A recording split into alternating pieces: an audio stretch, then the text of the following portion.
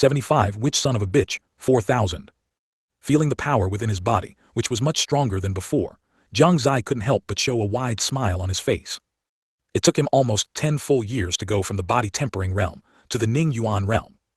This speed, apart from those mortals without cultivation talent, was probably slower than even a pig that could cultivate. But Jiang Xie wasn't afraid. With his special ability, whenever there was a secret realm or a dangerous place, he dared to go where others wouldn't. He dared to take risks where others wouldn't. Others feared death, but he didn't. This way, he could obtain many things that others couldn't. So what if his talent was poor now? Sooner or later, he would improve his talent. This was why, even with slow cultivation speed, he remained completely unconcerned. Of course, the greatest credit still lay with the ability he gained from the statue. Stretching his body, Jiang Xie walked slowly towards the main door with a smile. Jai Yu's gaze was fixed on the room's door. Bored, she even silently counted Jiang Xie in her mind. 1 Jiang Xie, 2 Jiang Xies, 3 Jiang Xies, 4 Jiang Xies. At a certain moment, a creaking sound was heard, and the door slowly opened. Jiang Xie's figure appeared in her line of sight. Jai Yu's eyes lit up, and she exclaimed, "Wow, a real Jiang Xie came out." "What's real or fake?" Jiang Xie walked over and lightly tapped her head. Jai Yu immediately puffed out her cheeks, put her hands on her hips. A ND Chinese letter, Chinese letter, Chinese letter. "Don't hit Mrs. Head. It'll make me stupid." "You're already stupid. Your mouth is so venomous, not gentle at all towards girls. I wonder who will become your Dao companion in the future. Someone shouldn't shoot himself in the foot. HMPH, who would like a bad person like you?" Miss Jai Yu's eyes aren't blind yet. Jai Yu's face flushed, as if her tail had been stepped on. Jiang Xie secretly found it amusing. If she didn't say that, it wouldn't be like her. Jiang Xie also didn't care about her tsundere remarks. Just as he was about to say something else, a burst of hearty laughter came from the sky. "Ha ha ha, my good grandson, so you were hiding here." "What the heck?" Jiang Xie was instantly stunned. Someone actually called him their grandson. He didn't seem to have offended anyone, right? Who could tolerate this? Jiang Xie immediately refused to stand for it and cursed directly. "Which son of a bitch dares to curse your father? State your name." Su Wu, who had not yet arrived, was momentarily stunned upon hearing this. What, calling himself a son of a bitch? Well. After a few years, this grandson's guts have grown. It seems he needs a good lesson, otherwise, he'll really turn the world upside down. If he dares to curse even himself, what else wouldn't he dare to do? Jiang Xie, your guts have grown a lot after a few years. Of course, Jiang Deshao's reputation isn't for show. At this moment, Jiang Xie hadn't realized the problem at all. Jai Yu, however, had noticed some clues. Her cultivation was higher than Jiang Xie's, so her range of sight was also further than his. In her gaze, there was a solemn-looking middle-aged man. On his body, there was also an aura of a superior, with faint imperial dragon chi swirling around him. As the saintess of Haoran Sect, even though she had been missing for over 2 years, she knew much more than Jiang Xie. The strange stories, local customs, and basic knowledge Jiang Xie read when he was bored were mostly from the Jiang family's collection and other demon sect's treasures. However, what Jai Yu knew was from the Haoran Sect's treasures, and the books Jiang Xie forced her to read over the past 2 years. Naturally, her knowledge was greater than Jiang Xie's. Whenever she encountered new things, Jai Yu would recall the painful experience from 2 years ago. That year, that day, it was the 3rd month since she was captured by Jiang Xie. The morning glow slowly rose, accompanied by a reprimand.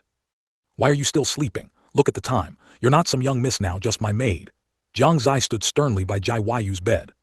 He stared intently at her. Jai Yu was so angry that her face flushed. She only felt how shameless he was.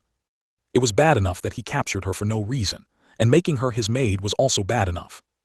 Didn't maids have dignity? To think of her, the saintess of Haoran Sect, when had she ever been reprimanded like this by a little brat? Not to mention being watched by a boy other than her father while standing by her bed. The shame and indignation in her heart made her determined to feign sleep. "No matter how you call, I just won't get up." That's what she originally thought. But the next moment, she received a slap on her butt. Her already flushed face became even more crimson. Her eyes were practically spitting fire. "You don't go too far. Miss is not here to be humiliated by you. You have to obey my orders on my territory," Jiang Xie said with disdain, directly pulling her up from the bed. Jai Yu quickly covered her exposed skin. Jiang Xie, however, shook his head and smiled, saying, "Who would be interested in your meager figure? Don't be so narcissistic." Jai Yu had never been so angered in her life. She secretly vowed in her heart that once she grew up, she would seduce him to death. Pulled up by force, Jiang sat on a round stool in the courtyard with a gloomy mood, her big eyes glaring fiercely at Jiang Xie.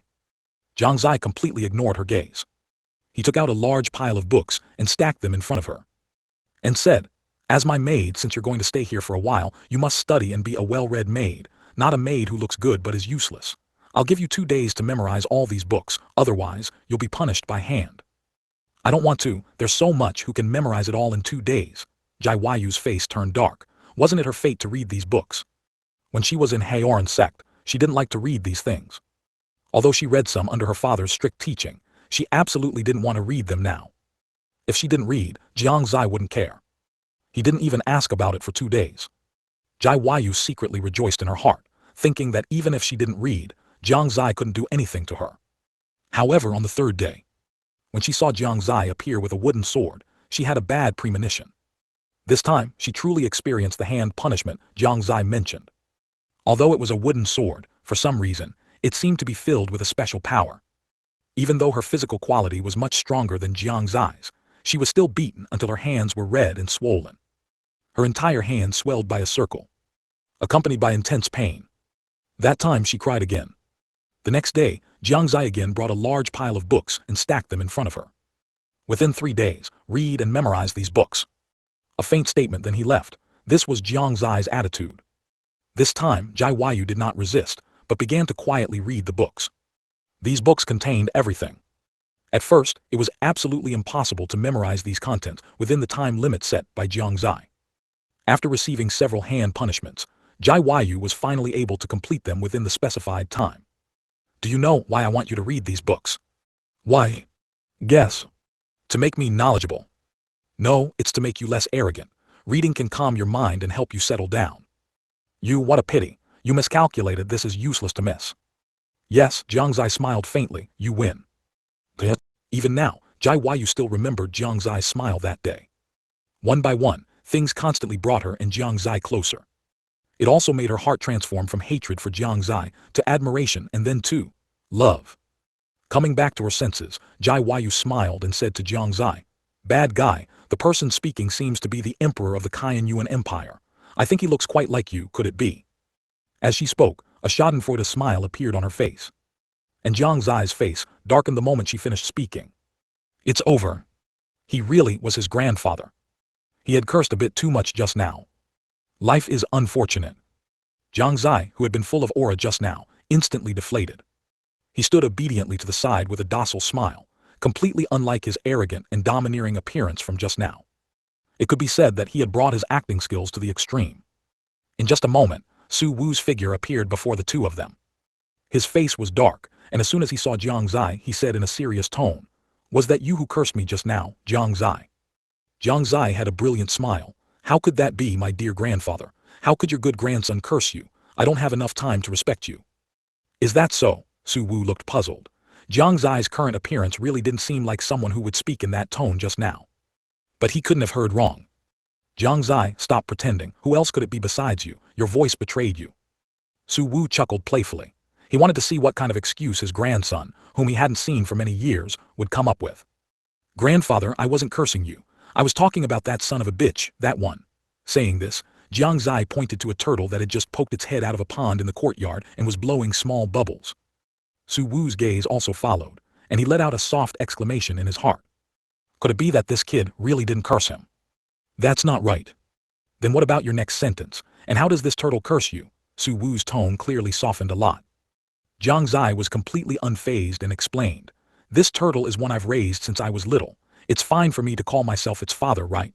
Also, I've raised it for many years. I know its habits like the back of my hand. As soon as it blows bubbles, I know it's cursing me." "Oh tilde, so that's how it is." Su Wu nodded, a smile appearing on his face. Jiang beside him was stunned. She hadn't expected that this would work. She couldn't help but wonder in her heart whether what Jiang Xie said was true or false. The final conclusion she reached was, it must be false. 2. Based on her understanding of Jiang Xie, that guy, who was full of bad ideas, must have been lying just now. However, this time she did not expose Jiang Xie's lie. In certain matters, she still knew how to be discreet. "Good boy, not bad, you almost tricked even me." Su Wu didn't doubt why he knew his identity. If he wasn't stupid, he should have guessed it long ago. Thank you for your praise, grandfather. Jiang Xie smiled faintly. Ever since his funeral in Jiang City last time, he had developed a great fondness for Su Wu. An emperor, risking great danger to attend a funeral in demon sect territory, was enough to show his Chinese letter for him. It was just that due to certain reasons, he couldn't visit openly. Although he didn't know what happened between Su Wu and his parents, it seemed that the problem had already been resolved. Perfect, he was still thinking about how to get into the Qianyuan Imperial Palace, and now, he had delivered himself to his doorstep. Your parents have already told me about your situation. You can come with me to the imperial capital. Su Wu looked at him with a smile in his eyes. Grandfather is absolutely right. Jiang Xie nodded repeatedly, afraid that he would change his mind. Cough cough. In this excitement he coughed up quite a bit of blood again. Seeing this, Su Wu's face changed, and he hurriedly stepped forward and asked, "What's wrong?" "It's nothing, I just habitually cough up blood." Jiang Xie waved his hand, indicating that he was fine. Jai Yu, standing by, was also unperturbed.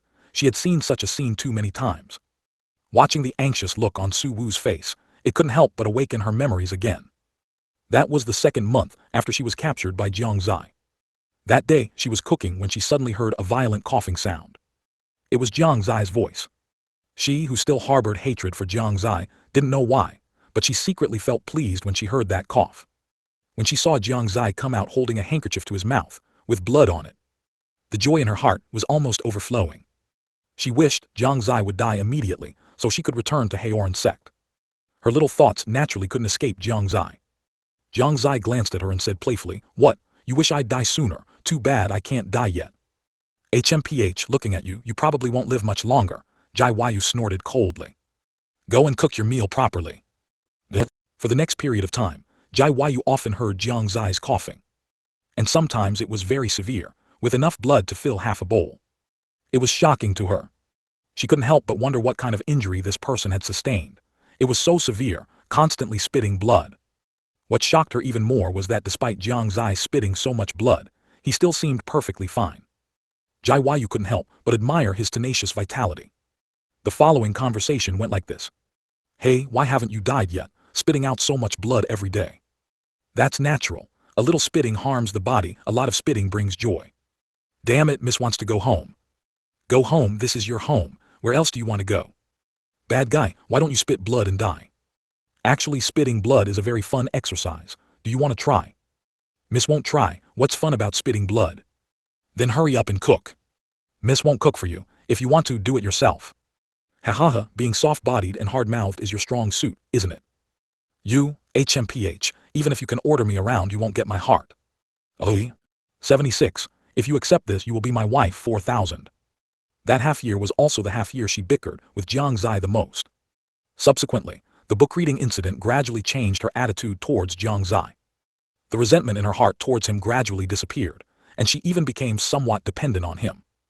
That was one day half a year later. When she saw Jiang Xie coughing and spitting blood again, she panicked for the first time. Ignoring the work in her hands, she walked quickly to Jiang Xie and said with a look of disdain, "You haven't spat blood for so long, I thought you were better. I didn't expect it to relapse. You really are a Xiao, do ya? You're much more delicate than Miss." Although on the surface it was disdain, in reality, her tone contained concern. Jiang Xie also felt playful, and instantly made his face turn pale. Then he said extremely weakly, "I might be dying." Jai Yu's face immediately became tense. Her tone was also full of anxiety. "What's wrong? Haven't you been coughing blood for so long and been fine? Why are you suddenly saying you're dying now?" "This is an internal injury of mine, many years old, and it has never healed. I used to endure it, but now I've reached my limit." "No, you can't die. You've tormented Miss for so long and Miss hasn't even collected her interest yet. You can't die." "I really can't hold on anymore." Jiang Zai's tone became weaker and weaker. This time, he went all out and actually died once. This time, Jai Yu was not scolded to tears by him for the first time, nor did she cry loudly. Instead, she cried with genuine emotion. This time, Jai Yu prostrated herself in front of Jiang Zai's bed, her beautiful eyes filled with tears. She cried to herself for a long time.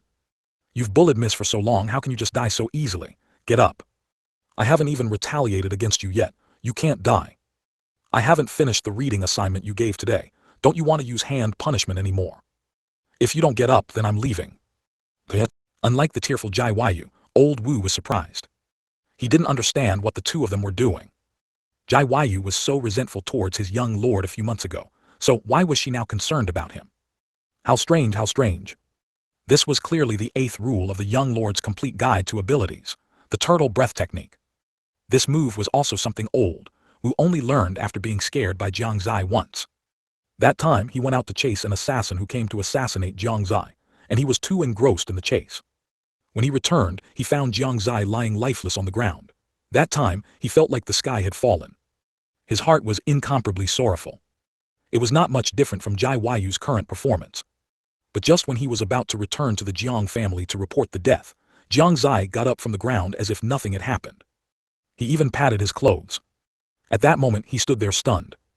And couldn't help but ask, "Young lord, didn't you just die?" "Died? When did I die? Why don't I know?" Jiang Xie feigned ignorance. "But you clearly had no breath just now." Jiang Xie showed a mouthful of white teeth and smiled faintly. "Oh, don't be surprised. That's just a cultivation technique I cultivate called the turtle breath technique, which allows me to be like a dead person for a short period of time, used to confuse enemies." At that time, he had noted down this ability of Jiang Xie. Looking at Jai Yu, who was still crying profusely in Jiang Xie's room, old Wu could only sigh. Alas, poor girl, she's being played around by the young lord like this. He picked up a pen and wrote it down again. Young lord's way of handling things, Rule 28. Feigning death can change a woman's attitude. After recording, he went to drink. Jai Yu cried herself to sleep, Chinese letter on the side of Jiang Xie's bed. When she woke up again, what she saw was a face very close to her, so close that their lips almost touched. That face had a faint smile, and his eyes held mockery. "Ah!" A scream echoed throughout the small courtyard. Jai Yu was scared, thinking it was Jiang Xie's ghost coming for her. In her panic, she actually fell to the ground. Just as she was about to make intimate contact with the ground, a thin but strong arm pulled her back. "What, too excited to see me, so much so that you can't even stand steadily?" Jiang Xie's face still held that unchanging evil smile. Jai Yu's face flushed, and she suddenly realized that she had been tricked by him. Her appearance of crying while prostrating by the bed must have also been seen by this guy, and her heart instantly filled with shame and anger. Without saying a word, she directly stepped hard on Jiang Xie's foot. Ignoring the pained expression on his face, she directly returned to her room. Jiang Xie winced in pain. From then on, Jiang Xie's tricks rarely fooled her. This was experience gained from many lessons. Whenever Jai Yu thought of these things, while feeling annoyed, she also couldn't help but miss them. Su Wu naturally did not believe Jiang Xie's words that he was fine. He walked directly behind him, extended a hand, placed it on Jiang Xie's shoulder, and carefully investigated. Oh, after a while Su Wu frowned. Jiang Xie's body indeed had no major problems. But what surprised him was that Jiang Xie's cultivation was indeed at the first level of Ning Yuan realm under his investigation. Could it be his previous guess was wrong? This kid didn't hide his strength at all. No, things are probably not that simple. Su Wu's mind raced, and his gaze wandered around. Only then did he realize that besides himself and Jiang Xie, there was also a woman present. Upon seeing this he realized, wasn't this Jai Wuxuang's daughter? It seemed he really didn't lie to himself. No. To be able to make Jai Wuxuang's daughter willingly follow, and to make Jai Wuxuang have no complaints at all. This kid was indeed not as simple as he thought. Su Wu immediately felt relieved and removed his hand. Jiang Xie smiled helplessly and said, "Grandfather, you see, I wasn't wrong, I'm really fine. This spitting blood is an old problem." "You kid," Su Wu shook his head slightly, and then turned the conversation to Jai Yu. "Could this little girl be Jai Wuxuang's daughter?" This wave was deliberately asking something he already knew. Jai Yu stepped forward and bowed slightly, respectfully saying, "This humble girl Jai Yu greets Su Huang." Su Wu was extremely pleased with her actions and nodded slightly. "Not bad, you look much more comfortable than your father." "Thank you Su Huang for your praise," Jai Yu smiled sweetly. Jiang Xie's face immediately darkened. This guy, he's so unruly and willful in front of himself but so well behaved in front of elders. What a schemer.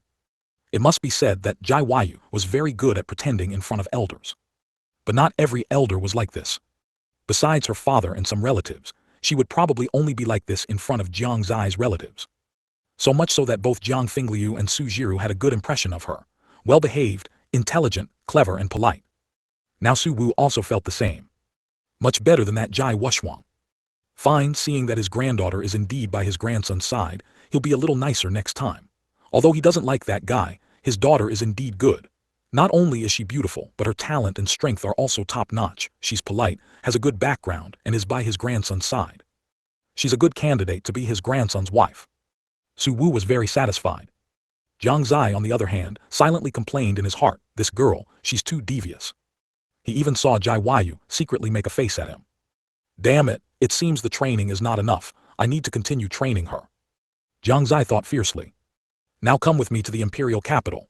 Su Wu looked at Jiang Xie, asking for his opinion. Although Jiang Xie did want to go to the imperial capital, it was definitely not now. He still had one thing left unfinished, and that was Xuanchen Sect. Since he had promised Lin Maoyan, and moreover, he wanted to make Xuanchen Sect his own, then he had to go to Xuanchen Sect. Lin Maoyan and Old Wu alone could not accomplish this. Now his cultivation had reached the Ning Yuan realm, and his strength had increased significantly compared to before. Even with the ability to devour and counterattack, he should now be able to defeat a Yu Kong realm expert. If he used the power of Fanchen's sword, there would be no need to fear any Xuanchen Sect elder. Thinking of this, he refused Su Wu's invitation, and said with an apologetic look, "Grandfather, although I really want to go to the imperial capital with you now, I still have some things unfinished, so I'm afraid I cannot go with you." Oh, Su Wu raised an eyebrow and asked, "What else do you have unfinished? Grandfather can help you." Jiang Xie shook his head slightly and said, "Grandfather probably can't help with this matter, nor can he help." What a joke, he absolutely could not involve Su Wu in this matter. Su Wu's identity determined that as soon as he appeared in Xuanchen Sect, his whereabouts would immediately be spread to all major forces. But he was different. Although he resembled Su Wu, not many people would pay attention. "I see," Su Wu nodded. Although he didn't know what Jiang Xie's unfinished business was, since Jiang Xie refused, he wouldn't inquire. He just said, "Then come to the imperial capital to find grandfather after you've finished your business." "I will," Jiang Xie nodded faintly. Before leaving, Su Wu took out 2 bracelets. The bracelets were golden all over, with restrained light and gemstones inlaid within them. One look and they were clearly not ordinary items. "This is a small welcome gift from me to both of you, please accept it." After speaking, he sent the 2 bracelets to Jiang Xie and Jai Yu with spiritual power. "This is Cayenne Yuan bracelet." Jiang Xie's eyes lit up, recognizing the item. It was said that one of the reasons for the Cayenne Yuan Empire's powerful national strength was this Cayenne Yuan bracelet. This Cayenne Yuan bracelet was a treasure, a special treasure. Not only could it be used as a Cayenne Kun ring, but it also had defensive capabilities and could save one's life at critical moments. Furthermore, it could help cultivators calm their minds and focus during cultivation. It could be said to be a rare magic treasure. Because its materials, Cayenne Yuan stone, were only found in the Cayenne Yuan secret realm of the Cayenne Yuan Empire, and the Cayenne Yuan secret realm could only be entered by people with the Cayenne Yuan imperial bloodline. That is, the current Su family of the Cayenne Yuan Empire. The name Cayenne Yuan Empire also came from the Cayenne Yuan secret realm. Moreover, even if one entered the Cayenne Yuan secret realm, one might not necessarily obtain Cayenne Yuan stone. This led to it being almost impossible to obtain one, and those who possessed this bracelet were all famous figures.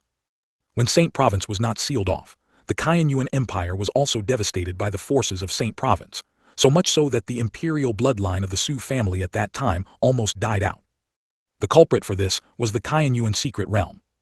Although only the Su family could open the entrance to enter, even the Su family did not know how big the Cayenne Yuan secret realm was, or how many precious items were inside. Jai Yu's face also showed surprise. She obviously recognized it as well. She didn't expect that she would also have one. One must know that no one in the entire Haoran Sect, except her father, had this item. Jiang Xie accepted it with peace of mind and slowly bowed. "Thank you, grandfather." Jai Yu also accepted it after a moment of Chinese letter and likewise smiled sweetly at Su Wu, her eyes curving into crescent moons. "Thank you, Grandpa Su." This address of Grandpa Su truly touched Su Wu's heart, and the stern expression on his face once again broke into a smile. Good, not bad. At the same time, he couldn't help but sigh in his heart. I didn't expect Jai Wushwang's personality to be so bad, but his daughter is incomparably well behaved. For Jai Yu's face, "I'll allow you to stay in my imperial palace a little longer next time." He had seen, he had spoken, and he had given. All the necessary things were done, and Su Wu also left Jiang City. He couldn't leave the imperial palace for too long, otherwise, the ministers would start complaining again. After Su Wu left, Jiang Xie looked at Jai Yu, who was beautifully putting on the bracelet by his side, and his heart stirred again. He deliberately walked up to her and said, Oh, do you know what the meaning of my grandfather giving you this bracelet is? Jiang Yu looked up, her eyes filled with doubt. What is it? This means you are already my wife. Ah, hearing Jiang Xie's words, Jiang Yu's mind suddenly went blank, and her heart rate quickened. She couldn't say a word for a long time. Jiang Xie was waiting for this reaction from her. If nothing unexpected happened, she should act soon, dear.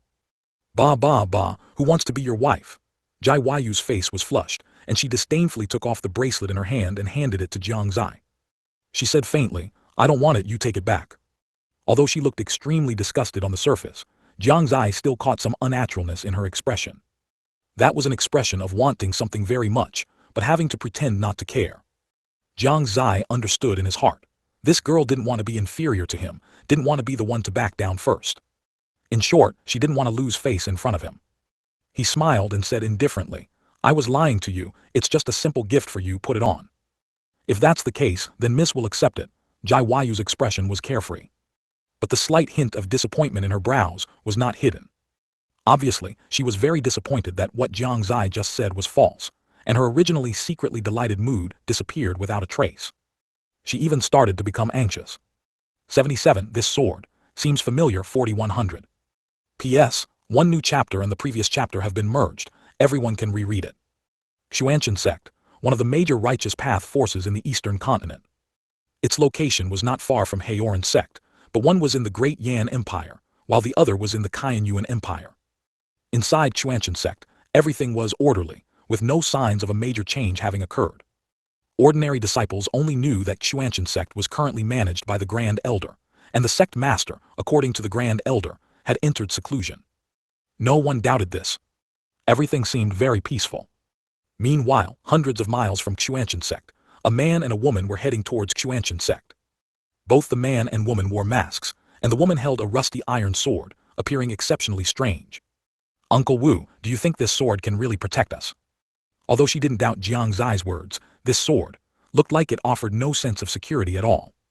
Uncle Wu shook his head, saying indifferently, Young Lord's secret number 3, what the young lord says is usually true. We just need to believe that the young lord won't harm us. You're right.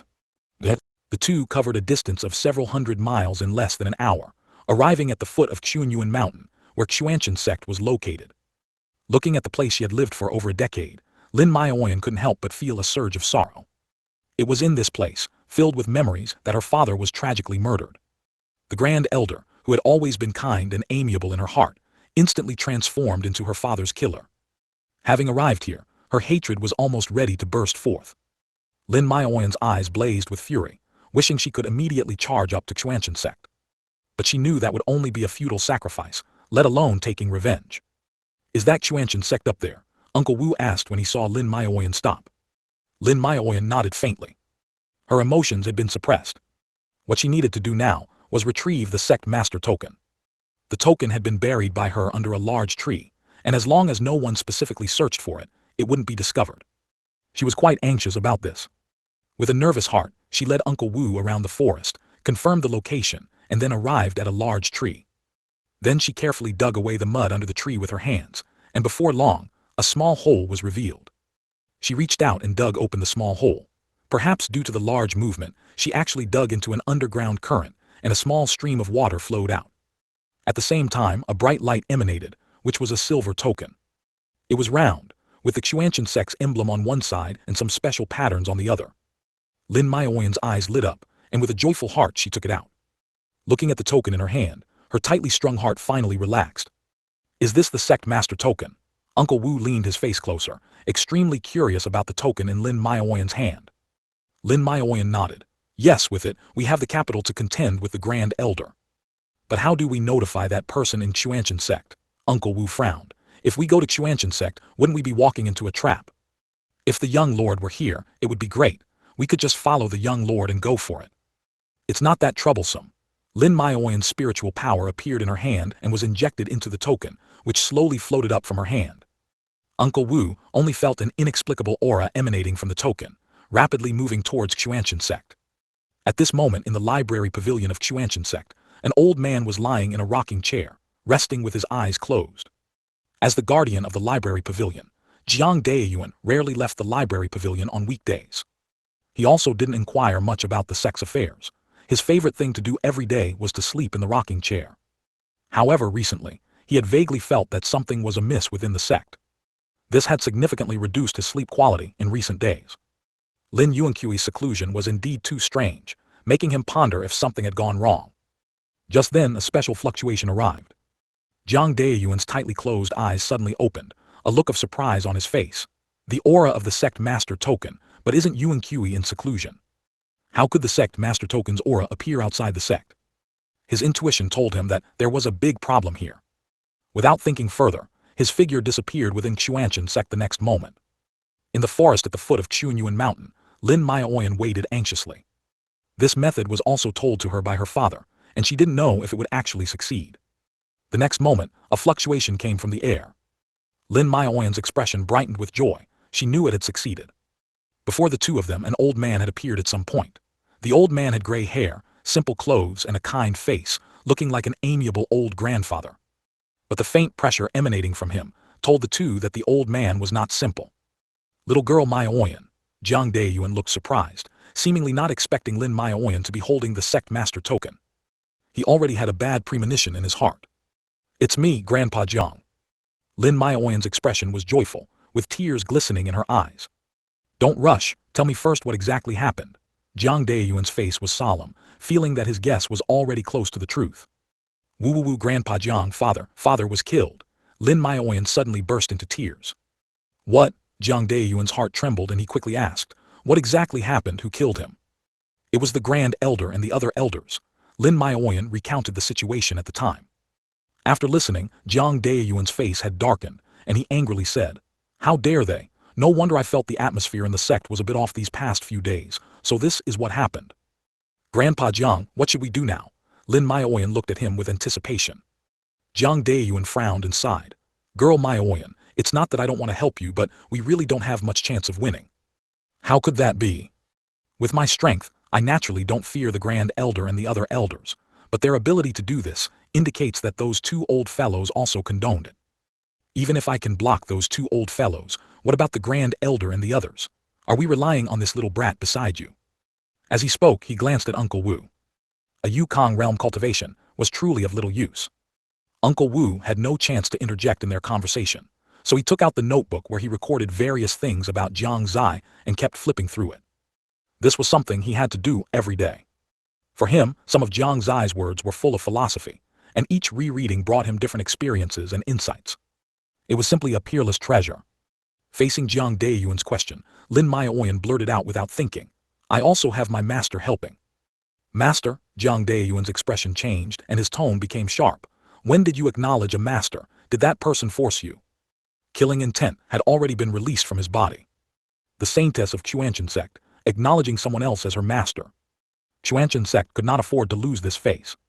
He would also not allow such a thing to happen. Lin Maoyan quickly explained, no, it was my own will.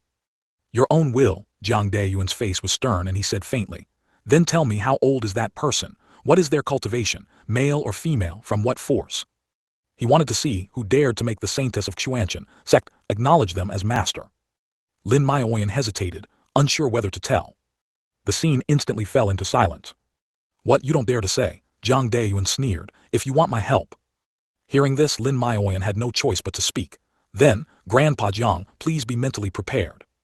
What a joke, I've lived for so many years, how could I not have that much resilience? Speak, is he in the divine power realm or the domain realm or perhaps the law realm? If the other party was in the law realm, he could still accept it. Domain realm was barely acceptable, any lower, then it was better to just strike him down. He's a man. HMPH, I knew it. Jiang Daiyuan was non-committal. Usually, such situations involved someone valuing beauty to make them acknowledge a master, so the probability of it being a man was high. He is 15 years old. 15 years old? Jiang Daiyuan was shocked. Is there a strong cultivator above the Yukong realm in the Eastern Continent at 15 years old? This talent, tusk. Lin Maoyan herself had a soul-forging realm cultivation, and in his opinion, it was impossible for the other party to make Lin Maoyan acknowledge them as master without a cultivation above the Yukong realm. Lin Maoyan's face was a bit awkward. If Jiang Xie really had a cultivation above the Yukong realm, that would be great. His cultivation, body tempering realm. Indeed body. Jiang Daeyuan was ready to be shocked by the other party's cultivation. Now he was truly shocked, a reverse shock. Body tempering realm. He looked at Lin Maoyan in disbelief, and having lived for so many years, he couldn't help but blurt out, "Are you an idiot? 15 years old, body tempering realm cultivation, and this can make you acknowledge him as master. You are the saintess of Shengyuan Sect. How did you make this decision? There's a limit to self-abandonment. Tell me who he is, and I'll go strike him down right now." Jiang Daeyuan was simply furious. He almost coughed up blood from anger. This was too absurd. A soul-forging realm cultivator acknowledging a body-tempering realm brat as master. Was this not a joke? It was simply the greatest absurdity in the world. Unheard of, unprecedented. Shengyuan Sect's face had been completely lost. He even wanted to just leave, if it weren't for the fact that every previous guardian of Shengyuan Sect had vowed to obey the holder of the sect master token. Let whoever wants to avenge this, avenge it. Looking at Jiang Daeyuan, whose beard was crooked with anger, Lin Maoyan quickly explained, "He's not what Grandpa Jiang thinks." Immediately after, she recounted her experiences from leaving the sect to meeting Jiang Xie. After listening, Jiang Daeyuan's expression softened a bit, but he was still angry. He disdainfully said, "This kid sure knows how to boast. With just his body-tempering realm cultivation, he actually dares to dream of helping you avenge yourself. Simply ridiculous. Where is he? Did he just send a Yukong realm cultivator to accompany you?" In the distance, a faint intermittent voice came. "Young Lord Sang's 30th entry. Young Lord Sang's 31st entry. Young Lord's Guide to Affairs, 9th entry. Young Lord's Guide to Affairs, 12th entry." Looking at Uncle Wu, who was holding a pile of unknown books as if in a trance, Jiang Daeyuan's expression became even more disdainful. Sending a Yukong realm cultivator was one thing, but this Yukong realm cultivator seemed a bit abnormal. Wasn't this pushing Lin Maoyan into a fire pit? Lin Maoyan was a bit embarrassed and weakly said, "It's not like that. He gave me a sword and said it could protect me at a critical moment." "A sword?" Jiang Daeyuan frowned, looking at the rusty iron sword in her hand. "Bring it here, let me see." Lin Maoyan immediately handed over the sword in her hand. Jiang Daeyuan casually took the sword, initially thinking it was an ordinary sword. But the moment he took it, he clearly felt a special aura. This made him let out a surprised "This sword? What about this sword?" Lin Maoyan looked at him eagerly, also wanting to know what kind of secret was hidden within this sword. "This sword, I seem to have seen it somewhere before." As he looked, Jiang Daeyuan fell into thought. At first glance, he thought it was an ordinary sword, but upon closer inspection, he vaguely felt that he had seen it somewhere before. A sword that could make him feel he had seen it before was definitely no ordinary item. However, he couldn't recall it for a while. He continued to examine it carefully, occasionally stroking it with his hand and injecting spiritual power. He found that despite injecting a massive amount of spiritual power, the sword remained unchanged and showed no signs of damage. One must know that the spiritual power he had just injected, even a treasure artifact might not be able to withstand it. This further confirmed his suspicion. This was absolutely no ordinary item. He continued to examine it, not missing any corner. Lin Maoyan was incredibly nervous, awaiting the answer. Uncle Wu, though reading his small booklet nearby, occasionally cast his gaze towards Jiang Daeyuan's hand. Clearly, he also wanted to know the answer. As he looked, Jiang Daeyuan saw the hilt of the sword. On the hilt there was a subtle character, and with just one look, he knew it was an ancient character. The sense of familiarity grew stronger and stronger. He began to recall what this character was. At a certain moment, his heart trembled. He recognized the character. It was the character Fan. Fan Kula Jing Hiss, this is. Jiang Daeyuan's expression suddenly changed dramatically. He recognized it. He recognized what sword this was. This was the Fanchen sword, one of the 6 famous weapons. I never expected it to be him. Now he finally understood why that young man had such confidence. With the Fanchen sword in hand, and if its power could be unleashed, it could indeed help Lin Maoyan take revenge.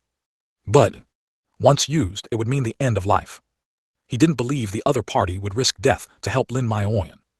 Suddenly, he thought of something else and quickly asked Lin Maoyan, "You said earlier that you made a bet with him." Lin Maoyan nodded quickly. "You said you pierced his heart, and not only was he unharmed, but the wound healed instantly." "Yes," Lin Maoyan nodded again. "That's right." Jiang Daeyuan was completely stunned. His inner world at this moment was like a ship sailing in the vast ocean, engulfed by the enormous waves. 78, can't say. No one, it is believed, would make the decision to use their own life to help someone with whom they have no deep connection. Unless, of course, using the Fanchen sword is not fatal to him at all. Jiang Daiyuan only just thought of this point now. The side effects of the Fanchen sword are known to anyone with a modicum of influence. That is, it comes at the cost of one's life. Though powerful, it is ultimately fleeting. 15 years old, body tempering realm. People on Shengyuan Continent can generally begin to cultivate at the age of 6. Someone who is still in the body tempering realm at 15 is either of dull aptitude or lacks cultivation talent. Such a person would not be noticed by anyone. But if the other party possesses the Fanchen sword, then it's different. The various powerhouses would not only avoid provoking him, but would instead seek to befriend him. As long as a Fanchen sword master can sacrifice his life, his strength will undergo earth-shattering changes. Even if it's just a fleeting moment, it can resolve many crises. In short, a Fanchen sword master is suitable for making friends, not for offending. Jiang Daiyuan didn't know if the man Lin Maoyan mentioned could truly use the Fanchen sword, but since he dared to say so, it was likely true. It was almost certainly true. Combining his bet with Lin Maoyan and his words about avenging Lin Maoyan, he suddenly realized something terrifying. That is, can the other party use the Fanchen sword without limit? Or rather, does the other party possess a monstrous recovery ability, unafraid of the Fanchen sword's backlash? If that were truly the case, then, without a doubt, even if his cultivation was only at the body tempering realm, he would still be someone whom the major forces would not dare to offend. He couldn't even imagine how terrifying someone who could use the full power of the Fanchen sword limitlessly would be. Such a person has never even appeared in history. If his guess was true, then the other party is undoubtedly the strongest existence among all previous Fanchen sword masters, and even future sword masters would find it difficult to surpass him. This conjecture left him stunned for a long time. Although he still didn't know if his guess was true or false, it was highly likely to be true. At this point, even he had to reevaluate Lin Maoyan's relationship with him. If Lin Maoyan's master was such a Fanchen sword master, it would undoubtedly be a good thing for her. All questions and dissatisfaction stemmed from the other party's lack of strength. After the shock, Jiang Daiyuan's expression returned to normal. The anger from before was gone. Not only that, but a hint of a smile even appeared at the corner of his mouth. The change in his expression was seen by both Lin Maoyan and Old Wu. The two became even more curious. What magic did this sword possess that could make him change his expression so instantly? Lin Maoyan's eyes showed curiosity, and she softly asked, "Grandpa Jiang, what is the origin of this sword?" This sword. Jiang Daiyuan touched the Fanchen sword again, then handed it to Lin Maoyan, saying, "This sword is no ordinary item, and your master is not simple either." "Oh, Grandpa Jiang, just tell me what kind of sword this is." Lin Maoyan was truly very curious. Jiang Daiyuan, however, shook his head. "Cannot be said, cannot be said. Since he hasn't told you, then I cannot say either. But I can give you a hint. This sword has no rank. I do want to meet this young man." Lin Maoyan was curious, and he was no less curious. Who exactly was this 15-year-old young man recognized by the Fanchen sword? Not getting the answer she wanted, Lin Maoyan's mood dropped significantly. Old Wu's eyes also showed a hint of disappointment. He was extremely curious about anything concerning Jiang Xie. He wanted to learn more. However, getting a hint was still something. The most pressing matter now was to discuss revenge. "Grandpa Jiang, what about our revenge?" Lin Maoyan was very anxious, afraid that Jiang Daiyuan would refuse. If he did, she didn't know when they would be able to get revenge. This time, Jiang Daiyuan didn't show a troubled expression. Instead, he burst into laughter. "The Grand Elder and others have acted against the Tao. They shall certainly be punished. Let's go, I'll take you to Shengyuan Sect." Knowing that the Fanchen sword master was also on his side, Jiang Daiyuan no longer felt any worry. All he felt was the passion for a thoroughly enjoyable battle. He hadn't made a move in who knows how many years. It was a good chance to satisfy his urge to fight. He didn't care what would happen to Shengyuan Sect. His duty was merely to guard the library pavilion and protect the person holding the sect master token. On the other side, Jiang Xie and Jai Huayu also embarked on their journey to Shengyuan Sect. On the road out of Jiang City, Jai Huayu quickly left Jiang Xie far behind, not forgetting to make mocking faces. "Jiang Xie, you're too slow, aren't you? Why are you like a turtle? How long will it take you to walk like this? Why don't you beg me, beg Miss to take you?" Jiang Xie, who was dozens of meters behind her, looked helpless. This girl, she loves to compete with him so much. He was only at the first level of the Ning Yuan realm, while Jai Huayu was already at the soul forging realm. Her speed was immeasurably faster than his. Even if he used all his strength, he couldn't compare. Jiang Xie only realized this problem after leaving the city. Old Wu and Lin Maoyan both had cultivation above the soul forging realm, and Jai Weiyu did too, only he was still in the Ning Yuan realm. If he traveled at this speed, he really didn't know when he would reach Xuanchen Sect. He feared that by the time he arrived, the yellow flowers would have already withered. Jiang Xie, just admit it, you can't beat me, you're not my opponent. Jai Weiyu's triumphant voice came from afar again. Jiang Xie said weakly, yes, yes, yes, my young miss, you are the best, you are the most amazing, wow, so amazing. That's right, Jai Weiyu's eyes curved into crescent moons. Anyone with a discerning eye could tell the perfunctoriness in Jiang Xie's tone, but she was different. She automatically filtered it out. She only knew that Jiang Xie was praising her, and admitting he was inferior to her. Young miss, when will you give me a ride? Jiang Xie looked at the figure that was getting further and further away, and began to get anxious. After only 2 steps, he began to pant slightly. Damn it! This body not only lacks cultivation talent, but also has such lousy physical quality. No wonder others looked sickly. To think that in his previous life, he was a sunny young man, yet now he had become this frail and weak appearance. Indeed, times have changed. Cough cough. When can I get rid of this weak and delicate appearance? Jiang Xie felt that with this coughing up blood aftereffect, he probably wouldn't live to see that day. Looking up again, Jai Weiyu's figure was no longer in sight. Jiang Xie couldn't help but curse with a smile. This girl, why run so fast? Young master is still here. What if there's danger? She really is a silly girl, not half as smart as me. As soon as he finished speaking, his shoulder was tapped. Turning around, he saw Jai Weiyu's face, with a cold smile. 79, each with their own thoughts. Idiot, what are you saying? Jai Weiyu's tone was calm, but a hint of anger flickered in her eyes. Miss is not stupid. If anyone's stupid, it's you. I was going to give you a ride since you said I was better than you, but now it seems you should walk yourself. Jiang Xie was stunned. He thought to himself, this is bad. If Jai Weiyu didn't help, he truly didn't know how long he would have to walk. This was the first time he yielded to Jai Weiyu. Young miss, you are the most amazing, the smartest. Would you mind giving me a ride? It must be said that Jiang Xie's words greatly pleased Jai Weiyu. Her previously angry expression instantly vanished. A smile reappeared on her face. Since that's the case, Miss will be generous and give you a ride. With that, she took Jiang Xie's hand and walked forward. After an incense stick's time. Stop, stop, stop. Jiang Xie's anxious voice came out, accompanied by heavy panting. Jai Weiyu stopped, and only then did Jiang Xie use his other hand, not held by her, to wipe the sweat from his forehead, saying, are you planning to carry me like this? What else? Jai Weiyu was completely unaware of the seriousness of the situation. She looked at the sweating Jiang Xie, feeling surprised. Why did he look like he had just fought a great battle? And why was he a head shorter than her? Upon closer inspection, she saw that Jiang Xie was completely being dragged by her, his body at a 45-degree angle. If she let go, Jiang Xie would fall to the ground. If you drag me like this, even if my legs break, I won't be able to keep up with you. Look, my boots are worn out. Jiang Xie looked helpless. Jai Weiyu looked down, and Jiang Xie's worn-out boots, with his big toe peeking out, came into her view. Ufda? She couldn't help but laugh.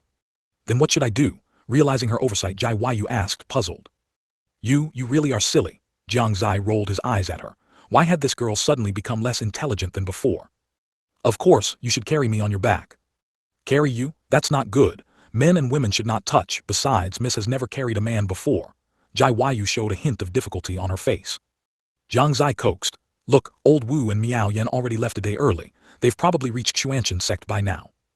If we're delayed because of my speed, we might only be able to collect their corpses. So, for the sake of old Wu and their lives, please make a small sacrifice. I'm not heavy. With your cultivation, carrying me to Xuanchen Sect is more than enough, and it's much faster than me walking myself. After he finished speaking, he carefully observed Jai Weiyu's expression. He truly didn't want to walk anymore. The reasons were: first, his speed was too slow, fearing delays. Second, of course, was to take advantage of the young miss. Jai Weiyu's face showed a conflicted expression. Jiang Xie was also very anxious. Whether it would work depended on this one attempt. Fortunately, less than half an incense stick's time later, he noticed that Jai Weiyu's conflicted expression suddenly disappeared.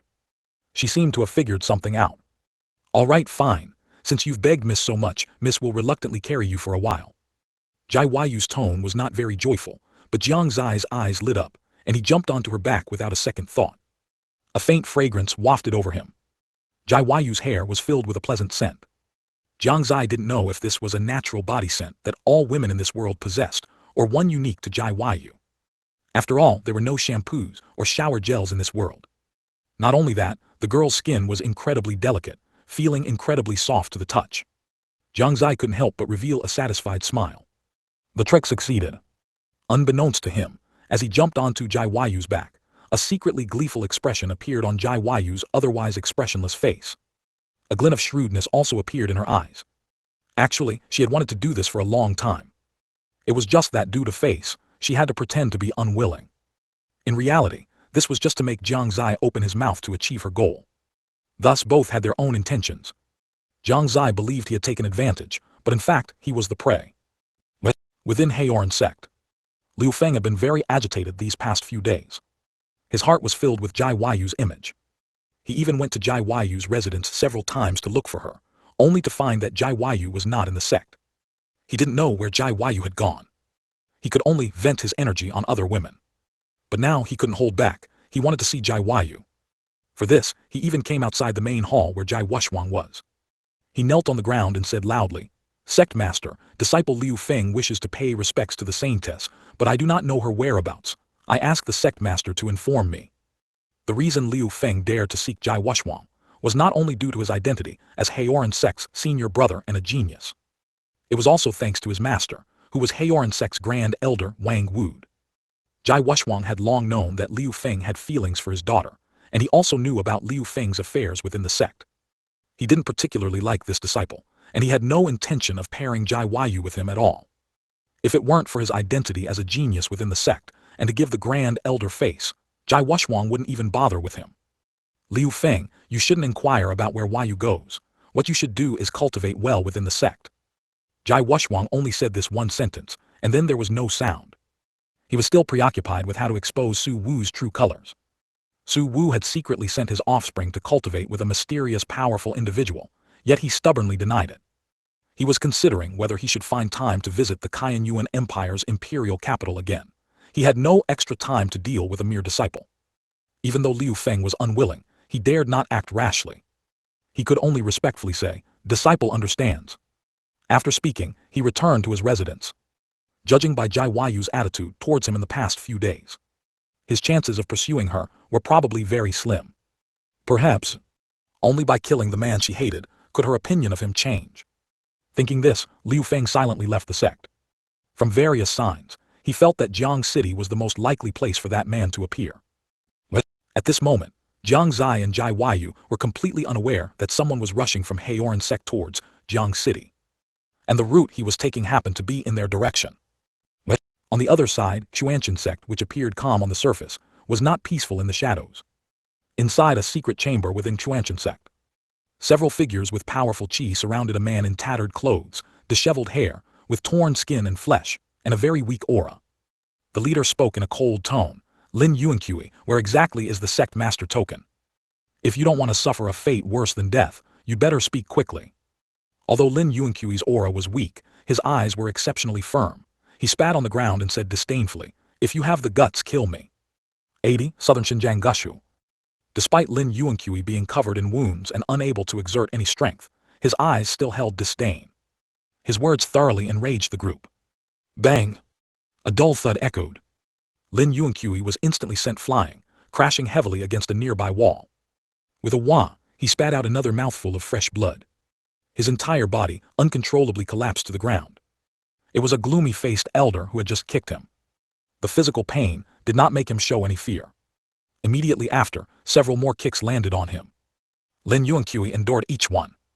"Ha ha ha ha, you wouldn't dare kill me, you bunch of trash," Lin Yuanqui yelled, appearing insane and utterly fearless. He knew they wouldn't kill him. Because of the sect master token. Although the sect was effectively under their control, they still had to find the sect master token. The Xuanchen Sect's sect master token was not only a symbol of the sect master, but also a necessary item to enter many important places within the sect. Even the 7th floor of the library pavilion required the sect master token for entry. This was why they kept Lin Yuanqui alive. Otherwise, he wouldn't have survived until now.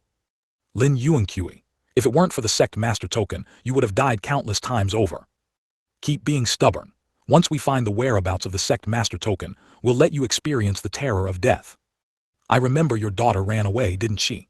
If we were to capture her, I wonder if you would still be so stubborn. Several elders of Chuanshan sect mocked him one after another.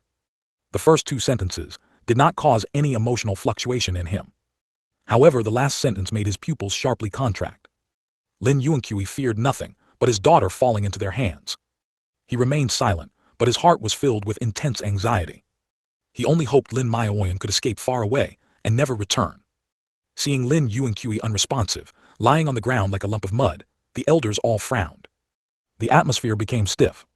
Just then an angry shout came. Xiao Zheng, get out here. The few people in the secret chamber frowned simultaneously. The leading elder closed his eyes and sensed for a moment, detecting three individuals, one of whom possessed immensely powerful and familiar strength. His tone was somewhat puzzled. Strange, isn't that old Jiang that fellow? Could it be that he sensed something? Judging from his tone, it's highly likely. Another middle-aged man with a square face nodded faintly. What's there to fear? No matter how strong he is, he's just one person. The two old ancestors of Chuanshan sect are already under our control. With them here, a mere Jiang Daiyuan can't stir up any trouble. HMPH, if it weren't for controlling those two old fellows, exhausting all the goo insects we painstakingly cultivated for so long, how could we have let Lin Yuanqui be so arrogant? It seems we need to resolve the Chuanshan sect matter as soon as possible, or else changes might occur. The voices of the few people were not concealed at all. In their view, Lin Yuanqui was already at the end of his rope, with no possibility of turning the tables. Although Jiang Daiyuan's group consisted of 3 people, the cultivation of the other 2 was below the divine power realm, making them nothing to fear. Even if Jiang Daiyuan was powerful, they still had the 2 old ancestors of Chuanshan sect on their side. There was no need to be afraid at all. Their words, however, greatly shocked Lin Yuanqui, who was lying on the ground. His fists clenched tightly. So that's how it is. Lin Yuanqui understood. He understood everything. It turned out that these people in front of him were not the true elders of Chuanshan sect at all. He had always found it strange. The elders of his own sect would absolutely not do such a thing. Yet he could never quite grasp the anomaly. Now, the conversation between these few people made him realize. Perhaps the other elders of Chuanshan sect had already perished at their hands. How hateful. Gu arts. Only people from southern border would know them. And the demonic Gu faction was a demonic path force from southern border. They committed all sorts of evil deeds and possessed strange methods, although their strength was slightly weaker than the 3 top demonic path forces of Eastern Continent, Heavenly Fiend Sect, Blood Demon Sect, and Jiang family. Their troublesome nature was far beyond that of the 3 major forces. Their Gu arts made people unable to guard against them. Even though he was filled with immense anger, he was powerless at this moment and could only clench his fists tightly. Within Chuanshan sect, Jiang Daiyuan led Lin Maioyan and Old Wu to the sect square. His angry shout attracted the attention of many disciples of Chuanshan sect. Countless disciples came from all directions. Looking at Jiang Daiyuan, the guardian of the library pavilion, they were momentarily confused as to what could have made him so angry. What's going on? Why is Elder Jiang so furiously calling the Grand Elder's name? A disciple began to voice his question. The others either shook their heads or frowned. I don't know. The Grand Elder and Elder Jiang have never had any conflict. Why is it so unusual today? Also, who are the 2 people next to Elder Jiang? They're wearing masks, and it seems like they've never been seen within the sect before. What exactly is going on? Let's just watch. We'll know once the Grand Elder comes out. The surrounding disciples discussed animatedly, their eyes filled with extreme curiosity. They knew Jiang Daiyuan. He usually stayed in the library pavilion, and although he was also an elder, his presence was not very strong. His status among the disciples was far inferior to that of other elders. Including his strength, they subconsciously believed he was weaker than other elders. Because they had never seen Jiang Daiyuan take action. And at this moment, this elder, whom they considered the weakest, was actually calling the Grand Elder's name with such an angry tone. It would be false to say it wasn't shocking. Jiang Daiyuan, why aren't you staying in your library pavilion? What are you doing going crazy in the sect square? Not long after, a faint voice came. Everyone looked over and saw the Grand Elder walking with 3 other elders. For some reason, the disciples felt a slight sense of oppression. The surrounding atmosphere seemed a little off. Upon seeing the Grand Elder and the others appear, Lin Maioyan's body began to tremble violently, uncontrollably. This was hatred. Powerful hatred. She had always believed her father was dead. Even her eyes turned blood red, wishing she could immediately rush forward to avenge her father. However, a hand had fallen onto her shoulder at some point, suppressing her restless heart. Don't be hasty, this was Jiang Daoyuan's voice. After comforting Lin Maoyan, his gaze turned towards the Grand Elder and the others, suddenly becoming sharp. Wang Wude, conspiring to harm the sect master with malicious intentions, what crime do you deserve? This voice was incomparably loud, like a thunderous blow, striking the hearts of everyone present.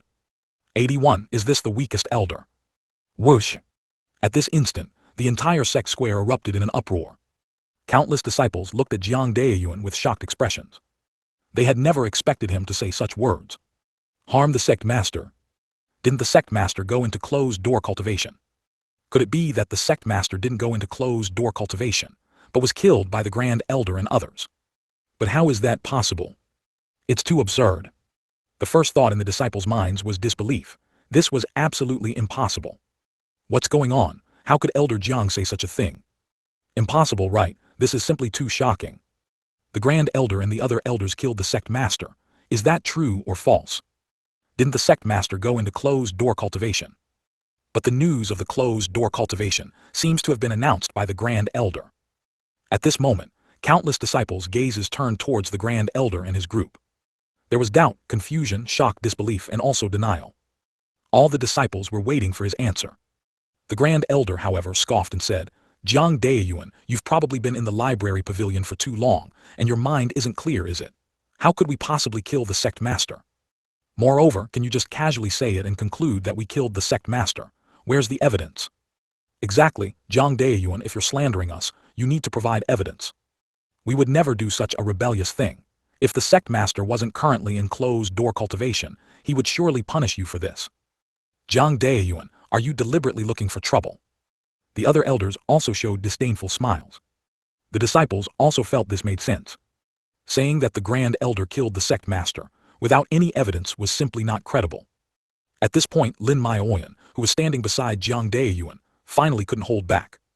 She stepped forward one step at a time and said in a chilling tone, All right, since you want evidence, then I will give you evidence. The Grand Elder frowned, feeling as if he had heard this voice somewhere before and couldn't help but ask, Who are you? It wasn't just him. The other disciples of Shengyuan Sect also felt this voice was somewhat familiar. Who am I? Grand Elder, you should be very clear, shouldn't you?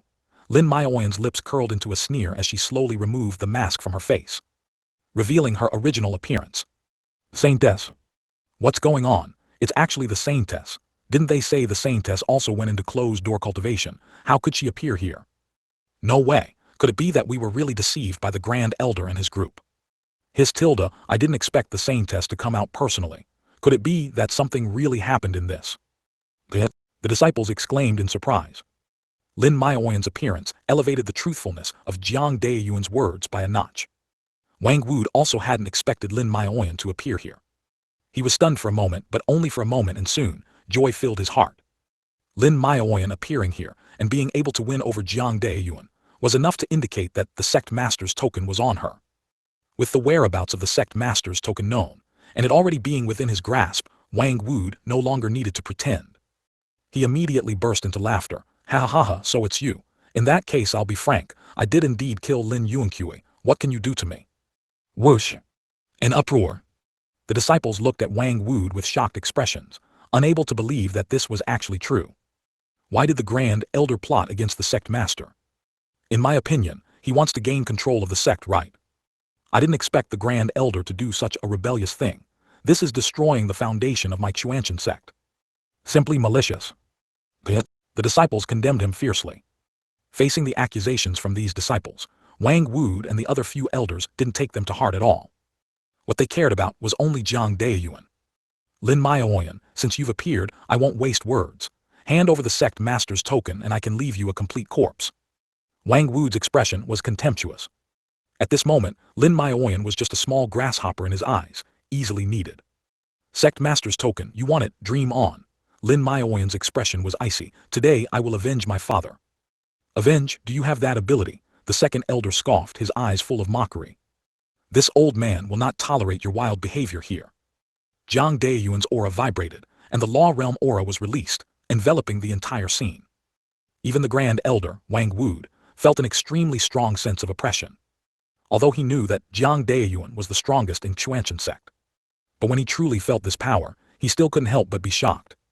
Among them, besides his cultivation at Domain Realm 9th level, the others were all in the range of 5th to 6th level.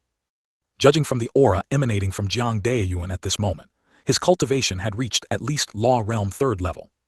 There was absolutely no chance of winning against Jiang Daiyuan. Perhaps the two old ancestors of Xuanchen Sect would have to work together to hold him back. It wasn't just them who were shocked.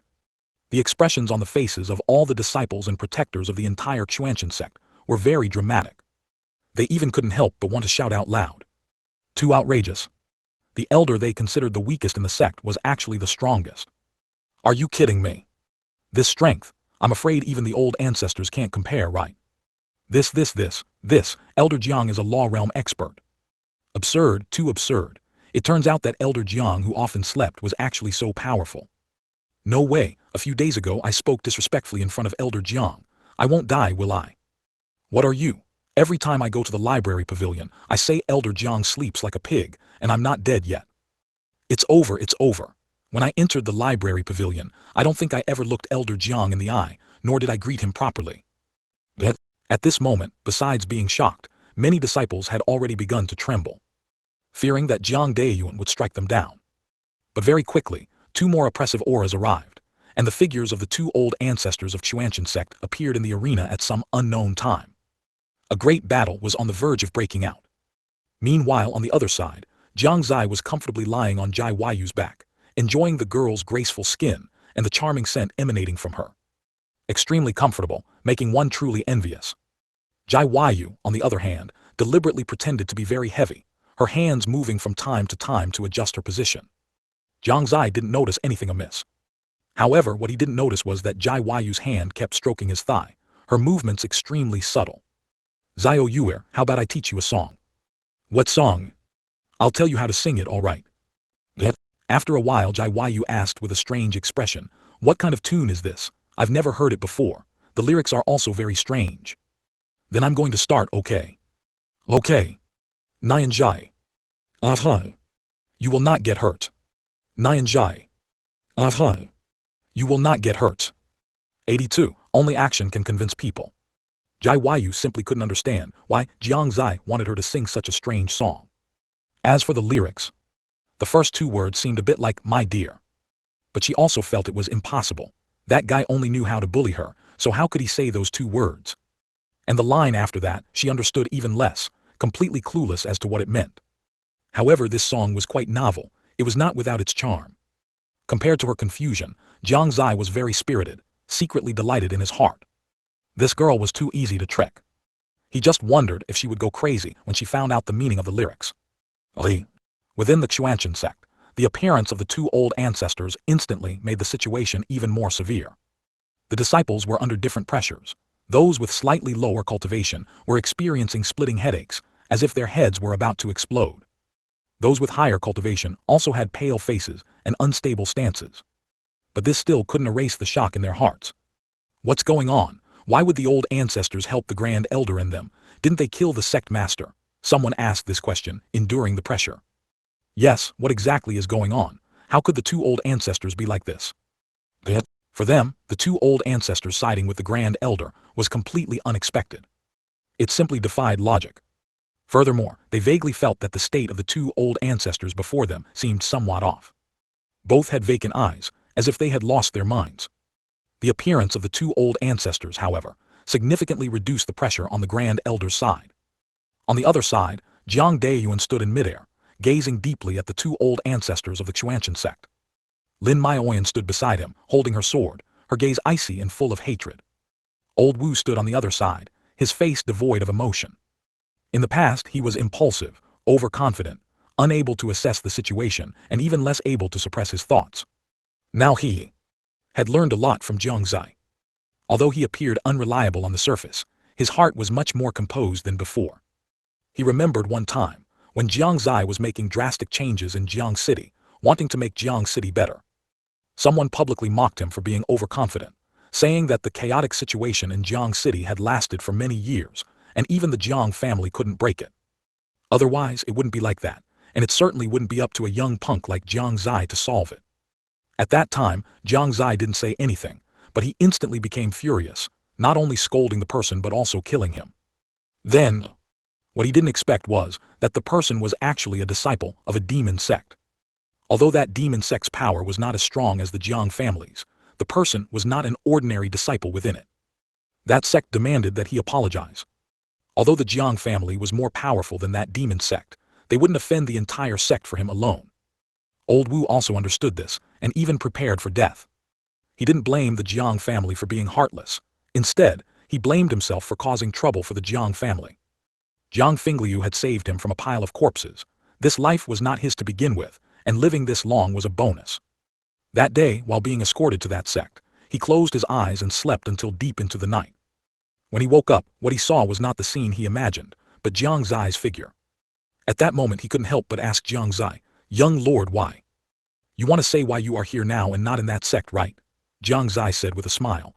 Although he was still young, he had the composure of an adult man. Old Wu nodded, slightly dazed. "Old Wu, remember, although the Jiang family has become more restrained, they absolutely will not allow petty people to ride roughshod over them. The Jiang family never intended to hand you over. Just now was merely a lesson for you. As for that sect, it no longer exists." Old Wu's heart trembled. He hadn't expected such an outcome. Just as he was about to say something more, Jiang Xie's words came again. "Don't be too impulsive when doing things, unless there's an undeniable reason to do it. No matter how much you say, it's better to make others shut up with facts. Arguments without actual results only add unnecessary trouble.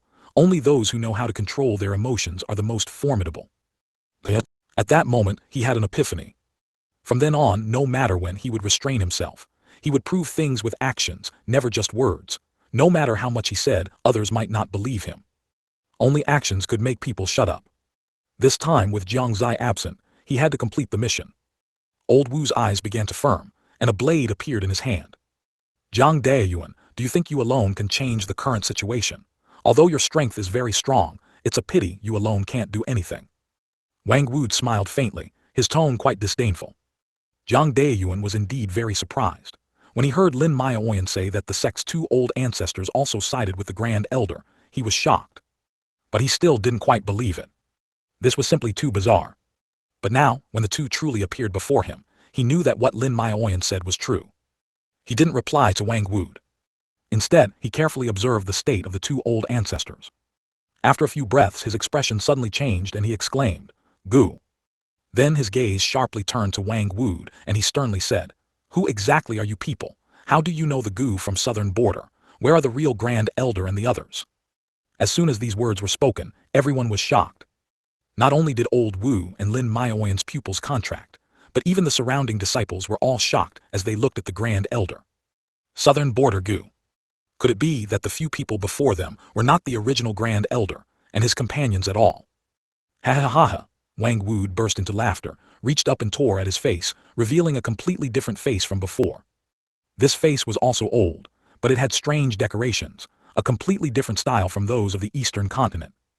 The three people behind him also grabbed at their faces, revealing three unfamiliar appearances. Heavens, they really aren't the elders. Could they be from the southern border? What is their purpose in coming to our Shengyuan sect? Damn it, the sect has actually been invaded by outsiders. The Grand Elder and the others are probably in grave danger. All the disciples angrily looked at the figures in the air, unable to imagine that several elders of the Shengyuan sect had been replaced without their knowledge. "People of southern border, if I'm not mistaken, you are from the demonic Gu faction, right?" Jiang Daeyuan's face was grim, and he said in a deep voice, "No wonder you caused such chaos in my Shengyuan sect, and even framed the sect master. So it's the demonic path from southern border. Today, you shall not be spared." With that, a surge of qi swept out from his body, instantly engulfing the two old ancestors of the Shengyuan sect, and then the three of them disappeared together within the Shengyuan sect. Everyone knew that they had changed their battlefield. Thus only the Grand Elder and his party, the many disciples, and Lin Maoyan and Old Wu remained on the square. 83. Sword breaks the field. Jiang Daeyuan alone held back two law realm powerhouses. However, they had to face four domain realm powerhouses. Ha ha ha ha, Jiang Daeyuan isn't here, do you still think you can resist? The old man laughed heartily, looking at everyone as if they were ants. The few people behind him were also like this. So what if Grandpa Jiang isn't here? Today I will definitely avenge my father. Lin Maoyan's eyes were cold, and her tone was filled with hatred. Since the young lord sent us here, there's no reason to retreat. Old Wu held his saber, stepped forward, his gaze chilling. Interesting, a Yukong realm and a soul-forging realm, yet you dare to boast so shamefully. A fierce glint flashed in the old man's eyes, and chi surged around him. I'd like to know, what exactly is your reliance? Could it be the so-called young lord your kid mentioned? Another man scoffed dismissively. How can master's ability be compared to yours? Lin Maoyan's tone held a hint of mockery. This sentence instantly ignited a spark of anger in the hearts of the four from southern border. It also left the surrounding disciples shocked. If they hadn't misheard, Lin Maoyan had just said, Master, right. Their saintess of Shengyuan Sect would actually call someone else Master. It seemed, this person was also very powerful. This made them wonder while they were shocked, who exactly this person was, whom the saintess called Master. And what kind of ability he possessed. Does Elder Jiang know about saintess recognizing someone else as Master? I think he should know. If Elder Jiang knows, and he didn't object, does that mean that person's strength is very strong? Hiss, who exactly has such great ability? Oh, then I'd like to see how your young lord saves you now. The old man snorted coldly, then his figure instantly rushed out, and the three people behind him did the same. At this moment, many disciples and quite a few protectors and hall masters around them all made their moves, figures soaring away. Saintess will help you hold back two people. Besides the sect master, elders and old ancestors, Shengyuan Sect also had many hall masters and protectors. Although their strength was not as good as the elders, they also had cultivation at the divine power realm, or even the early stage of domain realm. With their strength and numbers, plus many disciples, it was entirely possible to hold back two people. But they couldn't last too long. If time dragged on, they would definitely not be their opponents. Their only hope was that Lin Maoyan and the other person could turn the tide. This was also the only thing they could do now. As members of Shengyuan Sect, they would never allow the sect to fall into the hands of those from the demonic path of southern border. The battlefield was instantly separated. Even so, Lin Maoyan and Old Wu still had to face two domain realm powerhouses. One of them was even at domain realm 9th level. To say she wasn't afraid was a lie. Under the old man's pressure, Lin Maoyan felt her entire body turn cold, as if she had sunk into a cold pool. Not only could she not exert any strength, but she couldn't even mobilize her spiritual chi. She was completely suppressed by the opponent's aura. The only thing she could do now was to believe in Jiang Xie, to believe in the sword in her hand. The old man's eyes revealed a cruel expression, and a relaxed look hung on his face. Looking at Lin Maoyan, who was within reach, his heart was filled with excitement. He loved to see the look of despair in people's eyes. Time slowly passed, and the distance between the old man's figure and Lin Maoyan went from dozens of feet to just 2 fists. She could even feel the biting wind coming from his hand. Afraid. Of course she was afraid, but the hatred in her heart prevented her from retreating. Just then, a dazzling sword light burst forth from her hand. A sword glow, carrying immense power, directly struck towards the old man. The old man's expression changed. He hadn't expected such a sudden development. His body abruptly paused in midair, then flipped backward. The sword glow actually grazed his scalp. A few strands of gray hair floated down, narrowly avoiding the sword glow. Yet he still felt lingering fear in his heart. I didn't expect you, little girl, to still hide such a trick. The old man only thought that Lin Maoyan had some kind of magic treasure on her. This made him have to take it seriously. Lin Maoyan's heart settled slightly. The sword in her hand gave her an endless sense of security. At the same time, Jiang Xie, hundreds of miles away, narrowed his eyes. He said faintly, "The battle has begun. Zio Yuer, speed up, giddy up, bah, slip of the tongue, slip of the tongue." Jai Yu's face flushed for a moment. Because just now, when Jiang Xie said giddy up, he had patted her on the butt. Detestable guy, Jai Yu cursed silently in her heart. Oh, the previous experience made the old man much more cautious. This time, he directly activated his domain. As the domain opened, Lin Maoyan only felt the surrounding scenery instantly change. It became incredibly blurry, and at the same time, a huge gravitational force came from her body, as if countless unknown creatures were crawling on her skin. Seeing this, a smile appeared on the old man's face, but his smile did not last long before it froze. He saw the sword in Lin Maoyan's hand suddenly fly out. The next moment, the sword light burst forth, and the old man's domain shattered just like that. It didn't even last for the time it takes for an incense stick to burn. How is this possible? The old man's eyes almost popped out, his heart filled with shock. He never expected a little girl in the soul-forging realm to be able to break his domain. I didn't expect you to have some ability. The old man's tone was gloomy, and for a moment he dared not launch another attack. HMPH, I said, how can Master's ability be compared to yours? Lin Maoyan's tone was cold. She was completely convinced now. Jiang Xie possessed mysterious and unpredictable abilities. Just as the old man was about to continue speaking, a huge sound suddenly came from the side. Immediately after, both of them saw a dazzling saber light break through a visible barrier, shooting straight into the sky. Along with it, there was also a disheveled figure. And that figure was precisely the man who had previously impersonated the second elder. This is, the old man's pupils constricted, and he couldn't help but exclaim, saber intent. Someone has actually comprehended saber intent. Lin Maoyan's pupils also constricted. She knew that old Wu had comprehended the level of intent, but she never expected it to be so powerful, to the extent that even the domain of a domain realm powerhouse was shattered by his saber intent. After the domain shattered, old Wu's figure appeared before everyone. He held his saber in his right hand. Waves of special power surrounded his body. And his aura was no longer that of the Yukong realm, but the divine power realm. Upon closer inspection, one would notice that his aura was still a bit unstable, which was clearly a sign of a recent breakthrough to the divine power realm.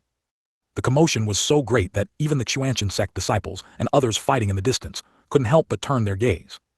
The moment they saw the saber intent, their pupils also constricted tightly. They couldn't help but exclaim in their hearts, what kind of monster is this? 84. Overestimating one's abilities, 4,000. The situation suddenly became clear. What was thought to be a losing battle now had an unexpected outcome. But they also knew that such an outcome meant neither side could do anything to the other. Furthermore, if the battle dragged on and the protectors, hall masters and disciples were defeated, the situation would reverse again. Although Lin Maoyan was protected by the Fanchen sword, and the opponent couldn't harm her, she was ultimately not the owner of the Fanchen sword. She couldn't use it to fight. As for old Wu, although he had a breakthrough to the divine power realm and even comprehended saber intent, but it was not enough to defeat the opponent. The gap in realm was too great. At most, he could protect himself. So what they needed to do was stall for time. As long as Jiang Xie arrived, everything would be simple. How long they could stall did not depend on old Wu and Lin Maoyan, but on the other people of the Shengyuan Sect. Once they were defeated and the opponent freed up their hands, it would be a devastating blow. After sensing the movement of the Fanchen sword, Jiang Xie put away his playful attitude and told Jai Yu to speed up. He had thought there would be no more surprises on this journey. But then a young man appeared out of nowhere, blocking their path. Not only that, he stood there, motionless and silent. Jiang Xie looked confused. Zio Yuer, who is this? Why does he look like an idiot? Jiang Xie looked at the dazed man in front of him and couldn't help but ask Jai Yu, who was beneath him. Jai Yu was also stunned for a moment. She hadn't expected Liu Feng to appear here and block their path. A look of surprise flashed in her eyes. Without thinking, she replied, he does seem to be an idiot. We don't need to bother with him. Let's continue on our way. Saying that, she continued to walk forward with Jiang Xie on her back. Liu Feng's gaze moved with their bodies. He didn't know what his current state of mind was, only that a surge of anger seemed to be accumulating in his chest. At the same time, there was a sense of disbelief. Heaven knew how shocked he was when he saw this scene. His beloved goddess was carrying a strange man on her back.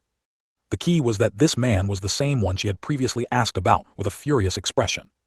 Liu Feng still remembered Jai Yu's tone when she questioned him. It was extreme anger, so angry that even her tone was full of killing intent. But now, in less than 10 days, Jai Yu's face not only showed no anger, but she was also carrying that man. And more importantly, the two of them were laughing all the way. Their relationship seemed quite harmonious.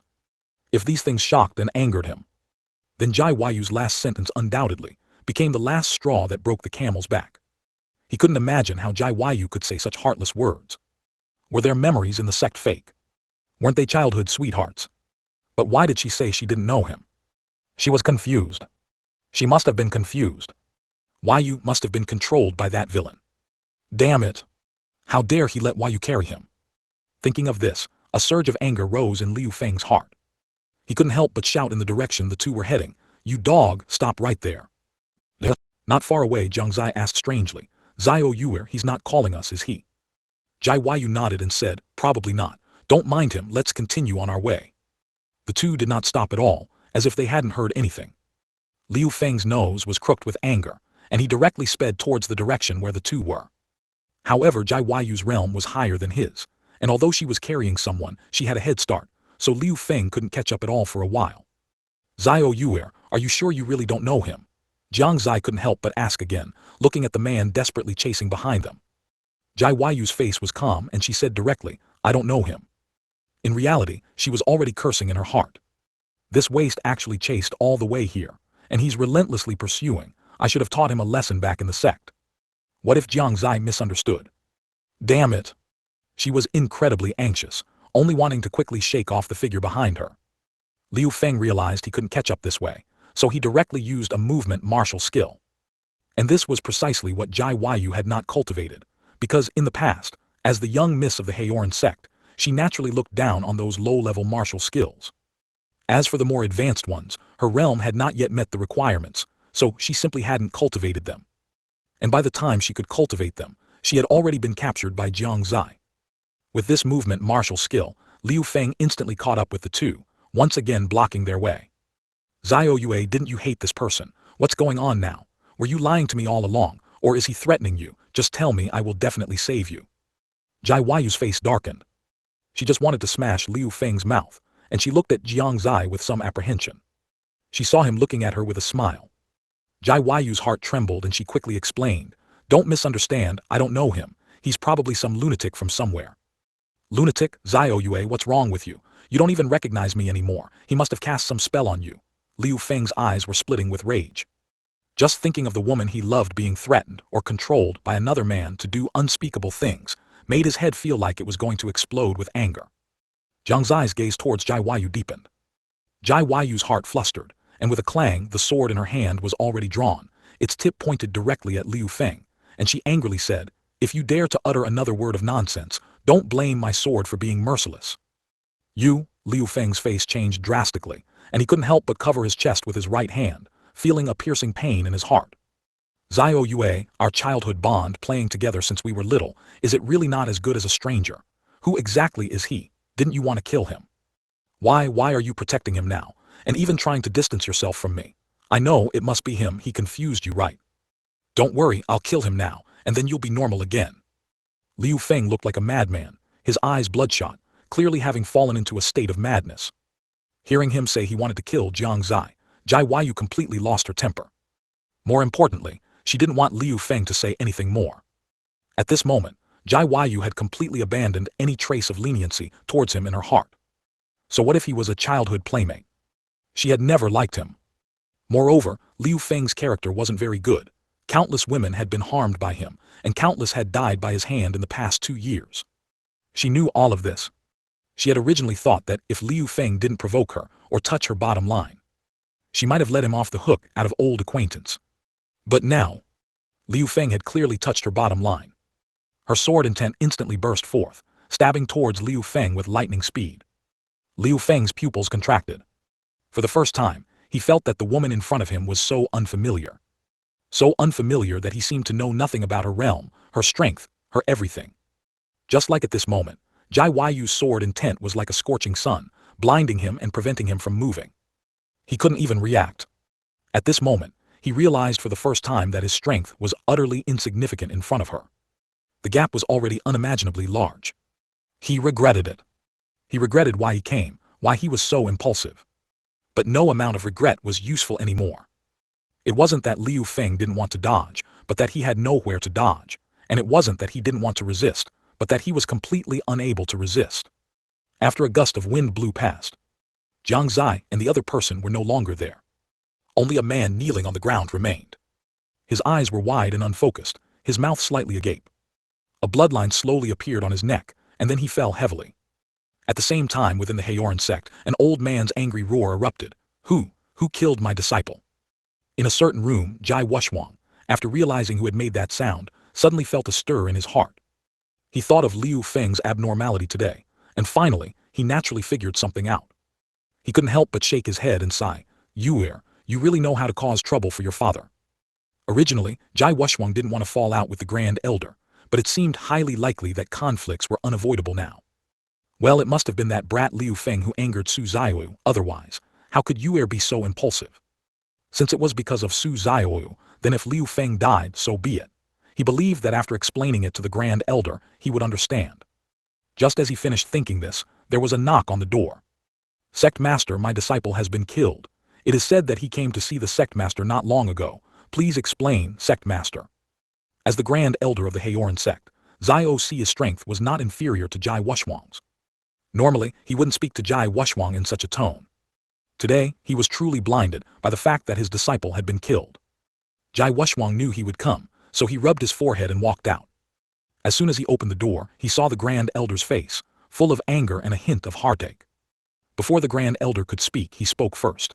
Grand Elder, I know you are very sad about Liu Feng's death, but you must not be impulsive, otherwise there may be a risk of death. Jai Wushuang's face was serious, and his tone was also very solemn. This made Xiao Xi's words, which he was about to say, stuck in his throat. His expression kept changing, and finally he quietly asked, Sect Master, please tell me, what exactly does this risk of death mean? Jai Wushuang smiled, extended his right hand and made a gesture of invitation. Let's talk as we walk. Xiao Xi had no objection, and the two walked together. Grand Elder, do you know what realm Yuer is in now? As they walked, Jai Wushuang finally spoke. Xiao Xi was a little confused. How did this get dragged into Yuer again? To be honest, he really didn't know what Jai Yu's current realm was.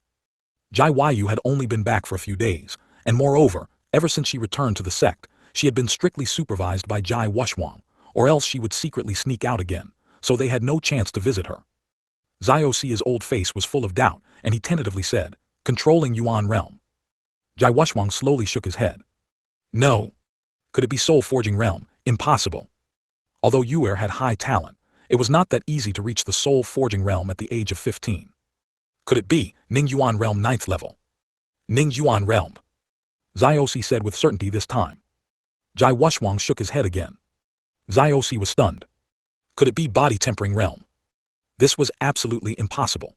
Jai Yu's realm was already beyond Body Tempering realm 2 years ago. Could it really be Soul Forging realm?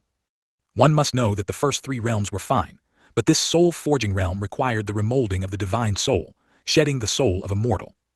Therefore, one must endure the pain of divine soul remolding, which is very difficult for a 15-year-old girl to bear. If it were within the sect, it would be fine, as there would be protectors, and safety would be greatly improved. But the problem was that Jai Yu was outside. Even though he didn't quite believe it, he still asked, could it be Soul Forging realm?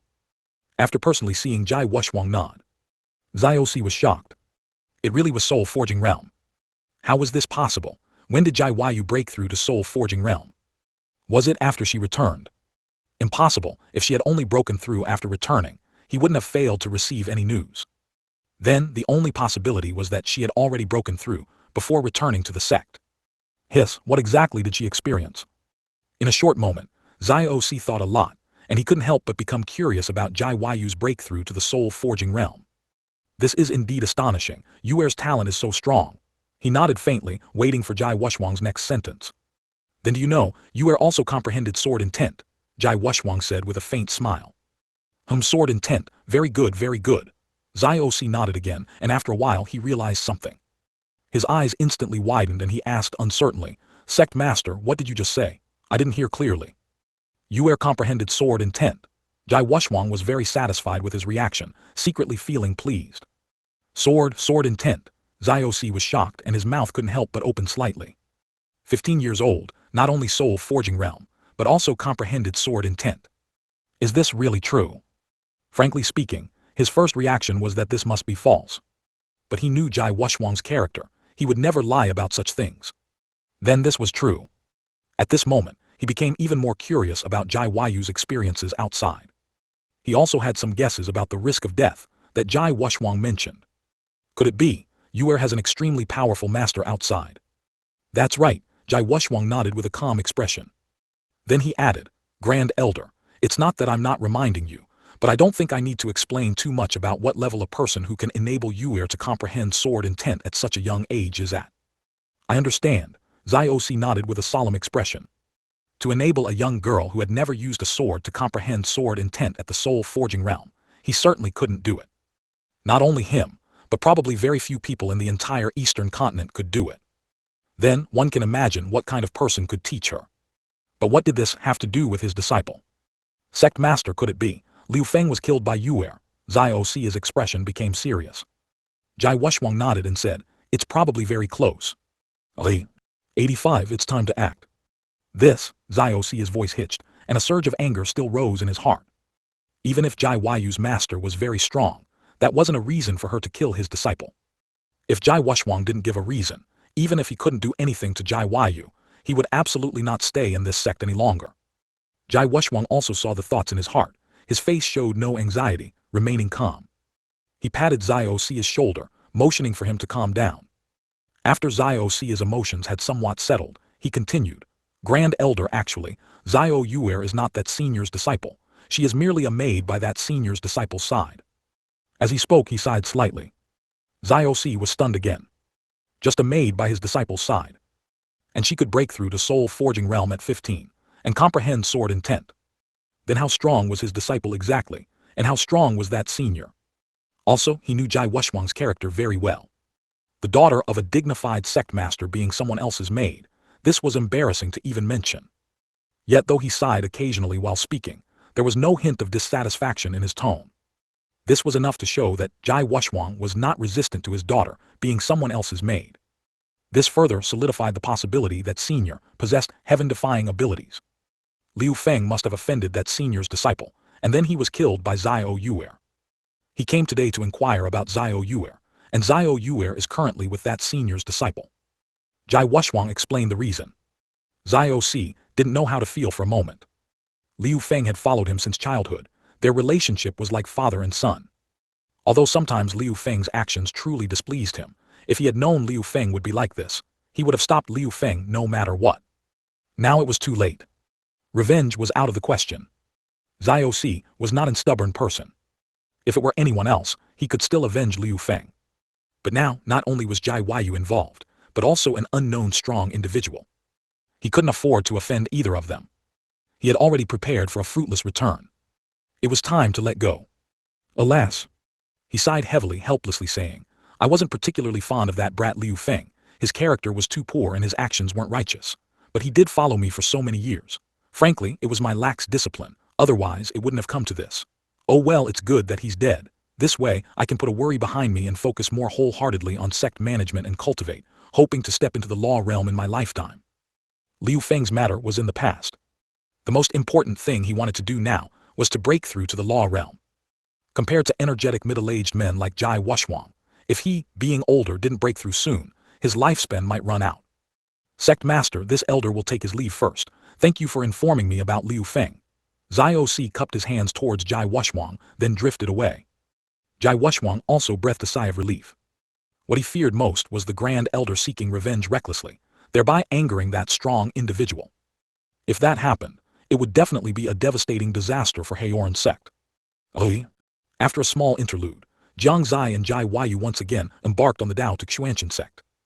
Along the way, both remained silent. Perhaps feeling a bit bored, Jiang Xie couldn't help but ask, Zhao Yuer just now. Shut up, Miss doesn't want to talk right now. Jiang Xie was speechless, but he didn't get discouraged and continued to ask, could that man be your old flame from before? Shut up, Miss doesn't even know him. Jai Yu was like a cornered rabbit, jumping up and down. This made Jiang Xie even more interested. I remember he seemed to say he was your childhood sweetheart. You just killed him like that, don't you regret it? Miss doesn't want to talk. Could it be, he really was your old flame from before? Jiang Xie persisted, finding Jai Yu's current appearance quite amusing. Jai Yu couldn't hold back anymore, tears even sparkling in the corners of her eyes. Miss said no means no. How many times do I have to tell you? A bad person is a bad person, you just want to see Miss cry, don't you? He was just my little shadow when I was a child, what childhood sweetheart. He's really making me angry. I should have killed him earlier. That way, he would have harmed fewer women. Jai Yu was full of anger, almost shaking Jiang Xie off her back. So that's how it is. Jiang Xie nodded. He never doubted there was anything between Jai Yu and the other party. He just wanted to see her reaction, but too much is as bad as too little. Just right was enough. All right, let's continue on our way. We should be arriving soon. When we get there, I'll show you something. Jiang Xie couldn't help but brush a strand of her beautiful hair. Jai Yu's face flushed for a moment. Then Miss is a little excited. Inside Shengyuan Sect, the two sides had been in a stalemate for some time. Jiang Daiyuan and the two old ancestors still hadn't appeared. Lin Maoyan's Fanchen sword had neutralized the Elder's attacks multiple times. Old Wu's realm became increasingly stable, his saber intent pressing, and the opponent couldn't do anything to him. The only problem was the two other battlefields not far away. There, countless disciples of Shengyuan Sect were already injured, with Shengyuan Sect disciples of varying injury levels lying all over the ground. Many more had died at the hands of the enemy. The atmosphere grew increasingly tense. And increasingly despairing, even the sky seemed to be covered in a layer of gray mist, as if foreshadowing their fate. Many people had begun to question, what was the point of their persistence? Were they just going to die in vain? But in the end, they still chose to trust Lin Maoyan. Because at this moment, her face still showed no fear or retreat. Kill these demonic path people from the southern border. Shengyuan Sect is not for you to covet. If you have the guts, kill us all. Yeah. The disciples of Shengyuan Sect roared in anger, charging forward without fear of death. Ha ha ha ha, just a bunch of ants. The two people from the southern border laughed loudly, not putting them in their eyes at all. What if there were many people? At most, it would just delay their progress. Yeah. Watching the disciples of Shengyuan Sect die one by one, Lin Maoyan's heart bled. She couldn't help but praying that Jiang Xie would arrive quickly, otherwise, the entire Shengyuan Sect might suffer heavy losses. And old Wu, on the other side, had no such worries. He knew that since Jiang Xie told them to come, he must have made preparations. The internal conflict within Shengyuan Sect raged fiercely. Above Shengyuan Sect, three figures were also in a stalemate. Jiang Daoyuan's cultivation was at Law Realm 3rd stage, while the other two old ancestors of Shengyuan Sect were both at Law Realm 2nd stage. The difference was not significant. One person fighting two, neither could overcome the other. Of course, if it were a true life-and-death duel, Jiang Daoyuan was confident he could kill both of them. But considering that both were under control, he didn't want to use his ultimate means until the very last moment. He was also waiting for the young man Lin Maoyan spoke of to appear. At the same time, at the foot of the mountain where Shengyuan Sect was located, a young man and woman entered the mountain. Shengyuan Sect chose a good location. This place is sparsely populated, making it a quiet place to cultivate. Feeling the information transmitted from Fanchen's sword, a wicked smile hung on Jiang Xie's lips. It was time to show off his strength. 86. A young man in the condensation realm. Zio Yuer, hurry up, don't miss the exciting scene. Jiang Xie smiled slightly, pointing to the Shengyuan Sect in the distance, where some buildings were already faintly visible. Jai Yu rolled her eyes. It wasn't him who was rushing, so it was easy for him to talk big. Inside the Shengyuan Sect, everyone's hope began to be continuously eroded. One after another Shengyuan Sect disciple fell, staining the Shengyuan Sect plaza red. Streaks of crimson blood flowed everywhere, forming a tragic picture. No one knew how these few people from southern border had infiltrated the Shengyuan Sect. They only knew that if the Shengyuan Sect had no external help now, it would likely be difficult to escape this calamity. One hopeful gaze after another turned towards Lin Maoyan. All Lin Maoyan could do was return them a confident look. This look reignited their fighting spirit. Even if their blood spilled across the Shengyuan Sect, they would have no regrets. Time continued to pass. Seeing more and more casualties, Lin Maoyan's anxiety had reached its peak. It was also accompanied by guilt. Her immature idea of revenge had led to so many sect disciples dying or being injured. To her, this was an immense torment. Ha ha ha ha, little girl, look, what's the point of your bitter persistence? The old man from southern border spoke with disdain, not putting them in his eyes at all. Even if you can hold me back with that strange sword, your Shengyuan Sect disciples won't last much longer. By then, let's see if your sword can block 3 people. Fellow Taoist, you comprehended saber intent in the divine power realm. Your future achievements are bound to be limitless. There's no need to die with this girl. How about joining my demonic goo faction in southern border? On the other side, the man fighting old Wu also said with a smile. This was not a lie. He genuinely admired the other party's talent. Old Wu directly refused. Sorry, I only listened to my young lord. What a pity, what a pity. The man shook his head, his eyes suddenly turning fierce. If you cannot be used by us, then there is no need to keep you. It seems you won't be able to hold on much longer either. Who lives and who dies is still unknown. It's not a good thing to jump to conclusions too early, old Wu retorted without hesitation. You're right, jumping to conclusions too early is not a good habit. Suddenly, a casual voice came from a corner of the plaza. It instantly attracted everyone's attention. Who? The old man immediately roared. He looked over with sharp eyes. At the same time, above the Shengyuan Sect, Jiang Daoyuan's gaze also looked down, a hint of surprise flashing in his eyes. The Shengyuan Sect disciple, and the two southern border cultivators fighting in the distance also stopped, looking towards the same direction. Thump thump thump. A series of dull footsteps sounded. Two figures gradually appeared before everyone's eyes. The man was handsome and dashing, strikingly attractive.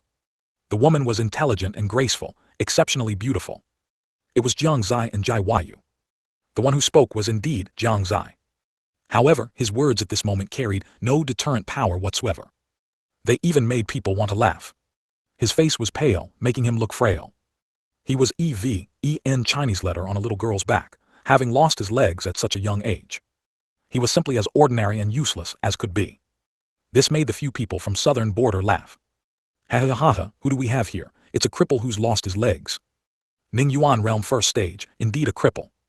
Kid, this isn't where you should be. Hurry home and find your mother. A person who needs a little girl to carry him, yet dares to speak so boastfully. The four from southern border mocked him without hesitation.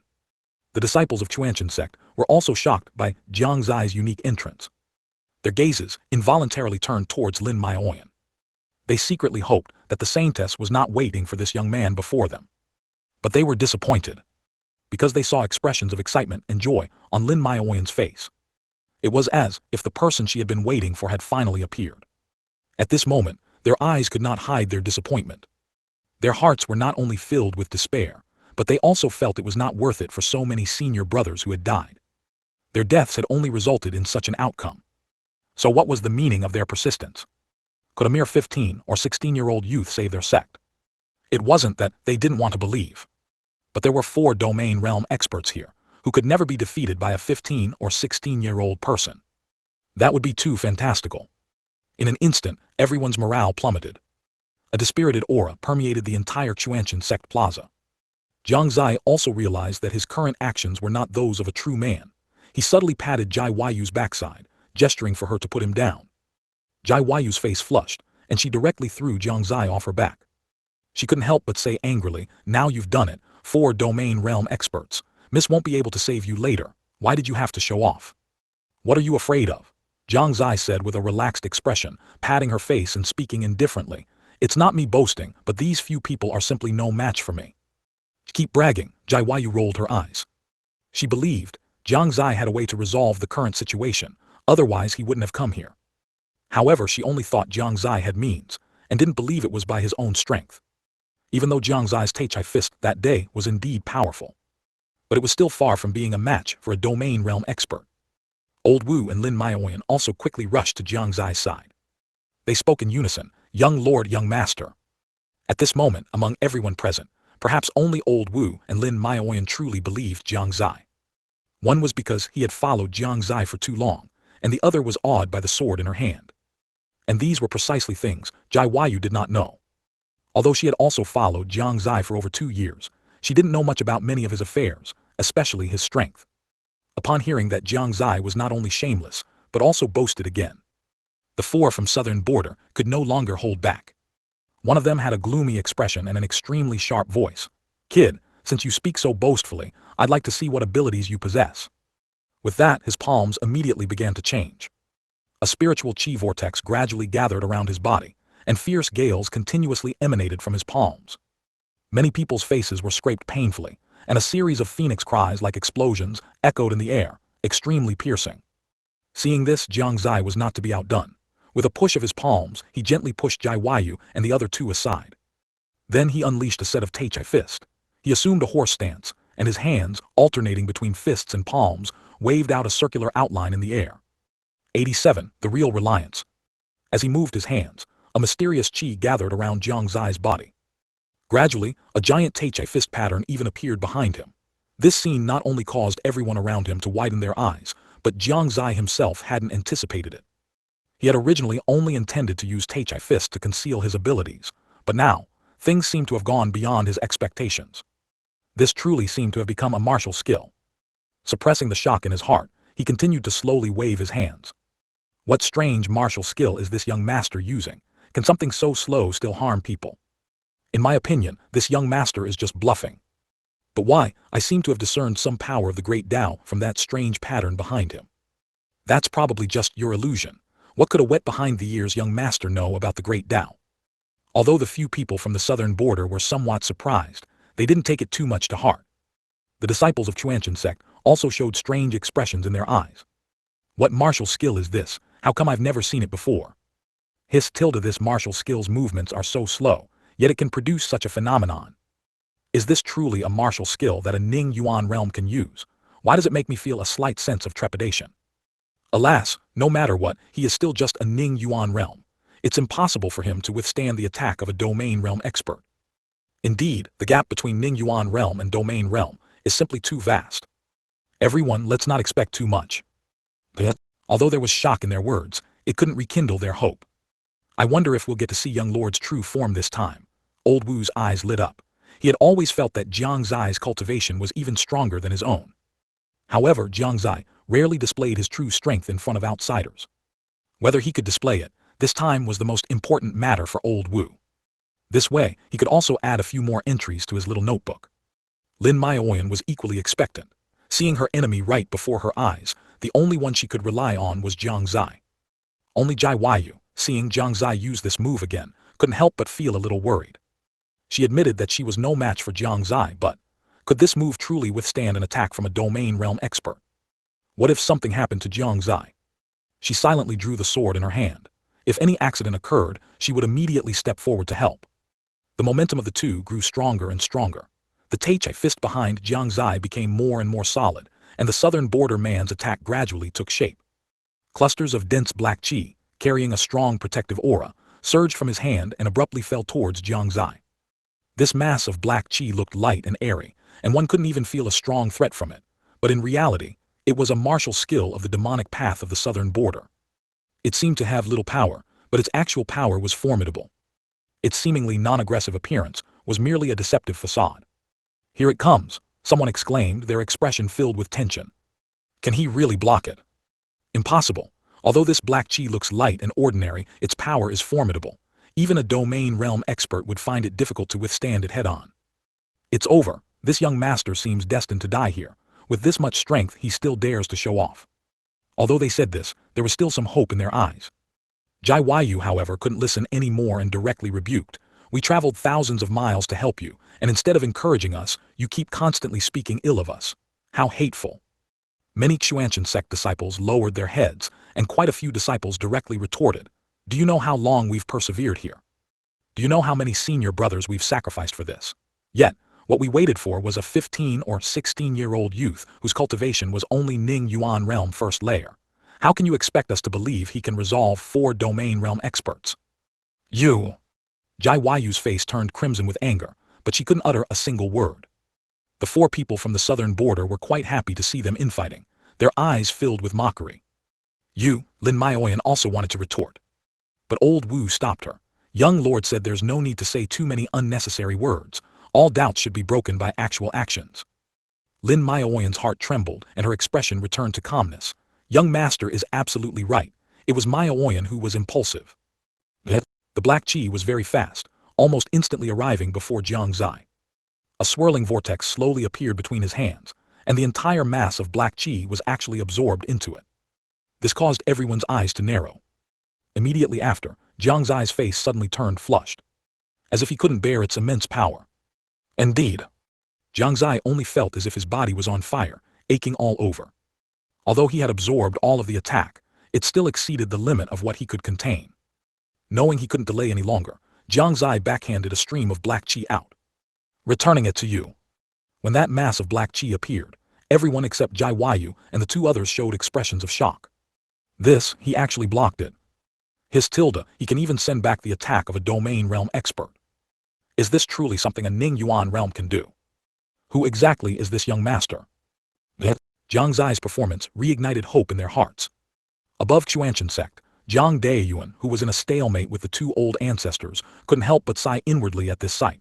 This young master is truly a prodigy, as expected of the Fanchen sword master. The 4 people from the southern border were also momentarily shocked. The man waved his hands and completely neutralized Jiang Xie's attack, without suffering any injury. Good young master, to possess such a method. After the shock, a greedy look appeared in the eyes of all 4. Such a martial skill, capable of allowing a Ning Yuan realm to withstand the attack of a domain realm expert, would be hard for anyone to refuse its temptation. Ufda. Just then, Jiang Xie suddenly spat out a mouthful of fresh blood. Jai Yu's expression changed, and she quickly stepped forward to support him. Old Wu and Lin Maoyan also showed anxious expressions on their faces. It's nothing, just an old problem acting up again. Jiang Xie wiped the blood from the corner of his mouth, signaling them not to worry. Ha, so it was just a bluff after all. I thought he was so strong, but he only lasted this long. However, that martial skill is truly marvelous. Ali. The four began to mock him, without restraint again. The Fanchen sect disciples' emotions were up and down. One moment filled with hope, the next plunging into despair. Jiang Xie smiled faintly, his expression finally turning serious. Don't worry, now I'll show you my true reliance. After saying that, he turned his head and smiled slightly at Jai Yu, stroking her head and chuckled. Zio Yuer, haven't you always wanted to know my true strength? Well, this time, you'd better watch carefully. 88 This sword is named. Moment 3200. Jiang Xie's words were unexpected by everyone. Jai Yu's expression froze, and a considerable ripple stirred in her heart. She indeed wanted to know Jiang Xie's true strength. But for him to say it now, was it because his true strength could defeat a domain realm expert? Had she never truly understood him all this time? At this moment, her heart began to fill with infinite anticipation. She wanted to witness Jiang Xie's true demeanor. Good, this time, she didn't utter arrogant words but instead nodded obediently. Old Wu's heart filled with joy, completely like a devoted fan. He had already taken out a small notebook, waiting. Lin Maoyan also showed an expectant look, with a hint of satisfaction in her eyes. These people were the murderers who harmed her father. She couldn't kill them, so she could only rely on Jiang Xie. Jiang Xie was also her last hope. Otherwise, she really wouldn't know how to get revenge. Above Fanchen sect, Jiang Daiyuan's attention was completely drawn by Jiang Xie's words. He no longer cared about the ongoing fight, used a martial skill to temporarily restrict the two people's movements, then used a defensive martial skill to protect himself, and his gaze was fixed downwards. As for the others, the four people from southern border immediately burst into undisguised laughter. Ha, we have to admit that move of yours just now was something else. But how many times can you keep using such a move? Besides, that strike just now was far from our true strength. True strength? What true strength can a Ning Yuan realm first-level boy like you have? Could it be that you coughed up blood and went silly just now?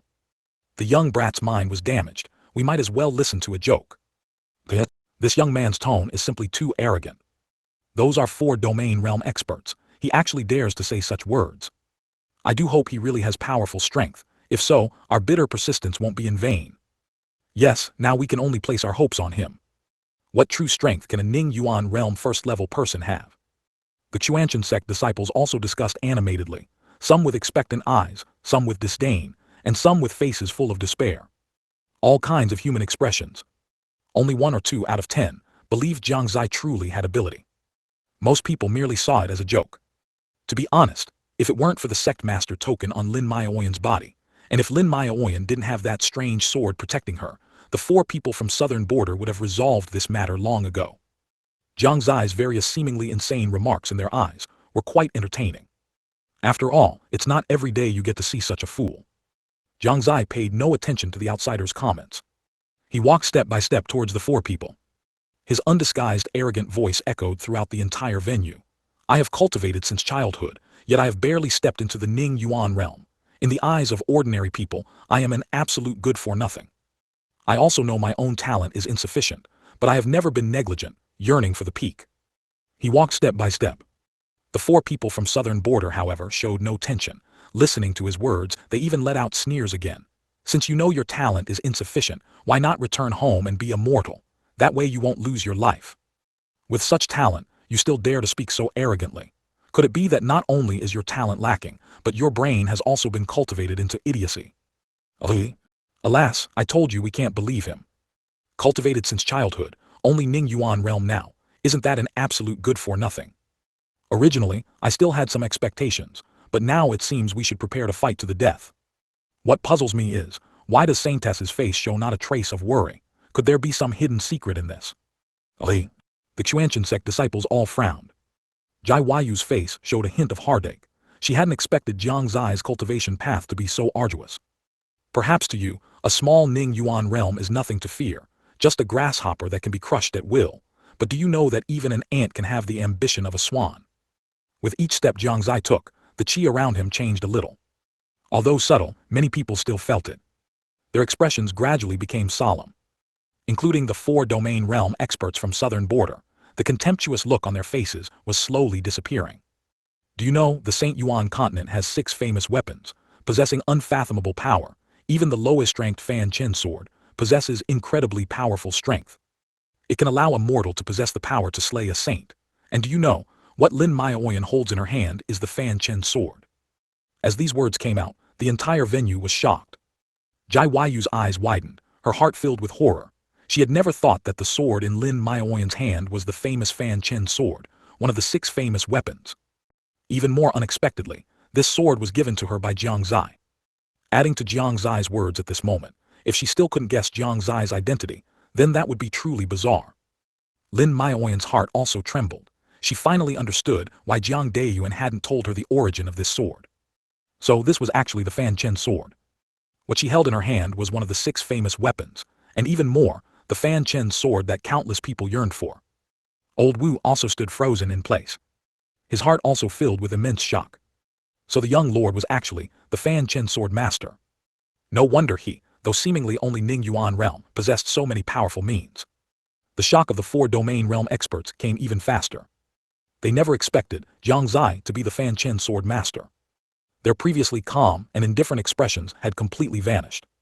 Once Jiang Xie used the power of the Fanchen sword, all 4 of them would be doomed. The most shocked were the Haoran Sect disciples. At this moment, each of them had their mouths wide open, unable to speak for a long time. The legendary Fanchen sword master personally appearing before them, how could it not be exciting? Heavens, heavens, is what he said true? I think it should be true. Didn't you see the sword in Saintess's hand just now directly break the domain of a domain realm peak expert? Yes, besides being one of the 6 famous weapons, what other weapon has such powerful strength? The Fanchen sword. That's the Fanchen sword. Although it's the lowest of the 6 famous weapons, it's still a divine artifact that countless people dream of. I never thought that after so many years, the sword master of the Fanchen sword would appear again. Oh, unlike before, their faces were now filled with excitement and shock. The 4 people from southern border first felt a wave of fear.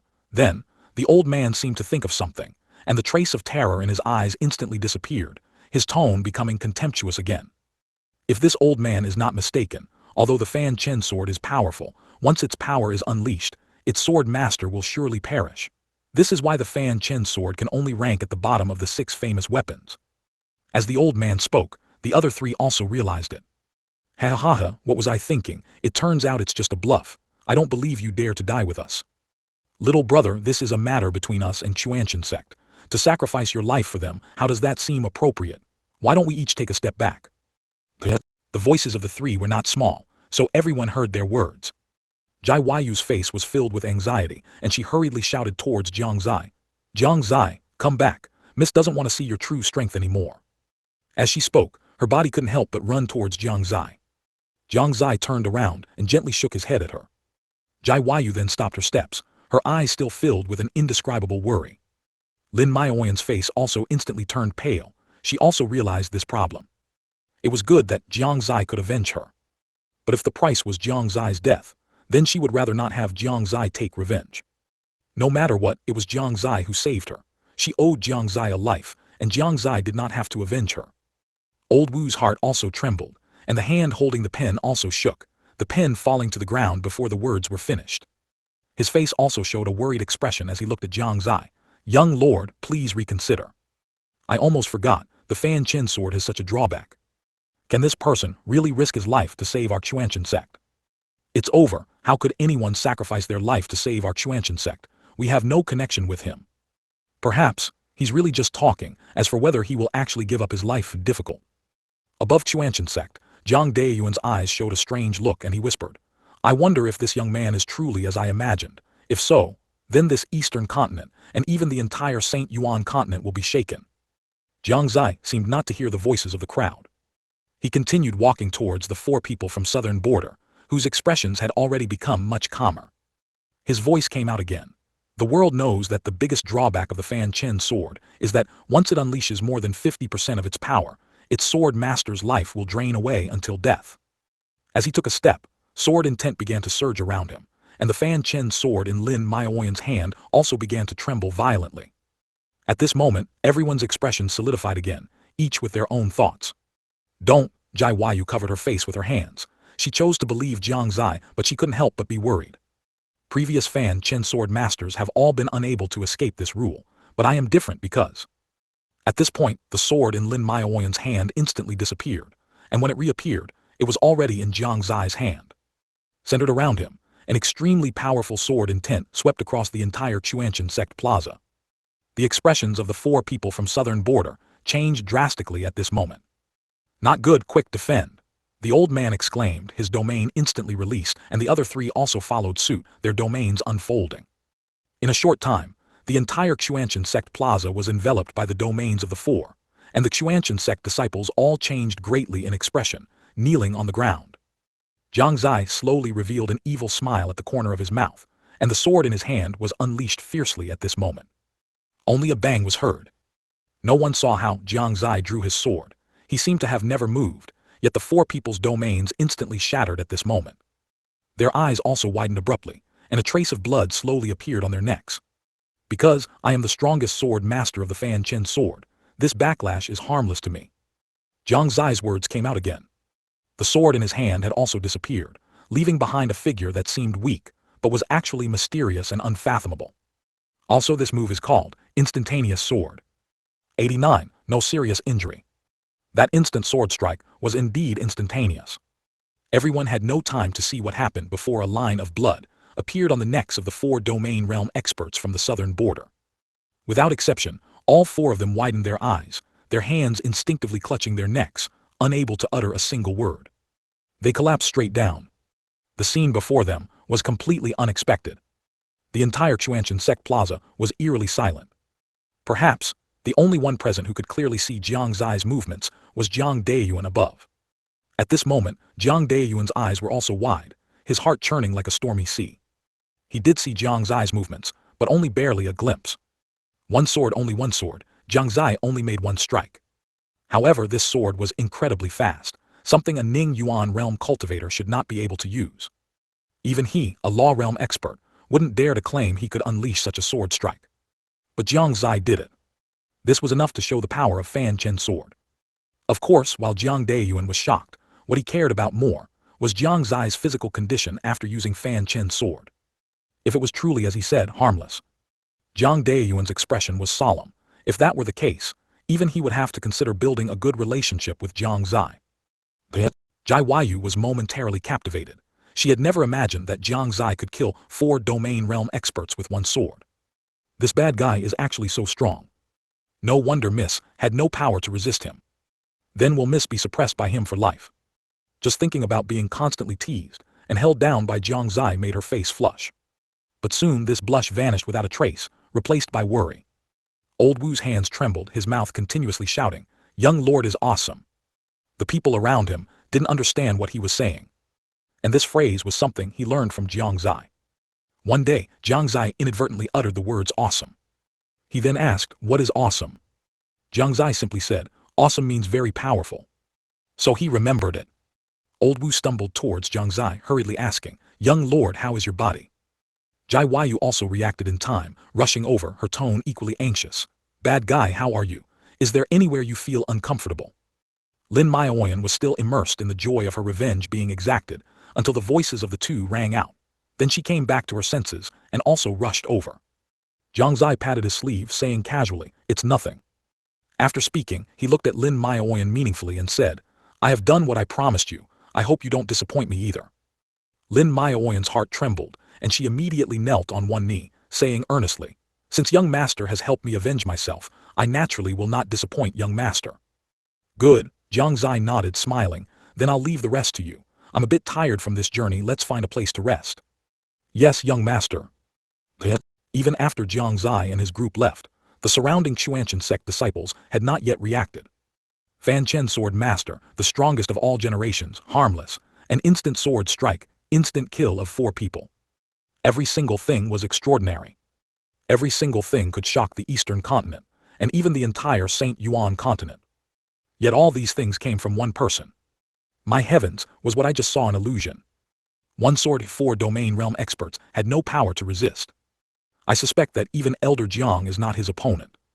Is this really a 15 or 16-year-old youth? Fanchen sword is indeed incredibly powerful. I never thought that the legendary Fanchen sword master would actually appear before us.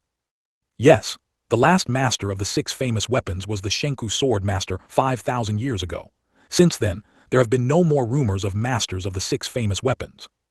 The reason Fanchen's sword is ranked last among the 6 famous weapons is because its side effects are more severe than the other famous weapons. If it weren't for that, its power would definitely be among the top of the 6 famous swords.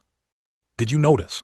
After unleashing such a sword strike, that youth showed no signs of side effects at all. Could it be, as he said, the Fanchen sword's influence on him is negligible? The Eastern Continent is probably going to be shaken. Within the Shengyuan Sect plaza, the sounds of shock lingered and could not subside. The news also began to spread to various parts of the Eastern Continent, and even to other continents. Above the Shengyuan Sect, with the deaths of the 4 from the southern border, the chi of the 2 old ancestors instantly stagnated, and then the heaven and earth spiritual chi within their bodies began to become chaotic.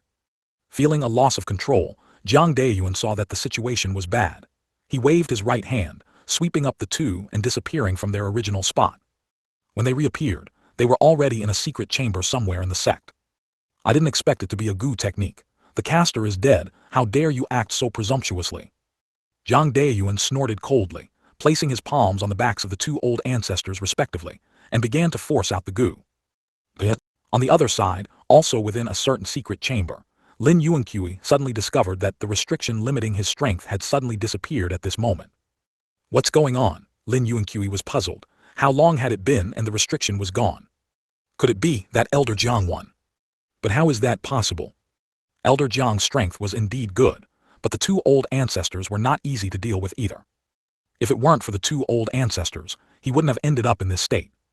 Feeling the spiritual chi in his body gradually recovering, Lin Yuanqui's figure flickered and disappeared from the secret chamber.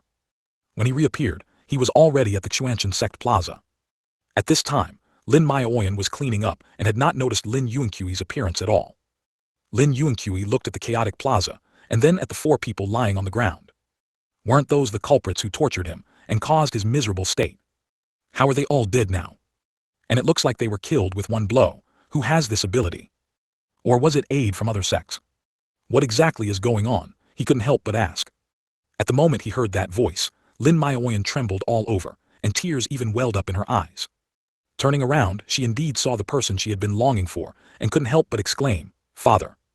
The other disciples also reacted, exclaiming one after another, "Sect Master, it's Sect Master. Sect Master is not dead. It's really Sect Master. With Sect Master here we feel at ease." That's great. Yanner, what exactly happened? Lin Yuanqui descended in front of Lin Maioyan. Lin Maioyan directly rushed into his arms.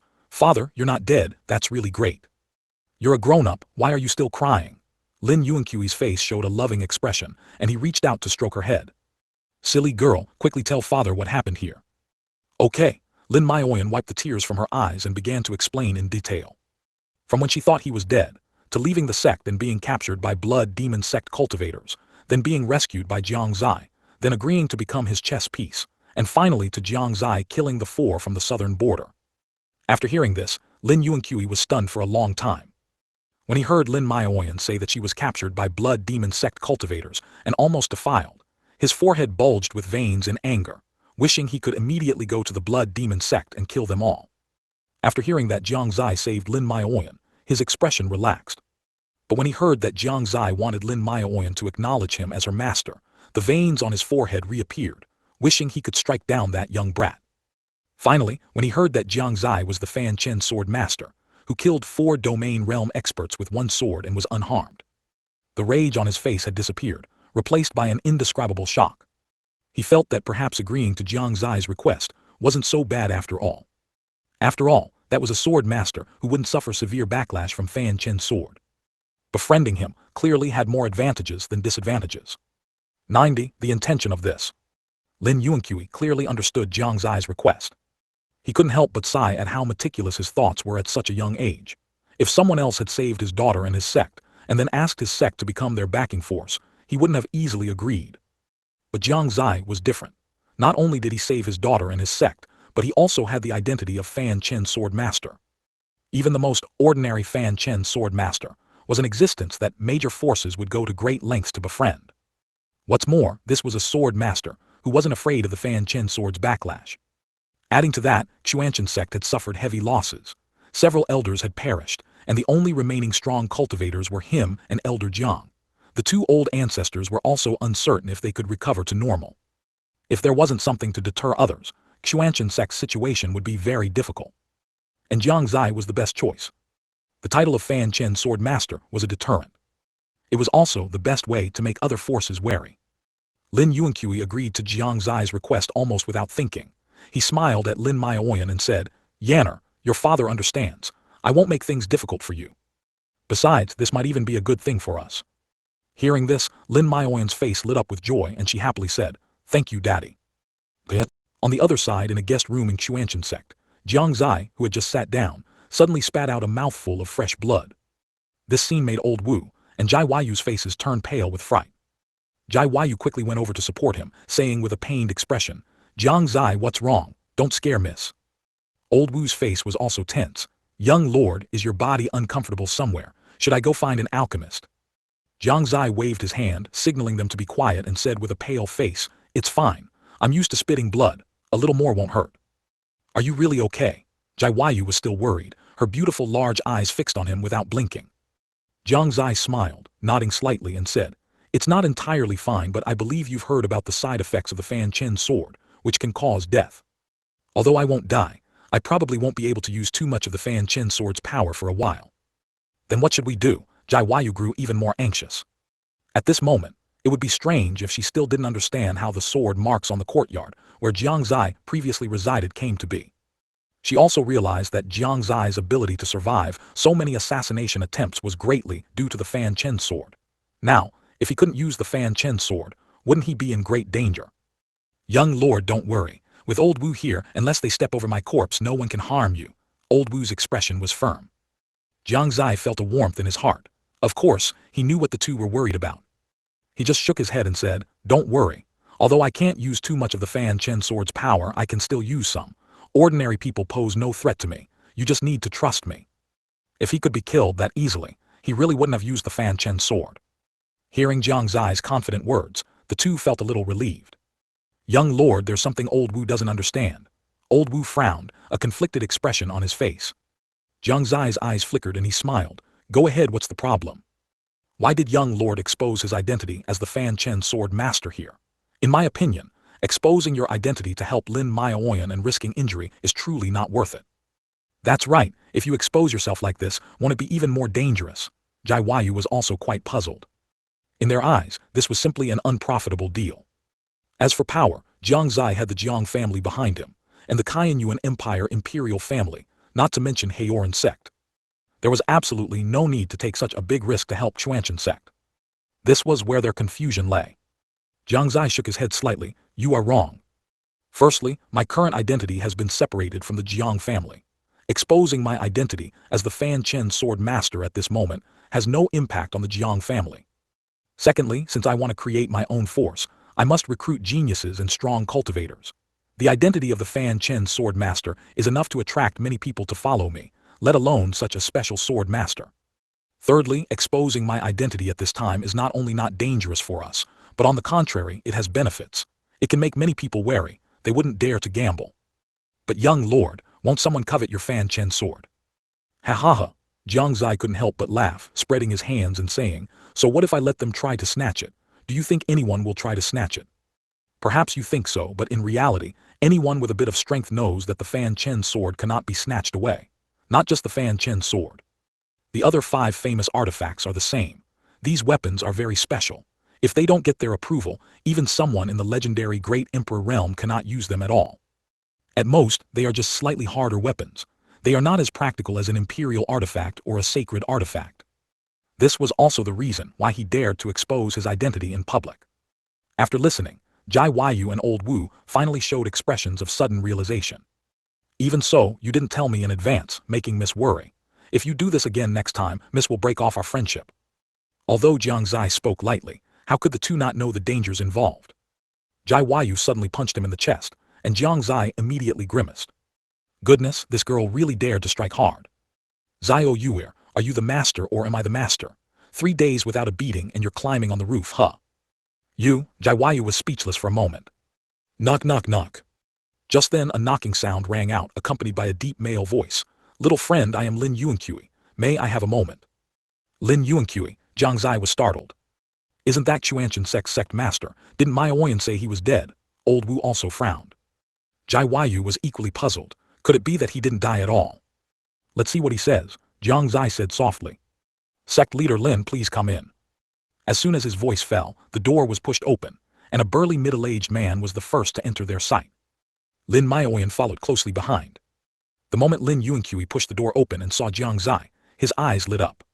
He secretly sighed. The strongest sword master in the history of the Fanchen sword, this statement is true. He found that apart from looking a bit weak, Jiang Xie seemed to have no other major issues. There were also no signs of his life force dissipating. This was enough to prove that what he said about the Fanchen sword having little effect on him was true. Suzai greets sect leader Lin. Jiang Xie smiled, bowing slightly. Suzai. Surname Su. Lin Yuankui's heart stirred again. He suddenly thought of Su Wu and realized that he and Su Wu had extremely similar faces. No wonder he felt a sense of familiarity. 91. After the matter is done, leave. Lin Yuankui was astonished again. He had thought Jiang Xie was just an ordinary youth, but he never expected that the Su family was behind him. The Su family was already powerful, and now with the addition of a Fanchen sword master, who in the eastern continent would dare to provoke the Su family. This meant that their Shengyuan sect forming a good relationship with Jiang Xie was equivalent to forming a good relationship with the Su family. For the Shengyuan sect, it was all benefits and no harm. Lin Yuankui's last concern in his heart also dissipated at this moment. He burst out laughing. So it's Su Xiaolu. Thank you Su Xiaolu for saving my Shengyuan sect from dire straits. It's embarrassing to say, but I was designed and framed by those 4 from southern border.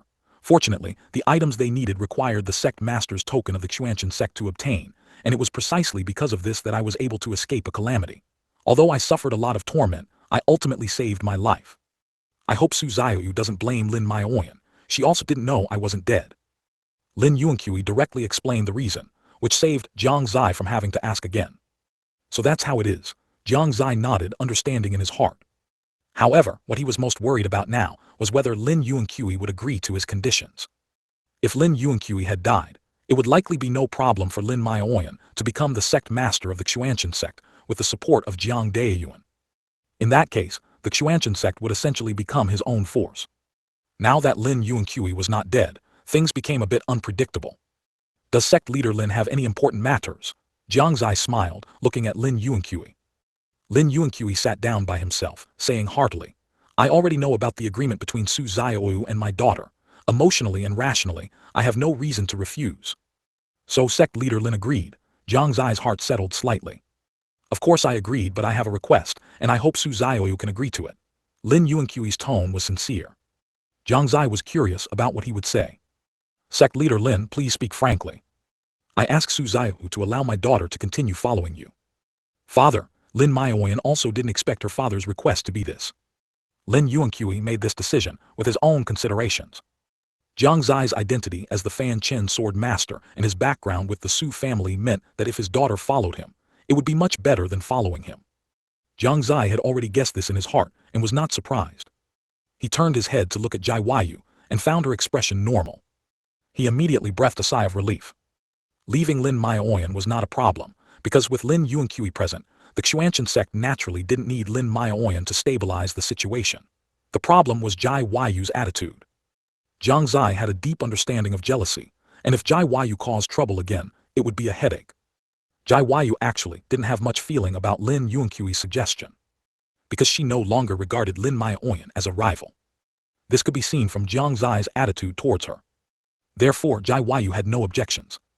Lin Yuankui also saw Jiang Xie's expression in his eyes and then noticed Jaiwayu beside him, immediately exclaiming in surprise, Oh, isn't this Xiaoyu? When your father brought you to the Shengyuan sect back then, you were only this tall. I didn't expect that after a few years, you've grown into such a graceful young woman.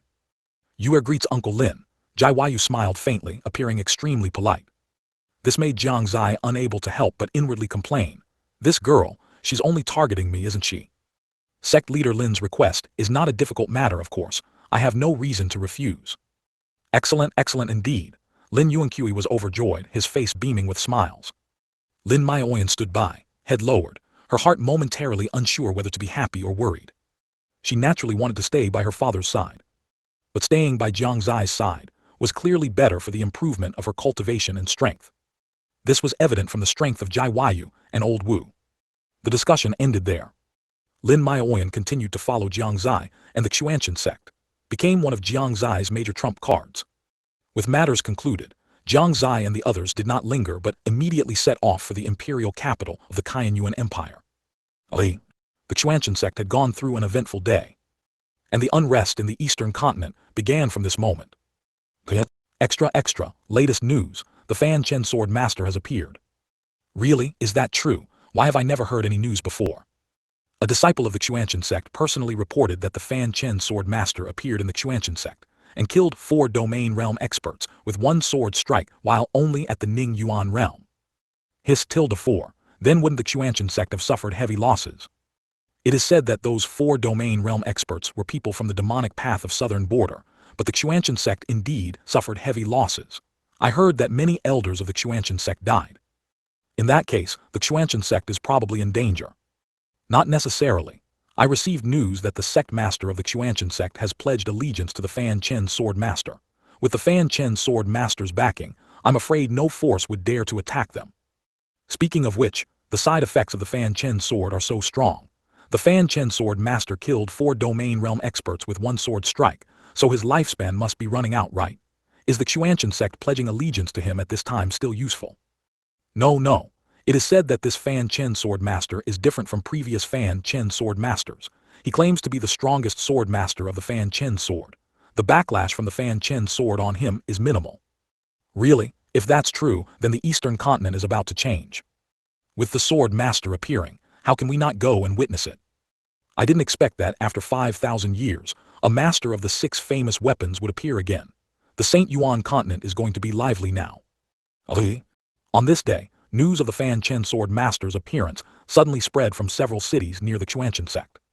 As soon as this news came out, it immediately attracted the attention of many people. They all began to discuss intensely, their words filled with shock. This news was no less than a huge storm in the current eastern continent. It quickly spread from the cities near the Xuanchen sect. Jiang City, Jiang family. Report, latest news. There seems to be a Fanchen sword master appearing in the Xuanchen sect. A sudden voice echoed outside Jiang Fingliu's study. Jiang Fingliu put down the book in his hand, his expression changing, and asked, Fanchen sword master, is there definite news? It is rumored that the Fanchen sword master is a youth of 15 or 16, and his cultivation is only at the Ning Yuan realm. 15 or 16, Ning Yuan realm. Jiang Fingliu's heart stirred as if he thought of something. He then continued to ask, is there any other news? It seems someone also saw the Jai Saintess of the Haoran Sect. Jai Weiyu, Jiang Fingliu smiled slightly and said, all right, you may go, I already know about the matter. Yes, Patriarch. After the person outside the door left, a strong smile appeared on Jiang Fingliu's face. Good boy, Fanchen sword master, you've really done your father proud. He had long felt that Jiang Xie was not quite right. He had seen Jiang Xie's expression and frustration when he first heard that he had no cultivation talent. But later, he never saw the same expression on Jiang Xie again. And he was a little too optimistic. He didn't expect him to be the master of the Fanchen sword. No wonder he sometimes felt a sense of danger when he approached him.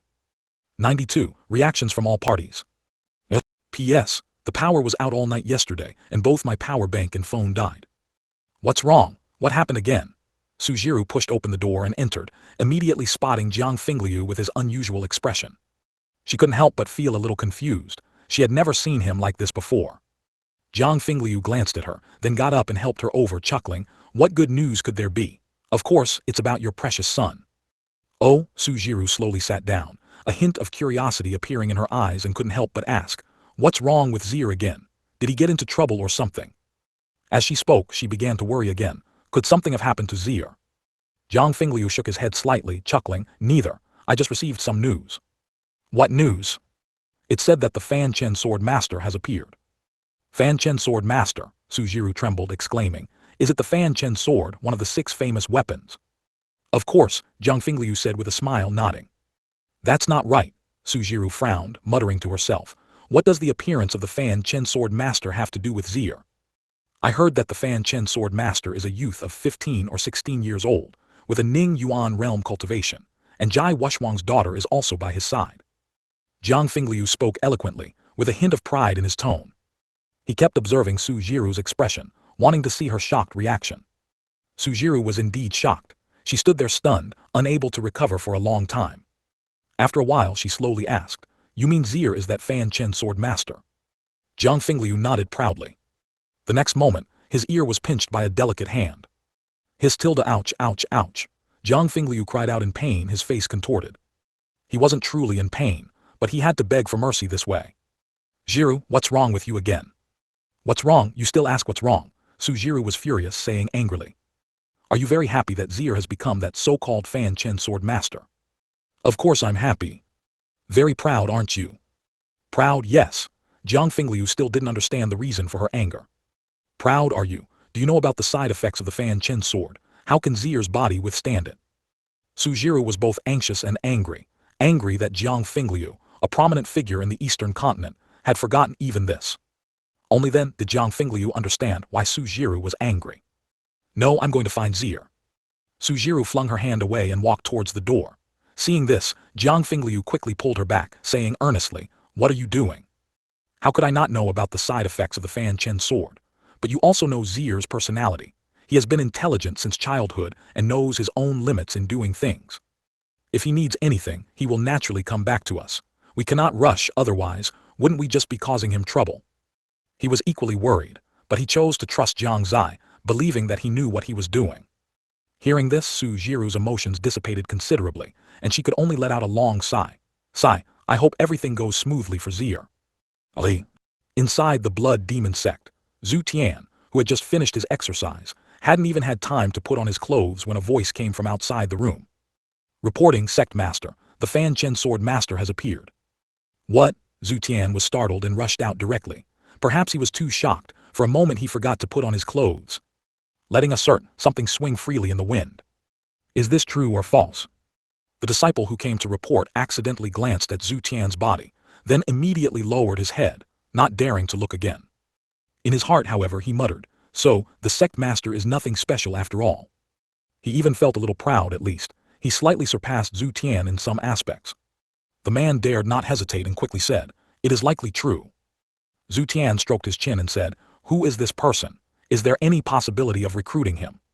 "Perhaps, no." "Why?" The man didn't speak, but handed over a painting. On the painting was Jiang Xie's likeness. Zhu Tian took it and was startled, blurting out, "Su Wu." "I didn't expect it to be Su Wu's descendant." His face instantly darkened. The demonic path in the Eastern Continent was already slightly weaker than the righteous path, and now there was another Fanchen sword master, and a member of the Su family at that. There was absolutely no possibility of recruiting him. This meant that they had gained another enemy. Damn it, how could this be? Zhu Tian's face was grim. He never expected that this generation's Fanchen sword master would be from the Su family. In the current Eastern Continent, although the Shengyuan sect was destroyed, the Jiang family's stance was unclear, and the Su family had produced a Fanchen sword master. For their demonic path, their situation had become even more perilous. The only solace was that the imperial families of the three great empires would not easily get involved in the conflict between the righteous and demonic paths. Not only the Blood Demon Sect, but other sects were also greatly surprised upon receiving the news. For a time, the Yuan Empire immediately became the subject of everyone's discussion. I never expected that this generation's Fanchen sword master would be from the Yuan imperial family. Among the three great empires, the Yuan Empire is the strongest, and now with an additional Fanchen sword master, truly the strong remain strong. After many years, the Fanchen sword master has reappeared, and it will surely stir up a bloody storm. Have you heard another piece of news? It is said that there are rumors of the Wrathful Soul Spear appearing in the northern desert. Wrathful Soul Spear, that is the second-ranked existence among the 6 famous weapons. Unfortunately, even knowing is useless. The 6 famous weapons can only be used by those personally recognized by them, otherwise, even obtaining them is useless. Wrathful Soul Spear, the last time it appeared was 6,000 years ago, wasn't it? I never expected news of 2 great weapons within just a few days. Could it be? In this great era, will all the masters of the 6 famous weapons appear? If that is truly the case, the Shengyuan Continent will surely run red with blood. The restriction outside the Saint Province has also weakened considerably in recent years. Truly a time of trouble. In various cities, a lively discussion erupted. Inside a certain hall in the Tianyuan Imperial Palace, Su Wu was handling the affairs at hand, but in his heart, he was wondering when Jiang Xie would finally arrive. Not long after, he heard a rapid sound of footsteps, followed by an anxious voice. "Father, what exactly is going on with the Fanchen sword master widely rumored outside?" The speaker was a majestic-looking man, whose appearance bore a 7 or 8/10 resemblance to Su Wu. Su Wu frowned, about to ask a question, but was interrupted again by another voice. "Father, is that person really from our Su family?" Another man appeared in the hall. Su Wu grew even more surprised. Thump, thump, thump. Another series of footsteps sounded, and another man appeared in the hall, asking anxiously, "Father, when did you have another son?" 93, Lord Crown Prince 3500. "Bastard," Su Wu immediately got up, his expression displeased. "Are the 3 of you here today to question me?" This child wouldn't dare. The 3 quickly lowered their heads, not daring to say more. Seeing this, Su Wu's expression softened considerably, and he asked, "Speak, what important matter brings you 3 brothers here?" "It's just." The 3 looked at each other, and finally, the first Prince Su Mu stepped forward and explained, "Father, it's like this. I recently heard a rumor outside that the Fanchen sword master has appeared." Fanchen sword master, Su Wu's expression shifted. This was indeed big news, truly shocking. He raised an eyebrow and asked, "And then?" Crown Prince Su he stepped forward and said, "Father, I also heard this news. It's widely rumored outside that this Fanchen sword master is someone from our Su family." "Someone from the Su family?" Su Wu furrowed his brow and muttered to himself. When did the Su family have such a figure? At this, the 5th Prince Su Tian spoke up. "The news I received is that the Fanchen sword master seems to be 15 or 16 years old, and looks very similar to father. That's why we came." "What did you say?" Su Wu quickly stepped forward and asked. "Is the Fanchen sword master truly 15 or 16? Is he truly very similar to me?" "It is indeed true," Su Mu replied, and with that he took out a painting. The painting showed the appearance of a young man. Su Wu looked closely, and his heart immediately filled with joy. "Isn't this his grandfather?" Good heavens, the Fanchen sword master. Everything matched up. He had suspected earlier that his grandfather was no ordinary person, but he never imagined him to be so extraordinary. The rumors also say that the young man claims to be the strongest sword master of the Fanchen sword, and its backlash is not strong for him. That's why we were so anxious to come and seek confirmation from father.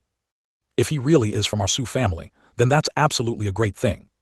The 3 looked at Su Wu expectantly, awaiting his answer. Su Wu's heart was even more shaken, the strongest sword master.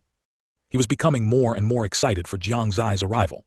He would surely add some fun to this lifeless imperial palace. Su Wu's heart bloomed with joy, but his face remained impassive.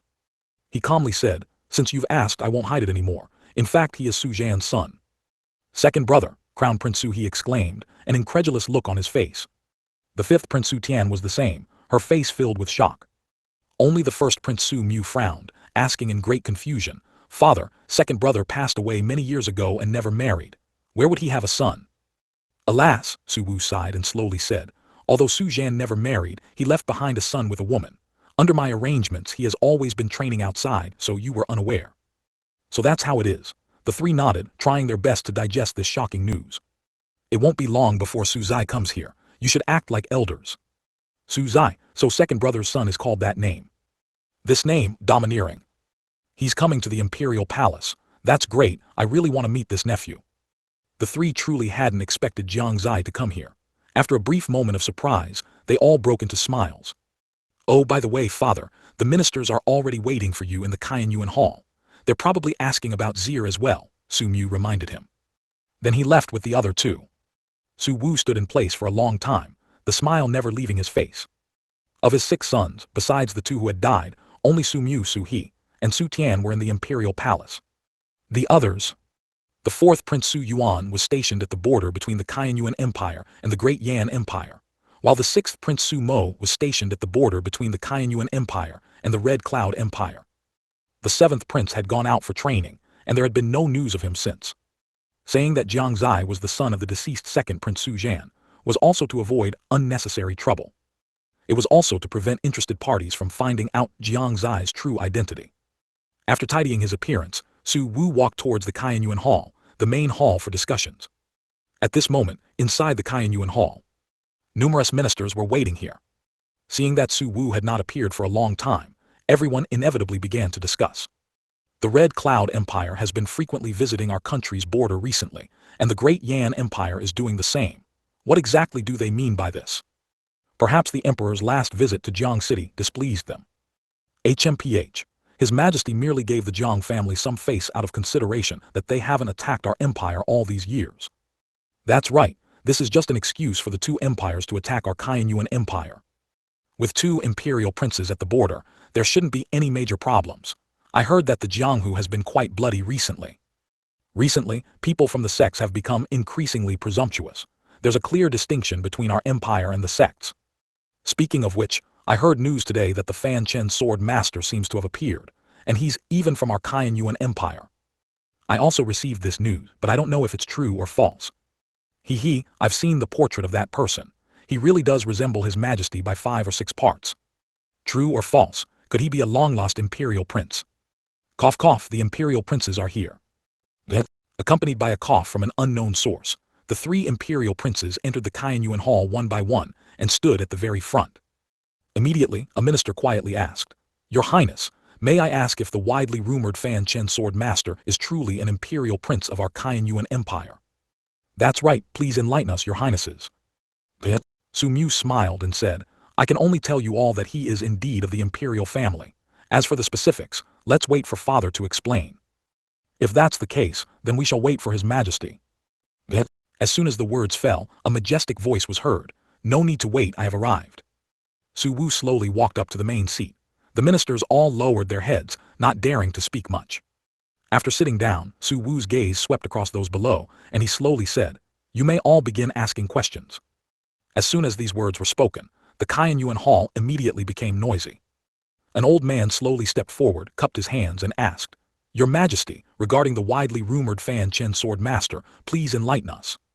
The old man's name was Su Zhengshuan, also a member of the Su family, and currently the Prime Minister of the Kainyuan Empire. He was quite concerned about whether Jiang Xie was a member of the imperial family. Not only him, but dozens of ministers in the Kainyuan Hall were also very concerned.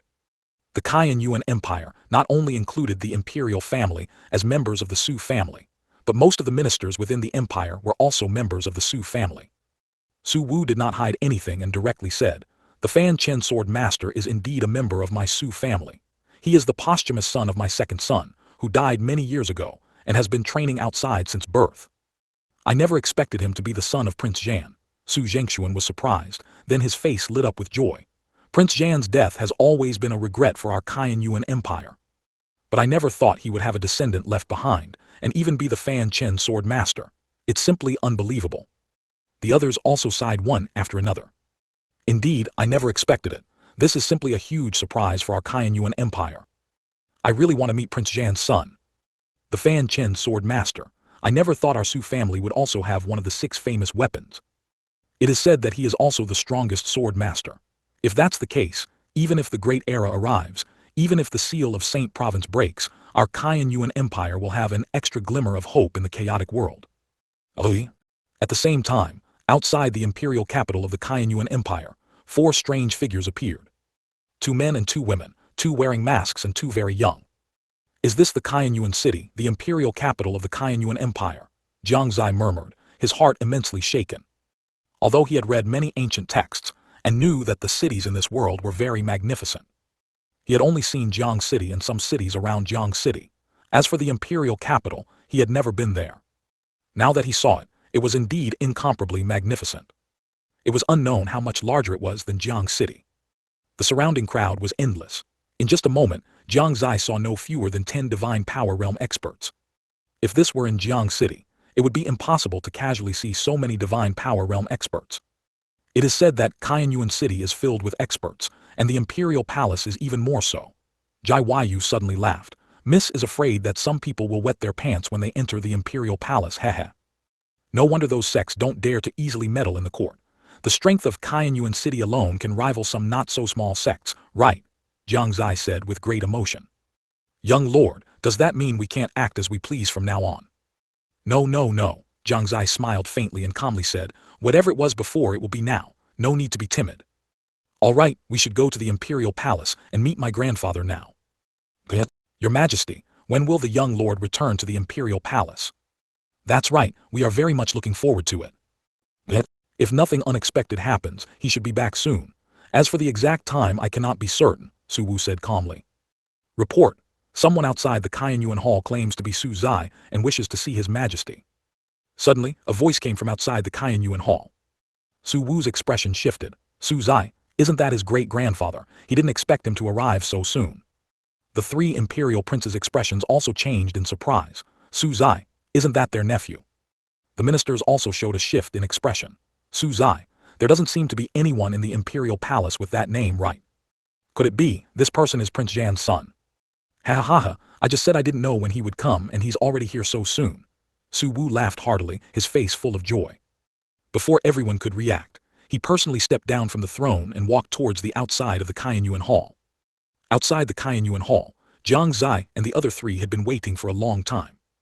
They had originally been wondering how to enter the imperial palace, but they never expected that the guards would let them pass without a word as soon as they saw Jiang Xie's appearance. This saved them a lot of trouble. Seeing that Su Wu had personally walked out of the Qianyuan Hall, everyone else also followed him. As soon as he stepped out of the Qianyuan Hall, Su Wu saw Jiang Xie standing to the side and smiled. Xie has been making quite a stir recently. Jiang Xie and the others quickly bowed. He smiled. It was just resolving some minor matters. Grandfather, please don't tease Xie. Jiang Xie had originally intended to say grandfather, but then Su Wu gave him a look, and he immediately changed it to grandfather. He truly resembles second brother by 5 or 6 parts. Crown Prince Su He also walked out, his eyes gleaming. I truly never expected second brother to have a descendant outside, Su Mu also sighed. As for the ministers, they were already in chaos. Make way, let this old man see the young lord. Don't push, I haven't seen him yet. Where is the young lord? Who stepped on my clothes? Pushing and shoving, what kind of decorum is this? 94, the prince is extraordinary. The scene was incredibly chaotic. The ministers eagerly looked forward, as if gazing at a treasure. Before long, exclamations of surprise rang out again. He really does look like Your Highness Jan. He looks to be only 15 or 16, right? It's been so many years since Your Highness Jan passed away, so he's truly a member of our Su family. The young lord is truly handsome. Where's the Fanchen sword? Why don't I see the Fanchen sword? Is the Fanchen sword something you can easily see? Young lord, look at me. Look at you, what's there to see about your old bones? If anyone should be looked at, it should be me. Although the ministers were constantly talking, they never dared to step forward because Su Wu was in front. Su Wu liked him more and more the more he looked. He was extremely satisfied with his grandson. Xie, these are your uncles, and this is your elder uncle. Su Wu briefly introduced Su Mu and the other two to Jiang Xie. Su Mu immediately stepped forward and smiled, saying, Xie, I am your Uncle Mu. And me call me River Uncle Su He. River Uncle is fine too. Crown Prince Su He also jumped out. Just call me Uncle Tian. Fifth Prince Su Tian also said faintly. Jiang Xie looked at them one by one and bowed. Xie greets Uncle Mu, River Uncle and Uncle Tian. He found that Su Mu and Su Wu looked as if they were carved from the same mold, appearing more steady, while Su He seemed more lively, like an old boy. As for Su Tian, his expression was calm and his tone serious. At first glance, he seemed like a rigid or upright type of person. Although Su He and Su Tian had some resemblance to Su Wu, many differences could still be seen. What made him breathe a sigh of relief was that these three did not seem to be hostile towards him. This was somewhat inconsistent with Jiang Xie's preconceived notions of imperial family members. Or rather, was it because he posed no threat to their inheritance of the monarch's position? Jiang Xie didn't know if that was the case, but it would save him a lot of trouble. Upon hearing Jiang Xie's voice, all three showed expressions of satisfaction. Before they could say anything, they heard another mischievous voice. You greets Grandpa Su, Uncle Mu, River Uncle and Uncle Tian. Ha ha ha, Su Wu laughed heartily, feeling very pleased in his heart. This little girl truly pleased him. He really hadn't expected Jai Wushwang to have such a delightful daughter. Su Mu and the other two were stunned for a moment, before realizing that the voice came from a young girl beside Jiang Xie. Looking over, all three of their faces showed shock. Are you the saintess of Haoran Sect? Su Mu asked hesitantly. Jai Yu nodded with a smile in her eyes. His tilde how is the saintess of Haoran Sect here? Su He's eyes constantly scrutinized Jiang Xie and Jai Yu. Suddenly, he seemed to understand something. A mischievous smile appeared on his face as he walked over, clapped Jiang Xie on the shoulder and laughed loudly. Ha ha ha, you're quite something, kid. You actually managed to abduct the saintess of Haoran Sect. Su Tian, who usually didn't show much emotion, also looked surprised. He even looked at his nephew with a bit more appreciation. The ministers also reacted, and another round of exclamations came. As expected of the young lord, he even has the saintess of Haoran Sect accompanying him. Will that fellow Jai Wushwang be angered to death when he sees this? I'd really like to see what Jai Wushwang's expression is right now. It must be very entertaining. Young lord, well done. To be able to win the heart of the saintess of Haoran Sect truly brings honor to us. That's natural. Once the name of Fanchen Sword Master is out, who knows how many women will want to get close to the young lord. As the ministers were speaking, Jai Yu softly said again, "Greetings to all grandpas, elder uncles and uncles." Good, very good. At this, all the ministers praised her endlessly. Many even directly took out gifts and presented them to Jai Yu. Jiang Xie, Old Wu, and Lin Maoyan were all dumbfounded watching this. What's going on? Did she just win everyone's hearts so easily? The most speechless was still Jiang Xie. This girl. Truly detestable. In front of him, she was willful, capricious, and tsundere. In front of his elders, she was incredibly well-behaved. Her skill at winning hearts was becoming increasingly proficient. Jiang Xie couldn't help but wonder, perhaps one day, Jai Yu's status in the household would even surpass his own, and then it would be difficult for him to bully her. Thinking of this, he couldn't help but shiver. Jai Yu's smile never stopped, truly giving everyone a very good impression. In her heart she was sneering. HMPH, Jiang Xie, you often bully me, but later on it will be miss here bullying you. Old Wu and Lin Maoyan also reacted. They both stepped forward and bowed. Old Wu's words were very simple. He just said, "Wu Fan, young lord's bodyguard, greets all sirs." So everyone's attention shifted from Jai Yu to Old Wu. Upon seeing that he only had divine power realm cultivation, everyone felt a bit disappointed. The three princes and Su Wu didn't speak. However, a minister asked, "Young lord, given your status, why do you only have one divine power realm bodyguard? Is this not appropriate?"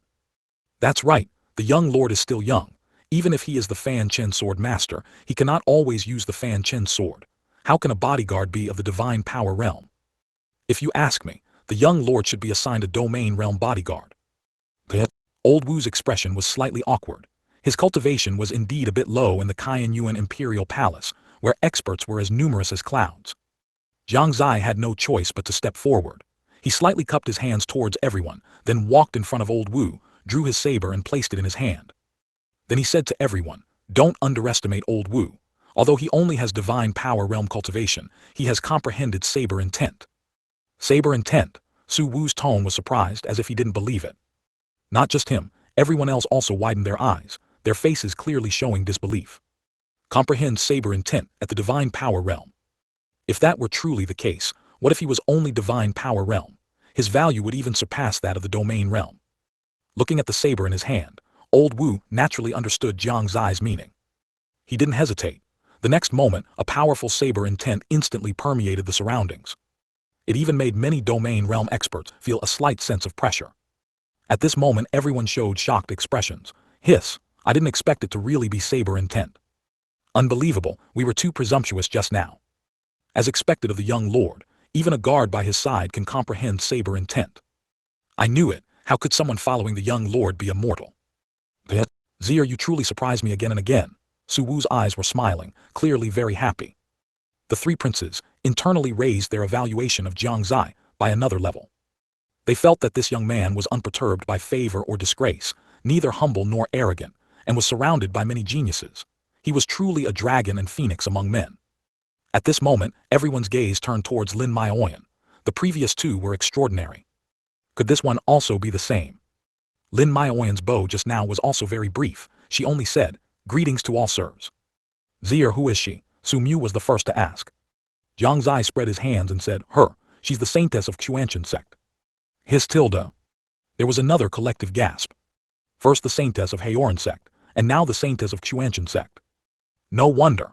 The young lord used the Fanchen sword in Shengyuan Sect. It's normal for the saintess of Shengyuan Sect to be here. I really didn't expect that those around the young lord would also be so extraordinary. Jiang Xie received unanimous praise from everyone in a short period of time. Regardless of whether it was because of his identity as the Fanchen sword master, for Jiang Xie, it was a good start. 95. The Little Brat's Conspiracy. Shengyuan Hall was bustling with activity due to Jiang Xie's arrival, and another grand hall in the imperial palace was also quite lively. Inside a similarly magnificent hall, more than a dozen children were gathered. Among them were mischievous little kids with round heads and big eyes, as well as teenagers with tightly furrowed brows. There were even toddlers just learning to speak. "Brother Han, is it true we're getting a new big brother?" A little girl of about 6, with wide, innocent eyes, asked a 12 or 13-year-old boy beside her. The boy's eyes gleamed as he said sinisterly, "Little Rower, that might be a bad big brother. He'll definitely eat us." "Really? Brother Han, what should we do then?" Another 7 or 8-year-old boy hearing this immediately trembled with fear. "HMPH, no matter what, he's an outsider. As long as we stick together, he definitely won't be able to do anything to us." "But what if he's really strong?" "No matter how strong, is he stronger than Brother Han? Brother Han already has a controlling Yuan realm cultivation."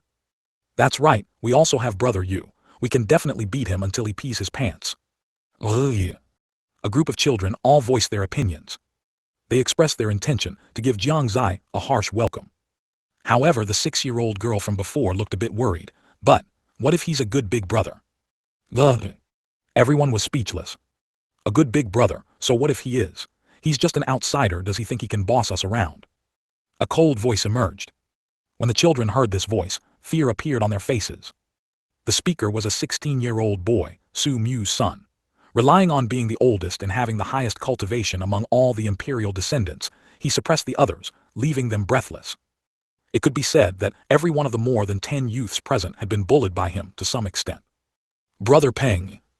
They all lowered their heads and called out weakly. Su Peng was very satisfied with their performance and said arrogantly, "Just watch, in a few days I'll teach him a lesson." After speaking, he left the hall. After waiting a while and seeing that he had truly left, the children resumed their discussion. "Do you think Brother Peng can really defeat the newcomer?" "I don't know, but I hope that person wins." "Exactly, he always bullies us. It would be good for him to experience being bullied too." "But what if that person loses?" HMPH, then we'll make fun of him. He's an outsider anyway, how could he possibly stand above us?" "Exactly, we're going to play pranks on him. In this imperial palace, besides Father King, Mother Queen and Grandfather, who else can restrain us?" At this moment, Jiang Xie was completely unaware that what awaited him in the imperial palace was not the Chinese letter of the princes or the ministers, but rather a group of overconfident little kids plotting mischievous ideas to prank him. However, even if he knew, he wouldn't care. While Jiang Xie was conversing with everyone outside Shengyuan Hall, he answered fluently, his thoughts clear, and his speech extraordinary. This earned him endless praise from the crowd. Compared to the other imperial descendants in the palace, the difference was like heaven and earth. With such a comparison, Su Mu felt that his sons were simply not like royalty. They couldn't compare to Jiang Xie in any aspect. Su He's expression was originally relaxed and his tone carefree, but gradually, his face also became solemn. Thinking of the gap between his son and Jiang Xie, he couldn't smile at all. Su Tian was even more so. Among the 3 princes present, he was the most strict with his own offspring. But compared to Jiang Xie, they were simply nothing. The 3 of them saw Su Wu so happy for the first time. The smile on his face never disappeared, and their hearts were filled with anger towards their own useless children. After the pleasantries concluded, Jiang Xie moved into a grand hall named Tangxin Pavilion. The 3 princes immediately returned to their own palaces. Inside Prince Mu's residence, as Su Mu returned to the hall, he saw Su Peng excitedly running towards him. "Father King, did a new imperial descendant arrive in the palace today? He's definitely not as strong as me. How can someone who has lived outside for more than 10 years compare to me?" The more Su Peng spoke, the prouder he became, his head held high. He didn't notice that Su Mu's face was already ashen. "Father King, what's wrong with you? Why is your face so pale? Are you poisoned?" Only then did Su Peng notice his father's abnormal complexion, and a worried expression appeared on his face. Su Mu's face became even more ashen. Without a word, he picked him up and started hitting him wildly. "You brat, don't be so reckless and arrogant just because you're royalty. There are many people in this world stronger than you." "Woo, Father King, why are you hitting me? I will definitely prove it to you. I'm stronger than him." Su Peng broke free from Su Mu's hand and quickly ran outside. Looking at his retreating figure, Su Mu shook his head slightly, thinking to himself, never mind, it's good for him to learn a lesson. A similar scene also occurred in the palaces of the other two princes. On this day, half of the children were taught a lesson. Only a few younger ones escaped unharmed. Of course, being beaten up for no reason not only failed to dispel their intentions to deal with Jiang Xie, but instead made them even more dissatisfied with him. Oh yeah. Tianxin Pavilion was very large. Jiang Xie had never lived in such a big house. Old Wu was also amazed. Lin Maioyan stood quietly to the side, also surveying the place where they would live. Only Jai Yu's eyes darted around, wondering what she was thinking. While everyone was touring, she secretly ran into the bedchamber and looked around. Finally, she chose the largest bedchamber and directly lay down on it. I declare, this bedchamber is hereby commandeered by Miss. She put her hands on her hips, raised her head and said. At this moment, Jiang Xie and the other two were still touring the main hall. After a while, everyone realized Jai Yu was gone. Young lord, why did little Yue suddenly disappear? Old Wu was puzzled. Lin Maioyan also frowned. Jiang Xie was startled, and also realized that Jai Yu was not there. He closed his eyes, and soon, information came from the Fanchen sword. This made him smile slightly and he said calmly, don't worry about her, you two go rest, she'll appear soon. The two looked at each other, and finally went to find their own bedchambers. Jiang Xie also walked towards the largest bedchamber where Jai Yu was. 96. Ordinary. Lying on the soft, large bed, Jai Yu revealed a satisfied smile. Although she had grown accustomed to sleeping on hard beds during her years with Jiang Xie, a soft bed was still her favorite, and besides, this bedchamber was spacious enough and its style was to her liking. Having been with Jiang Xie for so long, she knew one truth. When choosing a room, she must seize the initiative. Only then would she have leverage to negotiate with Jiang Xie. Otherwise, Jiang Xie would surely make her go to the side room. This time, she absolutely could not compromise. Jai Yu thought this. She didn't notice that Jiang Xie had already walked in. Jiang Xie deliberately lightened his steps, walked to the bedside and quietly watched her, softly asking, are you comfortable sleeping? Of course, Jai Yu blurted out without thinking, then reacted, suddenly opening her eyes, holding the quilt and vigilantly saying, Jiang Xie, this bed is Mrs. now, you're not allowed to snatch it. Zio Yuer, you should know who the master of this place is, Jiang Xie said with a faint smile, a strange glint in his eyes. So what if you're the master? This place has already been occupied by Miss. Jai Yu raised her head, not giving an inch. Jiang Xie ignored her, directly flopped onto the bed and said comfortably, this is my place. If you want to sleep with me, I don't mind. You, who wants to sleep with you? Jai Yu's face flushed, her beauty at this moment like a lotus emerging from water, delicate and captivating. She said angrily, don't think that just because you're good-looking and powerful you can do whatever you want. Miss doesn't like you. Men always smell of sweat, it's disgusting. Tusk tusk. Jiang Xie turned to lie on his side, propping his head with his hand, and smiled, so, are you going to sleep here or not? You, Jai Yu's words faltered. Although she was overjoyed internally, her face showed a troubled expression. At this moment, her heart was 1,000 times willing, but her mouth simply couldn't utter the words. She didn't know why she acted this way when facing Jiang Xie. Perhaps it was because he bullied her too much, so she didn't want to say compromising words in front of him. Jai Yu didn't understand, but she still blurted out, get lost, Miss doesn't want to sleep in the same bed as you. Jiang Xie, however, laughed. Because although Jai Yu said that, her actual actions were completely opposite. She directly hugged the quilt and lay down on the bed. I'm telling you, you're not allowed to cross this line, otherwise Miss will chop off your Zio do ya. Stubborn, I don't even care for your small frame. Jiang Xie pouted, a look of disdain on his face.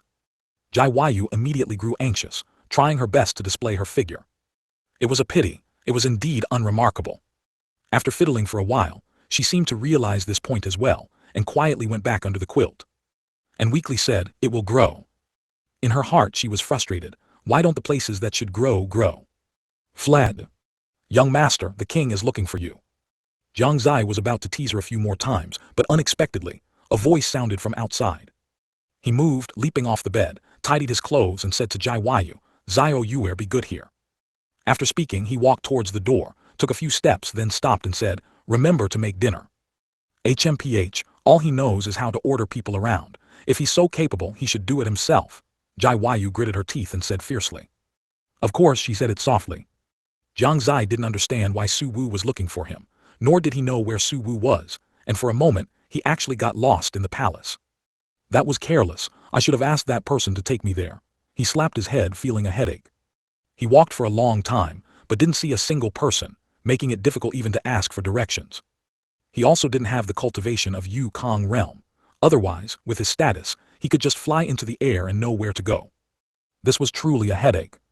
Darn outsider, HMPH, if it weren't for you, why would father have hit me? It's simply too hateful. As Jiang Xie walked, he suddenly heard a muttered complaint. Outsider. A hunch told him that the person spoken of by this voice was himself.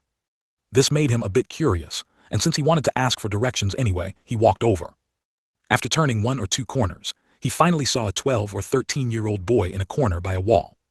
The boy had his back to Jiang Xie, squatting on the ground, his right hand continuously waving up and down, doing who knew what. From Jiang Xie's angle, it really looked a bit inappropriate for children. He walked closer and found that the boy was holding a stick and poking it on the ground. It seemed he was venting all his dissatisfaction onto the ground. What are you doing? Jiang Xie couldn't help but ask. The boy was startled by the sudden appearance of the person, and the stick in his hand fell to the ground at some point. He had thought it was his father coming. Upon seeing that it was just a young man, he relaxed. He patted his chest and sighed with relief, saying, "You scare me to death." After speaking, he looked Jiang Xie up and down a few times and found that he was, indeed, handsome, and even looked a bit like his grandfather. But he had never seen him before, so he immediately felt confused, his small face furrowing deeply. "Who are you? How come I've never seen you?" "Who I am isn't important. What's important is that I just heard you mention something about an outsider. Aren't outsiders common in this palace?" "It's not the same. This isn't one of those outsiders who come to the palace for business, but someone here to bully people," the boy said indignantly. "Oh," Jiang Xie smiled and said, "how do you figure that?" The boy secretly glanced around, and only after confirming no one was there did he say, "My father told me that someone came to the palace today, the son of Uncle Zhan, and that we should be friendly to him. But who are we? How can we let an outsider stand above us? So we plan to unite and teach him a lesson, to make him understand who the adults in this palace are." The boy raised his head, a look of confidence on his face. "Unfortunately, after I revealed the plan, my father gave me a severe beating which just infuriated me. It's all that outsider's fault." His expression suddenly became extremely indignant again. Jiang Xie secretly found it amusing. He had originally thought this trip would be smooth sailing, but he didn't expect that what was bound to happen couldn't be avoided. So he asked, "How many of you are there?" "Let me count." The boy began to count in his mind. After a while he said, "It seems there are 15. 15, that's normal." To be honest, Jiang Xie even felt that 15 was too few. Even if the descendants of the 3 princes were not in the palace, the other 3 princes should have at least 20 or 30 children. 15 was quite unexpected for him. 97, 2 stones. "So how old is your oldest?" Jiang Xie continued to ask. 16 years old. That's our brother Peng. His strength is amazing. He already has a cultivate of controlling Yuan realm 9th level. 16 years old, controlling Yuan realm 9th level. Jiang Xie's expression was strange. It turned out they were all just children. Only controlling Yuan realm 9th level, still far behind that girl Jai Yu. After understanding this information, Jiang Xie patted the little boy's shoulder and said, "It's not that I'm saying it, but you probably don't stand a chance." "That's impossible. Brother Peng will definitely teach him a severe lesson." The little boy shook his head repeatedly, already feeling confident of victory. Jiang Xie smiled slightly and said, "Because he already knows your plan." "Could it be, you are that person?" The little boy's eyes suddenly widened and he couldn't help but retreat several steps. His face was filled with shock. But very quickly, he regained his senses and punched directly at Jiang Xie. "You hateful outsider, take my punch." "Ya." It was truly all bark and no bite. Jiang Xie picked him up with one hand. "Let me go."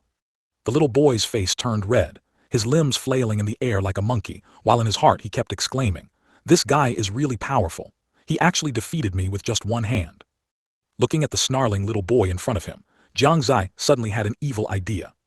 He revealed a devilish smile and softly said, "I can let you go, but you have to answer one question first." "What question?" "If 2 stones of the same material but different sizes are dropped from the same height, which one will land first?" "Does that even need to be said? Of course, the bigger stone will land first. Even a fool knows that." The little boy looked at Jiang Xie as if he were looking at an idiot.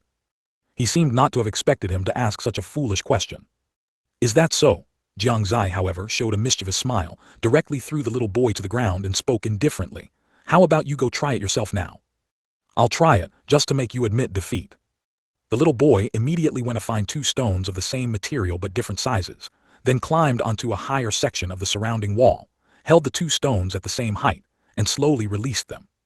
During this process, he even looked at Jiang Xie with a smug expression. HMPH, I'll make you eat your words later. That's what he thought. But when the 2 stones landed, his smile instantly froze on his face. Because the 2 stones landed at the same time. This is impossible, the little boy exclaimed, then suddenly pointed at Jiang Xie with a red face and said, You must have tampered with it. Jiang Xie spread his hands helplessly and said, I didn't do anything to it. The little boy's face changed, and he couldn't help but stumble back a few steps, forgetting that he was on the wall and fell headfirst. Ouch! After a cry of pain, he quickly stood up, picked up the 2 stones again and climbed back onto the wall. He tried again, and the result was still the same. The 2 stones landed at the same time. This is impossible, this is impossible. The little boy's face was pale. He seemed unable to believe what was happening before his eyes. This scene had shattered his worldview. It's not like this, it must be sorcery, the little boy muttered to himself, then suddenly, his eyes lit up as if he had thought of something. He said excitedly, I'm going to ask Father King must know. Upon hearing this, Jiang Xie was stunned. He suddenly felt, had he gone too far? Just as he regained his senses, the little boy's figure was already gone. Jiang Xie in a hurry yelled, Hey, where's his grandfather's palace? After a long pause, there was no reply. His face was full of black lines. He had finally found someone, but they disappeared without him getting any information. Just as he was at a loss, Su Wu's voice sounded in his ear, Xie, I am in the Han Yuan Hall. Jiang Xie's expression brightened, and he ran towards the Han Yuan Hall. A quarter of an hour later, looking at one grand hall after another, Jiang Xie was on the verge of collapse. He had forgotten that, although he knew Su Wu was in the Han Yuan Hall, he didn't know the way there. Sigh. Just as he was feeling dizzy, a sigh caught Jiang Xie's attention.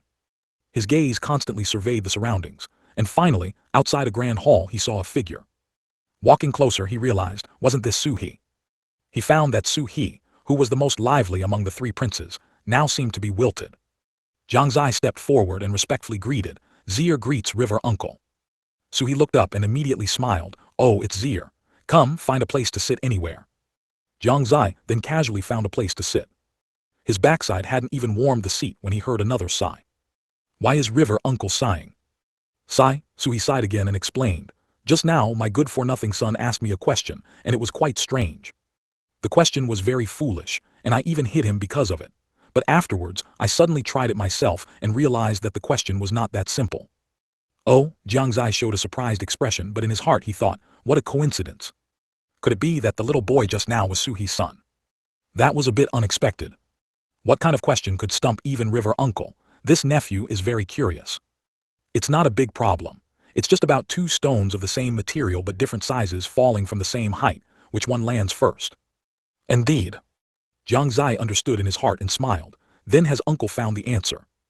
Naturally, I have found it. They land at the same time, but I don't understand why they land at the same time. Su He was still frowning, completely baffled. Jiang Xie said nothing more but instead asked, Does uncle know the way to Han Yuan Hall? Su He pointed him in a direction without thinking. Even after Jiang Xie left, he was still pondering why 2 stones of different sizes would land at the same time. From the moment he received the message that Su Wu wanted to see him, until he reached the grand hall where Su Wu was, Jiang Xie actually spent more than half an hour. When he entered the hall, he found that not only Su Wu was there, but Su Mu was also present. Xie greets grandfather and eldest uncle. He respectfully bowed and immediately asked, May I know why grandfather summoned me here? Haha, it's nothing urgent. Su Wu smiled slightly, his majestic face showing no trace of sternness. I just want you to go and guide your younger brothers and sisters. Jiang Xie was puzzled. Xie, you don't know, these boys are really too mischievous. Not only have several teachers who taught basic knowledge been angered away, but even the teachers who taught Cultivate have been replaced again and again. They simply can't be controlled. The only solution now is to let you, the Fanchen sword master, teach them a lesson. That's right, Xie, this is a joint decision by Father Emperor and us, Su Mu said with a smile. Only then did Jiang Xie understand. No wonder these little rascals said they wanted to give him a hard time. So this was their usual style. Well, since he was staying in the imperial palace, he had to do something. Teaching a few young punks a lesson was still no problem. 98 Yukai Hall. All right, I agree. Jiang Xie nodded readily. Seeing this, Su Wu and Su Mu smiled and nodded. They had been troubled by this problem for a long time. Currently, the direct lineage of the Su family, which is the imperial family, was gradually withering. It wasn't that the younger generation lacked talent, but rather that their characters were not up to the task. Even the collateral branches, meaning the children of some high-ranking officials, were better than the imperial children. The imperial children were arrogant and domineering, while the collateral children strived for self-improvement. They had even personally intervened, but those little brats appeared very clever when Su Wu or Su Mu appeared, showing no signs of any bad behavior. Once they left, it was a completely different story. If it weren't for having too many responsibilities and not enough time to teach them, Su Mu would have personally educated them long ago. The current Kaiyuan Empire seemed powerful, but in reality, it was plagued by internal and external troubles. Internally, the new generation was failing to connect, lacking ambition. Externally, both the Red Cloud Empire and the Great Yan Empire eyed it covetously, and the southern frontier forces constantly caused trouble. Jiang Xie's arrival might just be a new breakthrough. Zier, then you should go to Yukai Hall. It should be time for knowledge class now, so it's good to show your face early. Su Wu said with a smile. After he finished speaking, Su Mu then told Jiang Xie the way to Yukai Hall. Jiang Xie memorized it and then left. After he left inside the main hall, the smiles on Su Wu and Su Mu's faces instantly vanished. Mother, tell me, what's the situation outside now? Su Mu's expression was solemn as he cupped his hands and said, Imperial Father, in the past 2 days, conflicts have frequently erupted within our Kaiyuan Empire, and they have already affected the imperial capital. I estimate they are targeting Zier. Indeed, Zier's identity as the Fanchen sword master is too conspicuous, but they only want to know whether Zier is truly a member of our Su family or not. Yes, the outside world is already making all sorts of guesses. Some sects have also secretly come to investigate, and even people from the Great Yan and Red Cloud empires are seeking confirmation about Zier's news. Since that's the case, then issue a public announcement to the outside world to make them quiet down. As for appearing in public, there's no need. Let's save it for Zier's coming-of-age ceremony. Su Wu's fingers kept tapping on the armrest, his face devoid of emotion. Su Mu bowed slightly and respectfully replied, yes. After the time it takes for an incense stick to burn, an announcement issued by the Kaiyuan Empire's imperial family appeared on the wall outside the imperial palace. There were already many people watching around. The announcement attracted a lot of attention, almost as soon as it was posted. They rushed forward, scrambling, afraid of being too slow and losing their spot. Their appearance was like hungry dogs fighting for food. Today, our Kaiyuan imperial family has gained another member, whose name is Su Zai, the son of Su Zhan, who was lost outside, and also the Fanchen sword master. Ali. The announcement was short, but it was shocking. Now, the long-speculated identity of the Fanchen sword master's lineage finally had a conclusion. Oh my God, the son of His Highness Zhan. Didn't His Highness Zhan die more than 10 years ago? If I'm not mistaken, the rumored Fanchen sword master is also in his teens, right? Could it be truly the son of His Highness Zhan? Impossible, didn't His Highness Zhan have no children?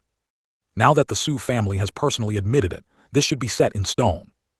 I really didn't expect it. It truly is someone from the Su family. Now it can be confirmed. The Fanchen sword master really is from the Su family. The Su family has gained another dangerous individual, although he is still just a youth. Yet, not long after the announcement was issued, news continuously spread to various places. Both the Righteous Path and Demonic Path sects in the Eastern Continent received the news. Inside the Blood Demon sect, Zhu Tian's expression grew even more gloomy. Inside the Heavenly Fiend sect, Sect Master Hong Xiu also frowned deeply. Only Jiang family's Jiang Fingliu, who received the news, remained calm, his face showing no ripples. No matter how dissatisfied he was with Su Wu's arrangements, he had to admit they were well done. Su Zhan was already dead. This way, even if someone suspected Jiang Zai's identity, there would be no way to verify it. For Jiang Zai, this provided an extra layer of security. After all, even if he was the Fanchen sword master, ordinary people would not provoke him. But if his identity as a demonic path person was exposed, that would be another story. The people of the Shengyuan Continent still held some prejudice against those of the demonic path. Ali. Meanwhile, in the Great Yan and Red Cloud empires, it was no less than a small earthquake. The strength of these two nations was already inferior to the Kaiyuan Empire, and now with the addition of a Fanchen sword master, this was definitely a huge blow to them. More importantly, this Fanchen sword master was a bit unusual. On the other side, Jiang Xie slowly walked towards Yukai Hall along the route Su Mu had told him. From a distance, hundreds of meters away from the main hall, he saw an old man running out in a panic. It was as if a fierce tiger was chasing him. The old man was clearly flustered. He couldn't even walk properly and actually tripped and fell flat on his face in front of Jiang Xie. Jiang Xie extended his hand and asked, "Old man, are you all right?" The old man hadn't noticed Jiang Xie yet. Upon seeing him, he nearly died of fright. "No, I'm fine." His voice trembled slightly, and his face was filled with terror. Jiang Xie was puzzled and asked, "Old man, are you the teacher responsible for teaching those young nobles basic knowledge?" The old man nodded hurriedly. Looking at his expression, Jiang Xie had already roughly guessed what had happened. He smiled and said, "Old man, there's no need to be afraid. I'm different from them. I'm new here and I'm afraid I'll be taking over your position from now on." At this, the old man's expression eased a bit, but he still looked at him suspiciously. Could you be the new young highness?" "That's right. This old man greets young highness." The old man immediately knelt down and bowed. This old man already received the imperial decree. "Young highness, this old man must warn you, those young nobles inside are excessively mischievous. Ordinary people simply cannot teach them. In just this 1 year, no less than 20 teachers have been scared away by them. This old man has been waiting for young highness for a long time. Since young highness has arrived, this old man wishes to take his leave. I hope young highness has a smooth journey." After the old man finished speaking, he slightly cupped his hands towards Jiang Xie. Then he ran off without stopping, completely disregarding his image. "Is it really that terrifying?" Jiang Xie smiled slightly. "Mischievous, that's great. Otherwise it would be too boring. Only then would he feel a sense of accomplishment." Jiang Xie felt that this imperial palace was becoming more and more interesting. He just wondered what kind of expression that little boy would have when he saw him that day. 99. New Mr.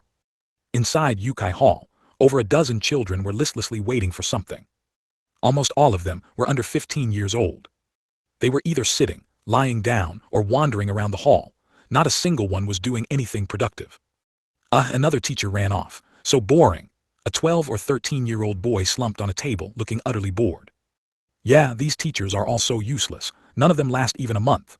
Another 12 or 13-year-old girl pouted slightly, her face full of disdain. "Father King is really something. Our Shengyuan Empire isn't weak in the Eastern Continent. With our status, who would dare provoke us outside? Why do we still have to learn these boring things? Don't worry, if this keeps up, Father King and the others will give up sooner or later." I want to go out and play. I don't want to learn anything." "Exactly. With our talent and the cultivation resources in the palace, even if we don't cultivate that diligently, not many people can compare to us." "That's right." The children chattered amongst themselves. In their view, the Shengyuan Empire was powerful, and their grandfather was also very strong. With their status, they would be respected wherever they went. There was no need to learn these tedious things. Besides, they were tired of learning every day. It was much better to go out and play. "Have you heard? It seems a new teacher has arrived." Suddenly, a small boy of about 14 years old spoke up. The hall instantly fell silent for a moment. Soon the faces of the dozen or so children lit up with excitement. "Great! We were just wondering what to do. Now we can play tricks on the new teacher again." "Yeah, I wonder how long this teacher will last. Hope it's someone younger. All those old men are too boring." It was clear they were full of anticipation for the arrival of the new teacher. However, in the noisy hall, a small boy frowned, not saying a word. Beside him, a 6-year-old girl, exquisitely beautiful like a sculpted jade figurine, observed him carefully with her jade-like eyes for a while before asking in a childish voice, "Brother Yang, what are you thinking about?" Su Yang came back to his senses, glanced at her, but didn't answer her question, continuing to ponder. "Brother Yang, why aren't you talking to Xiaomo?" The little girl didn't give up, moving her small body closer. "I'm thinking about a problem, don't bother me," Su Yang said impatiently. These past few days, he had been driven crazy by that question from Jiang Xie, unable to understand why it was that way. He hadn't even noticed the new teacher everyone around him was discussing. Xiaomo's face showed a hint of grievance, and she returned to her seat dejectedly, lying down. The discussion in the hall was in full swing, with many even starting to set up traps for the new teacher. Outside UK Hall, Jiang Xie slowly arrived at the entrance, a strange glint in his eyes. At the same time, inside Tangxin Pavilion, Jiang Xie's departure left Jai Yu bored. She no longer felt like lying in bed. She got out of bed, walked to the entrance of the hall and sat down, resting her face in her hands, gazing at the distant sky, lost in thought. But from her expression, it wasn't hard to guess she was thinking about someone. Inside Yukai Hall, the dozen or so children had clearly divided their tasks, some hiding, some concealing, preparing a big surprise for the new teacher. Jiang Xie paused at the entrance, then stepped forward. As soon as one foot crossed the threshold, Jiang Xie felt an anomaly, but he wasn't flustered. He walked in as if no one else was there. The moment he fully entered Yukai Hall, countless strong winds assailed him from all directions. Then Jiang Xie saw more than a dozen children flying towards him from all sides. Each person's expression was different. Some were playful, some mischievous, some excited, and some wore wicked smiles. If it were anyone else, they would surely have to stand there and be hit. Because they were the descendants of the princes, they couldn't be harmed. If anything went wrong, it could mean execution. This was also the point that made the teacher who came to teach them suffer immensely. They couldn't hit them, nor did they dare scold them. They could only obediently endure it. But Jiang Xie was different. Who was he? The Fanchen sword master. He also had royal bloodline, and Su Wu held him in high regard. The three princes also frequently praised him. He wasn't afraid at all, even smiling. He bent his knees and moved his palms. Tai Kai martial skill instantly unfolded. Following that, an outrageous scene occurred. Even Jiang Xie hadn't anticipated it. The children's faces all showed expressions of shock. Soon they found their bodies seemingly out of control, beginning to fly around Jiang Xie. Over a dozen children, moving around Jiang Xie as his palms moved, constantly spinning in the air. What's going on? How dare he lay a hand on us? Why is my body out of control? Aya, what kind of martial skill is this? I'm dizzy, please put me down, Aya. Vahi. Facing the shouts of these little brats, Jiang Xie was unmoved, continuing to wave his arms. Then, with a forceful push of both hands, the dozen or so children spun and flew in all directions across the hall. With a series of thuds, the entire hall instantly descended into chaos. Ouch! Wails also continuously sounded. Jiang Xie's eyes gleamed. This Tai Kai was becoming more and more interesting. A while ago, it could only absorb some attacks, but now it could even block objects. My back. My head actually has a patch of skin broken. Damn it, I'm going to ask Father Emperor to uphold justice. Jiang Xie continued to ignore the howling, instead looking around with his gaze. He found that it indeed felt like a classroom here. Low tables and chairs, and a large smooth, flat stone slab at the front. Around the room, there were also mountains of books piled up. Only. This scene and these children were completely out of place. Ahem. Suddenly he let out a soft exclamation, seeing a familiar face. It was a boy only 12 or 13 years old, sitting by a table, staring dumbfounded at the scene before him. Next to him was a little girl just like him. It seemed neither of them had participated in the attack on Jiang Xie. You. Su Yang was speechless for a moment, seeing Jiang Xie here. He couldn't say a word for a long time. At this moment, some people had already stood up. They glared at Jiang Xie. Seeing his appearance, a hint of surprise inevitably appeared in the children's eyes. Who are you? Someone asked. Jiang Xie smiled, revealing a mouthful of white teeth and said, Naturally, I am the teacher who has come to teach you.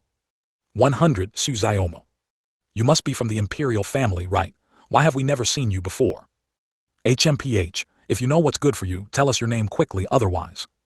Exactly, and you don't look very old, how could you be our sir?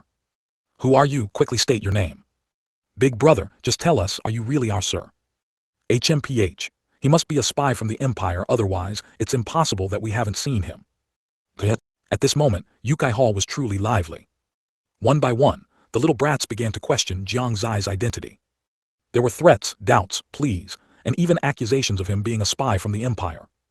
Jiang Xie couldn't help but sigh. These little brats truly had rich imaginations. I've made it quite clear. As for who I am exactly, I think your companion can tell you. As he spoke, his gaze swept towards Su Yang. Everyone else did the same. Su Yang, who exactly is he? Brother Yang, who is he? A series of questions were fired, and Su Yang also snapped back to his senses slightly, muttering, he's the new one. The new one? Which new one? The new sir. For a moment, everyone didn't react. Clap. Jiang Xie clapped his hands and smiled. Let me introduce myself. My name is Su Xie, and I should be the outsider you're talking about, and also your new sir. Swishing. The hall instantly fell silent. A dozen children were stunned in place. Jiang Xie secretly found it amusing. Soon he felt something tugging at his clothes. He lowered his head and saw a delicate little girl, as if carved from pink jade, standing beside him at some point, pulling on the hem of his clothes with her tiny hand. "Big brother, you're so amazing." Xiaomo's eyes sparkled, her face filled with admiration. Looking at such a cute little girl, Jiang Xie's heart melted. He immediately squatted down, patted her head and smiled. "What's your name?" "My name is Su Xiaomo. Big brother can call me Xiaomo." "Xiaomo, aren't you afraid of me?" "No, I'm not." "Why?" "Because big brother isn't a bad person." The little girl's face was innocent. Jiang Xie picked her up, and Su Xiaomo tightly hugged Jiang Xie's neck, looking very happy. "Put Xiaomo down." "What are you doing?" "Outsider, quickly let Xiaomo go." After learning that Jiang Xie was the outsider, the children's tone and even their expressions changed. They became unfriendly. One by one, they glared at Jiang Xie with furious expressions. "Big brother, they're too noisy. Can you make them quiet for a bit?" Before Jiang Xie could speak, Su Xiaomo spoke first. "Head of Ilhasa." Jiang Xie burst out laughing, finding it highly amusing. Everyone else's faces darkened. They had completely not expected Su Xiaomo to say such a thing. Their first thought was, Su Xiaomo had been bewitched by Jiang Xie. "Damn it, what demonic technique did you use?" "Xiaomo, don't be fooled by him." "Exactly, Xiaomo, we're your brothers." From beginning to end, Su Yang hadn't said a word. Ever since his last encounter with Jiang Xie, he had felt that Jiang Xie was very dangerous. A single question could stump even his own father, the king. He subtly retreated a few steps without a sound. His intuition told him that something bad was about to happen. "Then Xiaomo, tell me, who should we start with?" Jiang Xie once again ignored their words, turning to ask Su Xiaomo, who was in his arms. "Him."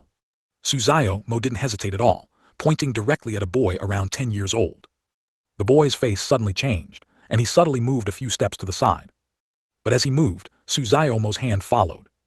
"Why him?" Jiang Xie asked. "Because he often bullies Xiaomo." Su Xiaomo pouted, looking incredibly wronged. Jiang Xie patted his head again, then smiled, "All right." After speaking, before anyone could react, they found that the boy who had just been standing there had vanished in the blink of an eye. Immediately after, a terrified scream came from outside the hall. "Ayah, help, father, mother, help." A dozen children rushed out in a swarm. They looked around but couldn't see the boy. "Look up." Suddenly, someone noticed something unusual. Above them, a tiny dark silhouette was continuously falling. And that terrified scream was also coming from above. A bold idea suddenly formed in their minds, and they looked up in disbelief. Until the dark silhouette continuously grew larger in their eyes, until a clear face appeared. They all gasped. What exactly had happened just now, they had no idea, and they hadn't felt anything at all. It was under such circumstances that Su Yan had reached who knew how many miles into the high sky. All signs told them that the Jiang Xie before them was not someone they could afford to provoke. Gulp! Sounds of swallowing echoed all around. Looking at this scene, Jiang Xie was very satisfied. He needed to give them a taste of their own medicine, to kill the chicken to warn the monkeys. Otherwise, these little brats wouldn't easily quiet down. "Wow, big brother is so amazing." Xiaomo's eyes sparkled, and her tender little hands actually started clapping. "Ayah, father, mother." Screams continued to emanate. Su Yan looked at the rapidly approaching ground, his soul nearly scared out of him. He even closed his eyes in despair. But he didn't hit the ground. Instead, he was held in Jiang Xie's hand. When he opened his eyes, his face was already deathly pale. "Brother, big brother, I'll never bully Xiaomo again, please let me go." Su Yan begged tremblingly. He was absolutely terrified. For someone whose cultivation hadn't reached the Yukong realm, falling from tens of thousands of meters in the sky was simply a great terror. Jiang Xie put him down and scanned the surroundings. Everyone he looked at lowered their heads, not daring to meet his gaze. They had already understood that the Jiang Xie before them was not like the previous sirs who dared not do anything to them. This person really hit, and he meant business. "I'll give you 10 seconds. If you haven't tidied up your desks within 10 seconds, I don't mind giving you an aerial tour," Jiang Xie said indifferently. As soon as his words fell, everyone rushed into the great hall, frantically tidying up their desks that had been overturned earlier due to their sneak attack on Jiang Xie. 10-9-8-7. Jiang Xie's voice was like a death knell. Their foreheads began to be covered in sweat. 3-2-1. Very good. Looking at the much tidier hall, Jiang Xie revealed a satisfied smile. But the show had just begun, and their nightmare had only just started. Inside Tangxin Pavilion, Jai Yu, who had been sitting outside the door for a long time, felt an inexplicable surge of irritation. It was as if something of hers had been snatched away, which put her in a very bad mood. 101. Grandpa Su will help you decide. This sudden sense of crisis made her unable to sit still. After much thought, she left Tianxin Pavilion and walked towards Kainyuan Hall. Unlike Jiang Xie, this wasn't her first time in Kainyuan Imperial Palace. Her father had brought her a few times before. Therefore, Jai Yu was very familiar with the way and didn't stop at all on her journey. Every time she met someone, they would be astonished by her beauty, yet no one dared to approach her. Jai Yu also disliked other men trying to get close to her. It would make her feel annoyed. So sometimes she would avoid crowded paths. Of course, if she encountered elders, that was different. She would immediately change her demeanor. Just as she had already arrived outside Kainyuan Hall, Su Wu's voice came from inside the hall. "Yuer, what brings you here?" Although his relationship with Jai Wushwang wasn't very good, Su Wu still had a good impression of Jai Yu. Not only was it because she was well-behaved and sensible, but most importantly, it was because of Jiang Xie's unusual attitude towards her. With his seasoned eyes, he could naturally discern the extraordinary relationship between the two. Jai Yu stopped her steps towards entering the main hall. A smile immediately replaced her expression, and she said sweetly, "Grandpa Su, it's nothing much, I just want to know where he is." "Ha ha ha," Su Wu laughed heartily and said gently, "You are truly devoted to Zier. He's probably in Yukai Hall right now, disciplining those young rascals." Jai Yu's face instantly flushed red at Su Wu so directly pointing out her affection for Jiang Xie, and she secretly rejoiced that Jiang Xie wasn't here. Otherwise, if he heard it, where would she put her face? She'd probably never be able to lift her head in front of him again. This was absolutely something she didn't want to see. "Yukai Hall, Grandpa Su, where is Yukai Hall?" Jai Yu still asked sweetly. She looked just like a well-behaved girl. Su Wu also readily told her. He had thought Jai Yu would immediately go find Jiang Xie, but to his surprise, she hadn't left yet. So he asked, "Yuer, do you have anything else?" "Grandpa Su, is my father and you a bit unhappy?" Jai Yu hesitated for a moment before asking. Indeed, Su Wu was non-committal. Jai Yu immediately said, "Then, next time I see my father I'll make him apologize to you. I'll teach him a good lesson." "Ha ha ha, good, good." Su Wu's face broke into a wide smile. He grew increasingly fond of this beautiful little girl. "You are much more sensible than your father. If Jiang Xie bullies you in the future, just tell Grandpa Su, and Grandpa Su will stand up for you." "Thank you, Grandpa Su." Jai Yu's face also broke into a smile. This was the sentence she had been waiting for. With this sentence, if Jiang Xie ever bullied her again, she would just bring Su Wu over. Just thinking about Jiang Xie not daring to show off in front of her, Jai Yu couldn't help but feel a burst of satisfaction. "Then goodbye, Grandpa Su. You is going to find him now." Jai Yu bowed slightly. "Go on." Ali. At this moment, Jiang Xie still didn't know that Jai Yu had already gained the protection of his grandfather. Inside Yukai Hall, he stood at the very front of the hall, his sharp eyes looking down at the crowd below. Below, beside each table, there was a small figure. They were all sitting upright, their eyes bright and full of spirit, looking like a group of diligent students. In reality, they were all intimidated by Jiang Xie. They certainly didn't want to experience the feeling of flying. Although flying was indeed fun, Jiang Xie's flying was no ordinary matter. Just look at Su Yan, who was still dazed and trembling on the side, and you'd know. He hadn't recovered even after that short while. One can imagine how terrifying it was. "All right, let's begin the lecture now." Jiang Xie smiled slightly, ready to start the lecture. "Reporting, sir, can we eat in the classroom?" "No." Jiang Xie refused without even thinking. "Then why can she eat?" a voice came. Jiang Xie looked in the direction he pointed, and saw that it was Xiao Mo eating some unknown snack. He pretended not to see and asked, "Where? Why didn't I see it?" "Sir, right next to you." "No, there isn't." "Sir, is it Xiao Mo? Whoever disturbs the classroom discipline, I'll throw them out." As soon as these words were spoken, the hall instantly fell silent. There were no more dissenting voices. Xiao Mo continued to eat her snack, and even held it up to Jiang Xie, saying in a sweet, childish voice, "Big brother, do you want some?" Jiang Xie patted her head and smiled. "Big brother doesn't want any, you eat it." This scene made the eyes of the dozen or so children below blaze with fire. This favoritism was too obvious. Yet they dared not be angry or speak. For the first time, they felt that Xiao Mo, that girl, was so cunning. She usually looked dull and silly, but they never expected her to be so clever at crucial moments. "All right," Jiang Xie's expression turned serious and the children's hearts trembled. He scanned the group below and then smiled. Now, let's play a game. His rapid change in tone and expression kept the children's hearts hanging, never settling down. Hearing the word game, they didn't think it was a good thing. As everyone knows, the profound origin continent is a world where the strong reign supreme. Those with cultivate talent will embark on the path of cultivate. So, the question is, what are the known cultivate realms? A mischievous smile appeared on Jiang Xie's lips and he said, "Who wants to answer?"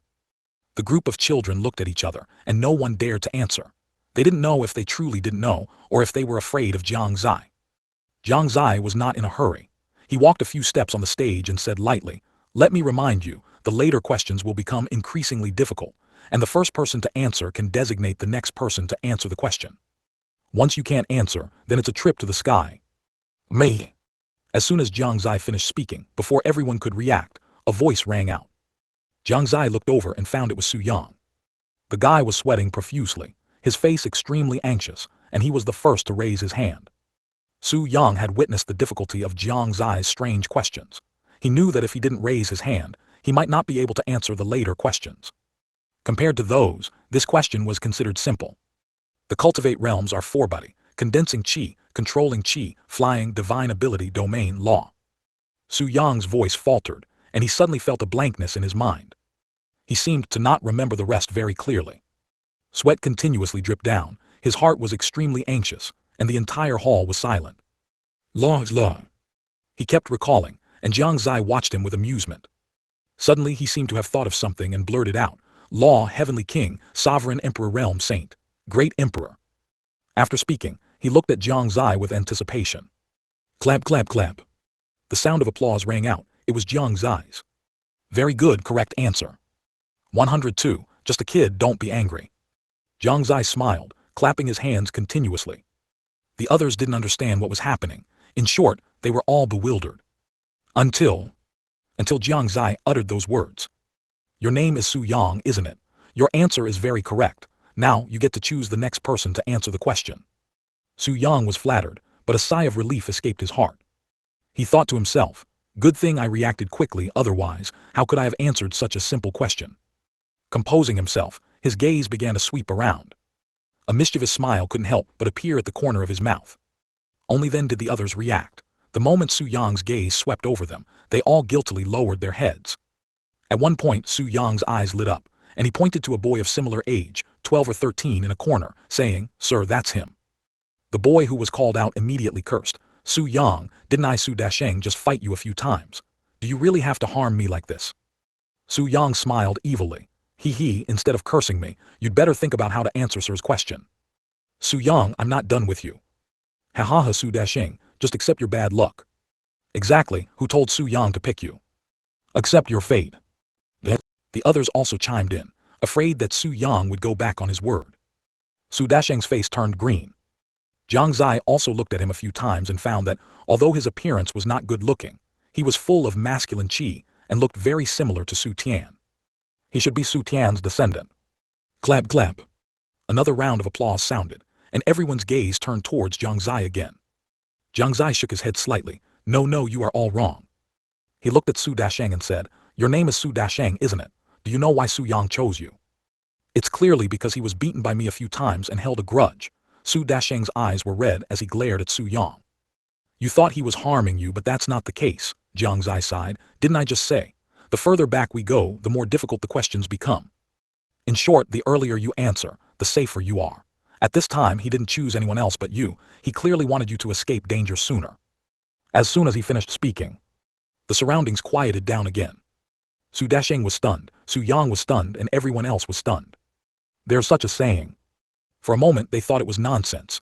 It was clearly revenge, but how did it become help in Jiang Xie's words? But on second thought, they felt that Jiang Xie's words didn't seem unreasonable. The earlier questions were simple, which meant that the later they answered, the more likely they were to be unable to answer. Looking at it this way, Su Yang really was helping Su Dasheng. Su Yang had also completely not expected things to develop this way. On the other side, Su Dasheng had already started laughing. "Wahahaha, so that's how it is, thank you sir for clarifying." In a moment of excitement, he even ran to Su Yang and gave him a big hug. "Thank you, Su Yang, I didn't expect you to be so kind. I promise I won't steal your things anymore. Ah, good, good, Su Yang answered blankly. Even now, his mind was still bewildered. He had become the one doing good deeds. The others also reacted, their hearts now filled with regret. What a pity they hadn't thought of this point. While everyone was thinking about how to get Su Dasheng to choose them, Zai almost sat on a chair, her legs constantly swinging, and her hands never stopping, continuously stuffing things into her mouth. All right, for the second question, how many major regions are there in the current Shengyuan Continent, and what are their characteristics? As soon as this question was posed, Su Dasheng froze in place, cold sweat continuously dripping from his forehead. The wind blowing in from the window made him feel a hint of coolness. This second question was much harder than the first. He seemed to remember that a sir had taught this knowledge point at one time, but at that time, he had no intention of studying and only vaguely listened to a little. But now there was no other way. He could only rely on the tiny bit of memory remaining in his mind to answer this question. The Shengyuan Continent currently has 5 major regions. There's Saint Province, Eastern Continent, Southern Border, Northern Desert, and Western Forest. Their respective characteristics: Eastern Continent, many plains, abundant resources. Since ancient times it has been a place of strategic importance.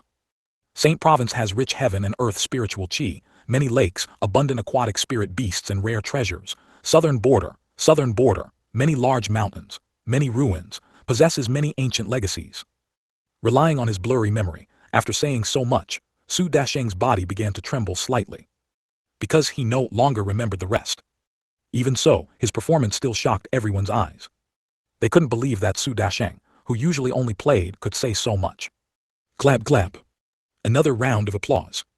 Jiang Xie was actually very surprised that he could say so much. He laughed, not bad to be able to say so much. I'll waive your punishment this time. Western Forest has many forests and is a paradise for vicious beasts. As for the Northern Desert, there is an endless desert there, with few inhabitants. Anyone who enters the Northern Desert will easily get lost in the endless desert if they are not careful. Now have you remembered? We remembered. Everyone shouted, and this time they remembered clearly. Su Dasheng, it's your turn to choose the person to answer the next question. Jiang Xie was very curious, who would he choose this time? Su Dasheng, like Su Yang before him, constantly surveyed his surroundings with wide eyes. This time, the reactions of the people around them were vastly different from before. Previously, they would lower their heads when faced with Su Yang's gaze, but this time, they boldly looked at Su Dasheng. Dasheng, choose me, choose me. Choose me, Dasheng. Brother Dasheng, how can you bear not to choose me? Little brother Dasheng, big sister will give you something fun to play with, choose big sister. Ali. Inside the hall, it was bustling with excitement, and outside the hall, a girl's voice was heard. The girl's face was peerlessly beautiful, every frown and smile captivating the soul. From afar, Jai Waiyu heard the clamor coming from Yukai Hall, and also heard Jiang Zai's voice. A smile appeared on her exquisite face, and she secretly walked to the side of Yukai Hall, peeking inside through the window. Sure enough, she saw Jiang Zai's figure.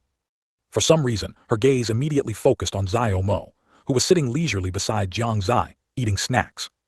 Looking at this little girl, carved from pink jade, Jai Waiyu felt a little uncomfortable in her heart.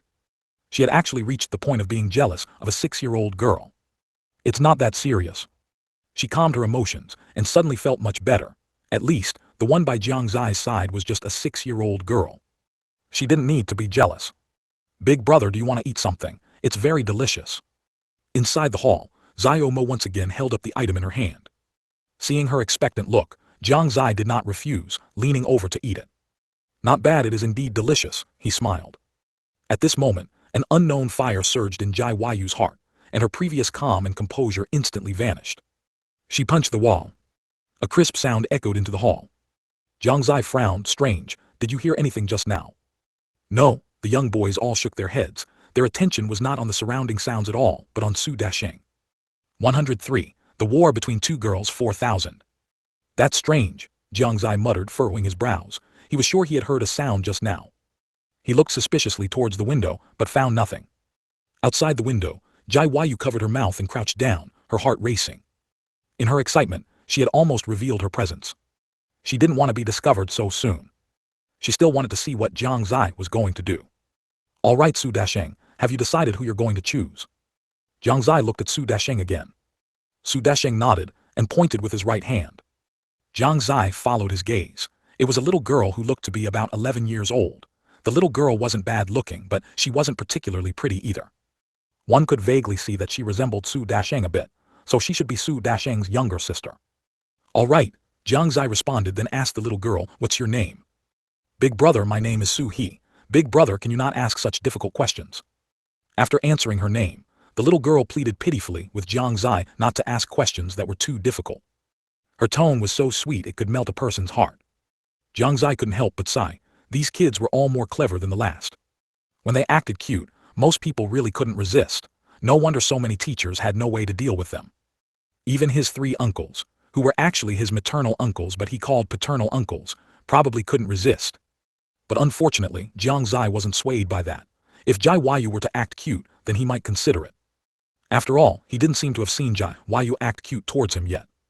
As for Xiao Mo, it was purely because she was young. She was probably the youngest here. Bang! Another crisp sound rang out. It was Jai Yu punching the wall again. Seeing the little girl acting cute towards Jiang Xie, she felt a surge of displeasure. Yes, she was too concerned about face to act cute in front of Jiang Xie, but she also wouldn't allow other girls to act cute in front of Jiang Xie. After punching, she regretted it immediately and quickly crouched down, biting her sleeve in frustration. This time Jiang Xie clearly heard the sound. His expression froze. He suddenly thought of something. There was definitely someone outside the hall. But if it were an outsider, the Fanchen sword, hidden in the void realm, would have sent him a message.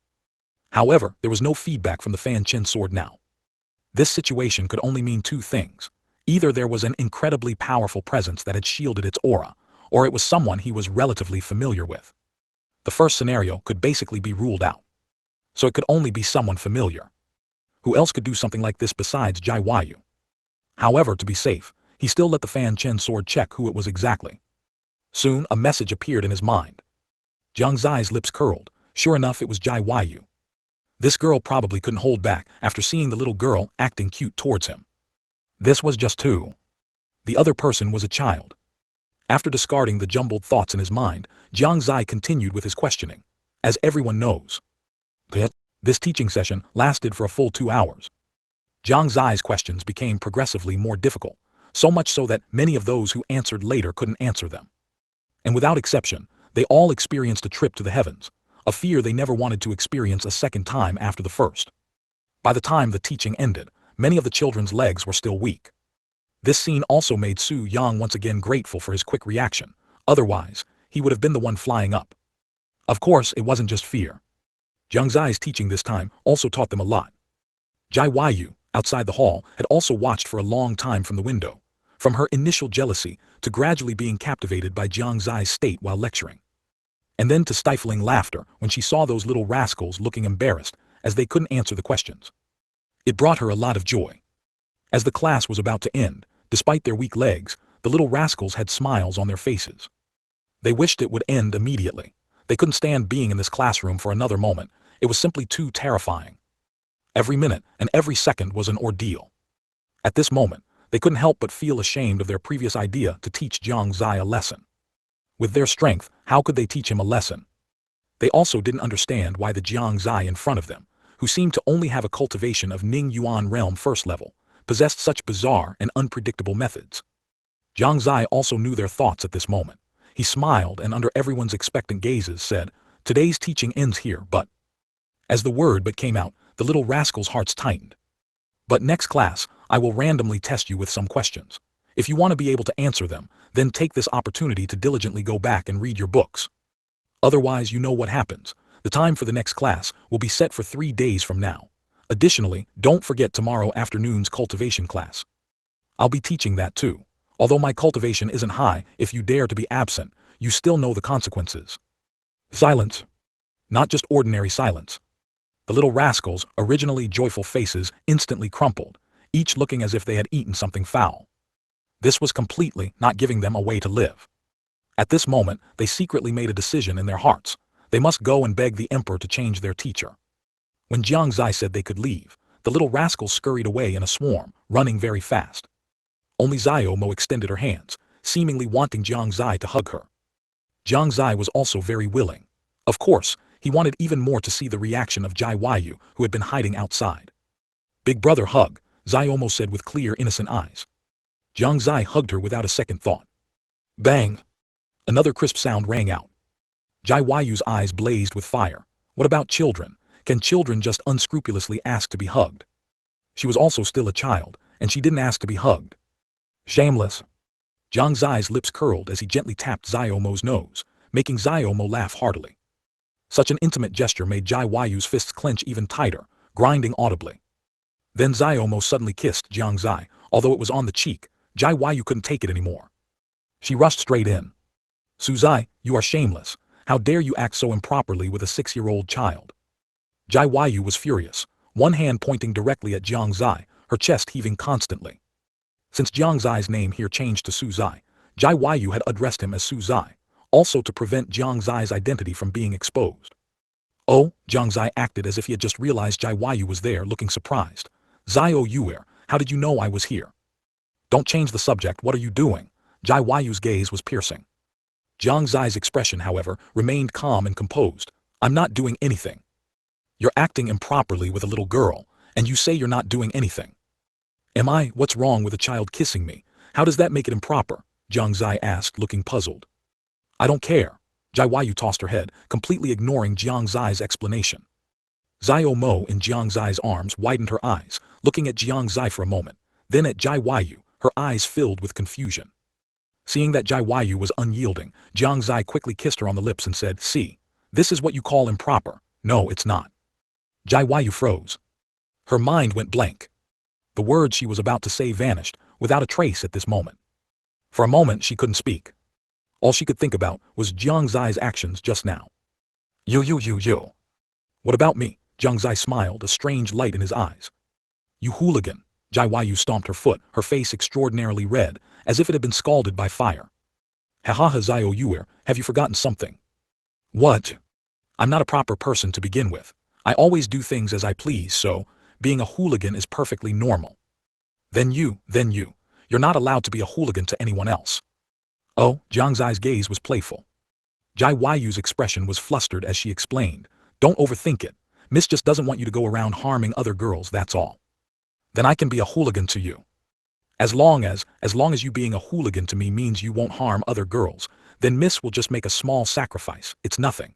I'm thinking of the other girls in Shengyuan Continent. Sacrificing one of me to save thousands, why not? Jai Yu held her head high, speaking righteously. Wow, Jiang Xie couldn't help but applaud her, finding such a reason was quite something. Xiao Yuer really thinks of others. Of course, Miss is the saintess of Haoran Sect. Big brother, Xiao Mo wants a kiss too. Xiao Mo's voice at this moment was somewhat ill-timed. Jai Yu's face changed, and she immediately said, no kissing. Why, didn't big sister just kiss him? No means no. No, Xiao Mo wants a kiss. Be careful, big sister will hit you. I'm not afraid, big brother will protect Xiao Mo. Jai Yu was practically going crazy. For the first time, she found a 6-year-old child so annoying. If she weren't so young, Jai Yu would really want to teach her a lesson. Suzai, put her down, no hugging. No, Xiao Mo just wants big brother to hug her. I'll hug her. No, big sister is a bad person, bad sister. Jiang Xie felt a headache for the first time.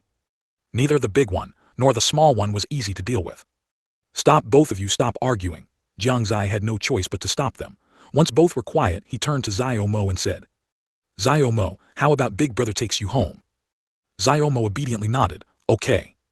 Jai Yu was practically fuming. This was definitely the biggest rival she had ever encountered. She hadn't even taken Lin Maoyan seriously, and now she was getting flustered by a little girl. Jiang Xie secretly gave Jai Yu a look. Jai Yu turned her head away, sulking silently. Next, Jiang Xie took Xiao Mo and left UK Hall. Jai Yu also followed them the whole time, watching the two ahead talking and laughing, which made her even angrier. She could only turn her head away and stop looking. She was afraid she wouldn't be able to hold back and would end up teaching that little girl a lesson. If this were in Haoran Sect, she would have long since expelled her from the sect. And she wouldn't have to suffer this chi. Bad person, incorrigible, pedophile pervert, go to hell. All along the way, she was muttering to herself, as if deliberately saying it for Jiang Xie to hear. Jiang Xie, walking ahead, heard every word she said clearly. He had never imagined that a child could make Jai Yu lose her composure like this. It was quite rare. Before long, Jiang Xie sent Xiao Mo back to her residence. To his surprise, Xia Omo turned out to be Su Mu's daughter. Seeing her good relationship with Su Yang, he had thought she was Su He's daughter. Upon Jiang Xie's arrival, Su Mu was extremely enthusiastic, insisting that he stay for a while, but Jiang Xie politely declined, and Su Mu did not force him to stay. On the way back to Tangxin Pavilion, Jai Yu remained silent, sulking. Jiang Xie approached her with a smile, patted her shoulder and pretended to ponder. What's wrong, Xiao Yuer? Why do you look so unhappy? Nothing, miss, just suddenly wants to go visit Grandpa Su. Grandfather, why are you going to him? Jiang Xie frowned. Is that something you can just casually do? Isn't Jai Yu afraid at all? Of course, to tell Grandpa Su that someone is bullying Miss, Jai Yu said, still expressionless. Ha ha ha, Xiao Yuer, are you sure you're not joking? Jiang Xie found it somewhat amusing. Going to his grandfather to complain about him, would that even work? He at least thought it wouldn't work. Would his grandfather not side with him, but side with an outsider instead? The closeness of their relationship was clear at a glance. He suddenly wanted to see Jai Yu get humiliated. So he just let her go. He would just quietly follow along. Although Jai Yu's face was calm, she was secretly laughing in her heart. Let's see if Jiang Xie can still laugh later. Thus with their own thoughts, the two walked in silence. Until both of them appeared outside Qianyuan Hall. They stepped in almost simultaneously. Zier Yuer, why have you come? Su Wu's voice rang out again. Jiang Xie bowed slightly. Zier just came to see grandfather. Haha, good. Su Wu laughed heartily, his figure suddenly appearing inside the main hall. He nodded with satisfaction, then turned his gaze to Jai Yu and said, and Yuer. Jai Yu also bowed, then said pitifully, Grandpa Su, he bullied me. Oh, Su Wu's smile immediately faded. Seeing this, Jiang Xie's heart sank, secretly thinking it was not good. Zier, how did you bully Yuer? Yuer is such a well-behaved little girl following you. It's one thing that you don't cherish her, but you even bully her. Su Wu's tone was stern, his gaze intimidating. Something's not right. Shouldn't Su Wu be siding with him? How could it be? His gaze shifted, catching the hint of schadenfreude in Jai Yu's eyes. Jiang Xie immediately understood. Jai Yu had been prepared for this. 104. Leaving the city. Su Wu's expression made Jiang Xie unable to tell if he was genuinely angry or just pretending. At least on the surface, he was definitely angry. He also didn't know what Jai Yu had done to make Su Wu react this way. Just as he was thinking about how to deal with the situation, a voice suddenly echoed in his mind. You brat, you don't know how to cherish such a good girl. You won't find a second girl with Yuer's beauty and talent in the entire Eastern Continent. Grandfather has gone to great lengths for your life's major event. Hurry up and apologize. Don't make grandfather lose face. The voice was clearly Su Wu's. Jiang Xie looked over and saw Su Wu subtly give him a look. He immediately understood, and with an apologetic expression he said to Jai Yu, Xiao Yuer, it was my fault. If there's anything I did wrong, you can just say it, and I definitely won't change it. Jai Yu's mood had been gradually improving, but after Jiang Xie's last sentence, her calm mood became extremely bad again. Su Wu couldn't help but close his eyes, lamenting how his grandson was so clueless. He didn't know how to make a girl happy at all. Back when he was his age, he already had 2 young ladies smitten with him. You, Grandpa Su, he's bullying me. Jai Yu's eyes welled up with tears. This truly gave Su Wu a headache. One was his grandson, and the other he already considered his granddaughter-in-law. He really liked this girl, Jai Yu. She was well-behaved and beautiful. If she ran off, Jiang Xie would have nowhere to cry. Ha ha ha, Xiao Yuer is getting flustered. Jiang Xie mocked for a while, then ran off into the distance, shouting, if you have the guts, come chase me. If you catch me, I'll give you a surprise. Come on, move it. Although Jai Yu was angry, she couldn't refuse Jiang Xie's surprise and immediately chased after him. She was confident that, with her cultivation, catching up to Jiang Xie would be effortless. Su Wu also understood that this was their way of interacting. He had been worrying for nothing, as there was no need at all. Watching the two gradually disappear into the distance, Su Wu smiled slightly. Young people nowadays have so many tricks. Jiang Xie knew he couldn't outrun Jai Yu, so after running for a bit he stopped, spread his hands helplessly and said, I surrender. HMPH, Jai Yu snorted coldly and said indifferently, where's my surprise? Although her face showed no expression, her heart was filled with anticipation. Jiang Xie beckoned, signaling her to lean in. Jai Yu hesitated for a moment before slowly walking over to Jiang Xie and leaning her ear close. Jiang Xie blew a puff of air into her ear, and Jai Yu instantly shivered, a blush gradually creeping onto her face. Wifey tilde. The 2 words were drawn out long. But they went straight to Jai Yu's heart. she was practically ecstatic. Her heart pounded wildly, as if it had been injected with hormones. The anger instantly vanished, replaced only by joy. Indescribable joy. He actually called her wifey. He likes me. He compromised. Jiang screamed madly in her heart. A perverted flush also appeared on her face. But she still haughtily said the exact opposite of what she was thinking. Bah, who's your wifey? Miss doesn't like you at all. Ha ha ha, I'm just kidding with you. Jiang Xie knew her personality well and didn't mind it. Jiang words couldn't be trusted. Her actions and reactions were what truly mattered. From her reaction just now, it wasn't hard to see that this girl's thoughts were too easy to guess. I didn't say you were my wifey, I was just teasing you. Jiang Xie didn't know how big of a blow that sentence was to Jiang. He only knew that after saying those words, his neck felt as if it had been bitten by some ferocious animal, making him grimace in pain. Tears almost came out. A huge tooth mark appeared on his neck. Al, what are you doing? Jiang Xie cried out in pain. He looked at Jiang with a resentful expression, like a little wronged wife. Jiang turned her head and snorted coldly. Someone deserved it. Jiang Xie smiled helplessly, rubbed his neck and then said seriously, all right, Zio Yuer, stop playing, it's time to get down to business. Business? Jiang frowned slightly and said, what business? Of course, it's about establishing a force. How do we do it? The first step, of course, is to teach me disguise. Jiang Xie looked at her with shining eyes. Although revealing the news that he was the Fanchen sword master would not harm him, it would cause a huge stir with his every move. Before the force was fully established, he should act discreetly. It was just a simple trip out of the city, and he didn't want to make too much of a fuss. At this point, he somewhat understood the troubles of celebrities in his previous life. No wonder they had to be completely wrapped up. No problem, Jiang nodded.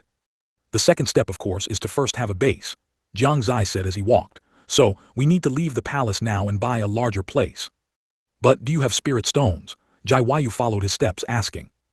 Jiang Xie paused. He hadn't really considered that question. But soon he laughed and said, no worries, who am I? I'm now a royal descendant of the Qianyuan Empire. How could I owe spirit stones? That's true.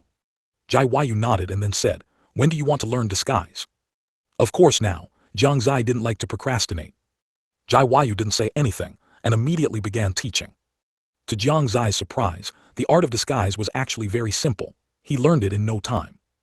Of course, if his cultivation was still at the body-tempering realm as before, whether he could learn it would be an unknown. After learning, Jiang Xie immediately changed his appearance.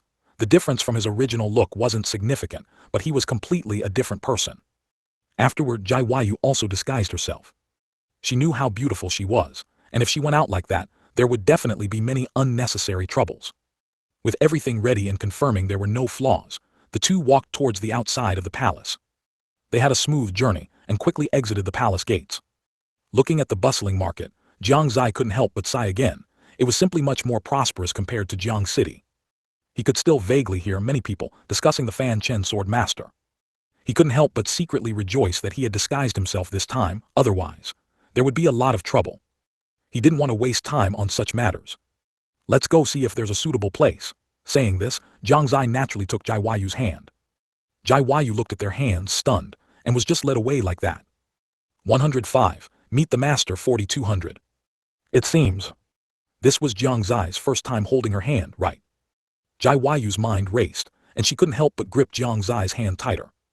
What are you spacing out for? Jiang Xie turned back with a slight smile. Jiang snapped out of it and shook her head, nothing. Then let's go. The two appeared to be leisurely strolling around, but in reality, they were constantly surveying the surrounding buildings. During this time, Jiang Xie was constantly thinking in his mind where he should start.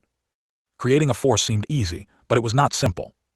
Not only did he need land, but he also needed the ability to occupy that land and rule, and furthermore, he needed cultivation resources, which meant having his own industries.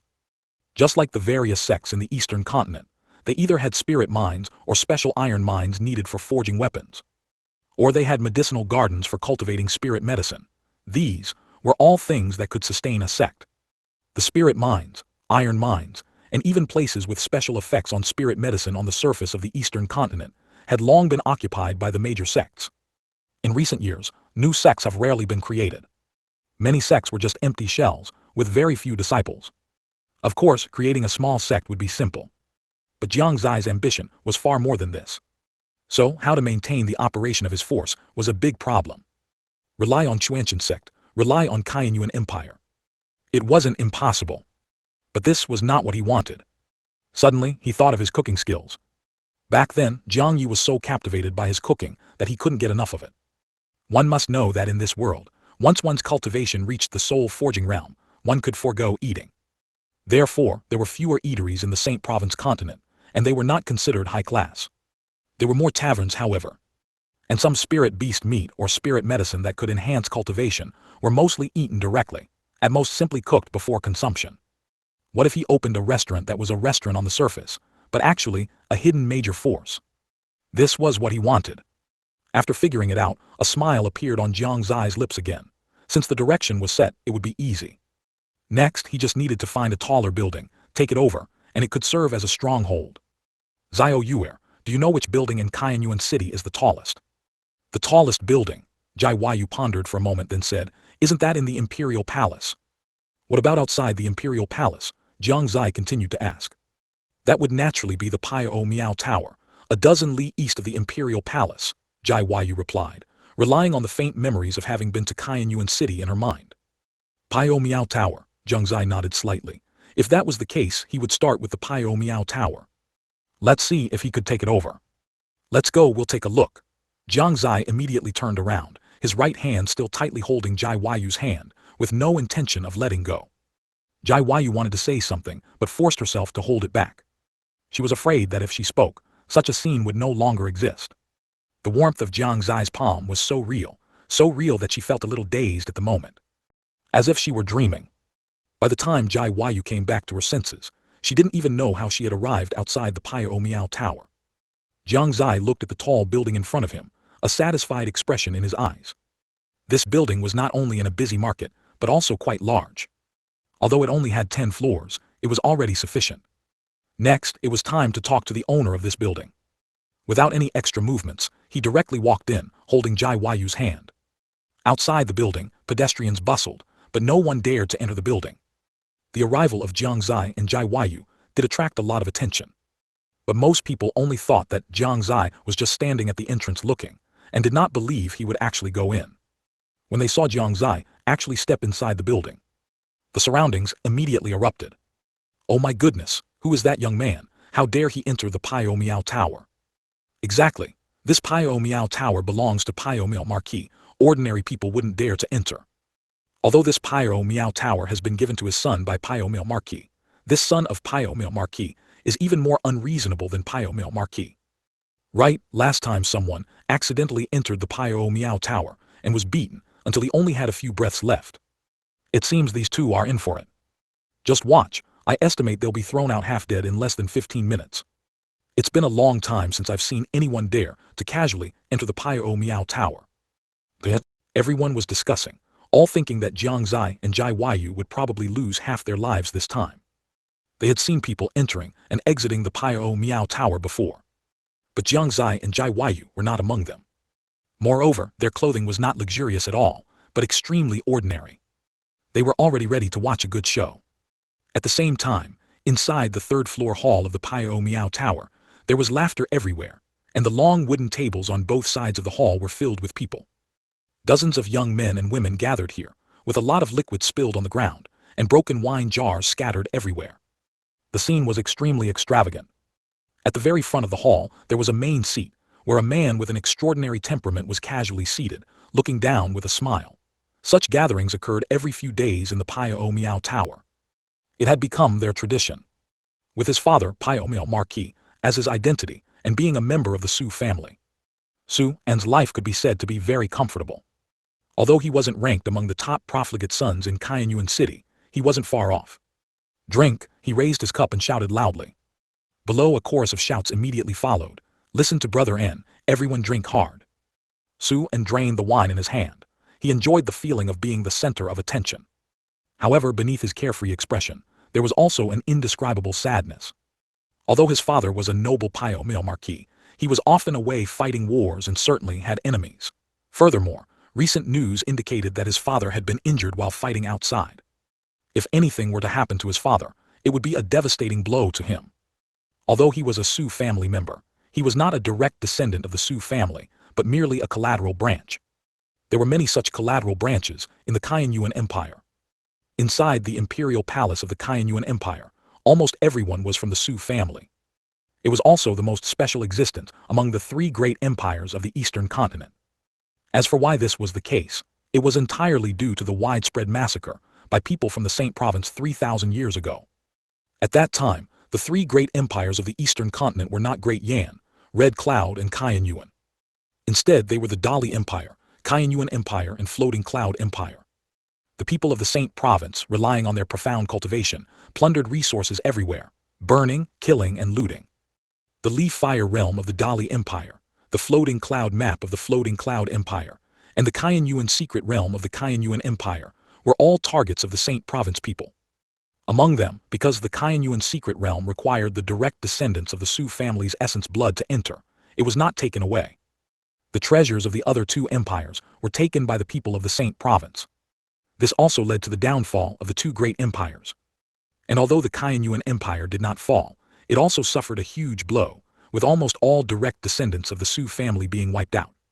The biggest reason was the betrayal of the imperial prime minister at that time. After the Saint Province was sealed, the then emperor of the Qianyuan Empire extensively rectified the empire. The biggest change among them was to make the personnel at the center of the empire's power members of the imperial family. In this way, the empire indeed became much more stable. The empire's style of action also became more aggressive, and it rose rapidly. But such glory would eventually fade. Because there was no influx of fresh blood, no conditions to attract geniuses to join, the national power of the Qianyuan Empire declined again. Subsequently, Qianyuan Academy came into being. Qianyuan Academy took on the responsibility of cultivating talents, creating many powerful individuals, and allowing Qianyuan Academy to once again overcome its crisis. Even now, although the Qianyuan Empire is prosperous, the imperial palace absorbs very few foreign geniuses. Although the current national power of the Great Yan and Red Cloud empires is not as strong as Qianyuan, their national power is rapidly rising. What Suan worried about was, once his father was gone, what would he do? Brother N, have you heard? A new imperial son has arrived in the imperial palace. Exactly, Brother N, you're a Su family member, have you met that imperial son? I heard he's the Fanchen sword master, and he's younger than us. I really want to make friends with that imperial son. Brother N, can you tell us what that imperial son looks like? Yeah, is he really that powerful? Brother N, have you talked to that imperial son? The sudden change in topic brought Suan out of his daze. Imperial son. Of course, he knew that the imperial son who had awakened was the Fanchen sword master. But so what? The other party was clearly not from the same world as him. Even if he wanted to request an audience with the other party might not see him. How could there be any talk of chatting? It wasn't that Suan didn't want to see Jiang Xie, he wanted to too much. Hitching himself to a powerful figure wouldn't do him any harm. But it wasn't that easy to hitch a ride. He couldn't even see the other person, so even if he wanted to hitch a ride, he couldn't. Come on, keep drinking, we're not going home until we're drunk today. Stepping into the main hall, Jiang Xie didn't see any figures. He carefully observed the layout of the surroundings and found that in addition to the hall, there were many rooms deeper inside. He didn't stay too long.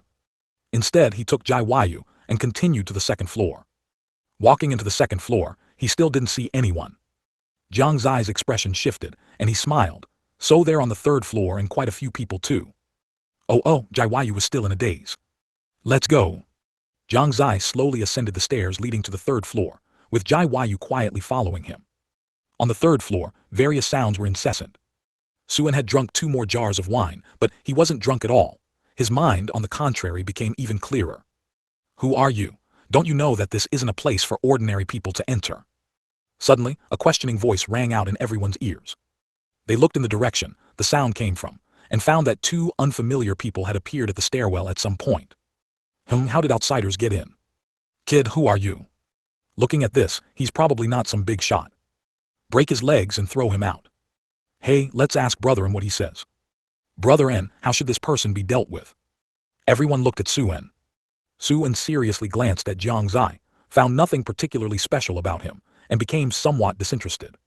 He casually waved his hand and said, break his legs and throw him out. All right. Immediately, someone began to rub his fists, looking at Jiang Xie with cruel eyes. The surrounding crowd also showed expressions of watching a good show. Jiang Xie scanned the surroundings, taking in the scene before him, his face devoid of fear. Not only was he unafraid, but he even smiled at Su and said, "It seems you are the owner of this Pio Miao Tower. Name your price, I want this building." What, he actually wants to buy this building? Hehehaha, I'm dying of laughter. I have to say, there seem to be a lot of people who don't know their place recently. Exactly, he even wants the Pio Miao Tower. Looking at his poor appearance, it would be good if he could even afford a single wall brick. This kid hasn't figured out how much he's worth, has he? Can any trash come here and act wild now? Everyone showed disdain, looking at Jiang Xie as if he were a clown who didn't know his own limitations. Even Suan was amused by Jiang Xie's words and smiled slightly. "Kid, do you know who I am? You want to buy this Pio Miao Tower? Well, I'm sorry, you're not qualified enough." Although Jai Yu was still immersed in the joy of being held by Jiang Xie, she couldn't stand to see anyone mock Jiang Xie like that. She immediately stepped forward, her tone cold. "A dog's mouth can't utter ivory. Little do you know there's always someone better. With your eyesight, you naturally can't see anything. You're all just a bunch of good-for-nothings." These words thoroughly enraged everyone. With a bang, a fist-sized hole instantly appeared on the table to the right, and a burly man walked out with an unfriendly expression. He said coldly, "So it's not just one young man who doesn't know the immensity of heaven and earth, but also a young girl who doesn't know the immensity of heaven and earth. Today, you two probably won't be able to leave this building." "You." Jai Yu wanted to say something more, but Jiang Xie pulled her back. Jiang Xie took 2 steps forward, still smiling, but this smile carried a hint of coldness that sent shivers down one's spine. Suan frowned slightly. He actually felt a sense of danger from Jiang Xie. It wasn't that he didn't doubt if he had misjudged, but his intuition had always been accurate. Jiang Xie was probably not simple. "Although we haven't been in Shengyuan City for 2 days, dealing with you good-for-nothings is really not difficult. Don't force my hand." Jiang Xie was also a little angry. He was speaking politely, but the other party was being rude. If they didn't sell, he wouldn't force it. But the other party's attitude made him feel an urge to strike. At this moment, Jiang Xie did not look like a cultivator at the first level of the Ningyuan realm at all, but rather like a fierce beast. It made everyone shiver uncontrollably. Yet they didn't pay too much attention. The burly man could no longer hold back and immediately punched towards Jiang Xie. "Kid, then let me test your depth." Jiang Xie's expression hardened, already prepared to strike. Jai Yu also drew her sword, her expression cold. She wouldn't let Jiang Xie make a move.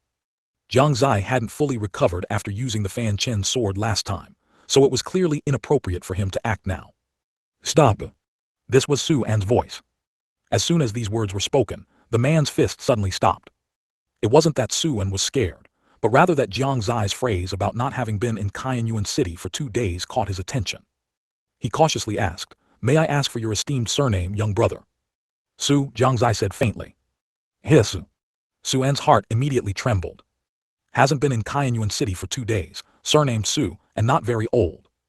Isn't there only one possibility? The others were also stunned. The surname Su. Isn't that the surname of the imperial family? However, before they could react, Su An had already taken a step ahead of them and came before Jiang Xie, kneeling on one knee, respectfully saying, "Su An greets my lord." 106. Jai Wushwang's considerations 4200. Jiang Xie knew how the man in front of him had already guessed his identity. The entire 3rd floor of the Pio Miao Tower became quiet, eerily so. The burly man's fist was still in midair, and seeing this scene, his expression also stiffened. He didn't know whether to put it down or not. He just stood there stunned. The others had various expressions, their minds already guessing who Jiang Xie was. Someone who could make Su An so respectful could only be one of the princes in the palace. And there weren't many of that age. "Sir, I Su An was blind earlier, please don't blame me, sir." Su An's face didn't look very good. He was both surprised and delighted. He was surprised that the man in front of him was the Fanchen sword master, widely rumored in the outside world, and he had actually offended him. He was delighted that Jiang Xie's appearance here was also a great opportunity for him. As long as he could successfully befriend him, it would give him more chances to save his life. Even if his father was no longer around, he wouldn't be too passive. However, the premise was that Jiang Xie would not pursue the matter just now. At the same time, Su An was also very fortunate that he recognized him at the critical moment. Otherwise, if that fist had landed, it would not have been so simple to resolve the matter. At this moment, Su An's heart was uneasy, anxiously awaiting Jiang Xie's reply. Jiang Xie smiled. It was naturally best not to make a move. Since the other party had recognized him, things should be simpler. Since you've recognized me, aren't you going to tell him to put his fist down? Fist? Su-en was startled, then turned his head to see the man still holding his fist up. Immediately he was furious, jumping up and slapping the man's forehead, angrily saying, "Why are you still holding it up? Hurry up and put your fist down. If you hurt sir, can you take responsibility?" The man, upon being slapped, not only showed no sign of anger but instead looked terrified, constantly nodding. Yes, yes, yes, it was my brother's abruptness. Although the young men and women present were not major figures, they were well known in Shengyuan City and could be considered the descendants of the upper-class figures of Shengyuan City. Seeing that Su-en was so respectful to the man in front of him, and their status was not as high as Su-en's, they became even more curious about who Jiang Xie was. Immediately, someone stepped forward and respectfully said to Jiang Xie, "Greetings, sir."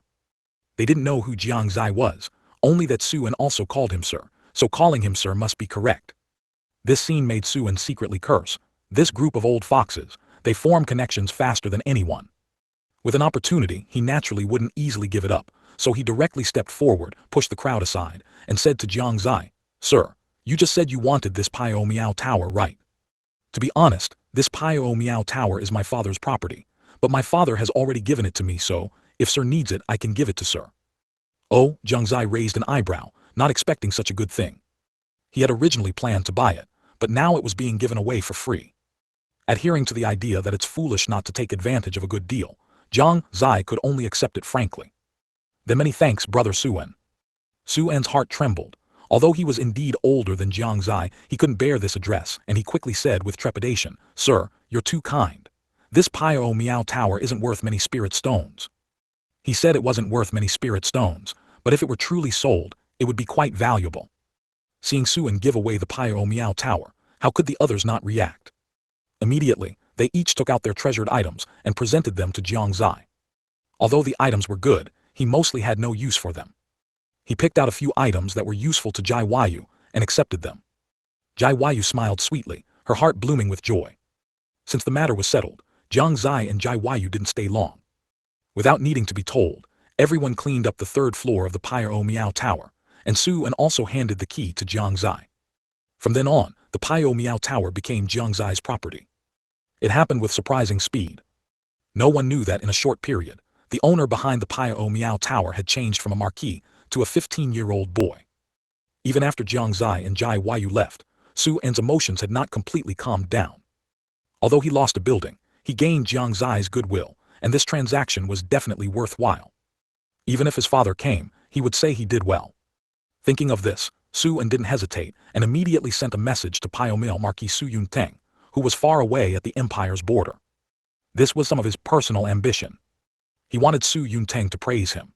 In the family, although he was pampered, it was only because he was the only son in the family. Since he could remember, he had never heard Su Yunteng praise him once. This time, it should be possible, right? Outside the imperial palace not far away, Jiang Xie suddenly stopped, turned to look at Jai Wayu behind him and said helplessly, "My dear miss, what exactly do you want to do?" Jiang Xie was very speechless. Ever since they left the Pio Miao Tower, he had noticed that Jai Wayu was a bit off. Not only did she walk slowly, but she also kept giving him inexplicable glances. A journey that should have taken less than the time it takes for an incense stick to burn had taken half an hour. If it weren't for the fear of something happening to her if she were alone outside, Jiang Xie would have left long ago. HMPH, Jai Wayu snorted coldly, giving Jiang Xie her side profile. She was also very aggrieved. Jiang Xie had been holding her hand the whole time, but after coming out of the Pio Miao Tower, he let go. This made her feel very uncomfortable. She couldn't help but complain in her heart, "This guy, can't he hold it a little longer? What's wrong with you, are you possessed?" "You're the one who's possessed, Miss isn't possessed." Jai Wayu's tone was not very friendly. This left Jiang Xie baffled. How had he offended her again? "Miss is just a little tired and now I'm fine." Jai Wayu took a stride, directly passing Jiang Xie and walked towards the imperial palace. Jiang Xie spread his hands helplessly. Although he understood Jai Wayu very well, there were some actions he still couldn't comprehend. On this day, the three princes were surprised to find that their children were no longer mischievous, and quite unusually, had voluntarily started reading books. One must know that this had never happened before. Which time did they not cause a ruckus in the palace? Such an abnormal situation generally only occurred in one circumstance, when they were plotting something mischievous. But they quickly discovered that their children were indeed seriously reading books. Some were even cultivating, which was beyond their expectations. Realizing that something was amiss, they immediately inquired. Finally, the answer they received was, "Teacher will be checking in a few days." This shocked them greatly. When had they ever listened to their teacher so attentively? Then they remembered that today was Jiang Xie's teaching day. Jiang Xie's various deeds and actions made them increasingly curious and attentive to him. The next day at dawn, Jiang Xie woke up early. Today he was going to teach those young rascals how to cultivate, so he couldn't be late. "I hope that girl hasn't woken up," Jiang Xie murmured. Last night he had intended to rest, but found a figure lying on the bed at some unknown time. He knew it was Jai Wayu without even looking. This girl really treated herself as the owner. Anyway, as a grown man he had nothing to fear, so he just lay down. Thus, the two slept on the same bed for one night. Although nothing out of the ordinary happened, his heart couldn't help but stir with some ripples. What Jiang Xie didn't know was that he slept very well, but Jai Wayu stayed awake all night. "You're going to teach those little brats, aren't you?" Just as Jiang Xie was about to leave, a cool voice came from behind him. He immediately stopped, his expression a little helpless. "Why are you awake too?" "What, can't I be awake?" Jai Wayu lifted her head, her fair, jade-like neck making one want to bite it. "Miss wants to go too." "What are you going for?" "None of your business, I just want to go." "Are you going to cause trouble for me?" "Of course not, Miss is just. Jai Wayu's eyes darted around and she blurted out, "Teaching cultivation will inevitably involve some physical contact, right? Although most of them are children, there are quite a few teenagers, right? Boys and girls shouldn't touch each other, so you should let me go even more. Perhaps Miss can even help you." Jiang Xie also had to admire her ability to justify herself. She could always find a reasonable explanation, and even though he knew what she wanted to do, he didn't know how to refute her. Jiang Xie knew that she was definitely jealous of Xiao Mo. To be jealous of even a child, it seems Xiao Yuer is deeply in love with him. Jiang Xie was still very confident in his charm. Forget it, seeing how much she liked him, he would reluctantly agree. "If that's the case, then come along." "You're sensible," Jai Wayu broke into a smile. The poor girl didn't know that her little thoughts had already been seen through by Jiang Xie. Anyone with a discerning eye could tell she liked Jiang Xie, but she thought she had hidden it perfectly. In Jiang Xie's words, it was like not knowing the true face of Mount Lu, only because you are in this mountain. Of course, while Jiang Xie and Jai Wayu were busy, Old Wu and Lin Maioyan were not idle either. Lin Maioyan did nothing but cultivate. As for Old Wu, it was rare for him to visit the imperial palace, and during a casual stroll, he unexpectedly discovered the training ground within the palace. Having nothing to do, he watched for a while. As a result, he was discovered by an official who had seen him outside the Qianyuan Hall that day, and then, naturally, he was invited to teach saber techniques. To be honest, there were quite a few saber masters in the imperial palace with higher cultivation than Old Wu, but Old Wu had comprehended saber intent. This was in existence on a completely different rank. Meanwhile, far away at the empire's border, Su Yuntang also received a letter from his family. His face hadn't looked good for some time now. The Qianyuan Empire is located in the southern part of the eastern continent, bordering the Great Yan and Hongyuan empires to the north, adjacent to the southern barbarians to the south, with Saint Continent and Western Forest to the west, and facing the sea to the east. The two great empires were not to be feared. The main problem arose in the area adjacent to the southern barbarians. In recent days, southern barbarian forces had been constantly harassing and attacking the Qianyuan Empire's border, and Su Yuntang had been sent to reinforce it. A few days ago, he was seriously injured while fighting a powerful expert from the southern barbarians, but fortunately, he had killed the opponent. Just as Suan worried, he also worried about what would happen to Su and if he died on this battlefield. In the imperial capital, that man-eating place, as soon as he died, the Pio Male Marquisate would also face a disaster. Qianyuan City appeared incredibly stable on the surface, but in reality, undercurrents surged. Fewer conflicts within the imperial palace did not mean fewer conflicts outside. In recent years, although the Qianyuan Empire's center of power had not introduced many powerful individuals, it had promoted many families to stabilize public sentiment.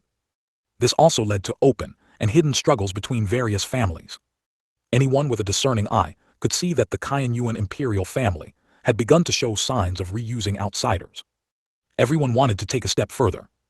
Although Su Yuntang was from the Su family, he was from a collateral line, a very distant collateral line, and to have a marquee title was already a sign of Su Wu's benevolence. Alas! Recalling his thoughts, Su Yuntang slowly opened the letter in his hand. The first sentence made his expression change, and he almost cursed. But he held back and read on carefully. Father, your son has taken the liberty of giving the Pyro Miao Tower to someone else. Please forgive me, Father. Over the years, although you have treated me well, your son knows that you must have accumulated a lot of disappointment in your heart. Your son knows that your strictness is to allow me to have stronger strength in the future to face some crises. Your son also knows that I have not met the expectations in your heart. Perhaps in your eyes I am a wastrel, but in reality I have also been diligently cultivating. Today, your son unintentionally met the Fanchen sword master. He wanted to buy the Pyro Miao Tower, but I did not agree. Instead, I gave it to him directly, believing that I could gain some of his goodwill. Therefore, Father, you do not need to worry about this side. Rest well and complete the Lord's mission, and return triumphantly soon. Your son will then get drunk with you, Father. Su-en. Good, good. Su Yuntang became more and more excited as he read, eventually shedding tears of joy. This letter was the best news he had seen in over a decade. Not only because of Su-en's words, but also because his child could think so far ahead. Moreover, Su-en's actions exceeded his expectations. Building a good relationship with the Fanchen sword master was crucial for them. He had heard of Jiang Xie's deeds. Gaining the goodwill of such a figure was a very rare thing. This now resolved his worries. It also allowed him to fully devote himself to the battle. Someone prepare wine, Su Yuntang roared. He had been in a bad mood for several days, but at this moment, he suddenly wanted a drink. Haoran Sect, within the sect master's room. A maid was kneeling on the ground, her body trembling, showing that she was very nervous. She didn't know what had happened. She had suddenly been called by Jai Wushwang. Zio Zai, you seem to have served that girl Yu before, right? Jai Wushwang looked at the young girl in front of him and asked softly. The girl called Zio Zai nodded. Reporting to sect master, yes, this servant used to serve Saintes. Very well, Jai Wushwang nodded slightly. Since that's the case, then you can continue to serve Yuer. It's just that she is not in the sect now. I will send someone to escort you to the Qianyuan Imperial Palace. Zio Zai was clearly stunned for a moment, not understanding the situation. But she didn't dare to ask more, and could only nod. Jai Wushwang made this decision, after careful consideration. Although he was very relieved that Jai Yu was with Jiang Xie, she was inherently a young miss, and serving others might not be easy for her. Moreover, if she served Jiang Xie, who would serve her? Jai Wushwang also didn't want his daughter to suffer. Sending Zio Zai over would, firstly, allow Jai Yu to learn properly, and secondly, ensure she had someone to take care of her there. 107. The price of talking big. Not long after the command was given, Zio Zai was taken away by the people Jai Wushwang had instructed, and their destination, naturally, was the Qianyuan Imperial Palace. Jiang family. Jiang Fingliu's hair had turned white with worry. His two sons never gave him a moment's peace. As for Jiang Xie, though he knew he was not in serious danger, how to inquire about Jiang Xie's whereabouts was another problem. Ordinary people simply couldn't enter the Imperial Palace. He and Sujiru couldn't personally go to inquire, inside the Imperial Palace. Sujiru did have acquaintances, but she dared not contact them. As the saying goes, it's wise to be on guard against others. If her identity were exposed, the problem would be immense. Now, he wanted to get close news of Jiang Xie, but didn't know how to start. His youngest son was even more troublesome. He constantly clamored about wanting to eat the food his elder brother made, saying things like he couldn't live without his elder brother. It gave Jiang Fingliu a headache. Now that Jiang Xie was far away in the Qianyuan Imperial Palace, how could he cook for him? More importantly, even if Jiang Xie wasn't in the Qianyuan Imperial Palace, it would still be impossible for him to cook for him. He could only repeat, "Your elder brother is gone, how can he cook for you? Are you going to dig him out?" What made Jiang Fingliu laugh and cry was that this rascal really picked up tools, and secretly ran out of the Jiang family by himself. Only after being caught and brought back, did he say he wanted to dig his elder brother out. Jiang Fingliu didn't know how to describe his youngest son anymore. He sometimes couldn't help but wonder why his two sons were so different. One was incredibly intelligent, but had no cultivation talent. The other's cultivation talent was astonishingly good, but he didn't seem very intelligent. Jiang Ye's cultivation had not yet reached the soul forging realm, so he couldn't meet the requirements for fasting. Every time, Jiang Fingliu had to feed him fasting pills while he was asleep. Otherwise, Jiang Ye would have died long ago. Inside the Qianyuan Imperial Palace. Jiang Xie and Jai Yu leisurely walked towards the cultivation hall. Before them, more than a dozen little brats had already neatly lined up in 2 rows inside the cultivation hall. They quietly waited for Jiang Xie's arrival. After yesterday's teaching, they already knew that Jiang Xie was not someone to be easily bullied. He was simply a devil. Their only hope was Su Han, Su Yu and Su Peng. These 3 were undoubtedly the strongest cultivators and the oldest among these children. Su Han, son of first Prince Su Mu, 17 years old, controlling Yuan realm 7th level. Su Yu, son of Crown Prince Su He, 17 years old, controlling Yuan realm 6th level. Su Peng, son of 5th Princess Su Tian, 16 years old, controlling Yuan realm 8th level. These 3, plus the descendants of several other princes outside, a total of 6, were the strongest geniuses in the current Kaiyuan imperial family. And within the Kaiyuan imperial family, generally, after the age of 15, they would no longer collectively study basic knowledge and cultivate. Therefore, the 3 were not among them. Tab tab tab. Before long, the little brats heard footsteps, which immediately made them tense up. A man and a woman appeared before them. Upon seeing Jai Yu, the eyes of the group of little brats visibly lit up. Especially the boys, their gazes filled with admiration. Who doesn't like a beautiful older sister? Oh my, how can there be such a beautiful woman in the imperial palace? So beautiful, I want to have her. SHH, be careful, the teacher is there. Exactly, it's obvious she's with the teacher. What a pity, what a pity. If only our strength wasn't so low, we wouldn't have to fear the teacher. This older sister is so pretty. I really want her to play with me. But, although they were still just children, they were, after all, noble heirs, and their words inevitably carried an air of arrogance. Jiang Xie naturally understood, but understanding was one thing. Running their mouths also came with a price. A smile played on his lips as he began to think about how to deal with them later. Jai Yu beside him was the same. A harmless smile hung on her face. She seemed completely indifferent to their words, but in reality, she was already thinking about how to teach these little brats a lesson.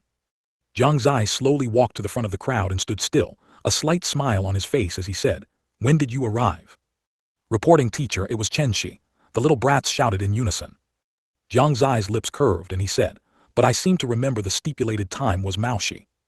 This, everyone was speechless. The regulation was indeed Maoshi. But that was a very old rule.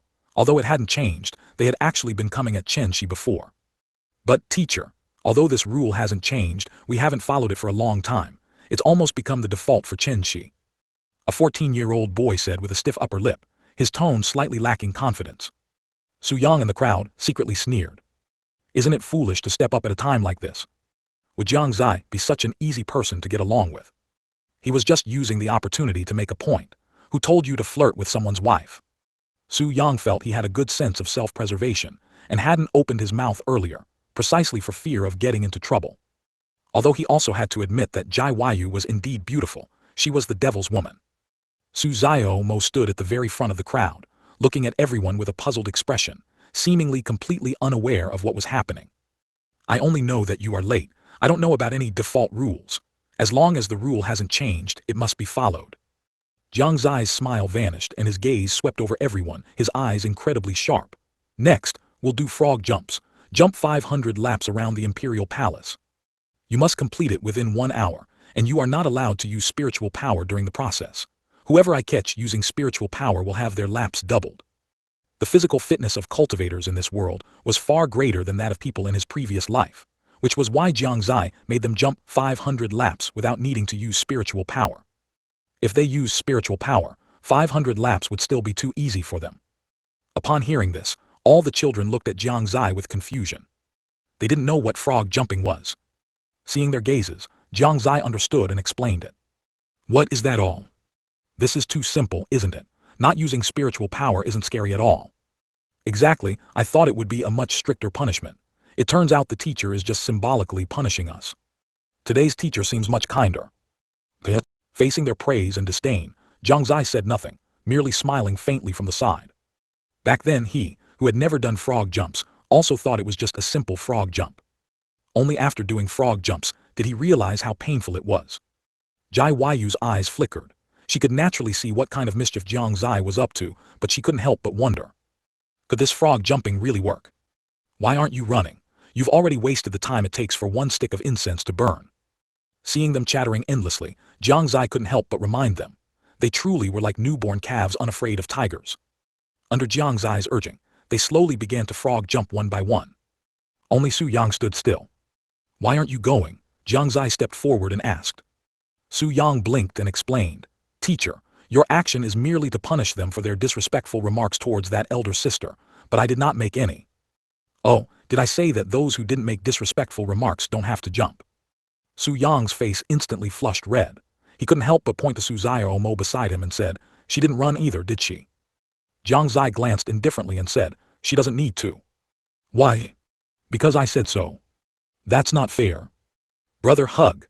Su Xiaomo seemed to realize something was wrong and opened her arms, looking pitifully at Jiang Xie. Jiang Xie picked her up and laughed. "That's the reason." "Beast." Su Yang wanted to say the word beast, but he forcibly held it back. He knew there was no benefit in fighting with Jiang Xie. He could only jump on the ground with a frustrated expression. If he had known, he should have indulged his mouth earlier. Jiang Xie hadn't noticed that Jai Yu behind him was already looking at him with murderous intent. 108. New Practice Method. "You bad guy, what are you doing?" Jai Yu's eyes blazed with fire, staring intently at Jiang Xie's hand holding Xiaomo. She couldn't help but feel a pang of annoyance. He had never held her like that. If Jiang Xie knew what she was thinking, he would surely roll his eyes at her. She was old enough. Did she still expect him to hold her like a child? Jiang Xie was stunned. He turned his head and asked in confusion, "What's wrong?" "Your hand." "What about my hand?" Jai Yu didn't know if Jiang Xie was pretending to be foolish or genuinely didn't know. She could only step forward, snatching Xiaomo from his arms with a smile, saying, "Come, big sister will hold you." Xiaomo looked bewildered and tried to break free from her embrace. But Jai Yu's right hand tightened, and Xiaomo couldn't move. She wanted to scream to ask Jiang Xie to save her, but then she met Jai Yu's gaze. That gaze was icy and chilling, making one shiver, yet Jai Yu's face held a smile. At this moment, Xiaomo silently shivered and dared not say anything more, only obediently staying in Jai Yu's arms. How could Jiang Xie not know Jai Yu's thoughts? He merely wanted to see how jealous Jai Yu would get. The result satisfied him. This girl, Jai Yu, was not only tsundere but also extremely prone to jealousy. Of course it was his jealousy, which made Jiang Xie feel a bit secretly pleased. At the same time, the group of little brats Jiang Xie had sent to do frog jumps finally began to slowly realize the terror of this punishment after jumping about 100 rounds. Many with lower cultivation had already started to feel their legs go limp and their eyes see stars. If they had used spiritual power, it would certainly not have been like this. But the problem was, they didn't dare to use spiritual power. They were afraid that Jiang Xie was watching them from somewhere they didn't know. After 200 rounds, many had already fallen to the ground, but after a short rest, they could continue. After 300 rounds, many were already dizzy, weak, and their bodies were soft. Some had even begun to secretly use spiritual power, which instantly made them feel much lighter. After 400 rounds, almost everyone used spiritual power because time was almost up. Since they were going to die either way, they chose a more comfortable way to die. During this time, many ministers could see a group of strange figures in the imperial palace. They were young, but they held their heads with both hands and kept jumping around on the ground. Strange, what day is it today? Why do the crown princes seem to be crazy? Could it be, this is a new way to cultivate? It's really possible. The ministers were first puzzled, then unanimously agreed that this was a new way to cultivate. After all, the crown prince's cultivation was something they rarely saw. With great curiosity, they also tried jumping a few times on the ground. The result was that they found nothing special. So a minister went forward to ask one of the little brats. Coincidentally, the one he found was Su Yang. "Your Highness, if I may be so bold, what are the crown princes doing?" A minister hesitated and asked. Su Yang impatiently said, "What else could it be? It's just a bad idea from that new teacher." He was already dissatisfied with suffering an unwarranted disaster, so he couldn't help but grumble a few more sentences. "Grandfather is also like this. Why would he let that outsider teach us? Even if he has some ability, that's still." His words were overheard by a minister nearby. They looked at each other. They were all wondering who the new teacher Su Yang was talking about was.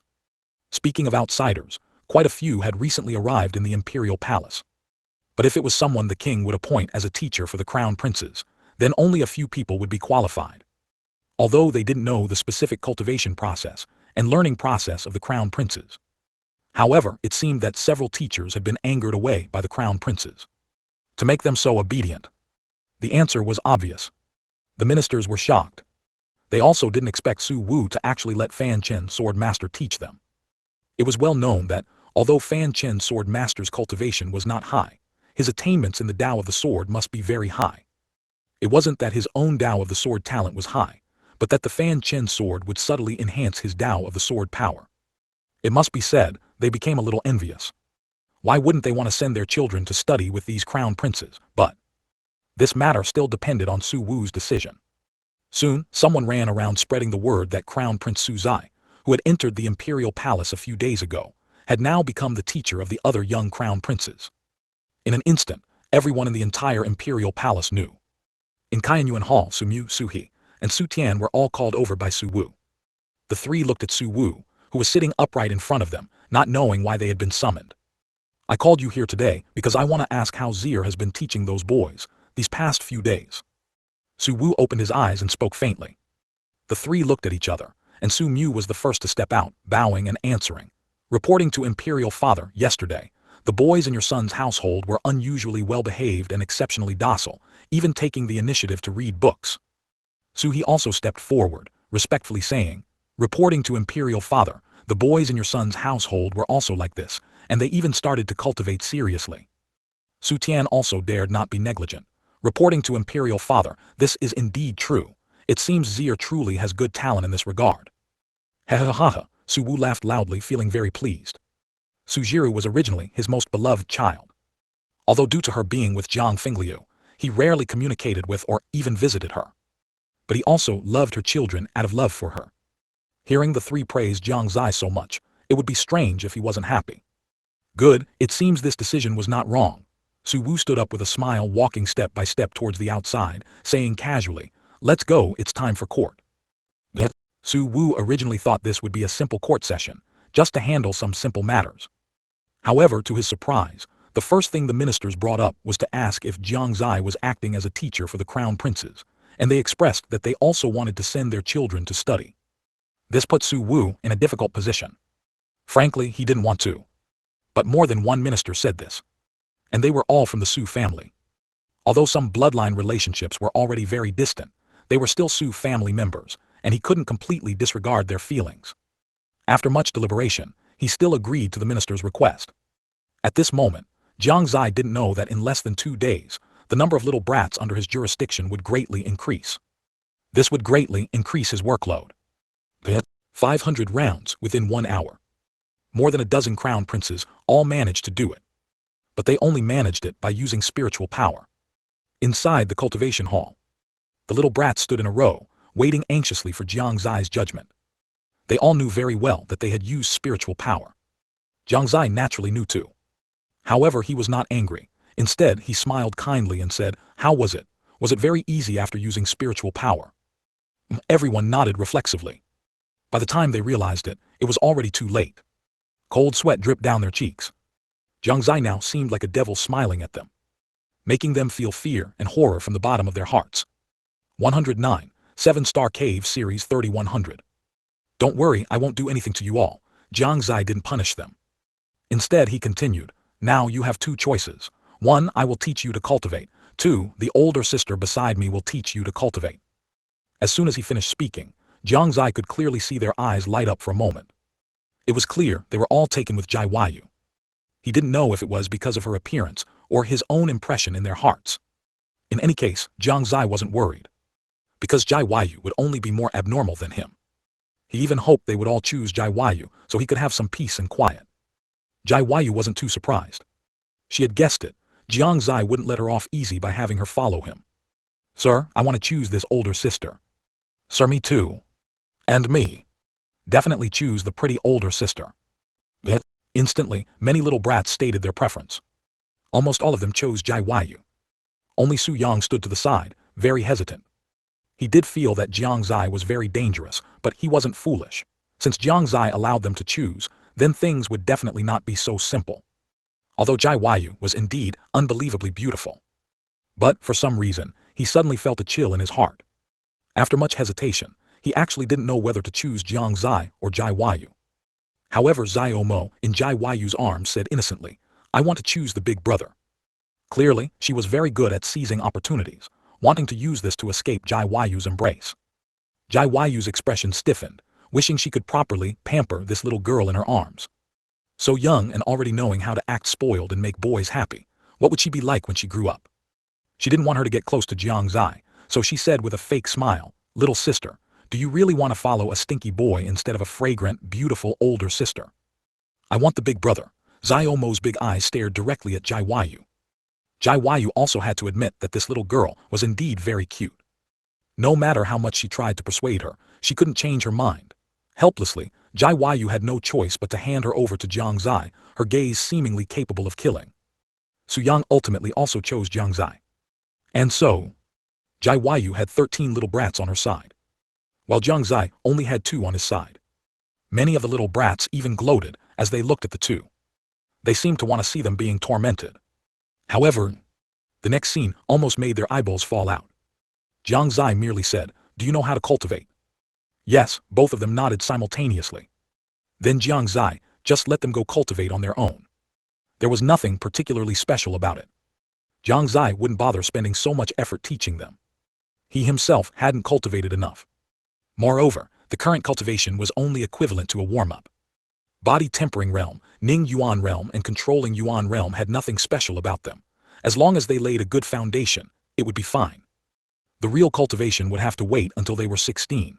At that time, there would be powerful experts in the Yuan Imperial Palace to teach them.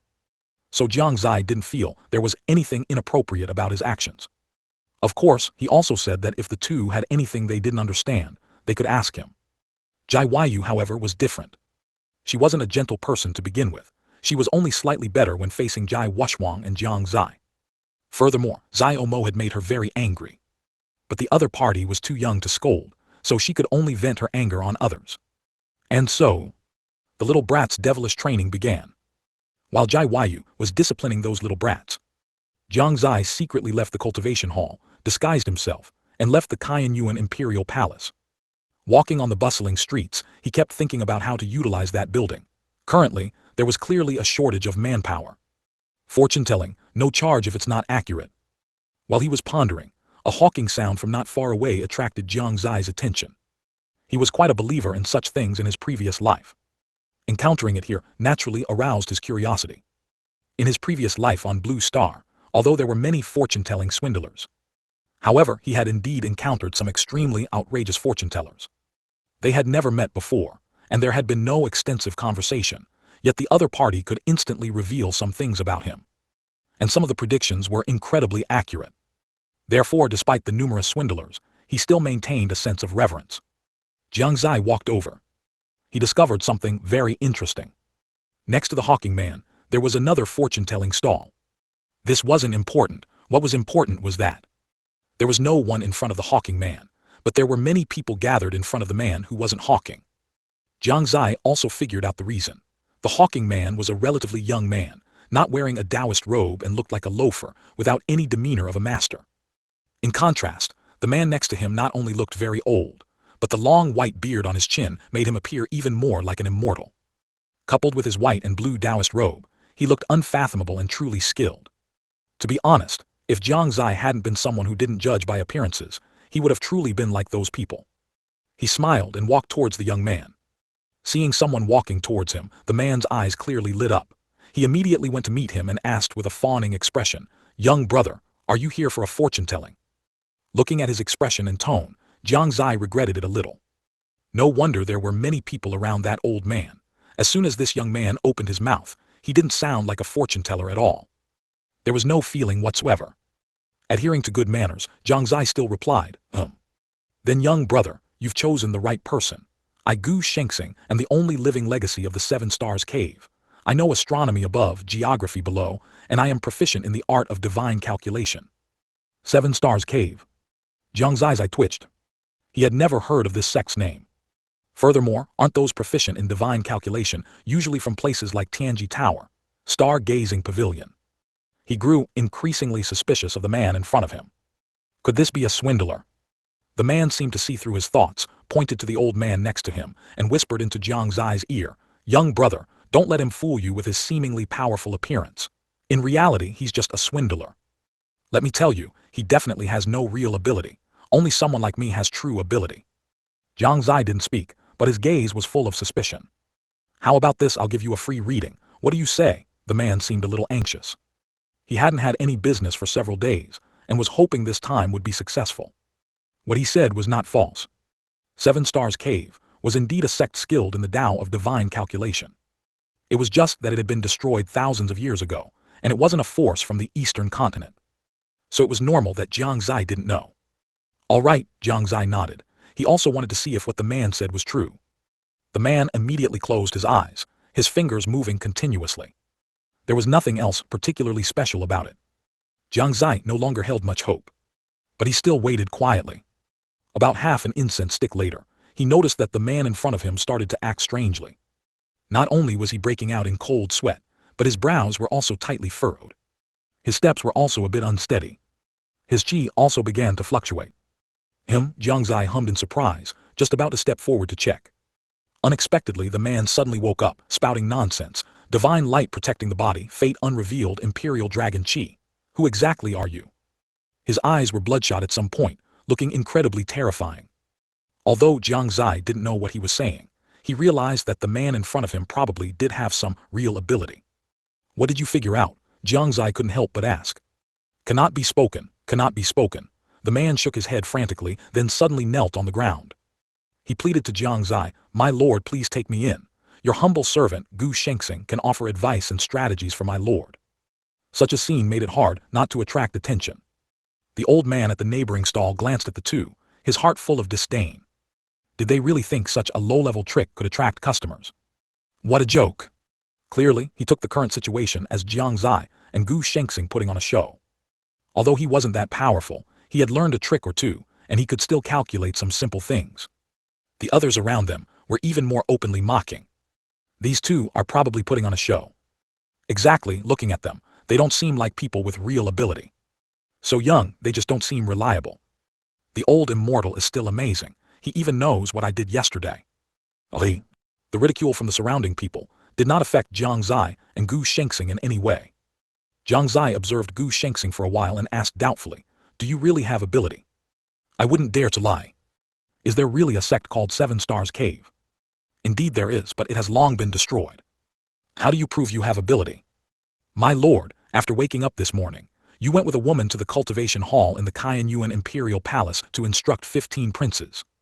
Stop, stop, stop. Jiang Xie quickly stopped him. This guy really did have ability. To know such clear details, he was either someone who had been following him all along, or he had true ability. Clearly, no one was tracking him at the time. All right, you can follow me from now on. Jiang Xie helped him up. He also had his own little plan. He was just worried about not having enough people to establish his sect. Wasn't this like a pillow appearing when he was sleepy? Thank you, my lord. Gu Shengxing was also excited. The Seven Stars Cave was gone, but he had accidentally obtained its legacy. The tenet of the Seven Stars Cave was that, after their disciples had completed their studies, they would enter the world to find someone worthy of their assistance. Disciples would eventually meet and even battle each other. The one who ultimately emerged victorious would become the cave master of the Seven Stars Cave. Of course, those who didn't want to assist others could choose to remain within the Seven Stars Cave, with the opportunity to become an elder. But for this life, they could forget about reaching the great emperor realm that everyone longed for. This was the limitation of the Seven Stars Cave's cultivation technique. He didn't know if there were other people on the Shengyuan Continent who had obtained the legacy of the Seven Stars Cave. But he knew that Jiang Xie was definitely worth assisting. Next, Jiang Xie entrusted him with the important task of recruiting manpower. With his divine calculation ability, it shouldn't be a difficult task. Gu Shengxing also readily agreed. This kind of thing was no pressure for him at all. 110. Jai Wu Yue's maid. Jiang Xie was also very happy, not expecting that a seemingly unreliable person he casually met would be exactly the one who could solve his current problem. Sir, if we recruit talented individuals, where should we settle them? Gu Shengxing suddenly looked at him. Jiang Xie replied, there's a building about 10 li east of the Imperial Palace called Pio Miao Tower. That's my place. Yes, sir. Gu Shengxing nodded slightly. Although he usually appeared carefree, he was meticulous when it came to work. Since he had decided to assist Jiang Xie, he would certainly handle whatever Jiang Xie entrusted him with. It was at this moment that he could already feel his destiny seemed to be tied to Jiang Xie. from the moment he personally asked Jiang Xie to accept him, and Jiang Xie agreed. Everything had already changed. No oath was needed, nor any master-servant contract. Such was the cultivation technique of 7 Stars Cave. From then on, Jiang Xie's strength directly correlated with his own level of power. It could be said that he could now only fully assist Jiang Xie in reaching the peak. Even though Jiang Xie was only in the Ning Yuan realm at this moment. But he had no regrets at all. Based on what he had observed just now, Jiang Xie was by no means an ordinary person. After receiving Jiang Xie's reply, Gu Shengxing prepared to leave to recruit geniuses and powerful individuals. Jiang Xie, however, called out to him again. Wait, do you think it would be good if I changed Pio Miao Tower to East Tower? East Tower, Gu Shengxing frowned, not answering directly. Instead, he closed his eyes, seemingly using some secret method for divination. After a while, he opened his eyes. His eyes were filled with excited light. Sir, let's call it East Tower. Jiang Xie noticed his excitement and stepped forward, asking, Did you divine something? Renowned and famous throughout St. Yuan. Ha ha ha, good, then it shall be called East Tower. Jiang Xie's eyes sparkled with light. As if he had already seen East Tower, becoming the absolute overlord of the St. Yuan Continent. Then little brother will take his leave first. Gu Shengxing bowed to Jiang Xie, and after Jiang Xie nodded, he departed. Jiang Xie also walked towards the imperial palace. He hadn't told Gu Shengxing how to contact him. If Gu Shengxing truly had the ability, he would be able to contact him even without being told. This was also a test. Gu Shengxing understood this point. Upon returning to the cultivation hall, Jiang Xie found the little kids under Jai Yu's command lying on the ground, listless, as if they had been drained. In contrast, the two who followed him looked incredibly relaxed. They also cultivated with more effort. It seemed the scene before them had given them a shock. Where did you run off to? Before Jiang Xie could speak, Jai Yu's voice came over. At the same time, she walked towards Jiang Xie with a serious expression. Jiang Xie chuckled, softly laughing, nothing, just taking a stroll. Is that so? Jai Yu walked up to him with a suspicious look, sniffing here and there with her small nose. Only after confirming there was no scent of another woman did her expression relax. What, are you afraid I'll go find other women? Jiang Xie said with a half-smile. Jai Yu's heart fluttered and she feigned composure, saying, Who's afraid? Go find whoever you like, what does it have to do with Miss? Really? Then I'll go find someone. Coincidentally, a princess invited me to her place today. Who is it? Miss will go chop her down. Oh, why are you so agitated? Look, we just arrived here not long ago and don't go out much. At a time like this, her inviting you definitely means she has ill intentions. As your maid, protecting your safety is also part of my duty. Jai Yu tilted her head, speaking earnestly. Jiang Xie looked enlightened and replied, Oh tilde, so that's how it is. Then I won't go, it's too dangerous. Jai Yu immediately beamed, gently clapping her hands, her eyes curving into crescent moons. Exactly, how dangerous. The two of them at this moment seemed to be playfully bickering. This left the group of little kids, lying on the ground feeling quite displeased. They were suffering and toiling here, while the two of them were flirting. This life was simply too difficult. Now they realized how good their former teacher was. If they could, they would definitely be good children. And the only condition was for their former teacher to return. It was already Shenxi when they returned to Tianxin Pavilion from the cultivation hall. As soon as they returned, the bed was occupied by Jai Yu. Just as Jiang Xie was reasoning with her, a noisy sound came from outside. Who exactly are you? This servant is Saintess's personal maid. Then why are you lurking outside? The young girl named Xiaozhi's face turned crimson with embarrassment, unsure how to answer. She was the maid sent by Jai Wushwang to serve Jai Yu. Although she had successfully arrived at the imperial palace, the person who escorted her only dropped her off outside Tianxin Pavilion and left. Though she had always been within the Haoran Sect, she was merely a small maid. Facing such a large imperial palace, she was already flustered. That person had also left her alone. She wanted to knock on the door and ask, but dared not, fearing offending some important figure. So she kept pacing outside Tianxin Pavilion. She just happened to encounter Old Wu returning from outside, and was caught red-handed. Old Wu saw her being sneaky and naturally became suspicious, so he immediately grabbed her and brought her into Tianxin Pavilion. Seeing the young girl unable to speak for a long time, Old Wu became even more convinced of his suspicion. This person definitely had a problem. Inside the largest bedchamber of Tianxin Pavilion, Jiang Xie stopped his bed dispute with Jai Yu and instructed Jai Yu, I'll go outside and see. You wait for me here. With that he left, not even giving Jai Yu a chance to speak. No! As soon as he came out, Jiang Xie heard a scream. Looking over, old Wu was raising his right hand, seemingly about to strike down at a small girl in front of him. Calling her a small girl was also inappropriate, because judging by her appearance, she was at least 17 or 18 years old. Stop! Jiang Xie roared, narrowly stopping old Wu's fist. Then he stepped forward and asked, "What's going on?" Reporting to young lord, this old servant saw this woman lurking outside. She doesn't seem like a good person, old Wu explained. Jiang Xie nodded, and then looked at the woman again. Xiaozhi's face was already pale with fright, and she cried out in her heart, "The imperial palace is too terrifying, the sect is much better. Tell me, who are you?" "This servant is Saintess's maid." "Which Saintess?" Jiang Xie already had a guess. "Jai Yu Saintess," Xiaozhi replied weakly. "Who sent you?" Jiang Xie asked again. "It was sect master." "Young lord, why bother asking her so much nonsense? I think she's up to no good." Old Wu made a move as if to punish Xiaozhi. Jiang Xie quickly blocked his hand, saying helplessly, "Old Wu, why are you so reckless?" Old Wu looked a little wronged, his face drooping as he said, "Didn't young lord himself say it? Anyone suspicious, anyone you don't know, kill them without exception." Jiang Xie was about to retort but found that he had indeed said such a thing. However, that was at the small wooden house outside Jiang City, when there were many assassins, which was why he said it. 111. Master and Servant. Jiang Xie could only offer an awkward smile, waving his hand as he said, "That was in the past, wasn't it? Times have changed, so naturally, we can't act that way anymore." "This old servant understands." Old Wu scratched his head, tactfully stepping aside. Jiang Xie once again turned his gaze to the young woman before him. He scrutinized her carefully. He found that she wasn't bad looking, at least above average, but compared to Jai Yu, she was far, far inferior. At least, he hadn't yet seen a woman more beautiful than Jai Yu in terms of appearance. Perhaps, only Jai Yu's mother could contend with her. Jiang Xie didn't doubt the veracity of her words. This imperial palace wasn't so easy to sneak into. The woman before him, with her Ning Yuan realm cultivation, couldn't possibly have snuck in. Perhaps she truly was sent by Jai Wuxuan. "Zio Duya, what have you been doing outside for so long?" As he was pondering, Jai Yu's voice drifted out. Jiang Xie sighed helplessly. "This girl, she's really gotten addicted to calling me Zio Duya." He admitted that 2 years ago, he was indeed a Zio Duya. But now it was different. He had evolved. How could he still be at the Zio Duya level?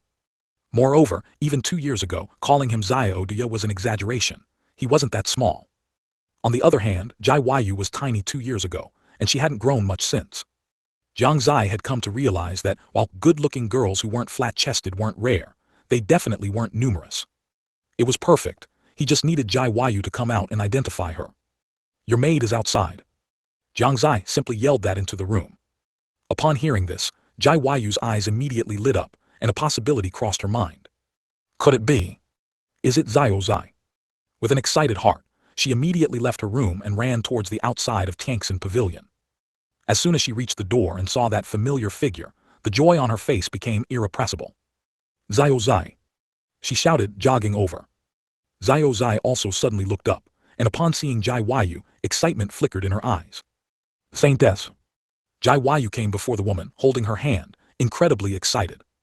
Zio Xie had been her maid since she was 2 or 3 years old, and their relationship was already exceptionally good.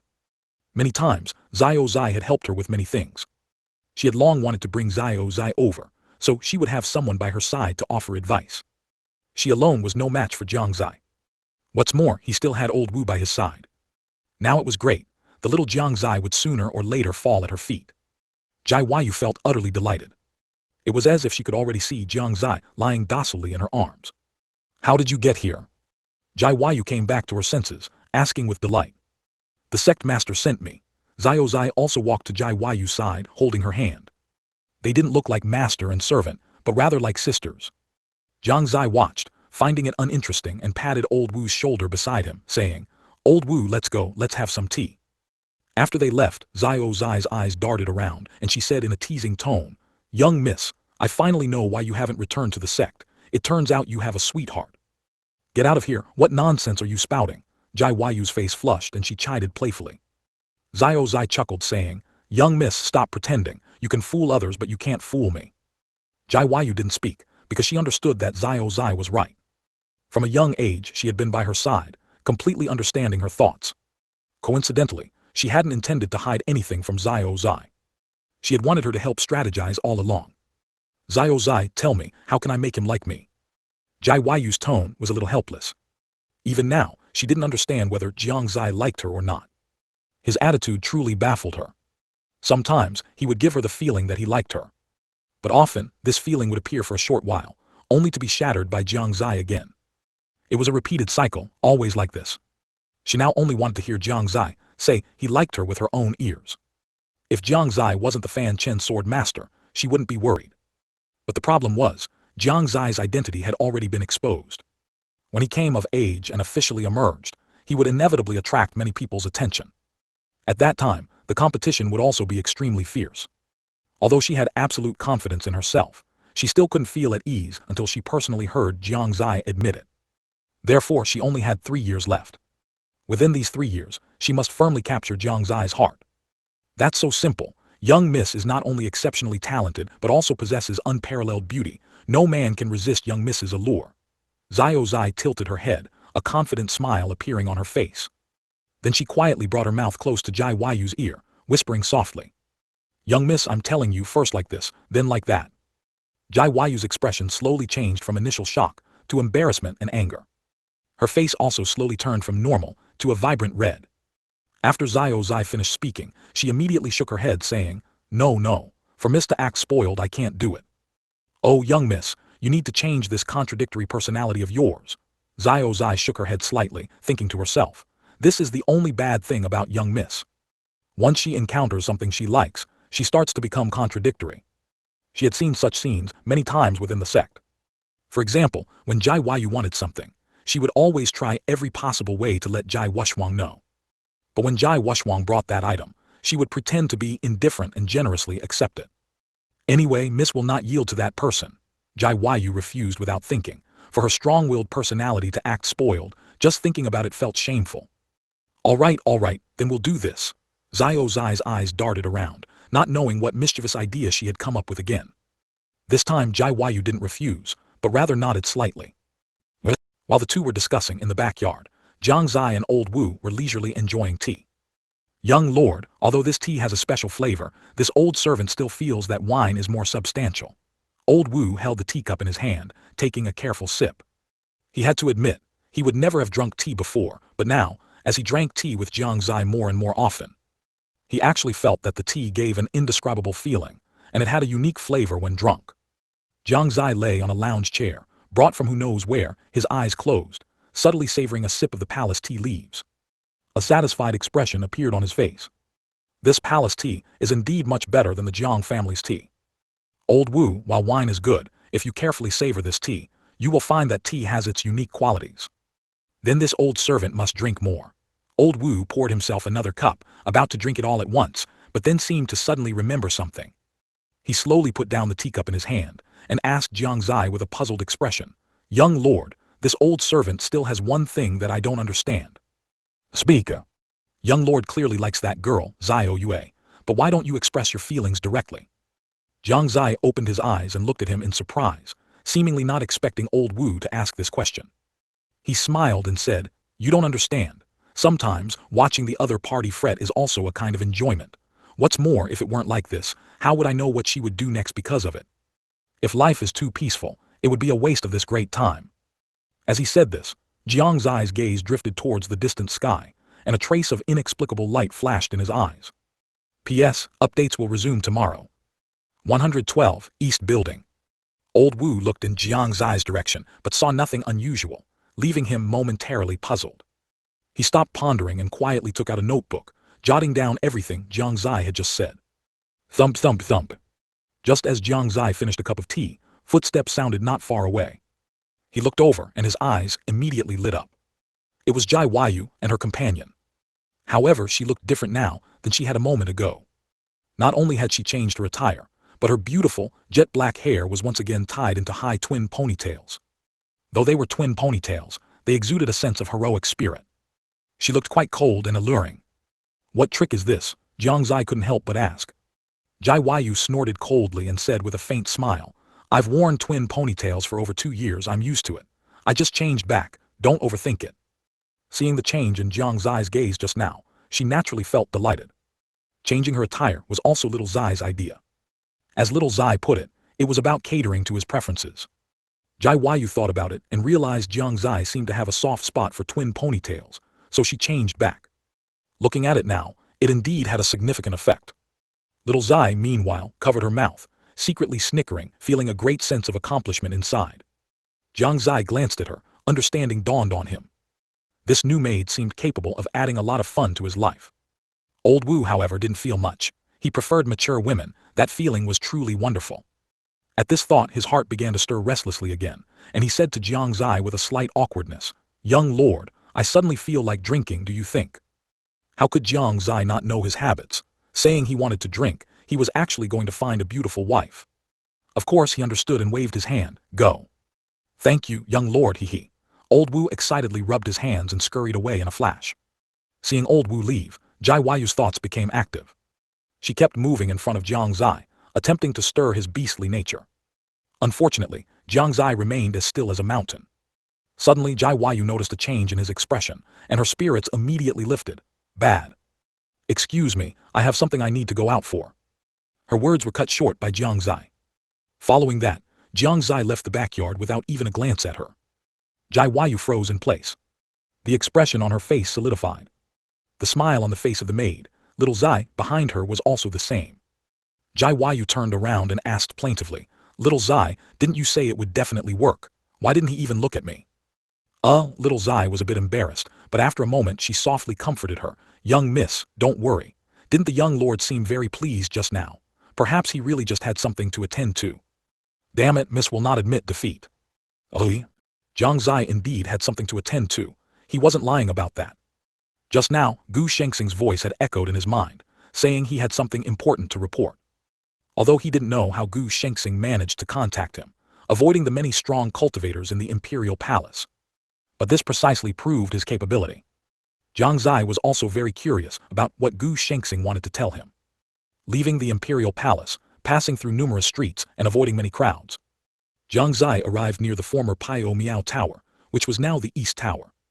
Before he even got close, he heard many discussions. "Isn't this originally the Pio Miao Tower? How did it suddenly become the East Tower?" Not only has the name changed, but even the style of the building has changed. Don't you know? A few days ago, the Pio Miao Marquis' son seemed to have given this Pio Miao Tower to someone else. Really? Who has such great influence? Could it be the direct line of the Su family in the palace? Impossible, right? If it were the direct line of the Su family, they wouldn't lack this building, would they? No matter what, it's not someone we can offend. We should just quietly watch the show. Hearing them say that not only the name had changed, but also the style, Jiang Xie grew even more curious. He quickened his steps, and finally saw the current appearance of the Pio Miao Tower. The original 3 large characters, Pio Miao Tower, had disappeared, replaced by the 2 large characters East Tower. The 2 large characters were entirely golden, exceptionally bright, and seemed to be made of a special material. Staring at them for too long even caused a sense of dizziness. The entire architectural style was also vastly different from before. On both sides of the East Tower, 2 giant dragons had appeared, made of special wood, coiling around the entire building, vying for the dragon pearl on the rooftop, which was made of an unknown material. The entire building looked vibrant and grand, a completely different style from before. At this moment, it fully displayed its brilliance. Jiang Xie couldn't help but admire Gu Shengxing's efficiency. In such a short time, the entire building had been completely renovated. This also made him even more curious about the important matter Gu Shengxing had mentioned.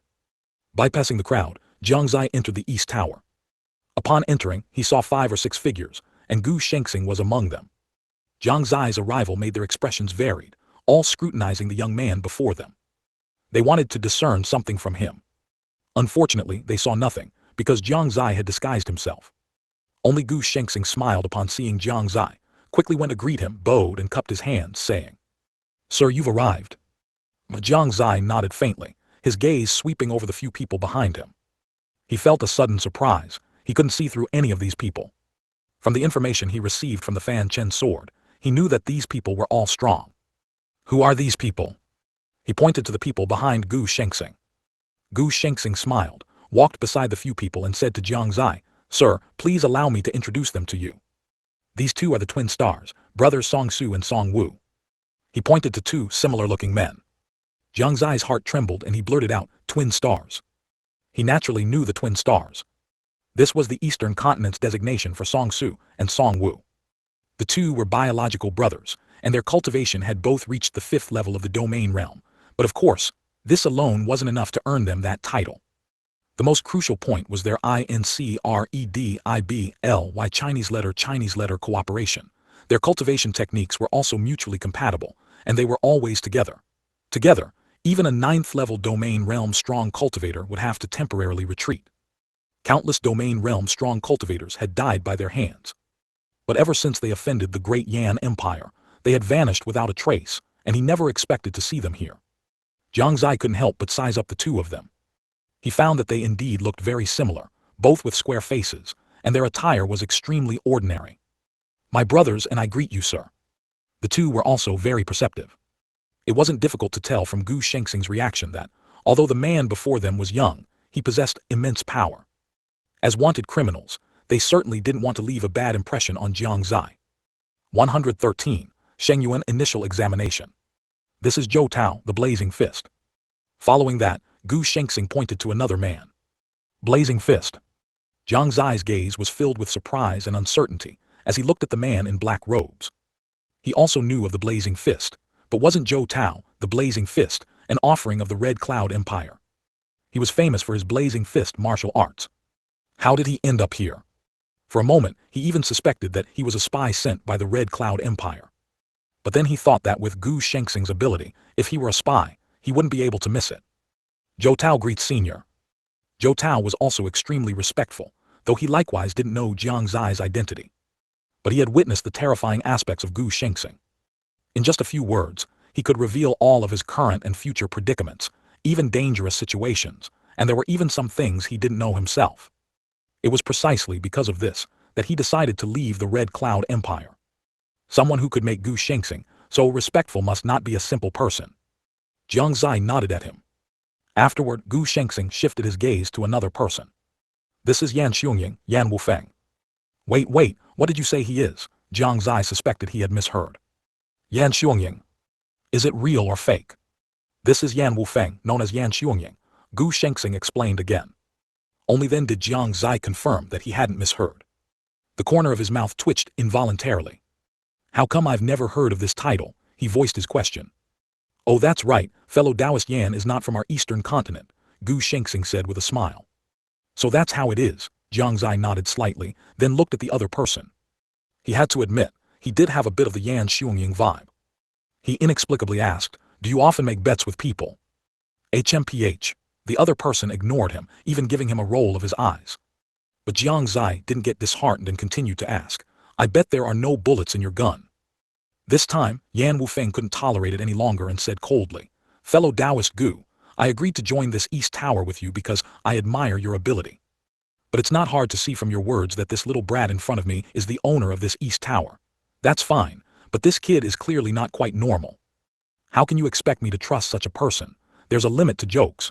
If you don't give me a reasonable explanation, then I'm afraid I'll have to excuse myself. As soon as these words were spoken, the surroundings fell silent for a moment. Although the other three's expressions didn't change much, they couldn't help but cheer inwardly. Yan Wufeng's words were also their inner thoughts. Now that it was said, they could see how Gu Shengxing would respond. Jiang Xie felt nothing, but Gu Shengxing's expression turned cold. Fellow Taoist Yan, you can question me, but if you question Senior, that is disrespect.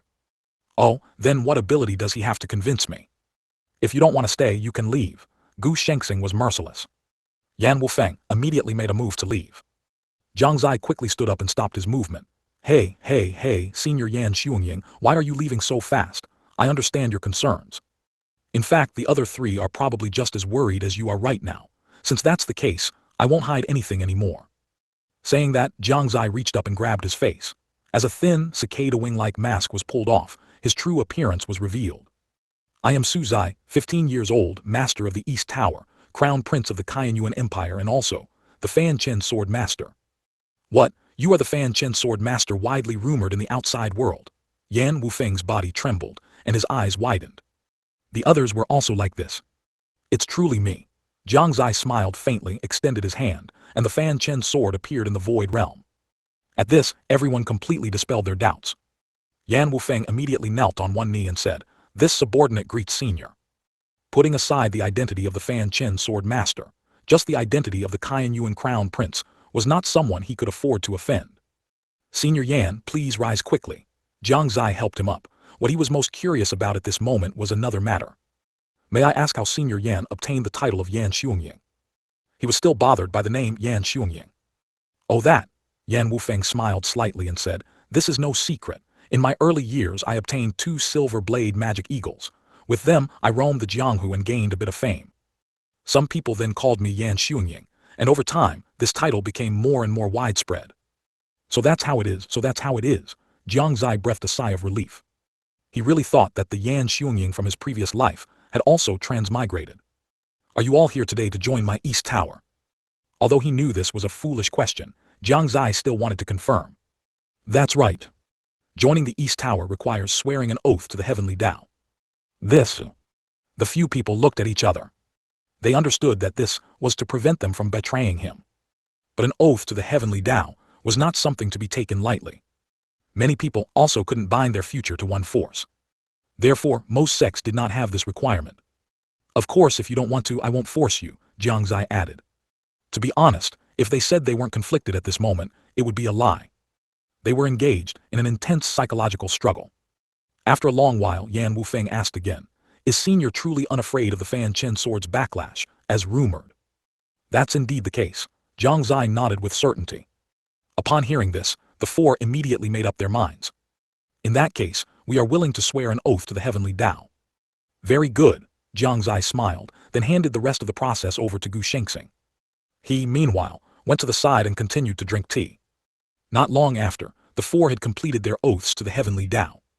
The East Tower suddenly gained 4 strong individuals, which made Jiang Xie incredibly excited. This was a good start. If things continued like this, the East Tower would sooner or later grow into a behemoth. He didn't know how Gu Shengxing managed to win over these people. But with his divine calculation abilities, achieving this shouldn't be difficult. At this moment, Jiang Xie asked again, "The important matter you wanted to tell me about must be more than just this, right?" "Senior's guess is correct," Gu Shengxing nodded, his expression becoming solemn. "The St. Yuan initial exam is coming soon." "What, the St. Yuan initial exam?"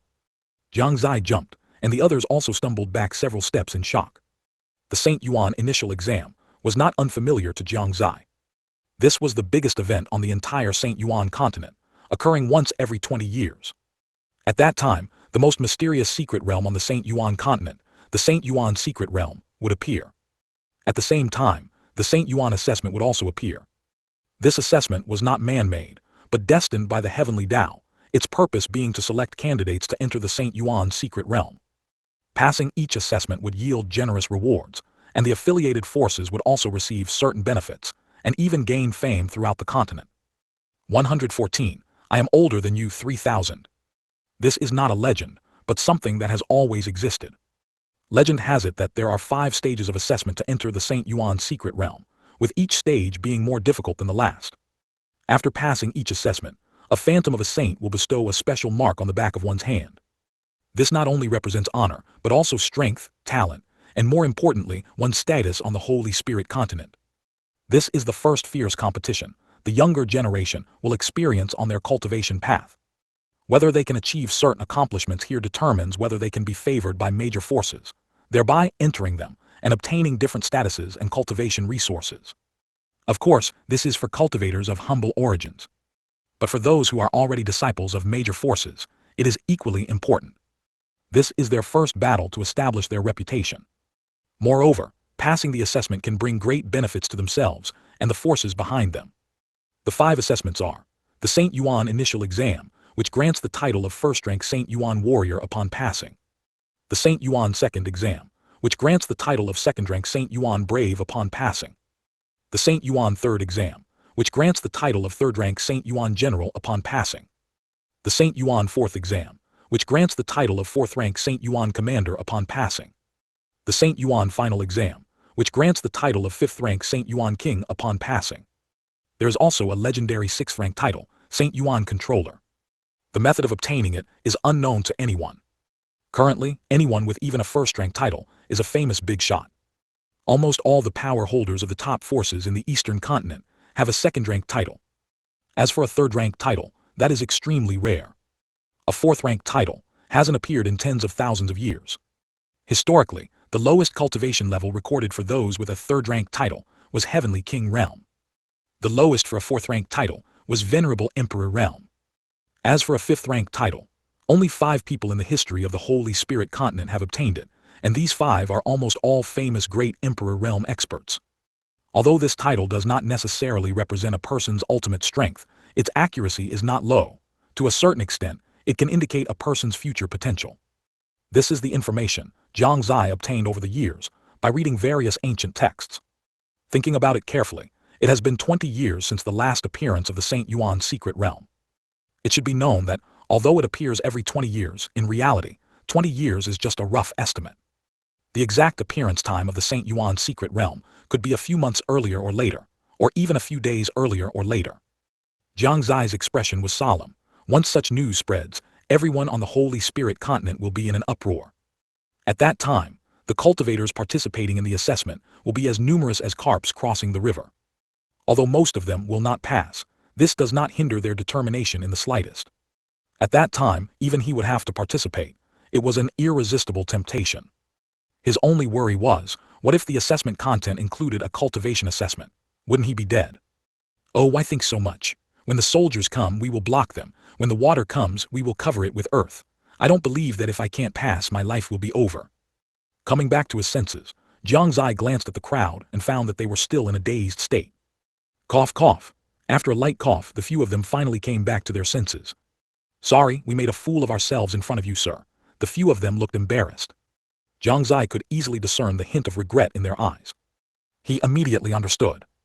Given their age, they obviously couldn't participate in this Saint Yuan secret realm assessment, so it was normal for them to feel regret.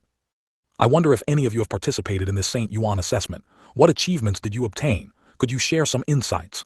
Jiang Xie asked. The few of them were stunned, and Yan Wufeng was the first to step forward, cupping his hands and saying, Sir, this old man did participate in this Saint Yuan initial exam. However, I only passed the first assessment and obtained the title of warrior, but passing the first assessment rewarded me with a cultivation technique. It is precisely this cultivation technique that allows me to control 2 silver blade magic eagles, which is how I achieved my current accomplishments. Our 2 brothers also passed the first assessment, and we were also rewarded with cultivation techniques. I'm the same, but what I got wasn't a cultivation technique but a martial skill. My famous martial skill, the Blazing Sun Fist art, was obtained during the assessment.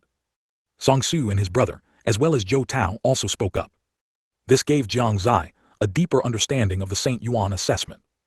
The rewards from just the first assessment alone could make them famous in the Eastern Continent, which shows that the cultivation techniques or martial skills given to them must have been incredibly compatible with their own abilities. So what about the rewards for the second, or even third and fourth assessments? What would they be like? No wonder those who passed more assessments achieved greater accomplishments later on. While their own talent and strength were certainly indispensable, the rewards from the Saint Yuan assessment also played a crucial role. I understand. For the next few days, you will stay in the East Tower. As for what to do next, I will personally come and tell you in 2 days. I must inform my grandfather about the imminent appearance of the Saint Yuan secret realm as soon as possible. Jiang Xie spoke to the crowd, then patted Gu Shengxing's shoulder and said, You did very well this time. I'm afraid I'll have to trouble you further. I will not fail. Gu Shengxing nodded heavily. Now his fate was tied to Jiang Xie's. Helping Jiang Xie was helping himself. In the past 2 days, he had clearly felt his cultivation speed increase significantly. This made him have no regrets about his decision. Of course, a subtle sense of crisis also seemed to begin circling in his mind. He understood that if it wasn't Jiang Xie's crisis, then it was likely that 7 Stars Cave had another inheritor, and that inheritor was getting closer and closer to him. Inside a room deep within Qianyuan Hall of the Imperial Palace, Su Wu put down the memorial in his hand, raised an eyebrow, and said without turning his head, The sect master of the majestic Haoran Sect, trespassing into my Imperial Palace without even a greeting, isn't that a bit out of place? Ha ha ha ha, I'm sure Lord Su doesn't mind such trivial matters. Jai Wushwang found a place to sit down by himself. He came to Qianyuan Imperial Palace today, firstly because he missed his daughter, and secondly, he wanted to see Jiang Xie. Last time, he only knew that Jiang Xie was the disciple of that mysterious expert, but he didn't know that he was also the Fanchen sword master. This made him even prouder of his daughter's discernment. He also resolved to ensure Jai Yu seized this opportunity. Of course, on another note, he naturally came to sound out Su Wu's intentions. My little girl must be doing quite well in the imperial palace, I presume, Jai Wuxuang asked with a smile. Su Wu glanced at him indifferently and also smiled. Don't worry, your daughter hasn't suffered any grievances here. I'm afraid you won't find anything to criticize. Lord Su, you're going too far. When have I ever criticized you, this sect master? It's just that I wonder about the proposal from last time. What does Lord Su think? Jai Wuxuang, let's stop beating around the bush and get straight to the point. I admit, your daughter is indeed 100 times more likable than you. But that proposal, I will absolutely not agree to. Then so be it. Jai Wuxuang seemed quite magnanimous this time, which left Su Wu a bit puzzled. Jai Wuxuang, what exactly are you up to? I just feel that we two are bound to become in-laws sooner or later. Whether you agree or not, it doesn't seem to be a big problem. Heh, although I really want to refute you, that girl Yu is quite likable, and Zier also seems to feel something special for her. Otherwise, I would have to scold you a few times. Speaking of which, you're even benefiting from Yu. HMPH, don't be too happy yet. Su Wu snorted coldly, then a mischievous smile appeared on his lips as he teased. So, it seems sect leader Jai has become my junior. It is well known in the cultivation world that seniority is determined by strength, with exceptions for special circumstances and familial relationships. Originally based on strength, Jai Wuxuang and Su Wu should address each other as peers. But if Jiang Xie and Jai Yu were to become a couple... Hearing this, Jai Wuxuang suddenly froze in place, his expression instantly changing drastically, as if he had eaten excrement. He had truly overlooked this issue. Now that Su Wu brought it up, he only just remembered that if he and Su Wu became in-laws, he would indeed be a generation younger than him. Thinking of this, his previous joy instantly vanished without a trace. If it were anyone else, he might not feel so bad, but it had to be Su Wu. What made it even worse was that he absolutely did not want to break up Jai Yu and Jiang Xie. I suddenly remembered that there are still some important matters to attend to in the sect, so I cannot stay long. I'll take my leave. As he spoke, he was about to leave. Before he had taken 2 steps, he ran into Jiang Xie coming towards him. He immediately changed his steps and sat back down in his original spot. Jiang Xie also greeted him. Uncle Jai, I didn't expect to see you here. I also didn't expect to see you here, esteemed nephew. What brings you here, esteemed nephew? Oh, I have something to report, Jiang Xie said with a smile. May I listen in? No problem. Looking at the two talking happily, Su Wu's expression remained unchanged, but in his heart he was disdainful. This old fox, he can't move once he sees Zier. He smiled at Jiang Xie and said, Zier, you must have something important to say, right? Jiang Xie bowed in return and said, Indeed. Please tell us. The St. Yuan's secret realm will appear in the next few days. What? What? 2 exclamations rang out simultaneously. Jiang Xie's words were concise and to the point. 115. Longyang's love. Zier, is what you said true? Su Wu immediately stepped forward and asked, his eyes filled with solemnity. Jai Wuxuang was the same, his eyes fixed on Jiang Xie. Jiang Xie nodded faintly, it's true. He believed in Gu Shengxing's ability. Counting it, it has indeed been 20 years, but the exact time of the St. Yuan's secret realm's appearance is uncertain, Su Wu muttered to himself, then asked again. How did you learn of this news? It wasn't that he didn't believe Jiang Xie, but that this news had to be repeatedly confirmed for its authenticity. This was also an early advantage. One should know that, although the St. Yuan's secret realm appears in reality, no one knows where the St. Yuan's secret realm is. They only know that an entrance will appear in each region. The Eastern Continent was no exception. The last time an entrance appeared was within the Great Yan Empire. And this entrance was not an entrance to the St. Yuan's secret realm itself, but an entrance for assessment. Knowing the news in advance means being able to start investigating where anomalies exist in various places earlier, and then allowing the younger generation to enter the venue early. This could greatly increase the pass rate of the first assessment. Jiang Xie didn't hide anything and said directly, as for the source of the news, it's a disciple of 7 Stars Cave. Although I haven't heard of this sect, it should be correct. 7 Stars Cave. Jai Wuxuang raised an eyebrow, instantly appearing before Jiang Xie, and asked with a strange expression, Are you sure it's a 7 Stars Cave disciple? 7 Stars Cave, Su Wu also reacted surprised. Didn't Seven Stars Cave disappear long ago? I am certain it was a Seven Stars Cave disciple. Jiang Xie nodded. His tilde this Seven Stars Cave is not some small sect. Jai Wushwang took a deep breath and said, Seven Stars Cave is famous for its Tao of divine calculation, and is known alongside the star-gazing pavilion of southern Xinjiang and the Tianji Tower of Saint Province as the three most mysterious sects of the Shengyuan Continent. These three forces, almost no one dares to provoke them. Not only do they not dare to provoke them, but the disciples who come out of these three forces are almost all existences that major forces try to curry favor with. That's right, Seven Stars Cave disappeared long ago. Could it be that there is still a legacy left? Su Wu also felt very shocked.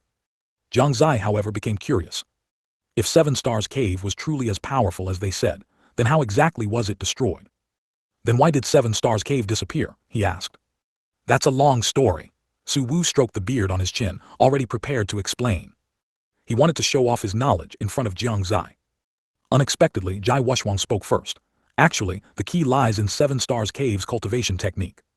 As everyone knows, Seven Stars Cave's cultivation technique has a limitation, which is that after cultivating to a certain level, they must choose someone to assist.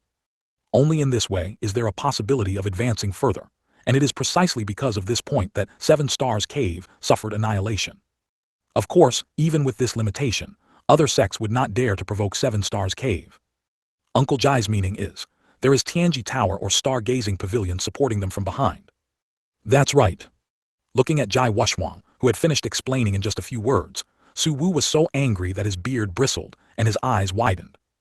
He had wanted to show off in front of the junior, but someone had snatched the opportunity away. And it was that guy Jai Wushwang. HMPH he's right. So that's how it is, Jiang Xie nodded. Could it be that a disciple claiming to be from Seven Stars Cave sought you out? Su Wu asked again. Jai Wushwang also thought of this point, awaiting Jiang Xie's answer. Jiang Xie nodded, indeed. I have to say, your luck, young man, is truly good. The more Jai Wushwang looked at Jiang Xie, the more satisfied he became. First, a disciple of a mysterious strong practitioner, then the Fanchen sword master, and now even a Seven Stars Cave inheritor to assist him. It was simply enviable. One should know that countless sect forces wanted to recruit disciples from Tianji Tower, Star-Gazing Pavilion, and Seven Stars Cave. Once they were present, it would be of great benefit to the sect's development. Su Wu also smiled with satisfaction. This Seven Stars Cave inheritor has some foresight, ha. After reporting the matter, Jiang Xie chatted with the two for a while longer before walking out of the Great Hall. As soon as he left the Great Hall, he wondered if he should send a message to his parents. He hadn't walked 2 steps when a shout came from behind him. Su Xiao, wait. Jiang Xie stopped, smiling as he turned to the back. Uncle Jai, is there something? Jai Wushwang had no interest in staring at Su Wu inside, so when he saw Jiang Xie come out, he followed. He winked and smiled. I wonder what stage Su Xiao and my little girl have reached.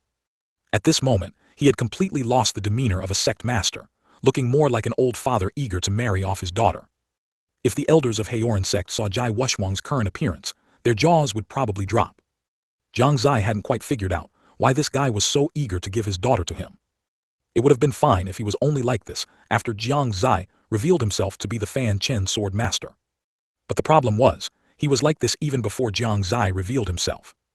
Was this the attitude towards someone who had abducted his daughter for over 2 years? Jiang Xie didn't understand, but he was happy about it. Uncle Jai, you're thinking too much. Xiao Yue and I haven't done anything, he said righteously. His original intention was to show off his noble character in front of Jai Wushwang, to demonstrate that he was definitely not someone who indulged in female beauty or harbored ill intentions. However, he didn't expect his short sentence to leave Jai Wushwang stunned in place. Are you telling the truth? He asked blankly. Jiang Xie nodded heavily, absolutely true.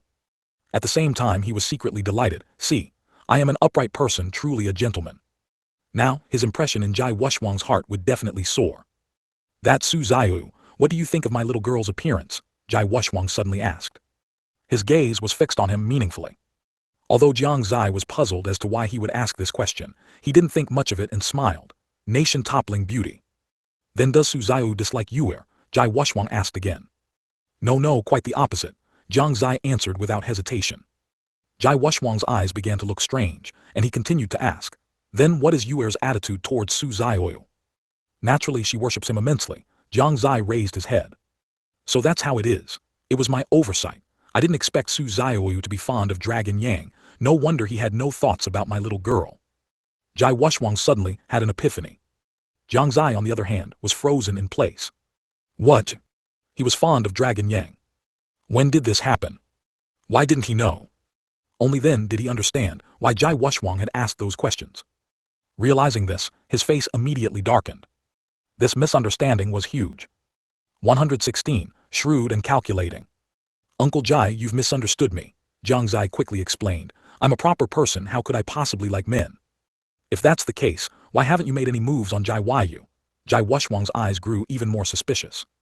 Jiang Xie panicked, not expecting that his earlier words, intended to show off, had now become evidence of his preference for men. No way, Uncle Jai, you've misunderstood again. How could I not have any thoughts about Jai Yu? Then you just said that Jai Yu admires you greatly and you like her and she's quite good looking, yet you still haven't reacted. If that's not liking men, what else could it be? Jiang Xie wiped the sweat from his forehead. It seemed he wouldn't be able to clear his image in Jai Wushwang's eyes without doing something. This was the one thing he absolutely could not let people misunderstand. Otherwise, if word got out, how could he face anyone? Thinking of this, he made up his mind and said, "Then, Uncle Jai, how do you think this junior should prove himself?" "Very simple." A strange light flashed in Jai Wushwang's eyes. "Just prove that you are a normal person." A normal person. Jiang Xie certainly understood what he meant. Isn't it just showing some affection? That's easy, he just worried Jai Yu couldn't handle it. But who cared, as long as he cleared his suspicion? Jiang Xie immediately agreed, no problem. Seeing this, Jai Wushwang smiled. The fish had finally taken the bait. As a sect master, how could he not see through Jiang Xie's thoughts? He had only been setting a trap for Jiang Xie just now. Every word he spoke was deliberate, all to make Jiang Xie say what he just did. "My daughter, I can only help you this much, the rest is up to you." This was a story of a father painstakingly trying to marry off his daughter. With the agreement, Jiang Xie and Jai Wushwang returned to the residence together. Inside the bedchamber, in front of the luxurious bed, two young women sat opposite each other. The wind blew the fine gauze in front of the bed, rustling their hair, but neither spoke. It was as if they had entered a deserted place. The two were Jai Yu and her maid, Xiao Zai. The two were still pondering their next move. Their brows were furrowed, and their eyes showed deep thought. "Xiao Zai, you say he doesn't like me at all?" Jai Yu looked worried, for the first time doubting her own charm. One had to know, since childhood she had been the treasured pearl of the sect. Her looks and background were impeccable, and the male disciples were utterly captivated by her. Not just within the sect. Even outside the sect, throughout the entire Eastern continent, those who pursued her were as numerous as ox hair. But now, facing Jiang Xie, she was like a frosted eggplant, seemingly no different from an ordinary woman. Yet she felt different in every way. This contradictory combination made her unable to understand Jiang Xie's true feelings for her. "No, young miss, although I've only been here for 2 days, I can tell that the young master definitely likes you." Xiao Zai quickly consoled her from the side. "Look, do ordinary maids usually talk back to their masters? Aside from mandatory requirements, can ordinary maids sleep on their master's bed? Can they share a bed with their master? The young master seems to have no feelings for you, but isn't he accommodating you everywhere?" Jai Yu's eyes immediately lit up. She thought carefully, and it seemed Xiao Zai's words made sense. Jiang Xie, it seemed, wasn't completely without feelings for her. Miss said so herself, with my charm, how could a mere bean sprout resist? Jai Yu clapped her hands, her face filled with confidence. Outside the bedchamber, the figures of Jiang Xie and Jai Wushwang had already appeared. Jai Wushwang looked at the main hall in front of him and the surrounding environment, nodding secretly. This old fellow was quite good to Su Zai. It seemed his daughter hadn't suffered any grievances. "Uncle Jai, follow me, I'll prove it to you right now," Jiang Xie said, then walked into the main hall without looking back, heading straight for the bedchamber. Jai Wushwang followed behind him with a serious expression. His gaze toward Jiang Xie was full of scrutiny. He couldn't show any flaws at this moment. Otherwise, all his efforts would be in vain. Here, Jai Yu was just about to plan her next offensive with Xiao Zai against Jiang Xie. Then she heard a rush of footsteps. The two immediately panicked. They were a bit at a loss, like children who had done something wrong. Jai Yu patted her chest, calming herself down and making herself appear normal. The moment she composed herself, Jiang Zai's figure appeared before them as expected. "Bad." Jai Yu was about to call out to him when her vision suddenly went black. It was because Jiang Zai's body had instantly rushed in front of her. You. Jiang Zai's sudden closeness made her panic again. Don't speak, kiss me. Jiang Xie gazed at her affectionately. Jai Yu's mind instantly went blank, and Xiao Zai beside her widened her eyes, covering her mouth with her hands. She tried her best not to scream, so as not to ruin the scene before them. Jai Yu was indeed startled. She had never expected Jiang Xie to suddenly say such a thing. This left her, completely unprepared, at a loss for what to do. Jai Yu's daze made Jiang Xie anxious. He clearly knew that Jai Wuxuang was watching from behind. If he couldn't clear the suspicion of liking men, his entire image would be ruined. He didn't want a bunch of muscular men looking for him when he became famous in the future. That would be too terrifying. Just thinking about it made it hard to accept. Thinking of this, Jiang Xie understood that he couldn't delay any longer. Since Jai Yu wasn't reacting, he would take the initiative. After making up his mind, he fiercely kissed Jai Yu's soft red lips. His hands also climbed up Jai Yu's beautiful back, caressing it continuously. As for why he wasn't caressing her front, that was because he wasn't sure where Jai Wuxuang's bottom line was. For safety's sake, he did this. To be honest, Jiang Xie had wanted to kiss this girl for a long time but never had the chance. This time, it was to his liking. In the shadows, watching the scene before him, Jai Wuxuang's eyes lit up. In his heart, however, he was secretly anxious, wishing he could personally step in and guide them. You rascal, are you a block of wood? Why are you so clueless? In this situation, your hands are on her back. You infuriate me. So many good places to touch, what's the point of rubbing her back? Back in my day, I was much more aggressive. Ah well, it's good enough that they're kissing. Now you can't run away, you must take responsibility for my daughter. Jai Wuxuang silently grumbled for a while in his heart, then put away the recording stone in his hand. Now with both human and material evidence, Jiang Xie couldn't escape. 117. The unyielding young lady. Whoosh! A gust of wind swept through, rustling the curtains in the sleeping quarters, the light gauze above the bed, and the robes of the two people in front of the bed. Besides the sound of the wind, there was only the constant sound of swallowing. The man held the woman in front of him tightly, as if he wanted to knead her into his body, and a trace of lust permeated the entire sleeping quarters.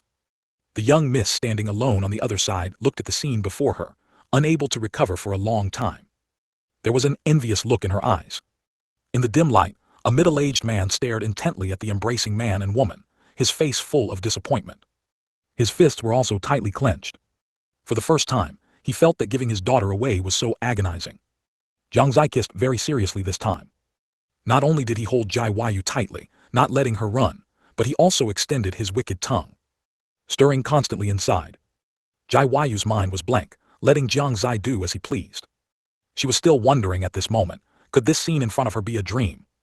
Otherwise, how could Jiang Xie kiss her, and kiss her so intensely? She was completely lost in it. Of course, she didn't forget to bite Jiang Xie. Jiang Xie cried out in pain, leaving Jai Yu's lips, and asked with a strange expression, "Why did you bite me?" So this isn't a dream. Jai Yu didn't hear what Jiang Xie was saying at all. Her gaze was now fixed on Jiang Xie's mouth. Now she felt a little regretful. Why did she bite him? However, her reaction was also very quick. After realizing that this was not a dream, she actually leaned in to kiss Jiang Xie again, but as for her mouth, she still refused to admit defeat. You bad boy, how dare you kiss Miss? Did Miss allow you to kiss her? No, Miss can't suffer a loss, I want to kiss you back. This scene not only left Jiang Xie speechless, but also made Xiao Zai feel extremely embarrassed, lowering her head. Jai Wuxuang also covered his forehead with his hand, almost fainting. This girl at a time like this is still arguing and competing. He finally understood that this was not just Jiang Xie's problem, but both of them had problems. So he looked at Xiao Zai beside him and sent her a sound transmission. Xiao Zai, come here. Sect Master, feeling the sudden voice in her mind, Xiao Zai was startled. Her gaze looked towards Jai Wuxuang's direction. After looking at the two people who were kissing passionately, she tiptoed towards Jai Wuxuang. It was a dark corner. As soon as she reached Jai Wuxuang, Xiao Zai knelt down. This servant has seen the sect master. Facing Jai Wuxuang, her heart was tense. Jai Wuxuang motioned for her to stand up, then softly said, "Did you see that scene? I'm giving you a task, you must make their relationship even closer." Xiao Zai dared not be negligent and quickly replied, "Understood, sect master." Now, she really had to use all her might. She must make Jai Yu succeed. To be honest, Jiang Xie no longer wanted to kiss, because he could feel that his lips were already swollen, and it was no longer enjoyment, but suffering. His cultivation was not as high as Jai Yu's. How could he resist Jai Yu's offensive? Her kissing strength was simply too great. Jiang Xie began to move. He wanted to push Jai Yu away. But what he didn't expect was that Jai Yu, possessed by some evil, hugged him and wouldn't let him go. She was never this proactive normally, was she? Tilde. Jiang Xie was almost in tears. He had no choice but to make a gesture behind him, hoping Jai Wuxuang could rescue him. Jai Wuxuang was not foolish, and immediately understood the situation before him. He also understood that since Jiang Xie was the Fanchen sword master, his cultivation would not be too high. Compared to Jai Yu, he was indeed quite far behind. If he didn't go out to stop them, he would probably suffer a lot. Moreover, his goal had already been achieved. Thinking of this, he stepped out and said in a serious tone, that's enough. How can a woman be so crude? Jai Wuxuang's words made Jai Yu's body tremble. After biting Jiang Xie's lips hard again, she released Jiang Xie. Seeing that it was really Jai Wuxuang, her eyes suddenly lit up. She came to Jai Wuxuang with a joyful expression, took his hand and acted coquettishly. "Dad, why are you here?" At this moment, her face was still a little flushed, and her coquettishness was just to cover her embarrassment. After all, the scene just now was witnessed. Her heart was also a little uneasy. You. I can understand young people being in love, but as a woman you can't be so crude," Jai Wuxuang said with a doting smile.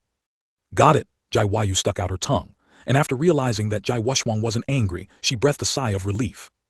Jiang Xie covered his mouth, only feeling a burning pain. He walked to Jai Wuxuang with a bitter expression and said with a wry smile, "Uncle Jai, you should believe me now, right?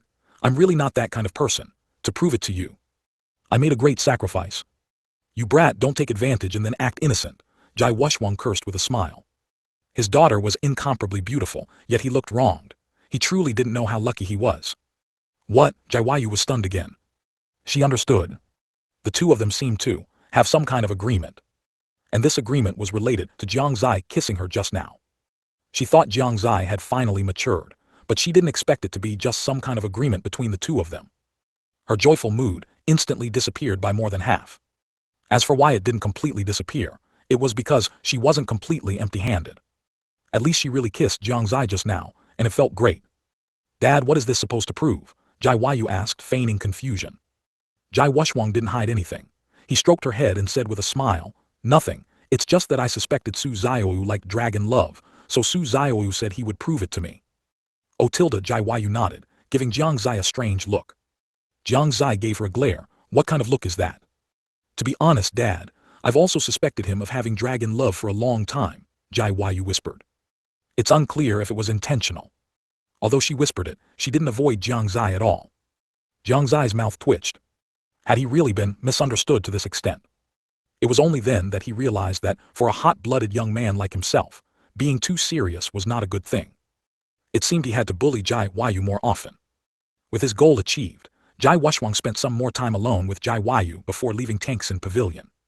He said he needed to quickly organize the disciples within the sect to prepare for the Saint Yuan secret realm. Jiang Xie also began writing letters to send back to the Jiang family.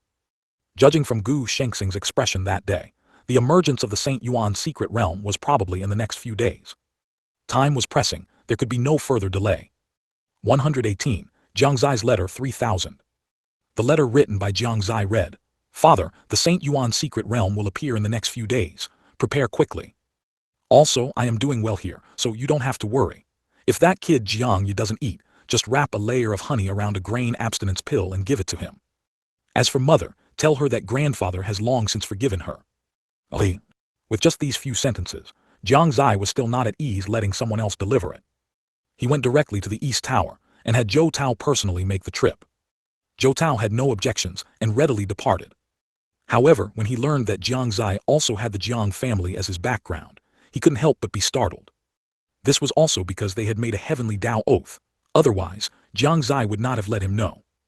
After dealing with this matter, Jiang Xie began to feel troubled again. Although there were already a few members in the East Tower, and their strength was not bad, he had no cultivation resources to give them. In the short term, they would certainly not complain. But once a long time passed, dissatisfaction would inevitably arise in their hearts. It seems the opening schedule of the East Tower needs to be accelerated. On the way to Jiang City, Zhou Tao's mood was very restless. As a former devotee of the great Yan Empire, he knew the current strength of the Kaiyuan Empire. The three strongest demonic path forces in the Eastern Continent were also not to be underestimated. Now, Jiang Xie alone possessed a powerful background in both the righteous and demonic paths. He had both the formidable Shengyuan Empire and the Jiang family, one of the three strongest demonic path forces in the Eastern Continent. And Jiang Xie was also the master of the Fanchen sword. Only then did he somewhat understand why Gu Shengxing would follow Jiang Xie. Such a background was quite explosive throughout the entire Eastern Continent. He suddenly admired himself a little. He had made an incredibly correct decision.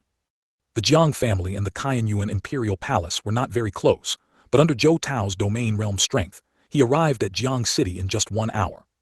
He did not conceal his qi at all. As a result, as soon as he entered Jiang City, he was detected by some elders of the Jiang family, including Jiang Fingliu. Inside a study in the Jiang family, Jiang Fingliu put down the book in his hand. Feeling the qi of a domain realm expert, his brows furrowed slightly. Strange, why would a domain realm expert come to my Jiang City? What made him feel strange was that he had no strong impression of this person's qi. But whether the other party was friend or foe, he had to go out and see. The next moment, a blur flashed across the sky, and Jiang Fingliu's figure disappeared from the study. In a small alley in Jiang City, several figures suddenly appeared. Among them was Jiang Fingliu. Family head, it seems a domain realm expert has arrived in Jiang City, Grand Elder Jiang Taicheng said to Jiang Fingliu with a solemn expression. The other elders also spoke up one after another. Lord Family Head, could this be someone sent by a hostile force? What is his purpose in entering Jiang City so openly? Ali. Several elders expressed their concerns. Jiang Fingliu gave them a reassuring look and slowly said, it's not clear who the other party is yet. It's not necessarily an enemy. Moreover, even if the other party has ill intentions, on the Jiang family's territory, even a domain realm expert would find it difficult to shake the Jiang family's foundation. After these words, the mindset of several Jiang family elders instantly calmed down. Indeed, on the Jiang family's territory, what if it was a domain realm expert? The other party was, at most, just one person. Yet, Zhou Tao did not choose to go directly to the Jiang family. He found a place to sit in a corner of the alley. As for the reason, it was very simple. Jiang Xie had instructed him to try not to attract attention.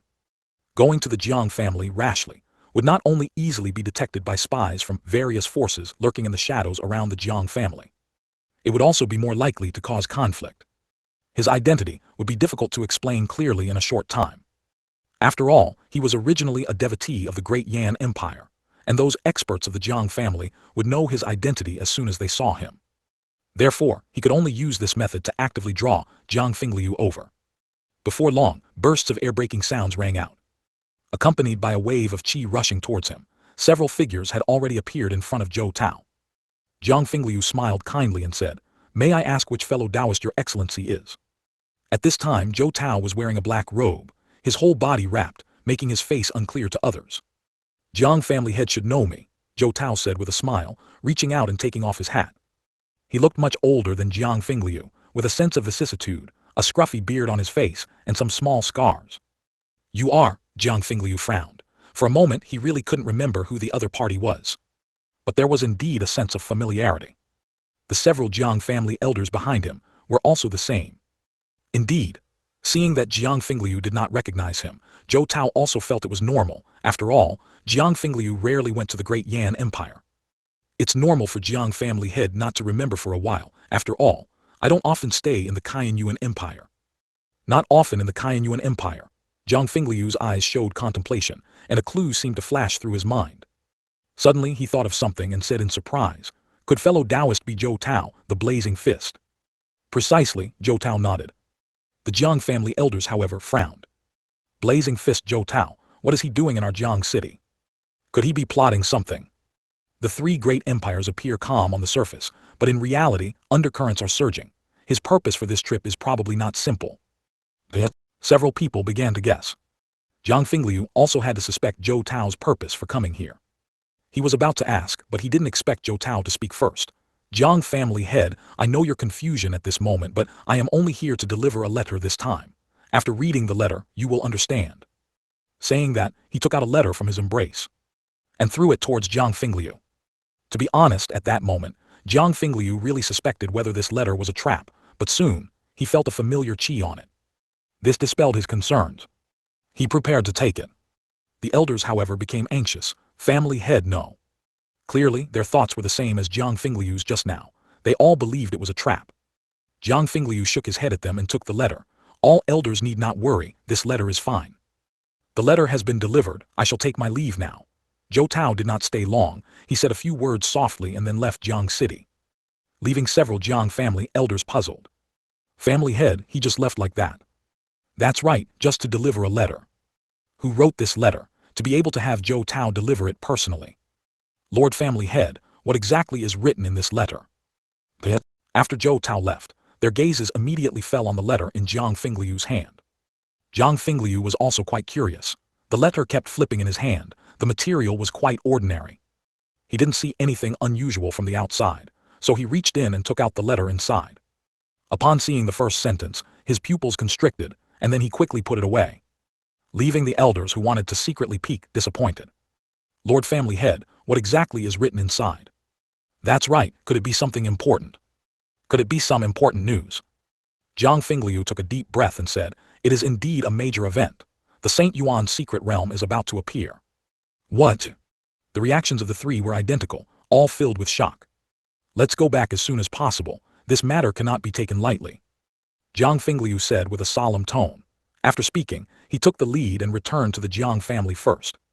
The reason he quickly put away the letter was, of course, because it was written by Jiang Xie. Currently besides him and Su Jiru, only Jiang Zai's close associates and Su Wu knew that Jiang Xie was still alive.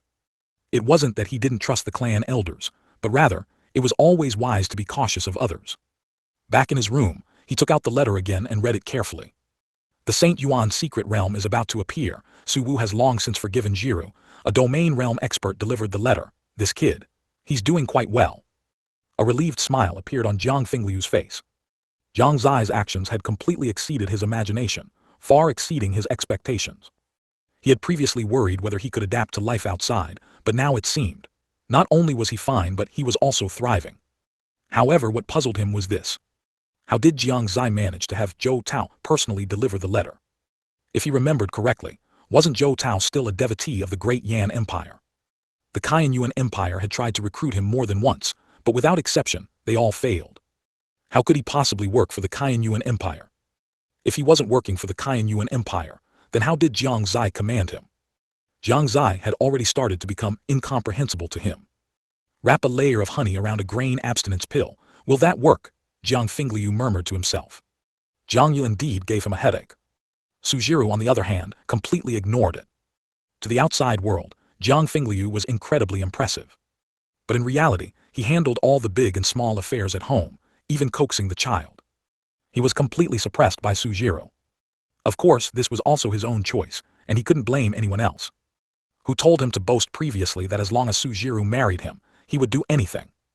119. Super Invincible Candy. If anyone was to blame, it was him. He was ignorant in his youth and made a heavenly Dao vow to marry Su Jiru. Otherwise it wouldn't have come to this. However, Jiang Fingliu didn't regret it. Back then, Su Jiru was the goddess in many people's hearts. Yet he managed to win her over. The pride in his heart surged continuously. After burning the letter in his hand, Jiang Fingliu stood up and walked towards another room.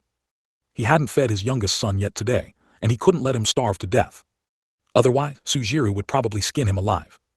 Following Jiang Zai's instructions, he smeared honey on the fasting pill, then carried the fasting pill out of the room and entered the adjacent room.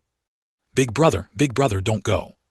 Braised pork ribs, pickled cabbage fish, meatballs, delicious. Big brother, so delicious. Inside the room, a chubby boy was lying on the bed, drooling and muttering in his sleep. At the same time, his hands were making eating motions. It was clear that he was having a sweet dream. Big brother is delicious. Jiang Fingliu, who had just walked in, had a strange expression. Was this fellow trying to eat Jiang Xie too? He couldn't help but wonder if Jiang Yi could really eat this fasting pill, which was only coated with a little honey. But soon this doubt was dispelled. He heard Jiang Yi, who was sleeping on the bed, seem to smell something, and his nose sniffed hard in the air. This is the super invincible awesome candy. Suddenly, Jiang Yi seemed to remember something, and he woke up abruptly from his dream, constantly looking around. Jiang Fingliu completely froze, standing dumbfounded in place. He murmured incredulously, super invincible awesome candy, what is that? He really didn't understand the meaning of that sentence, nor did he understand why this fasting pill, which was just coated with a layer of ordinary honey, had changed its name. And it was called the Super Invincible Awesome Candy. He could understand Super Invincible, but the two words awesome, he didn't know what they meant. While he was dazed, Jiang Xie had already come before Jiang Fingliu, his large eyes fixed on the fasting pill in his hand, even drooling. He asked excitedly, "Father, is that the Super Invincible Awesome Pill in your hand?" Super Invincible Awesome Pill. Jiang Fingliu was pulled back by Jiang Ye's voice, and he smiled kindly. "Father doesn't know, but Jiang Xie. This was given to me by your big brother. Can you explain to father what this Super Invincible Awesome Pill is for?" "I know this." Jiang Ye's eyes lit up, and he patted his chest, confidently saying, "This Super Invincible Awesome Pill can speed up cultivation and improve intelligence." "Did your big brother tell you all this?" Jiang Fingliu's mouth twitched. "Yes, big brother said that my current cultivation at this age is all because of this Super Invincible Awesome Candy. Big brother also said that this is something he created, but unfortunately he didn't have it when he was young, so he delayed his cultivation time. But I am different. I have been eating it since I was little, so my cultivation has advanced by leaps and bounds, and I have become smarter and smarter." At this moment, Jiang Fingliu didn't even know what to say. He just felt that his youngest son seemed hopeless. His fast cultivation was due to his original good talent, and becoming smarter and smarter. He hadn't seen any sign of it. Instead, he was quite foolish. Of course, perhaps it was because Jiang Xie was too smart, which allowed him to trick Jiang Xie so easily. If it was the latter, it would be fine, but if it was the former, then it would be too heartbreaking. The question of whether he needed to have another child suddenly appeared in Jiang Fingliu's mind. However, he still had one thing he didn't understand. What exactly did awesome mean? He had indeed heard Jiang Xie say these two words, but he hadn't paid much attention to them. Now, he was a little curious. So he asked, "Jiang Xie, what does awesome mean?" "Father, you've asked the right person." Jiang Xie secretly sneaked up to Jiang Fingliu, and Jiang Fingliu understood, squatting down. Only then did Jiang Xie whisper in his ear, "Actually, big brother often has the two words awesome on his lips. He seems to have an unusual obsession with them. I asked big brother before, but he just wouldn't tell me. Later your son hinted around and combined with various signs. I guess that awesome seems to be something with a great effect and is also very delicious. At that time, I also asked big brother if that was the case, and I saw that big brother's eyes were very shocked, so I must have guessed correctly." "I see." Jiang Fingliu nodded. Although he felt something was a little off, he didn't doubt it too much. Instead he said, "So, this awesome is really a good thing." "Absolutely. So father, can you give your son that Super Invincible Awesome Candy?" Jiang Xie was already drooling, staring at the fasting pill. Jiang Fingliu directly threw it to him. Seeing him swallow it in one gulp, he immediately felt relieved. This saved him a lot of trouble. "All right, Jiang Xie, remember to cultivate well. Your father still has some matters to attend to." Jiang Fingliu patted Jiang Xie's head, telling him to go cultivate. Jiang Xie, who had eaten the Super Invincible Awesome Candy, seemed to be in an exceptionally good mood. He didn't object at all, and happily ran off to cultivate. Afterward, Jiang Fingliu returned to his study, and began to write a letter. The content of the letter was as follows. "Zier, your father has received your letter. The appearance of the St. Yuan secret realm is a major event, and the Jiang family will certainly not take it lightly. If you are bullied in the Yuan Imperial Palace, remember to tell your father. Although you have successfully settled in the Yuan Empire Imperial Palace, you must not slack off and always remain vigilant. Also, according to Jiang Xie, you constantly have the two words awesome on your lips. Although your father has heard you say it, he does not know what it is. Jiang Xie says it is something with a great effect and is incredibly delicious. Could you bring some for your father to taste another day?" After finishing the letter, he immediately handed it to his subordinate, instructing him to deliver it to the Yuan Imperial Palace. Jiang Xie at this moment had no idea that his former catchphrase had been misunderstood in such a way. He was also annoyed right now. Ever since he forcibly kissed Jai Yu in front of Jai Wuxuang, he found that the girl started acting strangely. She would wander around him all day long. Wandering during cultivation, wandering while eating, wandering while sleeping, and even wandering when going to the latrine. This made Jiang Xie's desire to break through to the soul-forging realm increasingly strong. One could abstain from grain once they reached the soul-forging realm. Otherwise, having a beautiful young girl staring behind him while using the restroom was truly quite embarrassing. Who could even go to the bathroom like that? 120. Clear your mind. In Yuan Imperial Palace, at the eldest Prince Su Mu's residence. Su Mu was cultivating in his room as usual, but the hall next to the main hall, which was much smaller and less decorated, was not peaceful. Several teenagers, ranging from a few years old to 11 or 12, were complaining with aggrieved expressions to a 17 or 18-year-old young man at the top of the main hall. Woo woo woo, big brother, you must help us. That new teacher is simply too terrifying. Exactly, big brother Han, only you can help us get revenge. My leg still hurts. He doesn't put us in his eyes at all. The young man stood tall and had a resolute face. Although he wasn't exceptionally handsome, he was full of masculine aura. Facing his younger siblings' cries, Su-han showed no reaction, and the expression on his face did not change in the slightest. To be honest, although they were his younger siblings, Su-han didn't have much feeling for them. He even looked down on them, always idle and only thinking about playing, but this was also good. This way, he wouldn't have any competitive pressure. That new teacher seems to be the outsider mentioned some time ago. Suddenly, a subtle sound caught Su-han's attention. His expression finally changed, and he asked, "Is it really that outsider?" A group of little brats nodded quickly. Su-han then showed some interest. He waved his hand and chuckled. Since that's the case, this young lord will personally go and meet this new little brother. On the other side, in Crown Prince Su-hee's residence, the same scene was unfolding. 3 or 4 little brats were crying tearfully to a young man, who also looked 17 or 18 years old. Woo woo woo, big brother, you must help us. That person is too terrifying. Exactly, we originally wanted to teach him a lesson. Sigh, who would have thought he was our cousin? Interesting, a bit interesting, Su-yu smiled.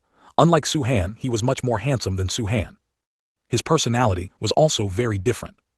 He was active and warlike. Let's go, watch as your big brother goes to meet him. Ali. At the same time, it was the same in Crown Prince Su Tian's residence. The little brats seemed to have all agreed. Several little brats jointly complained. As Su Tian's eldest son, Su Peng, although he usually spoke harshly to these younger siblings, he was also the one who liked to show off the most in front of them. Upon hearing this, he walked out the door without a word. He had already boasted, so how could he not go? Just like that, 3 different groups of young men and women from 3 different directions collectively rushed towards Jiang Xie's Tianxin pavilion. They were aggressive, making the ministers they met on the road widen their eyes, secretly thinking that these little ancestors were probably going to cause trouble again. And at this moment, inside Tianxin pavilion, Jiang Xie and Jai Huayu were in a standoff. Inside the bedchamber, the two sat on opposite sides, their gazes fixed on each other, neither of them speaking. The surroundings were eerily quiet. After a long while, Jiang Xie finally couldn't hold back. He asked seriously, "Zio Yuer, what are you trying to do? You don't have to follow me every day, do you?" "Who's following you?" Jai Huayu retorted without fear, with a righteous expression on her face. "It's just that you happen to be where Miss wants to go." "You're lying, how can there be such a coincidence?" "But that's the truth, isn't it? Tell me, do you like me?" Jiang Xie's eyes showed a playful look. Jai Huayu visibly panicked for a moment, her small hands already tightly gripping the bedding. Who likes you? It's just, you kissed Miss, so you have to take responsibility, right?" Jai Huayu's face was flushed. It was clear that, with her personality, even saying this sentence was a huge challenge. "Could it be that you kissed Miss, and then just want to walk away?" "Heh, you actually guessed right." Jiang Xie chuckled mischievously, saying with a wicked smile, "Don't forget who I am. I am a person of the demonic path. My actions are naturally unrestrained. If I kissed you, so what?" You. Jai Huayu was angered by his words. One hand kept pointing at Jiang Xie, her eyes filled with disbelief. She only felt a huge surge of anger, about to burst from her chest. Her beautiful face also turned red with anger. But just then, Jiang Xie suddenly came to her side, leaned over and whispered in her ear, "How can one kiss be enough? Also, once you can frankly say the words 'I like you,' this young lord might take responsibility." After speaking, before Jai Huayu could react, he left the bedchamber. Only Jai Huayu was left stunned in place. The previous anger had also disappeared without a trace. There was only bewilderment. Indeed, what Jiang Xie had just said truly touched her heart. But, for her, who had been bullied by Jiang Xie for 2 years, although she didn't blame Jiang Xie now, the stubbornness in her heart had not diminished at all. Although Jiang Xie's bullying was never too excessive, it was nothing more than making her cook, sweep, massage his legs and shoulders. But her desire to turn the tables and become the master had not changed at all. This time, no matter what, she couldn't give in. She had to make Jiang Xie bow his head first. Ali. How could Jiang Xie not know Jai Huayu's thoughts? He just felt that he was still too young. He didn't want to fall into romantic love so quickly. In fact, the actual reason was that he was afraid. His cultivating talent was already poor, and his cultivating speed was slow. If he became addicted to romantic affairs again, he might be ruined. Moreover, he always felt that breaking his virginity too early was not a good thing. He didn't know which novel he had read that from. Anyway, his current life was also very good, and Jai Yu's reactions also filled his life with a lot of fun. Alright, it's time to go to East Tower to train them. Idling around all the time wasn't good. If they didn't work, where would he get the cultivating resources for them? Having been in this world for so long, Jiang Xie had also discovered that the most valuable parts of Yao beasts were their body parts that could be forged into weapons, and their demon cores. Secondly, some special parts of certain special Yao beasts, when eaten, were beneficial for cultivating. However, most Yao beast meat was discarded. Firstly, because Yao beast meat was unpalatable and difficult to digest, and although it had some effect on cultivating, its effect was far inferior to medicinal pills. Secondly, once a cultivator entered the soul forging realm, they could abstain from grains and no longer needed to eat these things. It was also believed that eating these things above the soul forging realm would defile one's body and affect cultivating speed. But Jiang Xie believed that this was all nonsense. The real reason was simply because Yao beast meat was unpalatable and difficult to digest. Moreover, he found that some traditional Chinese medicine theories from his previous life could also be applied here. For example, combining two different foods could have great benefits for the body. This way, he could use his skills from his previous life to transform the Yao beast meat here. Not only could it become delicious, but after combination, it could also have certain benefits for cultivating. He had already experimented with this on his younger brother. The effect was surprisingly good. It could be said that Jiang Xie's fast cultivating speed was partly due to his efforts. This was also something he came up with because he couldn't cultivate. The only pity was that it wasn't of much use to himself. He could only taste the flavor, but couldn't feel any acceleration in cultivating speed. Considering this, he realized that his purpose in coming to the imperial palace seemed to be to find things that could light up the statues. There are too many things, I'm getting overwhelmed. Jiang Xie sighed softly, then stepped out of Tianxin Pavilion. 121, stumbled. Coincidentally, no sooner had Jiang Xie left than those little brats, led by 3 youths, arrived outside Tianxin Pavilion. Looking at the magnificent Tianxin Pavilion, a strange light flashed in the eyes of Su Han, Su Yu, and Su Peng. For the first time, they felt that they were inferior to someone who had suddenly returned. This also made them even more curious about who Jiang Xie truly was, to be treated so respectfully by Su Wu. The strange thing was that they were strictly disciplined, rarely left the palace, and seldom learned about outside news. As Su Wu would say, currently, the younger generation of the Su family's direct lineage is still somewhat lacking in strength, weaker than the successors of many other forces. Under such circumstances, they must not be allowed to slack off. Glancing at his 2 clan brothers, a hint of disdain flashed in Su Peng's eyes. He had never really taken the 2 of them seriously. Indeed, at only 16 years old, he was already at the 8th level of the controlling Yuan realm, not only younger than Su Han and Su Yu, but also completely surpassing them in cultivation. He had the capital to be arrogant. Composing himself, Su Peng's gaze fell upon the palace gate before him. After only a brief look, he loudly declared, "I am Su Peng. I heard that my clan brother has been taking good care of my younger brother these past 2 days, so I've come to seek some guidance. I am Su Han, clan brother, please come out and meet me." Su Yu wishes to witness clan brother's demeanor. The other 2 spoke one after another, neither wanting to fall behind Su Peng. Inside a certain room in Tianxin Pavilion, Lin Maioyan, who was cultivating, frowned slightly upon hearing the provocative shouts from outside, then stopped cultivating. A sharp glint flashed in her eyes, and with a flicker of her figure, she vanished from the room. The next moment, the gate of Tianxin Pavilion suddenly opened, and Lin Maioyan's figure appeared before the group of people. She held a long sword, her posture tall and straight, giving off an impression of extraordinary status. Although that was indeed the truth. "Who are you?" Su Peng frowned, seemingly not expecting a woman to appear. Su Yu's eyes, however, lit up. Although Lin Maioyan's beauty couldn't compare to Jai Yu's, she was still considered a beauty. Not to mention, the aura she exuded was not something ordinary people could possess. Su Han also showed a look of confusion. He turned to the little brats behind him and asked, "Is she the new person you were talking about?" The little brats quickly shook their heads and loudly said, "It's not her, it's a man. If you are looking for young master, I apologize, he is not here. If you are here to cause trouble, I also apologize, I will handle it for young master." Lin Maioyan's tone was cold, and sword chi seemed to swirl around her, completely disregarding these people. With her soul-forging realm cultivation, dealing with a group of people whose cultivation had not yet reached the soul-forging realm was more than enough.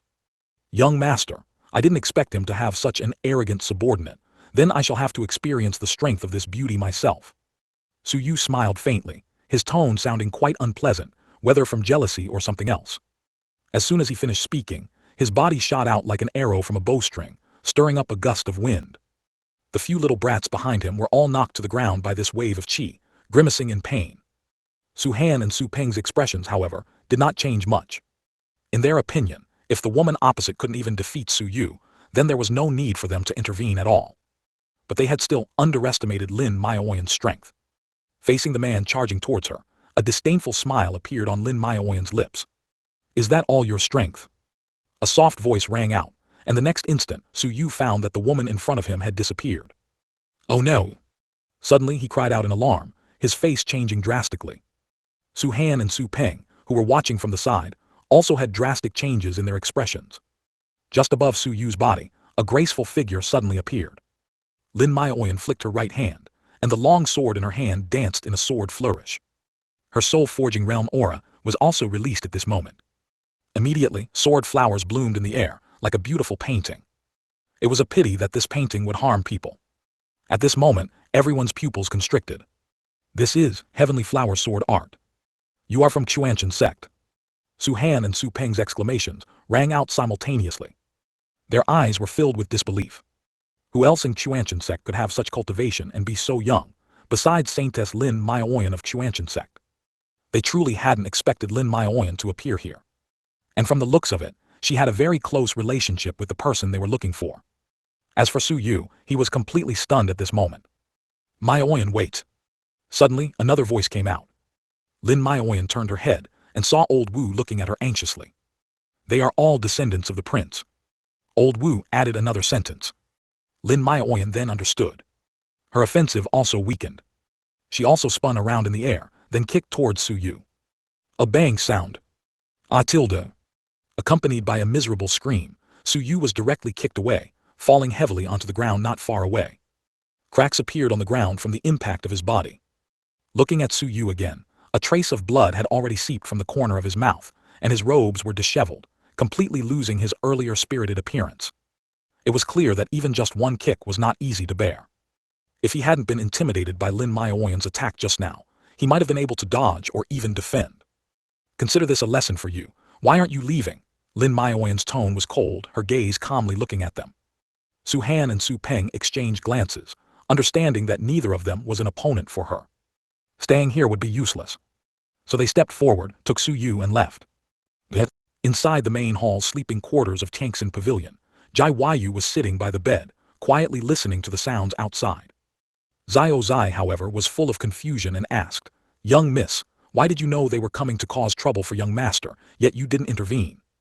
You actually let the Saintess of Shengyuan Sect make a move. Isn't this a wasted opportunity to make an impression on young master? What if she also has feelings for young master? Facing Xiao Zai's questions, Jai Yu merely smiled faintly and said, Who said I wouldn't make a move? Just wait, it's time for me to make my move. After speaking, Jai Yu left the sleeping quarters alone, exiting through another door. Inside a certain straight path, a group of little brats walked with their heads down, not saying a word. Their hearts were filled with fear. They hadn't expected that their admired elder brother would be defeated, without even meeting the teacher's person. This was a huge blow to them. No one dared to speak, and the atmosphere was very somber. Besides the sound of footsteps. Damn it, I didn't expect the Saintess of Shengyuan Sect to also be in his palace. What kind of bewitching potion did he give Lin Maoyan? Although I've long heard that the Saintess of Shengyuan Sect has very high talent, I didn't expect her strength to be so formidable. We really stumbled this time. HMPH, even if we stumbled, it wasn't because of that person. At most, it was at Lin Maoyan's hands. The three of them were clearly very unconvinced. Their words also had a hint of self-deception. 122, take my sword. Of course, Lin Maoyan's appearance also caused some changes in their mentality. As imperial disciples, as prodigies of the largest and most powerful empire in the Eastern continent, their strength had already fallen behind the geniuses of major powers of the same age. No wonder Su Wu was so strict with them on a daily basis. even forbidding them from moving around outside the palace. Those little brats didn't feel much, but Su Han, Su Yu, and Su Peng truly felt a tremendous sense of crisis. Of course, they still didn't understand why Jiang Xie was so highly regarded by Su Wu, or why Lin Maoyan was in his manner. This shock reached its peak in the following moments. As the three pondered, they completely failed to notice that the little brats in front of them had already stopped. Their legs were already trembling uncontrollably. Sweat beads were also falling from their faces. Their expressions were filled with terror. What happened? Su Han was about to ask what happened, but before he could finish, he saw a graceful figure appear in front. Su Yu and Su Peng were also stunned. A strange light flickered in their eyes. It's a demon, a little brat said in horror. A demon? Su Han was a bit confused. Could it be that his younger brothers and sisters knew the woman with her back to them? Yes, the female demon by Mister's side, another little brat cried out. By Mister's side, Su Yu wiped the blood from the corner of his mouth, his eyes filled with confusion. Although she's a beautiful big sister, her methods are much more terrifying than Mister's. Terrifying? Su Peng frowned. The three looked at each other. Since Jai Yu had her back to them, they didn't know who the woman in front was. They only knew that from her back, she was a beauty. It seems you just now intended to target him. Jai Yu's tone was cold and clear, completely devoid of the girlish demeanor she had in front of Jiang Xie. As her words fell, her body turned around at this moment. A delicate, pretty face, every move and smile seemed capable of captivating all beings. Her figure, like a golden ratio, had no flaws whatsoever, except for one slightly smaller area. Her cold and noble aura was enough to make people lose themselves in it. The chill in her eyes made her even more charming. Her high twin ponytails gave a sense of a wealthy young miss. It also added a touch of liveliness to her. Su Han and the other two had to admit in their hearts at this moment that she was absolutely the most beautiful woman they had ever seen. But what filled their hearts even more was shock. Because they knew the woman in front of them. Not only did they know her, but she was also the object of their affection. Jai Yu had many suitors in the Eastern Continent, and they were 3 of them. However, what they couldn't understand was, why would Jai Yu appear here? And how did she become the demon by Mister's side, in the mouths of their younger siblings? Was she also related to Jiang Xie? First Lin Maoyan, now Jai Yu. They just felt their brains weren't enough to process it all. Facing Jai Yu's question, Su Peng also reacted quickly. So it's Miss Jai. May I ask who you are referring to as him? That's right, Miss Jai. Perhaps this is a misunderstanding. Miss Jai, why have you come to the Imperial Palace? The other 2 also spoke up one after another. No one wanted to miss this opportunity to speak with Jai Yu. Jai Yu didn't even glance at them, merely tilting her head and saying playfully, naturally, it's the owner of the palace you just came out of. Although they had a premonition, the moment they truly heard Jai Yu say that, the 3 of them didn't feel good inside. They really didn't understand, what kind of magic did Jiang Xie possess? May I be so bold as to ask, what is Miss Jai's relationship with him?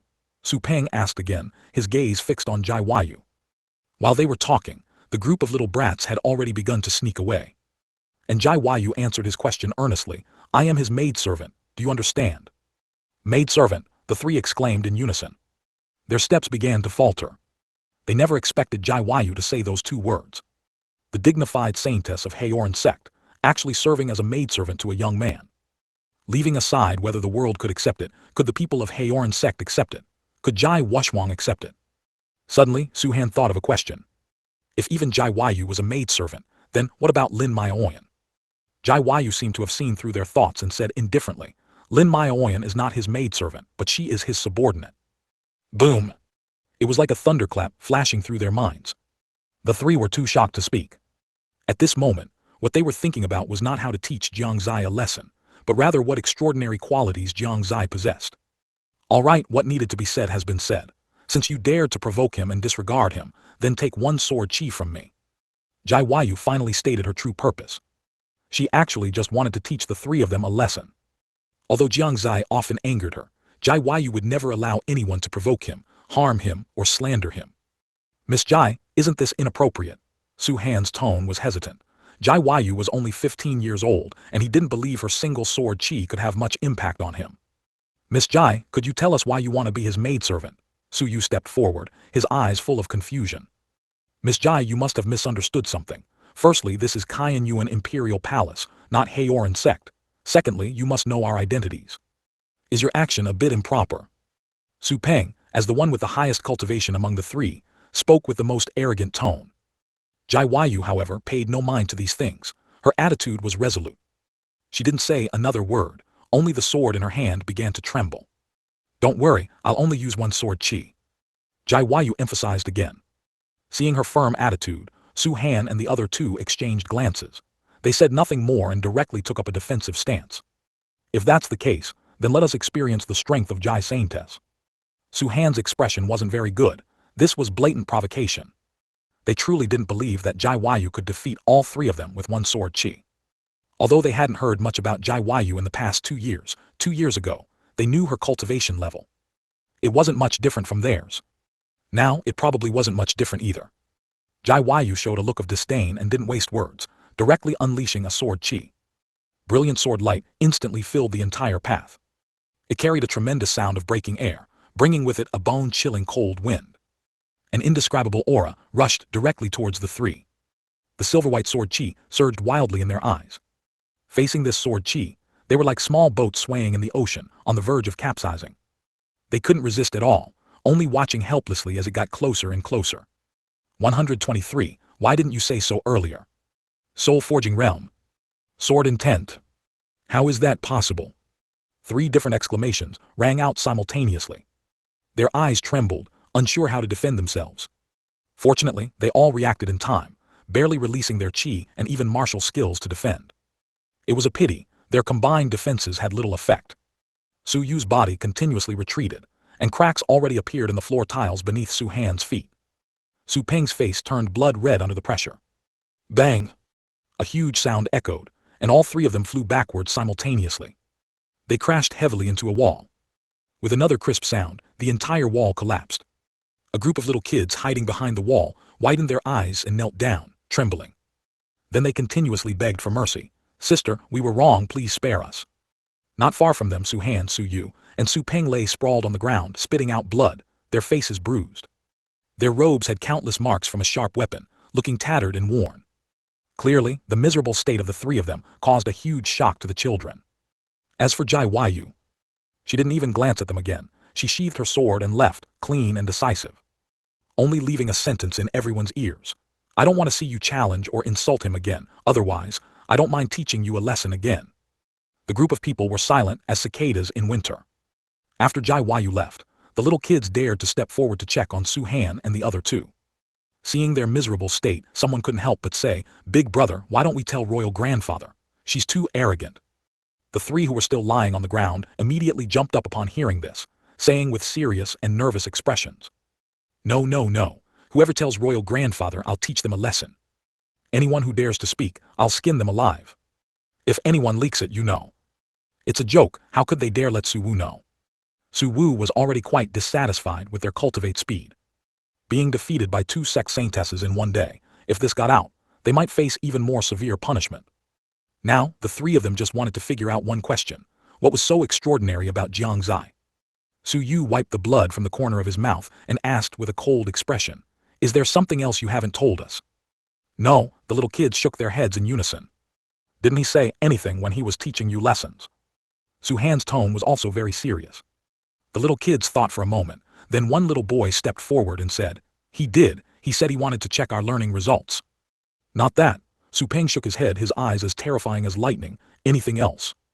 Yes, another little boy stepped forward and directly said, He said he was that fan. The little boy showed a thoughtful expression. He seemed to have forgotten a bit. At this moment, another little girl quickly said, He seemed to have said he was the sword master of some Fanchen sword. What, Fanchen sword master? Su Han thought he had misheard. He opened his mouth wide and asked again, Are you sure he said Fanchen sword master?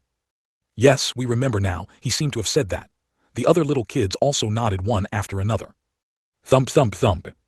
The 3 of them retreated several steps, and they all saw an unbelievable expression in each other's eyes. They couldn't help but curse directly. Damn it, why didn't you say so earlier? The little kids might not know what a Fanchen sword master was. After all, they were mostly playing when they were supposed to be studying.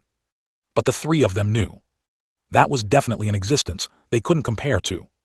Now they finally understood why Jiang Xie was so highly valued by Su Wu, and why there were 2 sect saintesses by his side.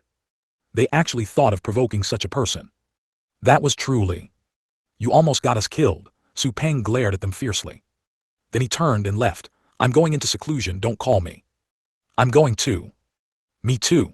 The three of them all declared that they were going into seclusion. Today's events had dealt them a severe blow. It also ignited their fighting spirit. Only a group of little kids were left looking at each other in dismay. Inside Kainyuan Hall, Su Wu put down the items in his hand and sighed slightly. If only these little fellows were half as smart as Zier. I hope Yuer can teach them a lesson this time. Otherwise, I fear my Kainyuan empire will truly slowly decline. Su Han and the other two naively thought that as long as no one spoke, Su Wu wouldn't know about their two defeats in one day. But with Su Wu's cultivation, everything that happened to them in the Imperial Palace had already been known to him. Imperial Father. Imperial Father. Imperial Father. Three voices rang out consecutively. Su Wu didn't even need to look to know, it was definitely his three sons coming. Is it about Hanner, Yuer and Penger? That's right, Imperial Father this. No need to say more. You also understand that, although their cultivation is stronger than most heirs of other forces, however, their cultivation has already fallen behind the heirs of many forces. If this continues, I fear my Kainyuan empire will have no successors. Therefore, this lesson is what they deserve, and you don't need to interfere too much. I think they will understand what needs to be understood. If they still don't understand, then let them suffer more, otherwise, Kainyuan will be in danger. The three of them exchanged glances and bowed together, saying, What Imperial Father says is reasonable, then your sons will take their leave. The three of them also knew the stakes involved, and did not refute. Instead, they were constantly pondering what caused the current situation. Thinking about it that way, they felt a bit awkward.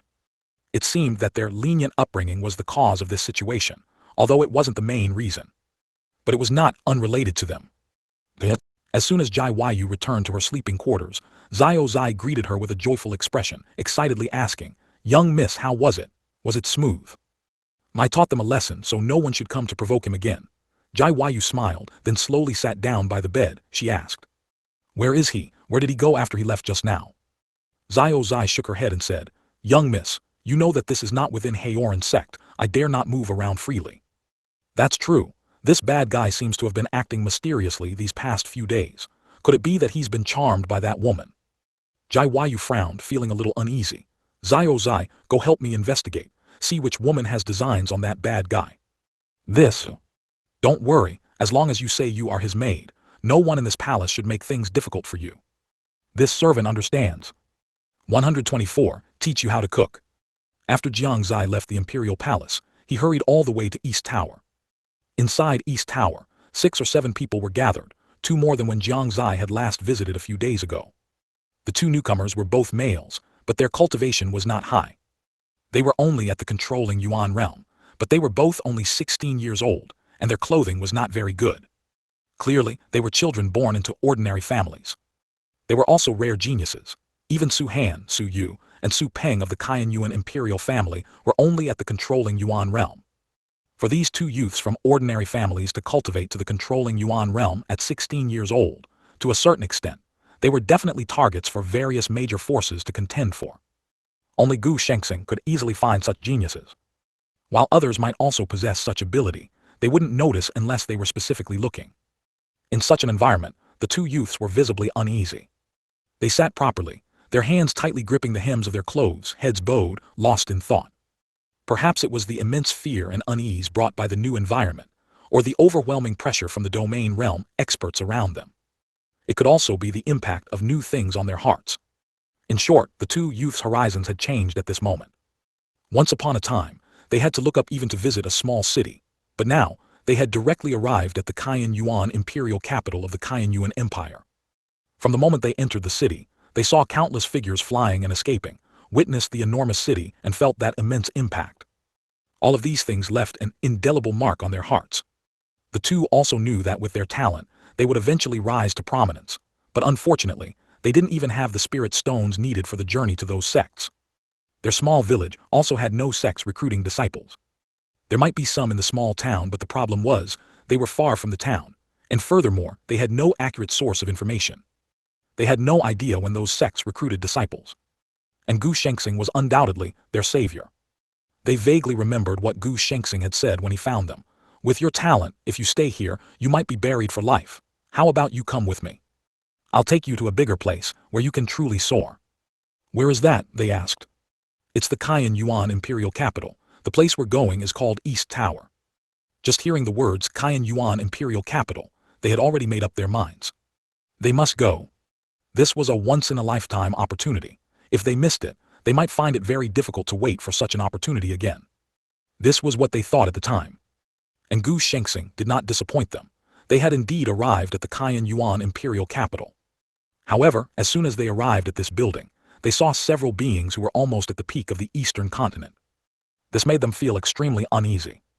Then, after being told that these seniors were also members of East Tower, they, for the first time, developed immense curiosity and shock towards this force they had barely heard of. Next, they followed Gu Shengxing's instructions and swore in heavenly Dao oath. They officially became a part of East Tower. The atmosphere inside the building was somewhat solemn, and they didn't know what had happened. It wasn't until Gu Shengxing spoke, "The Tower Lord will be here soon. There should be important news to announce. Everyone be prepared." Well, that's something to look forward to, ha. Yan Wufeng laughed heartily, his face full of anticipation. I wonder what the Tower Lord will announce. It's indeed quite exciting. Zhou Tao stroked his beard, a smile on his face. The Song family brothers also sat at ease.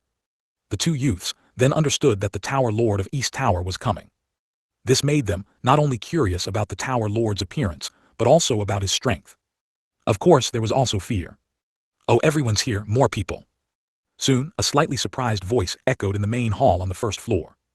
The previously arrived experts, aside from some joy, showed no other reaction. However, the two new youths immediately raised their heads, wanting to see what the newcomer looked like. Tap, tap, tap.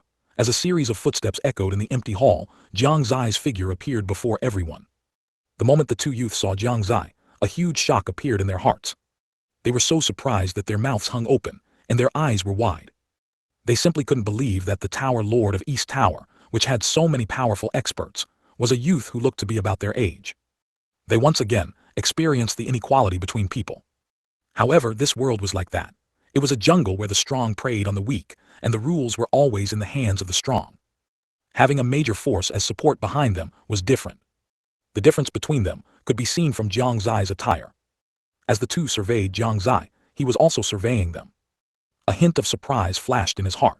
The talent of these two was in no way inferior to that of the heirs of major forces. Gu Shengxing's work was truly impeccable. His divine divination technique could indeed find him many talents. If this continued, it would be difficult for East Tower not to develop and grow stronger.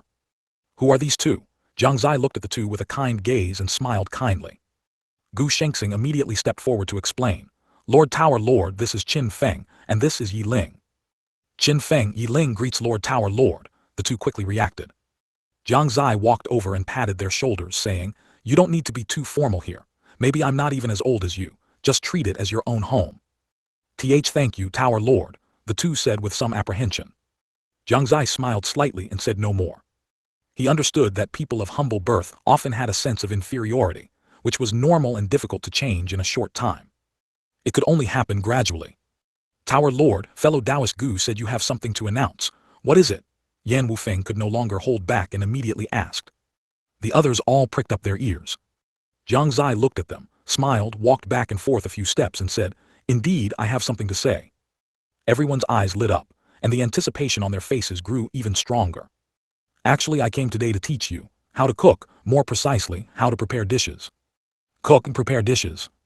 Zhou Tao's expression froze, and the others also stood stunned. Prepare dishes. What was going on? Had they misheard, or had Jiang Xie misspoken? Even Gu Shengxing was a bit confused. He had wanted to divine it, but remembering the backlash from last time, he could only suppress the thought and quietly wait for Jiang Xie to explain. That's right, it's about preparing dishes, but this is not just any ordinary dish. 125, pickled fish. This. They were a bit confused, cooking. In the cultivation world, besides cultivators below the soul forging realm who still eats food. Jiang Xie knew that just saying this, they wouldn't be able to understand. So he asked, does anyone here have Yao beast meat? Song Su immediately stepped forward and said, a few days ago, I just happened to hunt a whitefin fish. I wonder if that will do. Whitefin fish. Jiang Xie knew about this Yao beast. It wasn't particularly advanced, only considered a mid-tier Yao beast, with strength roughly equivalent to a human cultivator in the Yukong realm. Its meat quality was also quite good. He had used this Yao beast to cook before. Then let's make a sour fish. Jiang Xie quickly decided what to make. He also had the seasonings needed to make sour fish. Of course, these were all things he had tinkered with due to his own inability to cultivate. He had been tinkering with these things since he was 4 years old. There was no other way. Although the food in this world had much greater effects than in his previous life, the taste was just passable. It wasn't that it was inedible, but there were too few varieties. It was far from satisfying a foodie like Jiang Xie. So he began to search for substitutes for the seasonings from his previous life. He did manage to find some things. For example, for chili, he found a plant called spicy vine. Besides its appearance being different from chili, the taste was no different. And for Sichuan peppercorns, he also found a spirit medicine called fiery hemp grass. Eating it gave that numbing sensation. For other things like salt, star anise, cumin, and so on, he found substitutes. And their effects were much better than the seasonings from his previous life. The effects on the body also far surpassed those of his previous life, as most of these were spirit medicine. As for the most important ingredient for sour fish, the sour vegetable, he also had it. It was also something he had made before. Now, in his storage ring, there were countless items related to food alone. The sour vegetable was made from a spirit medicine called purple cloud leaf. Its taste was first class, which he had personally verified. Of course, each seasoning had several substitutes, and Jiang Xie would not use them indiscriminately, but rather based on the combinations of various spirit medicine to achieve the best effect. Soon, Jiang Xie used his spiritual qi to conjure a ball of fire. Then he took out a series of cooking tools from his storage ring. Pots, bowls, ladles, everything was there. Everyone watched in astonishment. Then they had a sudden realization. Jiang Xie's current cultivation had not yet reached the soul forging realm, so it was normal for him to like eating. They suddenly understood Jiang Xie's intention in saying he wanted to cook. Indeed, they were also like this before they reached the soul forging realm. However, they understood in their hearts, but did not show it on their faces. Instead, they all gathered around Jiang Xie, watching him tinker with these things with full concentration. Jiang Xie first cut open the huge whitefin fish. This fish was several meters long and weighed several hundred catties. It was still a juvenile whitefin fish. Jiang Xie held the saber and skillfully cut off a large piece, then had Song Su put away the rest. The saber in his hand, at this moment of his cooking, seemed to have transformed into a divine weapon. His skilled movements, like flowing clouds and water, were full of a unique kind of beauty.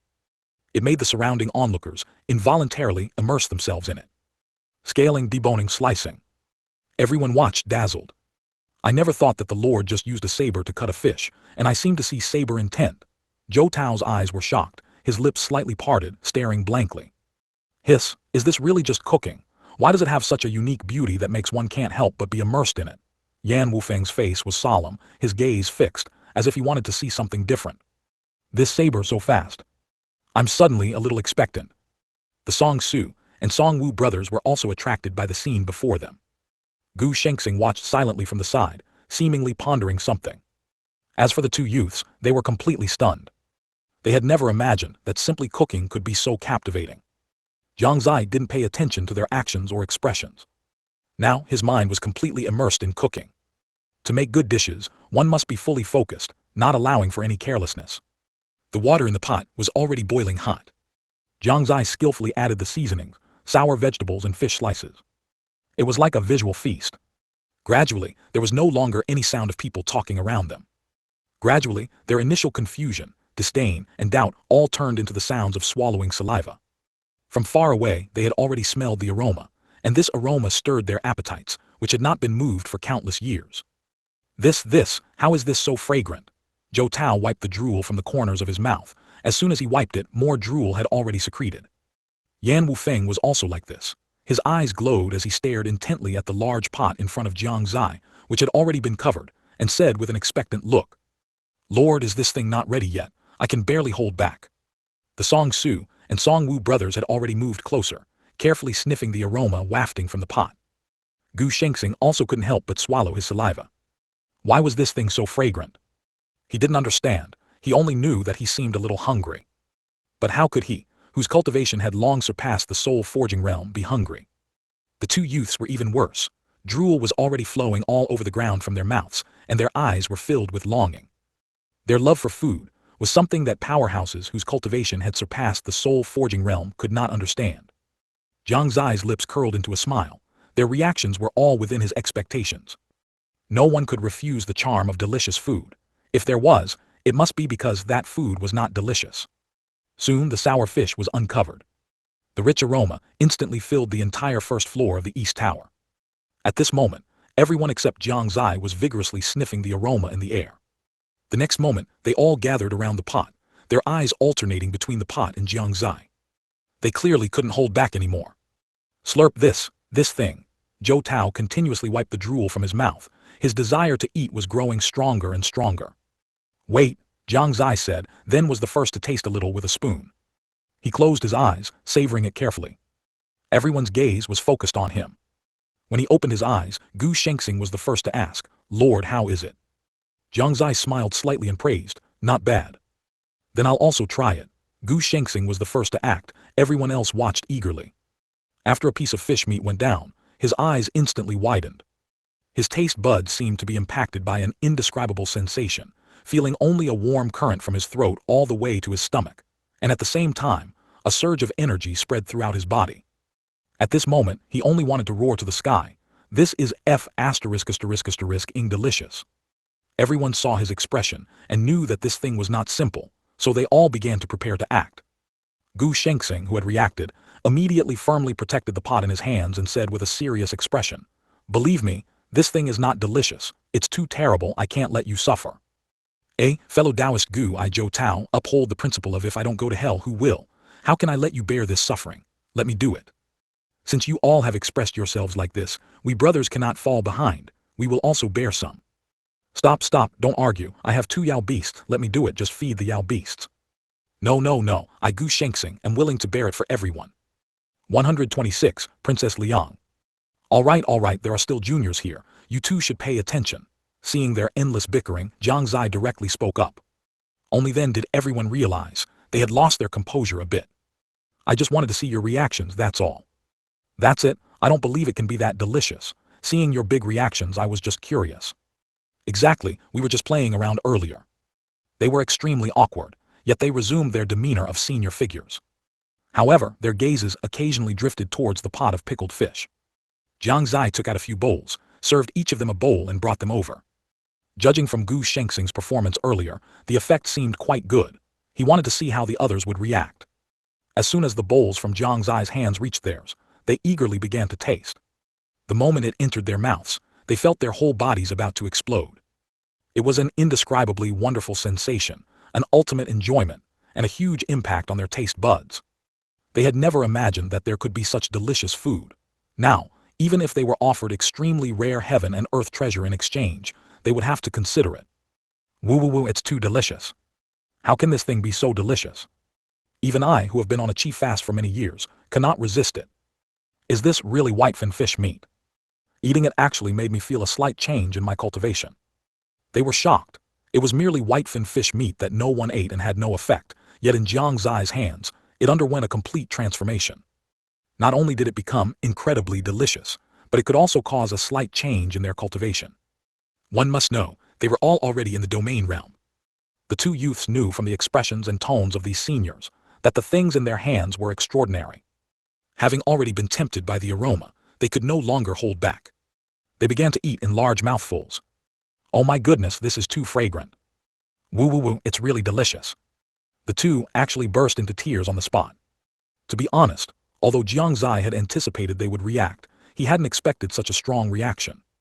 It seems the dish turned out quite well this time. Before long, the large pot of pickled fish was eaten by the few of them, until not even the soup base was left. Jiang Xie clapped his hands, signaling everyone to look at him. "What do you all think? Do you want to learn how to cook this?" Yes. They expressed their stance without hesitation, their will incredibly firm, completely unlike their previous demeanor. "Good, then I will elaborate on what we should do. I presume you all know that our East Tower is just a new force, not to mention the entire Shengyuan Continent. Even in the entire Eastern Continent, few people have heard of us. And our goal is to build the East Tower into a top-tier force in the entire Shengyuan Continent. To achieve this, first, we need strong individuals, and second, we need resources. As everyone knows, without resources, it's impossible to develop a force. And to acquire resources, it's nothing more than possessing our own iron mines, spirit medicine fields, or various other industries. The known mines are already occupied by various major forces, and the spirit medicine fields are the same. Therefore, we can only find another way. And my idea is to transform the East Tower into a restaurant, just like the Brewing Villa, a unique, powerful, and unchallengeable restaurant. And you will be the first batch of elders and geniuses of the East Tower. Jiang Xie spoke these words with fervent emotion.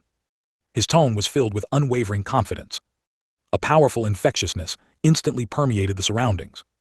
Under his description, everyone seemed to have already seen that in the near future, the two words East Tower would resound throughout the Shengyuan Continent. A scene where everyone revered and feared it. That was a beautiful blueprint. If they hadn't eaten the pot of pickled fish Jiang Xie made earlier, they would definitely not have believed Jiang Xie's words. They might even have thought it was a wild fantasy, to become a hegemonic force in the Shengyuan Continent by running a restaurant. If anyone else had said it, they would have thought that person was crazy. But the one who said it was Jiang Xie, and they had eaten that pot of pickled fish. They had no doubts whatsoever about what Jiang Xie said. They even felt that Jiang Xie had spoken too modestly. As expected of the Tower Lord, what courage! I Yan Wufeng have never admired anyone in my life, the Tower Lord is one. I am now already celebrating following fellow Taoist Gu here. You two little fellows should celebrate that you can be chosen to join the East Tower. Young Miss Zai went out to investigate and found that recently, there has indeed been someone who is very interested in the young master, even saying at a small gathering that she would only marry the young master and would definitely get him. In the empty bedchamber, Jai Yu was combing her hair. The sound from the side made her hands suddenly pause. She placed the comb on the bedside, and a voice, devoid of any discernible emotion, came from her mouth. Oh, who is that person? It's Princess Liang. Where does she live? Outside the Imperial Palace, 50 li east in Liang Hall. Very well, lead the way. Yes, Zai responded. She knew that Princess Liang was probably going to have bad luck. This couldn't be blamed on anyone. If anyone was to blame yourself for having ideas about the young master. She silently felt sorry for Princess Liang in her heart. Ever since Jai Yu told her to investigate, she had been inquiring about news throughout the Imperial Palace. Finally, she learned that Princess Liang seemed to have feelings for Jiang Xie. Then she also found out her residence, so Zai led Jai Yu to Liang Hall with ease. Fortunately, she would disguise herself whenever she left the Imperial Palace, so it didn't cause any sensation. Otherwise, who knows when they would have arrived. Looking at the grand hall before her, a hint of disdain flashed in Jai Yu's eyes, and she directly said, "Follow me in." After speaking, she walked towards the inside of the hall. Outside Liang Hall, two guards immediately saw the two of them. Just as they were about to stop them, Jai Yu's attack had already arrived. She stomped her foot on the ground, and a huge wave of qi burst forth, instantly sending the two flying. Before the two could react, she had already rushed into Liang Hall. The great commotion attracted the attention of many servants inside the hall, who all ran out, looking at Jai Yu and the other person with vigilance. Jai Yu completely ignored these people. She looked around and loudly said, "Who is Princess Liang?" Jai Yu's expression was calm, and her tone was also calm. So calm that people couldn't tell what she was there for. As her words fell, the surrounding people exchanged glances, no one answering. The scene fell into silence. Not long after, a woman in green slowly walked out from a room. She looked vigilant and said, "I am Princess Liang, and who are you?" 127, you are not qualified. The woman had a standard round face, with her hair casually draped over her shoulders, and she was wearing a long green dress. Her appearance was quite presentable. Jai Yu knew at a glance that this woman would not pose any threat to her. But she still needed to be taught a lesson. She smiled disdainfully and mocked, "I thought she'd be stunningly beautiful, but this is all there is." Su Li's expression changed. She hated it most when people commented on her appearance. Although she knew she wasn't very good looking, knowing it herself was entirely different from hearing it from someone else. Where did this wild girl come from, daring to be so rude? What are you still standing around for? Get her out of here. She didn't argue with the other party, not wanting to dirty her own hands, so she reprimanded the surrounding servants. Upon hearing this, the servants immediately took up their weapons and advanced, surrounding Jai Yu. The atmosphere became somewhat tense. Jai Yu casually glanced at them, disdainfully saying, "Just them." With that, she clenched her right hand, and a delicate long sword appeared in her grasp. With a casual flick, countless sword qi shot out. They flew towards the surroundings. Each sword qi was enough to severely injure the people around her, and this was with her holding back. Screams rang out, and in just an instant the people around her had all fallen to the ground. They wailed continuously on the ground. Some clutched their stomachs, others their legs or their hands. Su Li was stunned, completely unprepared for the strength of this woman, who seemed even younger than herself. However, she quickly recovered, her eyes immediately turning cold, and a long sword also appeared in her hand. Seeing this, the disdain in Jai Yu's eyes grew even stronger. Su Li's cultivation was merely at the initial stage of the controlling Yuan realm. How could she be her opponent? She flicked her right hand again, and countless sword chi surged out, each filled with bone-chilling cold. Wherever it passed, the air froze into ice. How is that possible? Su Li's face paled. From Jai Yu's attack this time, she realized the other party's cultivation was the soul-forging realm. Her eyes filled with despair as she watched the sword chi approaching, momentarily forgetting to resist. Just at the critical moment, another voice suddenly rang out. How dare you? It was a man's voice. As the voice appeared, the figure of a man also stood in front of Su Li. Uncle Wang. Seeing the man's figure, Su Li breathed a sigh of relief. Now the other party surely couldn't be so arrogant anymore, could she? Where did this little girl come from, daring to be so audacious as to trespass into the princess's mansion and commit violence? The man's tone was sharp, and he looked at Jai Yu with piercing eyes. Jai Yu was completely unafraid and said, I'm just here to remind certain people that some things are not for you to covet. I advise you to give up on him as soon as possible otherwise. What do you mean? Oh so it's him, huh? I've set my sights on him, what can you do? Su Li wasn't foolish. She instantly understood who Jai Yu was referring to. She didn't cower, wanting to see what reliance the woman in front of her had. You don't have the qualifications. Jai Yu's tone grew colder. I am the dignified princess of the Qianyuan Empire. Compared to you, a wild girl, I seem to be more qualified, don't I? Su Li stepped out from behind the man, showing no weakness. More qualified, hehe. Jai Yu laughed aloud and turned to ask Xiao Zai. Xiao Zai, what did I just hear? She actually said she's more qualified than me. Xiao Zai also giggled, covering her stomach and saying, Young miss, this person is too funny tilde. What are you laughing at? Su Li's expression froze. However, the man, upon seeing Xiao Zai, showed a hint of confusion in his eyes. He felt as if he had seen her somewhere before. He looked again carefully, and a clue suddenly flashed in his mind. It seemed he had seen her at the palace gates. At that time it seemed, she was sent by the Haoran Sect. They said she was here to serve whom? The saintess, it seemed so. Thinking of this, the man's face instantly changed. In terms of qualifications, what do you have to compare with me? Such a young age, yet such big words. Su Li sneered, mocking without backing down. You. But when she tried to speak again, her mouth was covered by a large hand. She turned back, her eyes full of confusion. But then she heard a faint voice. She is the Haoran Sect saintess. Boom. Su Li's heart violently shook, and she looked at Jai Yu in disbelief. No matter how she looked, she couldn't see the appearance of the Haoran Sect saintess in the other party. I'm just here to warn you, give up that idea as soon as possible, otherwise you'll have a hard time, Jai Yu said coldly. After speaking, she slowly left with Xiao Zai. Her goal had been achieved. Completely falling out with the other party was not a good thing either. Of course, if the other party remained stubborn, she wouldn't mind giving them another lesson.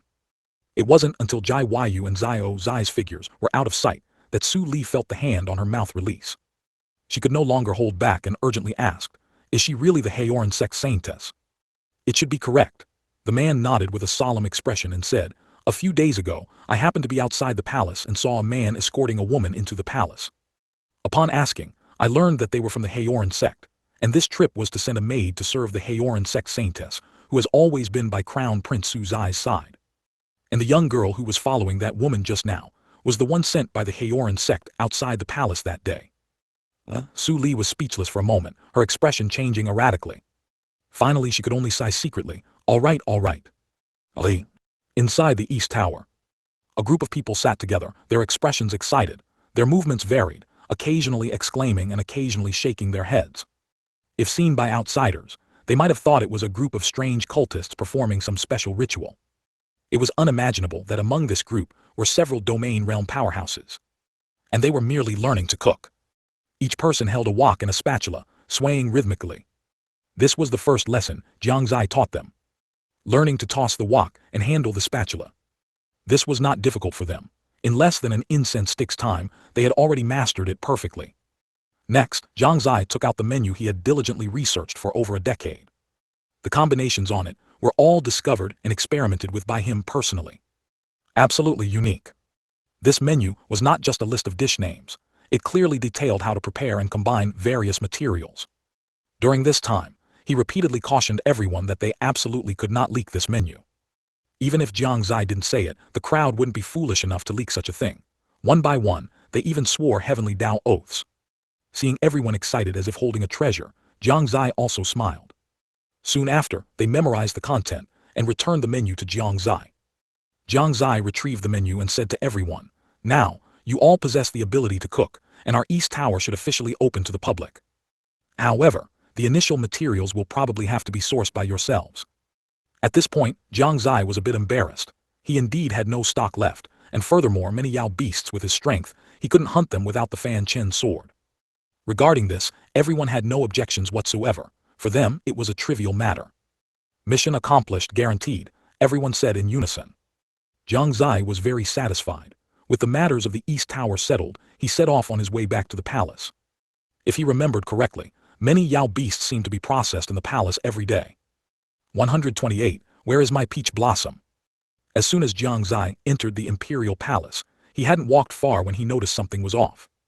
Before, whenever a woman passed by him, she would either size him up or wink at him. But today, the women who passed by him either lowered their heads, not daring to look at him, or kept their distance, as if he had something terrifying on his face. Strange. Jiang Xie couldn't help but touch his face, but he didn't feel anything. Miss. Seeing another woman pass by him, he finally couldn't hold back and wanted to ask someone. But before he could speak, the woman quickly ran away, leaving Jiang Xie looking puzzled. However, what surprised him even more was yet to come. He found that a man also looked as if he had seen a ghost when he saw him. This further piqued his curiosity. Most importantly, this man resembled Su Mu somewhat. Jiang Xie knew, without asking, that he must be Su Mu's eldest son. If he remembered correctly, he had never met him before, right? Why did he look like he had seen a ghost when he saw him? Combining this with the expressions of the women just now, he felt that things were not simple. Interesting. With a meaningful smile on his lips, Jiang Xie slowly walked towards Su Han. On the other side, Su Han's face was not looking good, and he felt extremely unlucky in his heart. He had only come out for a bit, so why did he have to run into him? If it were before, he would never have been afraid of Jiang Xie. But ever since he endured the brutal beatings from Lin Maoyan and Jai Weiyu, and then learned that Jiang Xie was the Fanchen sword master, his arrogance vanished. Who would dare provoke such a formidable person? What was even more critical was that Su Han saw Jiang Xie already walking towards him. At this moment, he mentally rehearsed countless ways to greet him. Finally, when Jiang Xie arrived, he inexplicably blurted out, "Brother." At that instant, both of them froze. Jiang Xie tilted his head, seemingly unable to believe his ears. What? Brother? If he wasn't mistaken, it seemed, he was younger than him, right? Su Han also reacted. If he wasn't mistaken, he was older than him, right? After a moment of stunned silence, Jiang Xie smiled and said, "No need to be so polite. If I'm not mistaken, you are brother Su Han, right?" Su Han was a little slow to react. For some reason, a sense of pride welled up in his heart, and he felt that Jiang Xie didn't seem so terrifying after all. "Brother Su Han, can I ask you something?" "No problem." Su Han was so flattered by Jiang Xie's address that he felt a little lightheaded. "Why did all the women I saw on the road just now seem to be very afraid of me?" Jiang Xie asked with a serious expression. Su Han looked around, then leaned close to Jiang Xie's ear and whispered, "Brother Xie, you've asked the right person. It's said that Miss Jai taught a lesson to all those princesses and others who wanted to pursue you. She even put down harsh words, saying that if anyone else had designs on you and she found out, they would definitely not have a good outcome." Oh tilde, so that's how it is. Jiang Xie finally understood that it was because of Jai Weiyu. What is this girl thinking all day? Wait. Suddenly, Jiang Xie seemed to discover a problem. His current appearance wasn't just handsome, it was exceptionally handsome. But ever since he turned 13, he noticed that no girls seemed to pursue him anymore. He once believed that women in this world didn't like handsome men, or even preferred women. Otherwise, why would such a situation occur? Now, after Su Han's explanation, he finally realized. Could it be that his romantic prospects had actually all been cut off by Jai Weiyu? Jiang Xie felt like he had discovered some incredible secret. But he still had one question. Then why were you hiding from me? Su Han's expression froze. He scratched his head awkwardly and said, somewhat embarrassed, "I was also taught a lesson by Miss Jai." Speaking of which, it was also my overestimation of myself, wanting to challenge Brother Zai. Oh tilde, Jiang Xie patted his shoulder and didn't say much more. Meeting Jai Wayu was indeed their misfortune. Thanks for the information. Jiang Xie patted his shoulder heavily again, then walked away without looking back. He now had to confirm one thing, whether his past romantic prospects had indeed been cut off by Jai Wayu. Inside Tianxin Pavilion, in the largest bedchamber. Young miss, you seem very skilled at doing this and you're not surprised at all. Have you done it before? Zai asked with a curious expression. One must know that ever since they were in Haoran Sect, her idol had been Jai Wayu, and now her admiration had reached its peak. Beautiful, high cultivation, extraordinary status, exceptional talent. Every aspect was perfect. She was simply a favored child of heaven. Of course, even if that bad guy doesn't like me, I won't give any other woman the chance to get close to him. Jai Wayu gritted her teeth, her slender, graceful hands tightly clutching the bedsheets. Just by looking at her, one could tell that she had certainly done this many times. Zai's face was filled with admiration. For the sake of the young master, young miss had gone to such lengths.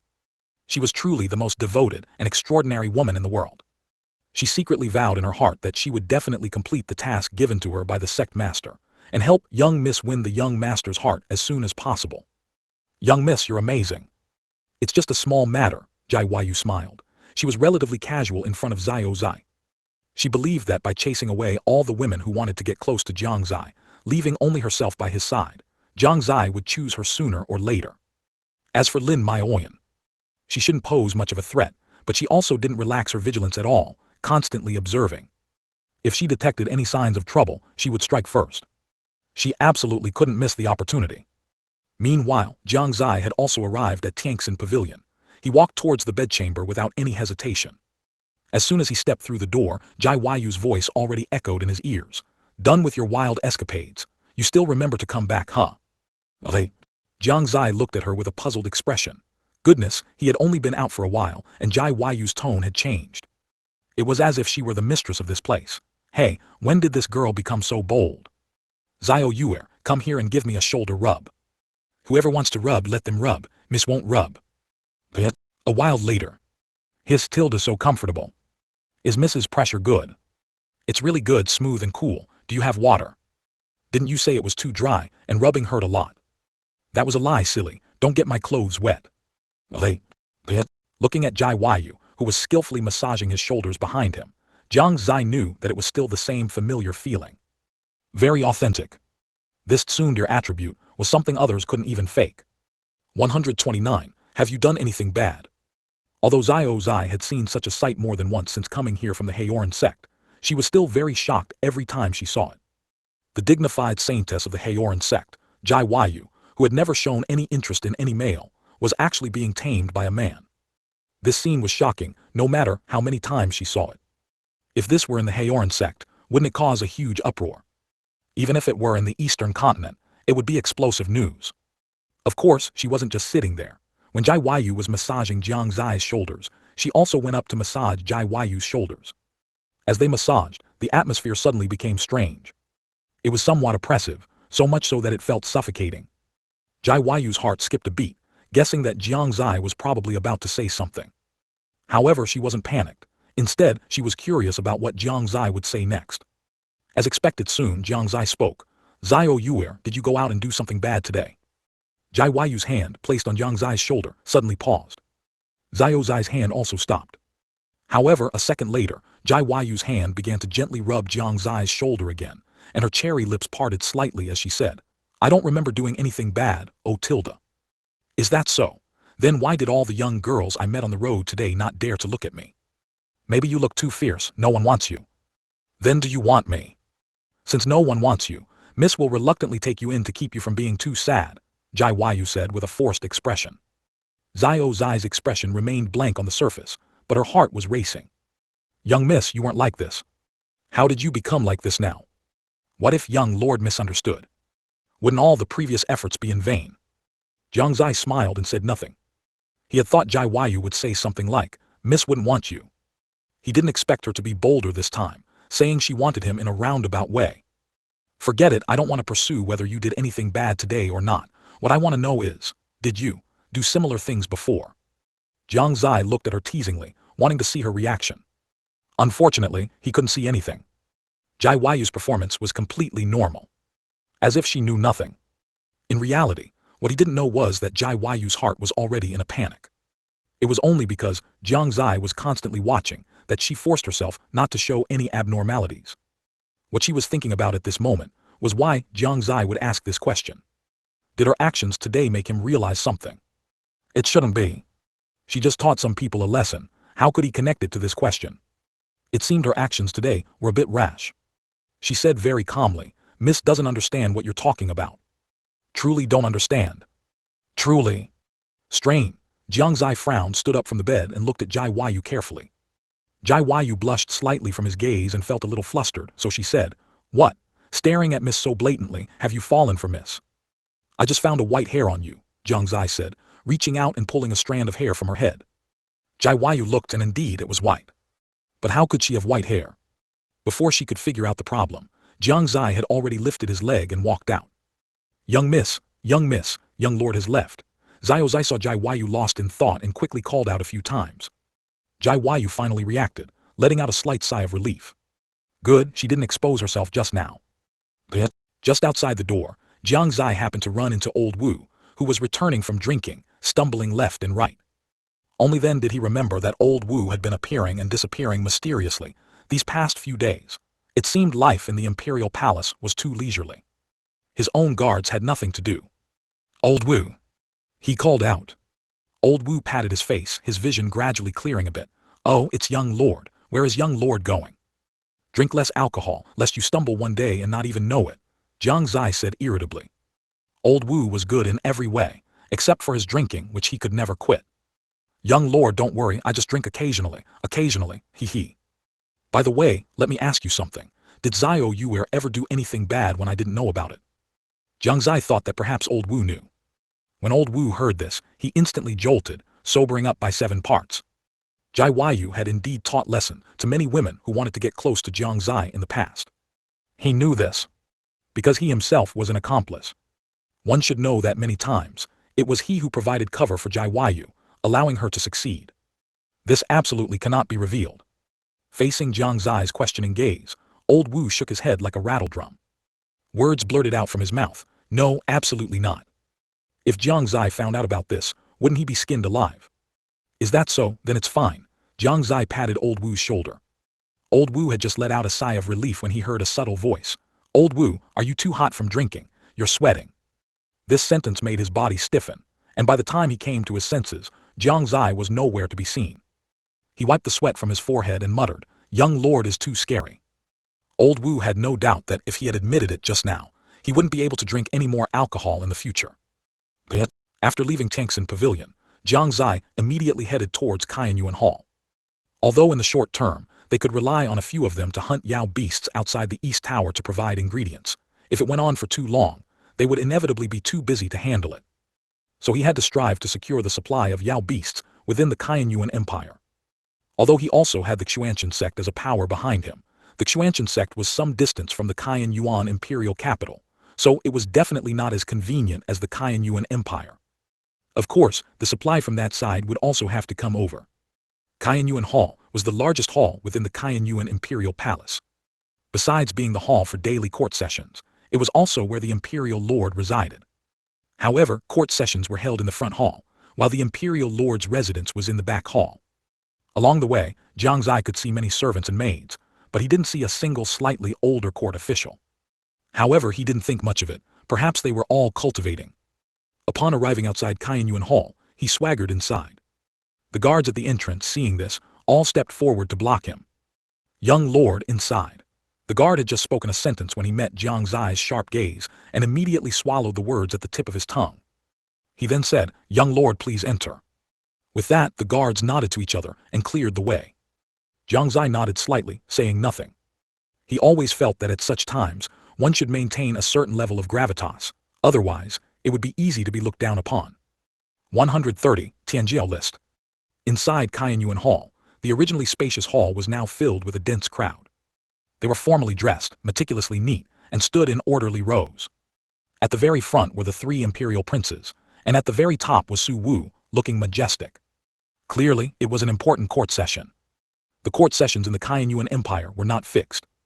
They were often personally ordered by Su Wu and could be in the morning at noon, or even at night. It could even be in the middle of the night. This depended on Su Wu's decision and the importance of the matter. Just like today, they were also notified on short notice.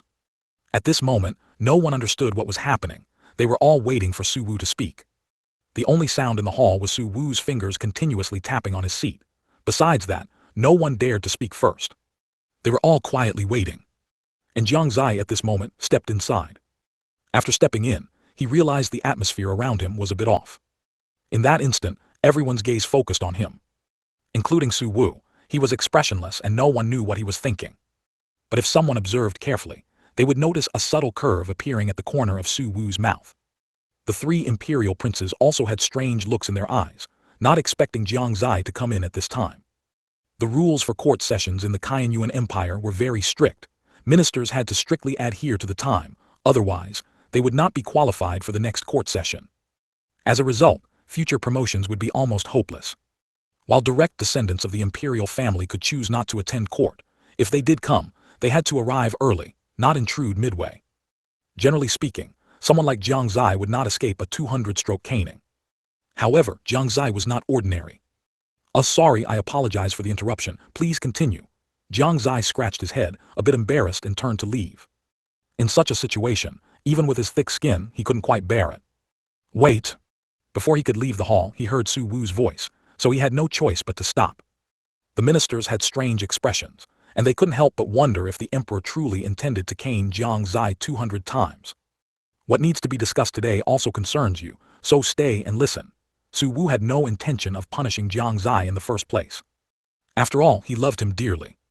Among all of Su Wu's offspring, perhaps none could compare to Jiang Xie's position in his heart. Hearing that it concerned him, Jiang Xie became somewhat curious. Without declining, he cupped his hands and said, "Then Zier will presumptuously stay." With that, he found a corner and stood there. Su Wu's words also led to many conjectures among the various ministers. The three imperial princes were no exception. They were somewhat puzzled as to what matter concerned Jiang Xie that required them to be summoned. There was a moment of silence in the hall before Su Wu slowly spoke. "Xuan, you come out and explain." To everyone's surprise, he called another person to explain. They were not unfamiliar with Xuan. He was the head of the investigation department within the empire. The investigation department was where the Shengyuan Empire explored various external events and gathered various information. Could it be that the investigation department had uncovered some major news ahead of time? Everyone couldn't help but speculate. Jiang Xie's gaze also swept through the crowd, wanting to see who this Xuan was. Regrettably, he was disappointed.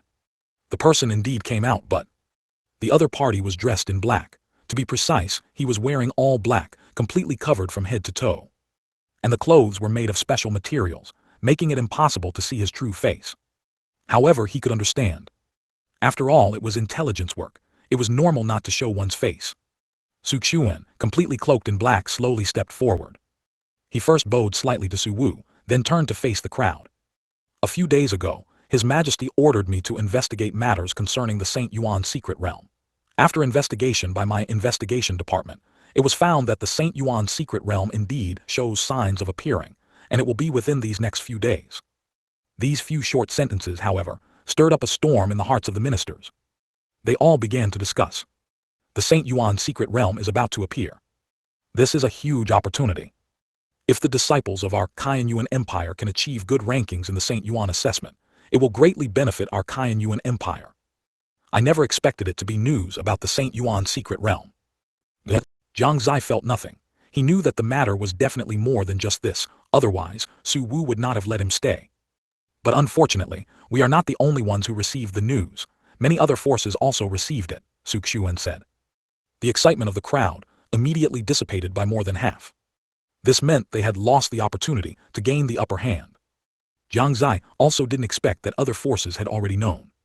But then he thought, with the Tianji Tower and Star-Gazing Pavilion, those two great forces, there were many talented individuals. It was not surprising that they knew. He was more eager to hear what Xuan would say next. There's also another piece of news. The Heaven's Pride ranking has been released. Boom! The mood of the crowd, which had just subsided, boiled up again at this moment. Jiang Xie's expression also changed. if he remembered correctly, from the information he had gathered from various books. The Heaven's Pride ranking was a list presented by the Tianji Tower using a special secret method. Each time, the St. Yuan secret realm was about to open, and the St. Yuan assessment was about to commence. Its purpose was not only to rank the prodigies of the Saint Continent based on their strength. It was also to allow prodigies from various regions to understand the strength of young prodigies from different forces and different places. Although this was only a rough ranking, much could still be discerned from it. More importantly, this Heaven's Pride ranking was not targeting a specific province, but the entire Saint Continent, which meant that the names of the prodigies in Saint Province would also appear on it.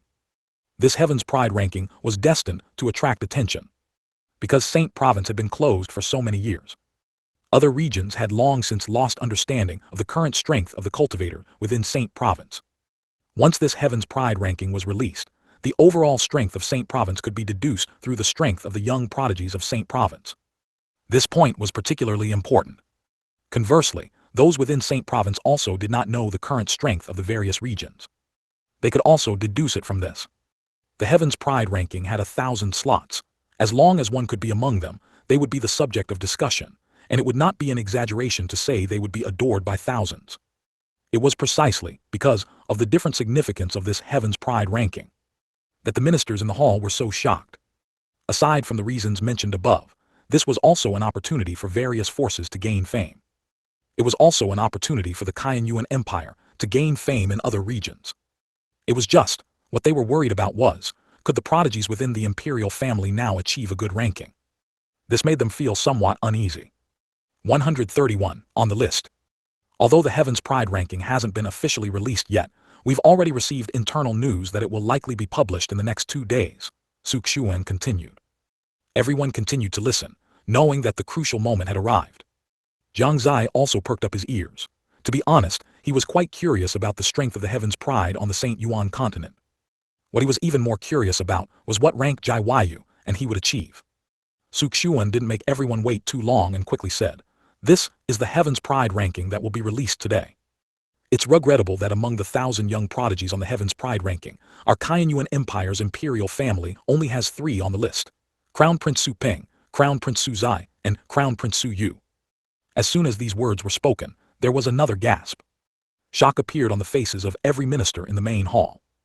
Among the 3 princes present, only the 5th Prince Su Tian breathed a sigh of relief, a look of excitement on her face. The expressions of the other 2 were not very good. Their hearts were filled with anger. They didn't know how many times they had cursed their own sons. However, they could also understand that Su Peng was young, and his cultivation was the highest among the 3, so it was normal for him to be on the list. As for Jiang Xie, although he only appeared to have a Ning Yuan realm cultivation, he couldn't be viewed as an ordinary person. As the one chosen by the Fanchen sword, his strength was far more than just Ning Yuan realm, so it was normal for him to be on the list. And this Su Yu. They carefully searched their minds for the names of imperial family disciples, but they really couldn't figure out who he was. At this moment, the ministers in the main hall also began to speak up. How is that possible? Our Shengyuan imperial family only has 3 prodigies on the list. Our Shengyuan empire, if not the strongest in the eastern continent, is at least in the top 3. How can there be only 3? I noticed this long ago. Our generation of disciples is lagging behind other forces in cultivation, and it has already reached this point. Fortunately, Crown Prince Su Zai is here, otherwise we might not even have 3. There was a slight sense of relief in everyone's hearts. If Jiang Xie hadn't been there probably wouldn't even be 3. That would have been an even greater loss of face. Jiang Xie, in the corner, suddenly felt a large number of gazes directed at him. He could only look at his nose and then at his heart. There was nothing he could do. If it were gazes of relief, happiness, or admiration, there wouldn't be much of a problem. The problem was that they were all looking at him with an indescribable expression. Who could stand that? Crown Prince Zai truly has an astonishing bearing. Yes, Crown Prince Su Zai is our pride. Everyone's praise made Jiang Xie very embarrassed, even blushing. His Ning Yuan realm cultivation couldn't bear these titles. If he could, Jiang Xie would still want to accept these titles as a matter of course, but this broken physique. It seems the most urgent task is to find a way to improve his cultivation as soon as possible. On the imperial throne at the very top, Su Wu took in everyone's expressions one by one. To be honest, when he first heard this news, he was also furious. He hadn't expected the empire's imperial family children to have become so decadent. If he hadn't wanted to avoid making a fool of himself, he would have personally disciplined these little brats. However, what made him feel relieved was that Jiang Xie was on the list. And that Su Yu was actually his grandson. If he hadn't seen the list and sent people to investigate, he really wouldn't have known. This surprise instantly dissipated much of his qi. However, this didn't mean he was completely not angry. Speaking of which, who is this Su Yu? A moment later, someone finally voiced this question. The first prince, Su Mu, also stepped forward at this moment and bowed to Su Wu, saying, "Father Emperor, forgive your son for not understanding, but your son doesn't seem to have any impression of the name Su Yu in his mind. Who is he?" With the previous question and Su Mu's inquiry, everyone realized this point. That's right, who is this Su Yu? It seems there isn't a young man with this name in the imperial family, is there? Strange, I don't recall hearing this name either. Please, Emperor, enlighten us. Everyone bowed in unison. Su Wu waved his right hand. You may rise. Everyone stood up straight again, quietly awaiting Su Wu's answer. Jiang Xie also looked over with interest. His intuition told him that this Su Yu was also not simple. He couldn't quite say what made him not simple, but the feeling was very profound. Since that's the case, then I, the Emperor, will explain it to you. Su Wu's voice was full of majesty, making people involuntarily feel a sense of oppression. Su Yu is the son of the seventh prince, Su Yun. A short sentence, yet it caused great shock in everyone's hearts. One must know. The seventh prince, Su Yun, had already left the Kaiyuan Empire decades ago to travel. According to him, staying in the imperial palace was a bit stifling, and he wanted to go outside and see the world to comprehend the true meaning of the Tao. But everyone understood in their hearts that Su Yun's departure was inseparable from one event. That was the disappearance of Su Jiru. Su Jiru was the eldest princess of the Kaiyuan Empire. Even the first prince, Su Mu, had to call her imperial sister. Among the seven princes, the one with the best relationship with Su Jiru was the seventh prince, Su Yun. Su Jiru's disappearance became a knot in Su Yun's heart. It was precisely because of this that Su Yun left the Kaiyuan Empire. His true purpose was probably not as simple as pursuing the Tao. He must have harbored the intention of finding Su Jiru. Everyone knew this perfectly well. Mentioning Su Jiru, the ministers sighed slightly in their hearts again. Once upon a time, Su Jiru's talent was arguably the strongest in the Kaiyuan Empire, and she was quite famous throughout the entire Eastern Continent. She was even called the #1 beauty of the Eastern Continent. She had many suitors, but she inexplicably fell for Jiang Fingliu, the young lord of the demonic path Jiang family. In the end, she even disappeared. What a pity. Could it be that His Highness the seventh prince got married outside? I never thought it would be the descendant of His Highness, the seventh prince. It's a pity, now we don't even know where His Highness the seventh prince is. If there was anyone most surprised by this news, it would undoubtedly be the three princes. The expressions on their faces were quite marvelous. Su Mu and Su He, while excited, also felt that it was irrelevant to their own faces. They were in the imperial palace, enjoying numerous resources, yet the children they raised couldn't compare to their brother who wandered outside. I never thought that Brother Yun's son would have such strength. Alas, could it be that our educational methods were wrong? It seems that to raise a good son, one cannot let them stay in a greenhouse. Look at Zier and Yor, aren't they both gaining experience outside? At this moment, the three of them seemed to understand something. Their educational methods had indeed encountered significant problems. In a greenhouse environment, one can never raise fierce wolves. 132 New tasks. It wasn't just the three of them, everyone present realized it. Upon closer thought, over the years, as the Kaiyuan Empire's strength increased, they gradually developed a sense of superiority and lost some of their tension. Without the feeling of being prepared for danger in times of peace, they all let down their guard. This was true for everyone in the Kaiyuan Empire. This led to a series of problems in their educational methods. Think about it in the past, when their ancestors were building this empire, which one of them didn't endure hardships? Which one of them didn't fight their way out of the battlefield? From a young age, they trained their descendants to the standards of soldiers. At this moment, they truly realized the crisis. Their gazes, once again, simultaneously turned towards Jiang Xie. Su Wu was the same. His gaze drifted, and his right index finger gently tapped on the armrest of his seat, lost in thought. Jiang Xie suddenly shivered and took a few more steps towards the corner, almost out of sight of many people. He always had a bad premonition. After a few breaths, Su Wu seemed to have made up his mind. He abruptly spoke. Zier, grandfather has decided that from today onwards, All royal direct descendants and ministers' children in the Shengyuan Empire aged 14 to 18 will be incorporated into the Heaven Troop and placed under your jurisdiction. How about that? What? Heaven Troop, under my jurisdiction? Jiang Xie's mind was filled with huge question marks. He stood there without saying a word, so why did everything fall on him? Su Wu's words shocked the entire hall. No one expected him to make such a decision. It was known that being incorporated into the Heaven Troop was equivalent to entering the Empire's army, which meant they couldn't always stay in the Imperial Palace. They had to go out and gain experience. If it had been before, many ministers might have objected. But now, even if they wanted to object, they couldn't find a reason. Who doesn't want their descendants to be outstanding? Those who endure hardship become superior. They were going all out. We, your ministers, have no objection. Everyone bowed and cupped their hands, shouting in unison, their aura shaking the entire hall. Their tone was incredibly firm. The three crown princes also shouted in unison, your sons have no objection. Su Wu smiled with satisfaction, that's excellent. Only Jiang Xie shivered in the cold wind. What? I haven't even expressed my stance yet. You've decided so hastily, is that really okay? At this moment he could only brace himself and take a step forward. He wanted to try if he could get someone else. Grandfather. Su Wu's gaze turned sternly towards Jiang Xie. I will do my best to complete the task, Jiang Xie said righteously. In his heart, however, he sighed. Never mind, it's just training a bunch of kids. At worst, I'll take them out to see the world. His mission here hadn't been completed yet, so he couldn't be too reckless. What puzzled him was that ever since he got that painting and felt some movement on his forehead, he hadn't felt any abnormality since coming to the Shengyuan Empire's imperial family, despite being here for so long. This left him completely bewildered. Where exactly was the third item to activate the statue? If it wasn't in the imperial palace, and that thing was indeed in the Shengyuan Empire, then Jiang Xie could only think of one possibility. That was the Shengyuan secret realm, coveted by people of the Saint Continent, which was controlled by the Shengyuan Empire's imperial family bloodline. Other possibilities were very small. Having been here for so long, he hadn't heard anyone mention anything about the Shengyuan secret realm. It seemed he would have to find a time to ask his grandfather. With Jiang Xie's agreement, the worry that had long hung in Su Wu's heart finally lifted. He could indeed arrange for others to do this, but no one was as good as Jiang Xie.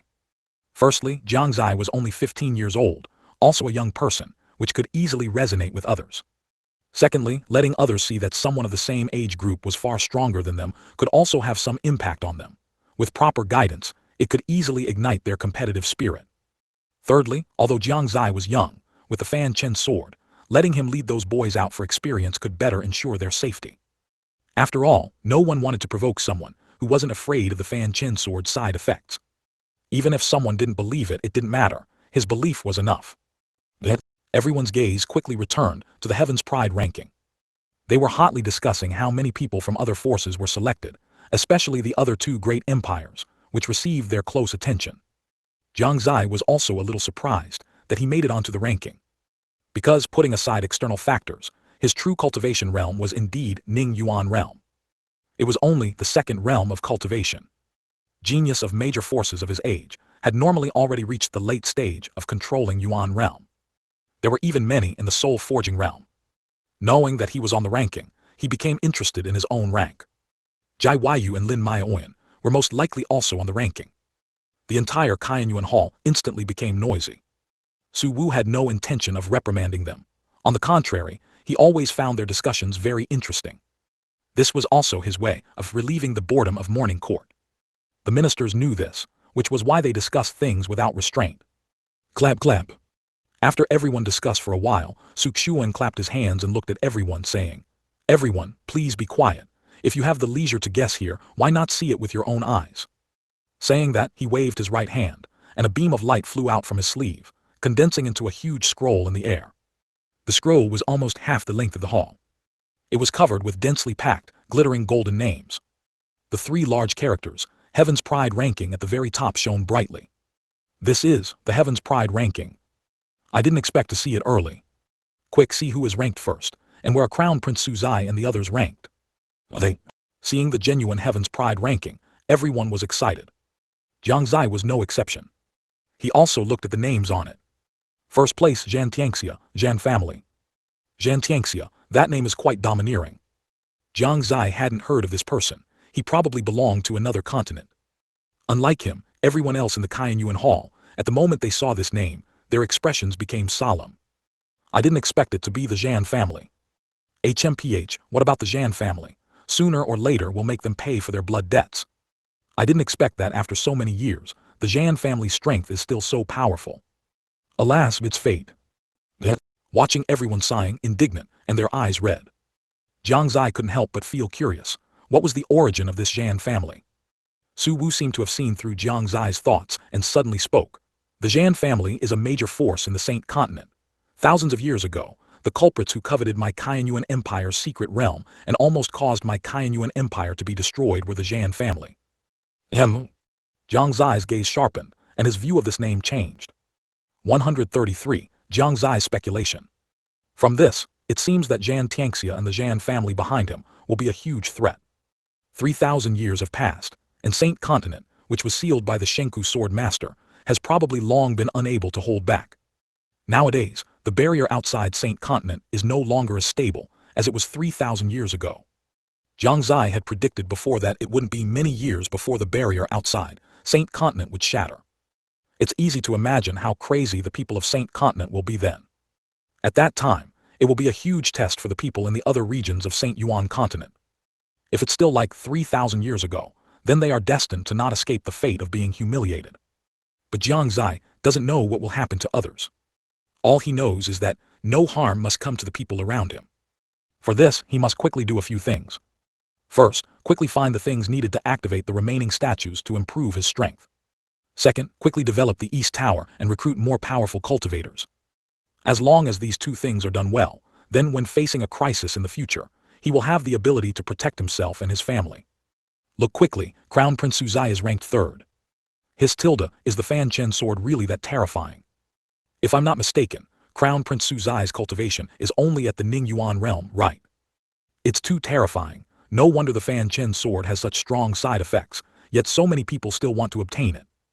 Speaking of which, shouldn't Crown Prince Suzai, who is unafraid of the Fanchen sword's side effects, be ranked 1st? This ranking only roughly estimates the cultivation of these prodigies. It's really not certain who is stronger or weaker. Exactly, Crown Prince Suzai is the true 1st. Jiang Xie was still deep in thought when he heard his name. As soon as he reacted, he heard everyone praising him. This made him blush and he couldn't help but cough again, cough cough.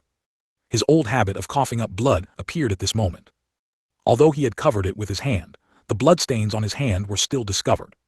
Crown Prince, what's wrong with you? Why are you spitting blood?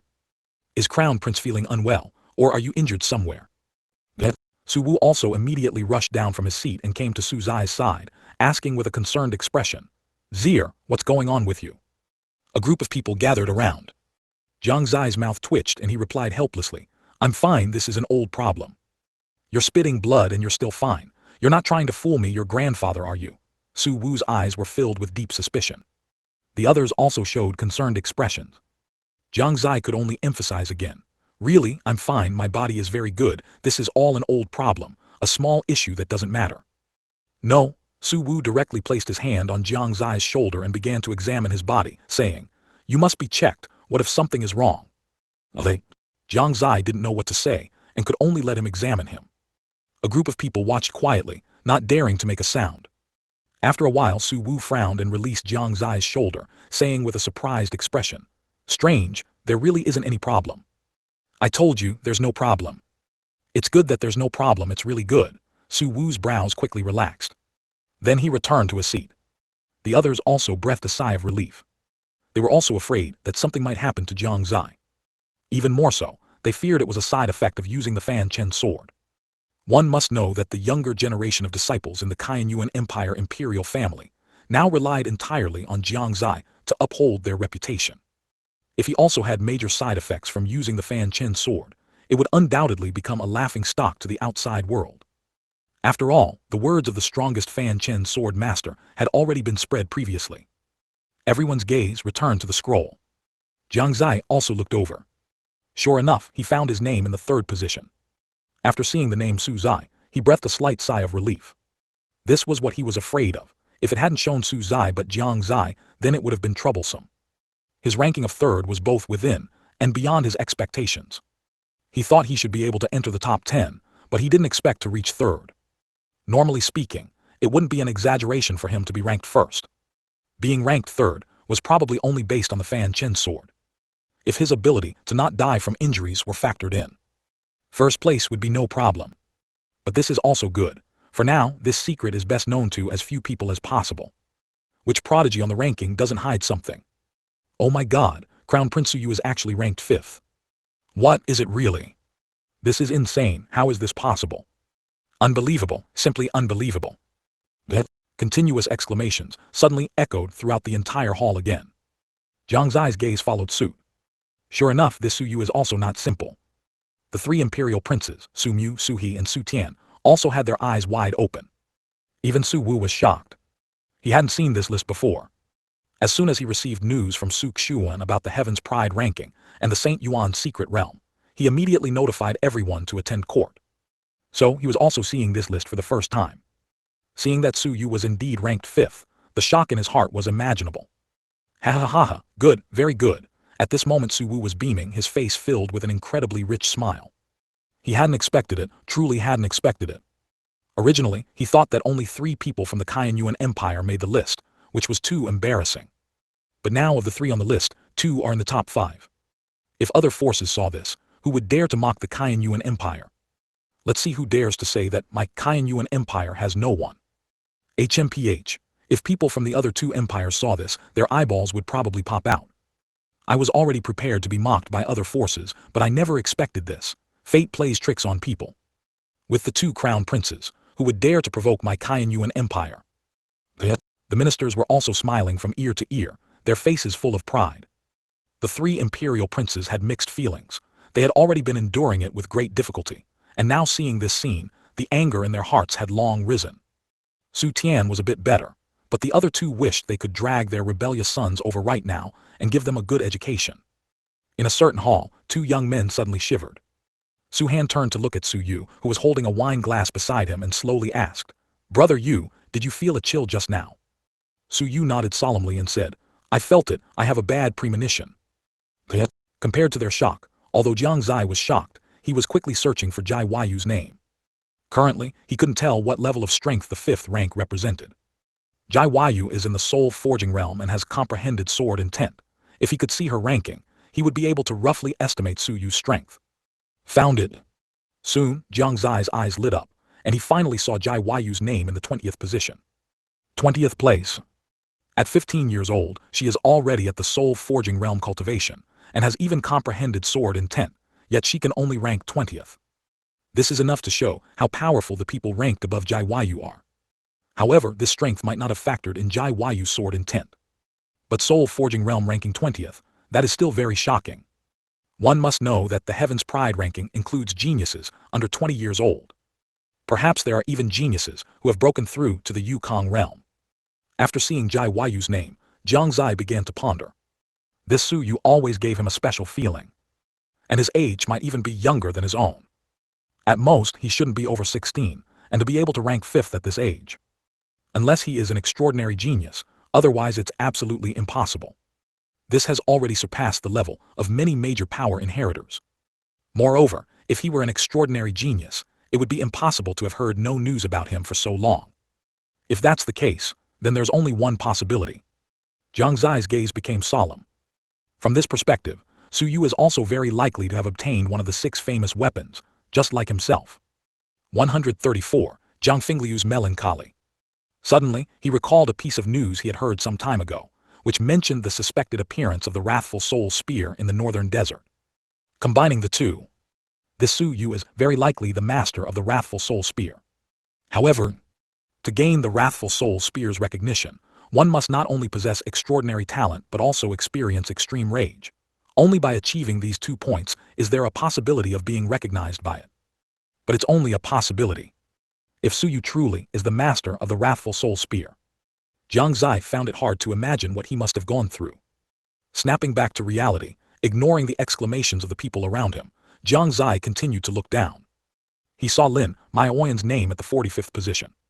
Tusk, for the saintess of the Shengyuan Sect, one of the Eastern Continent's largest forces, to only rank 45th, one can imagine how powerful the geniuses from other places are. Jiang Xie knew, without looking, that most of the top spots were definitely occupied by prodigies from the Saint Continent. It's worth mentioning that at the 43rd position, he saw Leng Ye, the demonic son of the Heavenly Fiend sect, which is one of the Eastern Continent's largest demon sects, just like the Jiang family. I didn't expect this guy's strength to be quite good. Jiang Xie hadn't had much interaction with Leng Ye. Their only encounter was when they tried to capture Jai Wayu. If Zhu Li were still around, he would probably be around this rank. He continued to look down, wanting to see where Su Peng ranked. He hadn't heard of most of the names, nor was he interested, which saved him a lot of time. Finally, he saw Su Peng's name at the 358th position. This made him sigh with emotion. Jai Wayu, Soul Forging Realm 1st Layer, ranked 20th. Su Peng, Controlling Yuan Realm 8th Layer, ranked 358th. The difference between them didn't seem like much, yet their rankings were so far apart. Indeed, in his previous life, a single point could eliminate many people in the college entrance examination. Here, one layer of cultivation similarly eliminates many people.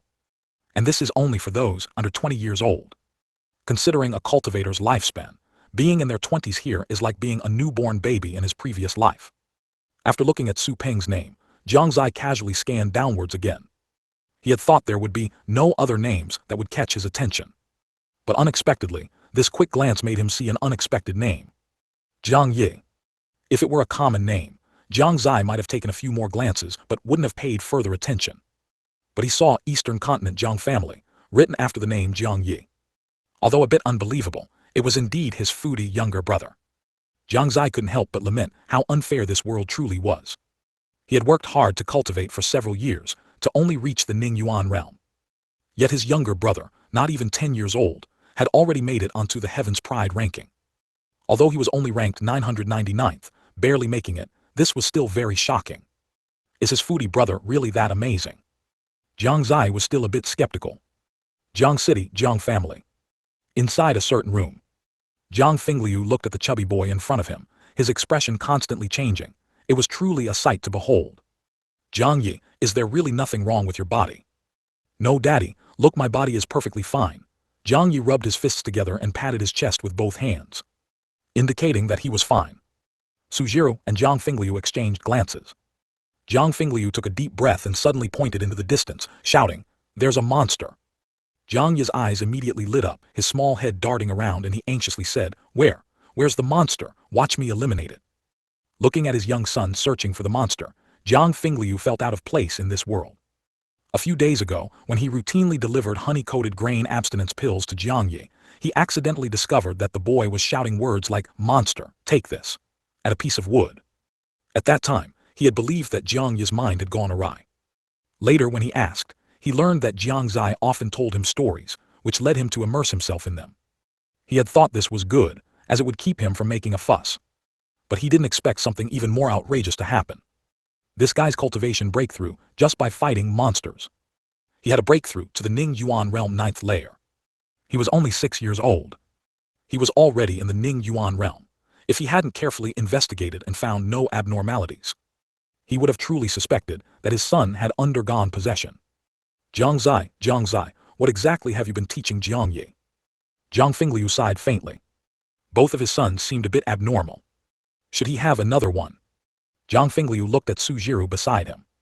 Sujiro was already in a daze. When Jiang Fingliu told her this morning that their son had a problem, she hadn't taken it seriously, but now it seemed. There really seemed to be a problem.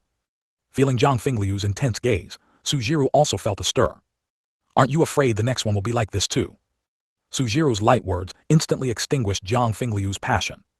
Forget it, if they had another child who turned out like this, it would be troublesome. Thinking of the two Jiang Xie brothers, he abandoned the idea of having another child. However, fortunately, his youngest son's talent was truly heaven-defying, which made both of them beam with joy, and Jiang Yi also became the Jiang family's new favorite. Originally, at 6 years old, Jiang Yi's behavior was very normal, but Jiang Xie's behavior at 6 years old was too different from Jiang Yi's current behavior, which gave Jiang Fingliu a wrong perception. After all, who knew that Jiang Xie's young body contained an adult soul? 135. Some are happy, some are worried. Ha ha ha, none of the other two empires had a prodigy enter the top 20. In the entire Eastern Continent, besides our Yuan Empire, only the Saintess of Haoran Sect entered the top 20, and the key is that the saintess of Haoran Sect was following Crown Prince Su Zai. Exactly. If you ask me, Crown Prince Su Zai and Crown Prince Su Yu are the hope of our Kaiyuan Empire's younger generation. Late. After a short while, Jiang Xie heard another round of voices praising him. However, listening to what they said, he realized that, although there were many geniuses in the soul-forging realm among the major forces in the Eastern Continent, their strength was still a bit weaker among those of the same age group in the Holy Spirit Continent. The Saint Continent was still the strongest. But compared to 3,000 years ago, the gap between them and the Saint Continent had narrowed significantly. The ministers seemed to have opened a floodgate, each speaking endlessly. From time to time, they commented on a certain name. From time to time they sighed with regret, and from time to time they were full of indignation. Su Wu listened with great interest from above. When he learned that both Jiang Xie and Su Yu had entered the top 5, his mood was exceptionally good. He felt as if the clouds had parted to reveal the sun. Zier and Yuer have brought honor to my Kaiyuan Empire. On the day the Heaven's Pride ranking is officially released, we shall host a banquet for all officials. Since Zier came to the Imperial Palace, he has not yet officially shown his face. This is a good opportunity to let everyone see him. Of course, for his official entry into society, let's wait until Zier's 18th birthday coming-of-age ceremony. As soon as Su Wu spoke, his voice overshadowed the voices of the many ministers in the hall. Hosting a banquet was, on one hand, for celebration, and on the other hand, it was indeed to let Jiang Xie show his face before the officials. Although Jiang Xie had been in the Imperial Palace for some time, many people had not yet seen him. Long live the Emperor! Long live the Emperor! Ignoring the cheers of the crowd, Jiang Xie's mind was now filled with only 4 words: banquet for all officials. His eyes suddenly lit up. Wasn't this a great opportunity? For the East Tower to develop quickly, it had to first establish its reputation. And within the Kaiyuan Empire, what could be more authoritative than the Emperor, the Imperial Princes and these ministers? As long as he could make the East Tower's dishes famous at the banquet, it would definitely be of great benefit to the East Tower. Thinking of this, Jiang Xie was already a little restless. He wanted to discuss it with Su Wu right now. But the problem was, it wasn't the right time yet. So he could only stand still and wait quietly. After another stick of incense, the surrounding voices gradually diminished significantly. At this moment, Imperial Princes Su Mu and Su He were the first to step forward, cupping their hands towards Su Wu and saying, "Imperial Father, we 2 brothers feel deeply ashamed this time, so we shall take our leave first." Su Wu waved his hand, nodding faintly. After a while, Su Tian also came out and asked to leave. Since the matters to be discussed in this morning's court session had all been completed, Su Wu simply let them all return. Soon, only Su Wu and Jiang Xie remained in the hall. Su Wu, with a smile on his face, asked with a slight surprise, "Does Zier have something to say?" Haha, Jiang Xie rubbed his hands and chuckled, indeed a little. "Then come with me." Su Wu stood up and walked towards the back, a thoughtful expression on his face. He was very curious about what Jiang Xie wanted to say. Jiang Xie didn't delay and quickly followed him. Upon arriving in the hall behind, Su Wu made a gesture of invitation. Jiang Xie was not pretentious and found a place to sit down. Then Su Wu first poured himself a cup of tea, and then poured one for Jiang Xie. The tea fragrance was rich. Just the mist rising from the teacup enveloped the entire hall in a layer of mist. It looked as if immortal qi was floating, quite concept-filled. Jiang Xie smelled the aroma, and his expression became excited. "Grandfather, is this tea perhaps the immortal mist tea of the Kaiyuan Empire?" He completely failed to notice that Su Wu had personally poured him the tea. One should know that even imperial princes did not receive such treatment. The number of people in the entire Eastern Continent whom Su Wu would personally pour tea for could be counted on one's fingers. This was enough to show the importance Jiang Xie held in Su Wu's heart. "That's right." Su Wu took a sip of the tea in his hand and said, "Immortal mist tea is exactly as you see it now." Receiving a positive answer, Jiang Xie impatiently reached out his right hand, picked up the tea, and gently sniffed it with his nose. A unique fragrance permeated his entire nasal cavity. Then he lightly tasted a sip. Upon entry, it didn't have the characteristic taste of tea, but rather a faint sweetness. It felt as if his soul had been sublimated. Immortal mist tea has the effect of calming the mind and concentrating the spirit, which aids in cultivation. Su Wu mentioned from the side, then asked, "What do you wish to discuss with me?" Jiang Xie put down the teacup and said mysteriously, "Grandfather, can I discuss something with you?" "What is it? Speak freely." Su Wu raised an eyebrow, curious to hear what he would say. "It's just, can I have the leftover Yao beast meat from the Imperial Palace each time?" Oh, Su Wu tilted his head and looked at him, asking somewhat curiously, "That's not a problem, but what use do you have for this Yao beast meat?" "To make dishes, of course." Jiang Xie didn't hide it. "Ha ha ha ha." Su Wu immediately burst out laughing. "Zier, this Yao beast meat, except for some special ones, is difficult to prepare, and even if prepared well, the taste isn't very good, and its effect on cultivation is negligible. Why bother expending so much effort to make dishes?" This was common knowledge in the Shengyuan Continent. Jiang Xie couldn't help but sigh. Besides cultivation being something he didn't have in his previous life, the entertainment options in this world were also a bit too scarce. At most it was playing chess, playing with women, hunting, listening to music, and so on. Even in terms of food, there wasn't much emphasis. If it weren't for some spirit medicine in this world tasting good, he really couldn't imagine how one would live without delicious food. His Chinese stomach really couldn't tolerate the dietary habits here. "Grandfather, you don't need to worry about that. As long as you let me show off my skills at the banquet for all officials, you will definitely be amazed." Jiang Xie was full of confidence. Su Wu smiled, only thinking he was doing it for fun and it was harmless, so he agreed. "No problem, grandfather is very much looking forward to it." Oh. When Jiang Xie left Qianyuan Hall, it was already evening. He walked leisurely towards Tangxin Pavilion. Inside Tangxin Pavilion, Jai Yu had been anxious all day because she hadn't seen him. She was afraid that Jiang Xie had been led astray by that enchanting woman. She asked again and again, "Zio Zai, has he returned?" Zio Zai was already a bit dazed from being asked, and could only helplessly say, "Young miss, you've already asked hundreds of times and young master still hasn't returned." For most of the day, Jai Yu started by asking every half an hour, then later, almost every few minutes. Zio Zai had already lost count of how many times she had answered. That night some rejoiced, while others grieved. Jiang Xie was naturally joyful. But Su Han and Su Yu were not so joyful. 136. The irritable Jai Yu. Inside two large halls as dusk fell, screams began to echo. "Ah, I was wrong. Royal father, I was truly wrong. From now on I will cultivate diligently. Ah, your son swears from now on, I will work hard to cultivate and never be lazy. I help murder." Under the cover of night, two more diligent young men were added to the Qianyuan imperial palace. As for the younger children, they didn't sleep that night either, their minds filled with the image of their elder brother being disciplined by their royal father. It was truly a beating that tore skin and flesh, with blood splattering everywhere, painful to even watch. It made them shiver several times. Their young hearts experienced for the first time the consequences of not cultivating diligently. Jiang Xie also heard the screams of Su Han and Su Yu. His way back to Tangxin Pavilion happened to pass near the two princes' palaces. The night is cool, and so are the people. Wonderful, wonderful.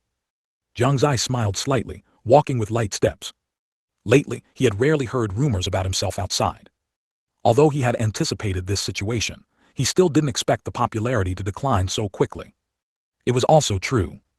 On the Shengyuan Continent, for any slightly larger sect or family, the rules among their legacy holders were different from those of ordinary people. Ordinary cultivators, no matter their age, could enter the world. But the legacy holders of large forces could not. They usually stayed within their own sect or family, and even if they went out, it was to hide their identities. Any news that spread would only become temporary gossip, forgotten within a couple of days. Because no one could confirm the authenticity of such news. Just like the news of Jiang Xie, the Fanchen sword master some time ago, it might have caused a stir at the time, but only at that time. Now, there was no longer any buzz. It had only caused a slight stir in the imperial capital. The ripples in other places were even smaller. Except within Xuanchen Sect. Because the people of Xuanchen Sect had truly witnessed it. The legacy holders of various major forces, generally, only made their official public appearance before other forces during their coming-of-age ceremony. This also marked their formal entry into the world. At this time, it was a competition among the younger generation, and if any strong individual from a certain force dared to attack the younger generation, they would surely face retaliation. This was an unwritten rule on the Shengyuan Continent, which had been followed for hundreds of thousands of years. In other words, if the legacy holder of an opposing force was killed in the outside world before they had made their public appearance before other forces, it could only be left unresolved on the surface. As for what would happen secretly, that was unknown. And this legacy holder referred to the saint, saintess, and the like from various forces. Only the coming-of-age ceremony of a legacy holder would invite people from other forces to attend. As for others, apart from not having this particular event, everything else was no different. Elderly powerhouses were not allowed to interfere in the competition among the younger generation, except for loose cultivators and demonic cultivators. Once they interfered, it could potentially escalate into a major war between two forces. Jiang Xie also deeply understood this principle. But he was different from others. He couldn't die, so it was fine to act recklessly. It was just. His cultivation was too low, which he found somewhat embarrassing, and this was why he didn't like to show his face outside. Comparatively, he still preferred a slow-paced life. However, once he turned 18, he would have to go out even if he didn't want to. Staying in the Shengyuan Imperial Palace all the time wasn't an option. With his immortal ability, what secret realm couldn't he enter? That's right. Jiang Xie's eyes lit up. To develop the East Tower, the first thing needed was cultivation resources. Besides cooking, he could also go to those extremely dangerous secret realms. Anyway, he couldn't die, so after several attempts, he would surely obtain some heaven and earth treasure or some legacy. Why didn't I think of this before? Jiang Xie slapped his head, thinking he was very smart, but he hadn't expected to forget such a simple thing. After figuring it out, he immediately felt much better, and his steps became even more leisurely. Unbeknownst to him, at this moment, a young miss in Changxin Pavilion was already baring her teeth. Hateful, hateful, hateful, hateful, this scoundrel, where has he gone? Why isn't he back yet so late? Jai Yu's cheeks puffed out with anger. This was also because she couldn't be too arrogant in the Shengyuan Imperial Palace. If she were in Haoran Sect, she would have turned the entire sect upside down. Hateful. Outside the Changxin Pavilion, Xiao Zai sat alone on the steps, listening to the sounds coming from inside, and couldn't help but shiver. With a creak, the door was pushed open. Having just finished a day's training at the training ground, he felt utterly exhausted. Although tired, he was happy.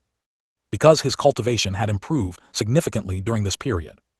Scoundrel, he must have been charmed by some vixen. Hateful. What about me? Jai Yu isn't better than them. As soon as he entered the door, old Wu heard Jai Yu's voice. He walked to the steps with a surprised expression and sat down, asking Xiao Zai beside him, "Girl, what's wrong with this Xiao Yu?" Xiao Zai glanced at him. For this man who had tried to attack her when they first met, she now understood his character and knew he wasn't a bad person. She sighed slightly and said, "What else could it be? It's just her temper tantrum because young master hasn't returned so late." Hissed Xiao Yu too. She's usually so bold, but when young master comes, she becomes silent. Isn't she afraid of being heard by young master? Old Wu was a little worried for Jai Yu. With such a loud voice, what if Jiang Xie suddenly returned? "Sai, there's nothing I can do, I can't persuade her." Xiao Zai rested her face on her hands, looking quite helpless. Creak. Another soft sound, and the door on the right slowly opened, revealing a graceful figure stepping out. Accompanied by a light and slightly surprised voice, "Miss Jai, what's wrong? Did young master do something?" "Oh, it's Xiao Yan, how rare to see you out. Have you finished cultivating?" Old Wu's eyes lit up. Since coming to the Shengyuan Imperial Palace and living in Changxin Pavilion, he hadn't seen Lin Maoyan again. Tonight was his first time seeing her. Lin Maoyan smiled and sat down on the steps beside the two, replying, "Yes, I've had a breakthrough to Soul Forging Realm 4th level. As expected of Shengyuan Sect Saintess, this talent is top-notch in the entire Eastern Continent." Old Wu couldn't help but praise. Xiao Zai, however, remained silent, looking at Lin Maoyan with a hint of vigilance. In her opinion, Lin Maoyan was Jai Yu's biggest competitor. Or rather, in her eyes, any woman other than Jai Yu approaching Jiang Xie was with ill intent. "Oh, what's going on tonight? Old Wu rarely comes back so early. Xiao Zai isn't accompanying Xiao Yu, and Maoyan has finally shown up, all sitting on the steps." As soon as Jiang Xie stepped through the door, he saw this scene, a hint of surprise on his face. Were they here to welcome his arrival? Were they all so self-aware today? But the next moment, his thought was shattered. Dead scoundrel, rotten scoundrel, bad scoundrel. He's still not back. He must have been tricked into bed by some vixen. If I, this young miss, catch him, I'll skin him alive. This, Xiao Yu today, is she that bold? Jiang Xie tilted his head, frowned, and looked at the three on the steps with an incredulous expression. Xiao Zai covered her face with both hands, dying of anxiety inside. "Young miss, oh young miss, why now of all times? Now I'm afraid I can't help you either." Old Wu was momentarily speechless, not knowing what to say. Only Lin Maoyan awkwardly explained, "Perhaps, she's on her period today, so her temper is a bit irritable." "Oh, clearly she needs a beating then." Jiang Xie nodded and resolutely walked inside. 137. What kind of punishment is this? Inside the bedchamber, Jai Yu continuously hammered the nearby bed with her hands, making the large bed creak loudly. There was no doubt that if Jiang Xie had returned any later, what he would have seen would have been a pile of ruins. "Hey, what are you doing?" Jiang Xie leaned against the doorway, looking at Jai Yu with a playful expression. Jai Yu's fist, which was about to fall, instantly retracted. She lightly brushed the hair from her face and chuckled, "Miss, what am I doing? You must have seen wrong just now." "Oh, really?" Jiang Xie smiled slightly, slowly walked over and sat beside her, then leaned his mouth close to her ear and whispered, "But how come I just heard someone talking about me?" Jai Yu's face instantly turned red to the root of her neck, but not because of Jiang Xie's words. It was because of his action. Jai Yu could feel the warm qi exhaled from Jiang Xie's mouth as he spoke. It all brushed against her face. It was ticklish and made her flustered. She turned her head slightly and saw Jiang Xie's lips. They looked soft, and she really wanted to bite them. Ever since Jiang Xie had forcibly kissed her last time, she had constantly wanted it to happen again. Now looking at the red lips so close, Jai Yu truly had an impulse to bite down. "Why aren't you speaking?" Jiang Xie had a playful expression. "If you speak ill of me, you'll be punished, you know." "All right, miss admits it, I was talking about you, so what? What can you even do to me?" Jai Yu had originally wanted to deny it outright. But upon hearing Jiang Xie's word, punishment, for some reason, she inexplicably admitted it. Not only that, but there was also a hint of excitement in her heart. It seemed, she was a little curious about what punishment Jiang Xie was referring to. "Good that you admit it. I'll punish you by making you cultivate. You're not allowed to come out until you reach Soul Forging Realm 3rd level." Jiang Xie saw the expectation in her eyes and unhesitatingly delivered a blow to her head. Jai Yu was stunned. Why was the punishment this? Wasn't it spanking? Why was it cultivating? She was completely dumbfounded. "What if I don't go?" she blurted out. "Then, you're not allowed to sleep on the bed for a month." Jiang Xie already knew her weakness and directly seized it. Upon hearing this, Jai Yu's face instantly paled a few shades. Now, making her not sleep here was even more unbearable than taking her life. It was hard enough to finally share a bed with Jiang Xie. If she were kicked out, it would be a huge loss. "All right, you cultivate well here. I'll go sit outside for a bit." Jiang Xie knew that she probably had no objections now. Jai Yu silently nodded. There was nothing she could do. Her weakness was in Jiang Xie's hands, and even if she gnashed her teeth in anger, it was useless. "Oh, by the way, what did you do today?" Before Jiang Xie left, she quickly asked. Jiang Xie paused his steps and said with a faint smile, "I just went to talk to grandfather, that's all. What did you think I went to do? Find women. Aren't you very clear that no woman in the entire palace dares to approach me now?" These words made Jai Yu's face flush again, but she would absolutely not admit it. She could only feign ignorance and say, "What are you talking about? I don't understand. Miss is going to cultivate now, don't disturb me." "This girl," Jiang Xie shook his head with a light chuckle and walked out. As soon as he came out, he found 3 sneaky figures at the door. "How was the eavesdropping, you 3? "Ha ha." Uncle Wu awkwardly scratched his head, looking around distractedly and said half-heartedly, "Young lord, what are you talking about? How could I, Uncle Wu, eavesdrop?" "Oh, Tilda, really?" Jiang Xie smiled slightly, then turned to look at the other 2. "Did you hear anything?" No, absolutely not." Little Xie shook her head like a rattle drum. Lin Maioyan also shook her head and said, "I didn't hear anything."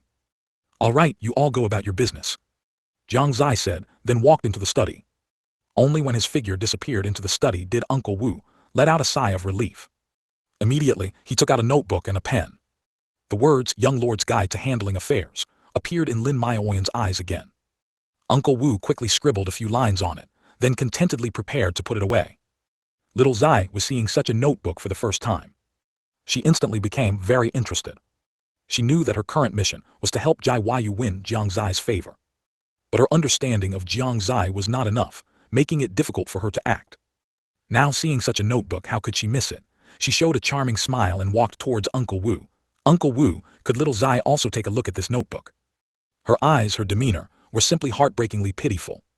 Uncle Wu was stunned for a moment. But as soon as he thought of married women, his eyes returned to normal. What was so good about this kind of girl? Married women were more alluring. However, he didn't refuse, and generously showed the contents of the notebook to her. Lin Maioyan was also a little curious about what he had written this time, so she also leaned over. A moment later, Lin Maioyan and little Xie exchanged glances, both seeing the strange look in each other's eyes. Young Lord's Guide to Handling Affairs, Article 40. The best punishment for a woman is to make her cultivate. The 2 spoke these words in unison. What was this? They didn't understand, but they didn't say anything, just silently returned the notebook to Uncle Wu. From this one entry, little Zai had already concluded that there was nothing valuable in this book. Lin Maioyan also shook her head slightly and returned to her own room.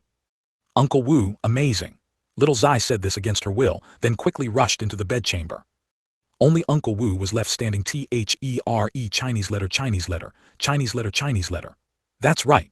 Although I, old Wu, am not that smart, as long as I record the young lord's words and actions, sooner or later I will become a great person, ha ha ha. Inside the bedchamber, Jai Yu lay on the bed looking annoyed, her perfectly toned thighs exposed. Little Zai came in and asked strangely, "Young miss, why didn't you tell young lord that your cultivation had already surpassed soul forging realm 3rd level?" During this time, she had personally seen Jai Yu go to the cultivation grounds in the palace to cultivate whenever Jiang Xie was not in Tianxin Pavilion. It was like this every day. She would go whenever she had free time. Coupled with the assistance of some heaven and earth treasure from the sect, she was able to cultivate to soul forging realm 5th level so quickly. HMPH, of course I can't let him know, otherwise he'll be disheartened. What if he gives up on himself? Jai Yu said so. Little Zai instantly understood. Young miss was actually thinking for young lord. Young miss is so kind, and young lord is also. How can he remain unmoved with such a beautiful woman beside him? Could it be that young lord likes men, or is it that young lord's isn't working? What am I even thinking? How could young lord not be working? It must be that he's playing hard to get. 138, Breakthrough. Inside the study, Jiang Xie sat cross-legged on a futon. Spiritual chi swirled around his body, and his aura fluctuated between strong and weak. Slowly, sweat began to bead on his forehead. His brows also started to furrow deeply. About half an hour later, the spiritual chi around his body was instantly absorbed into him.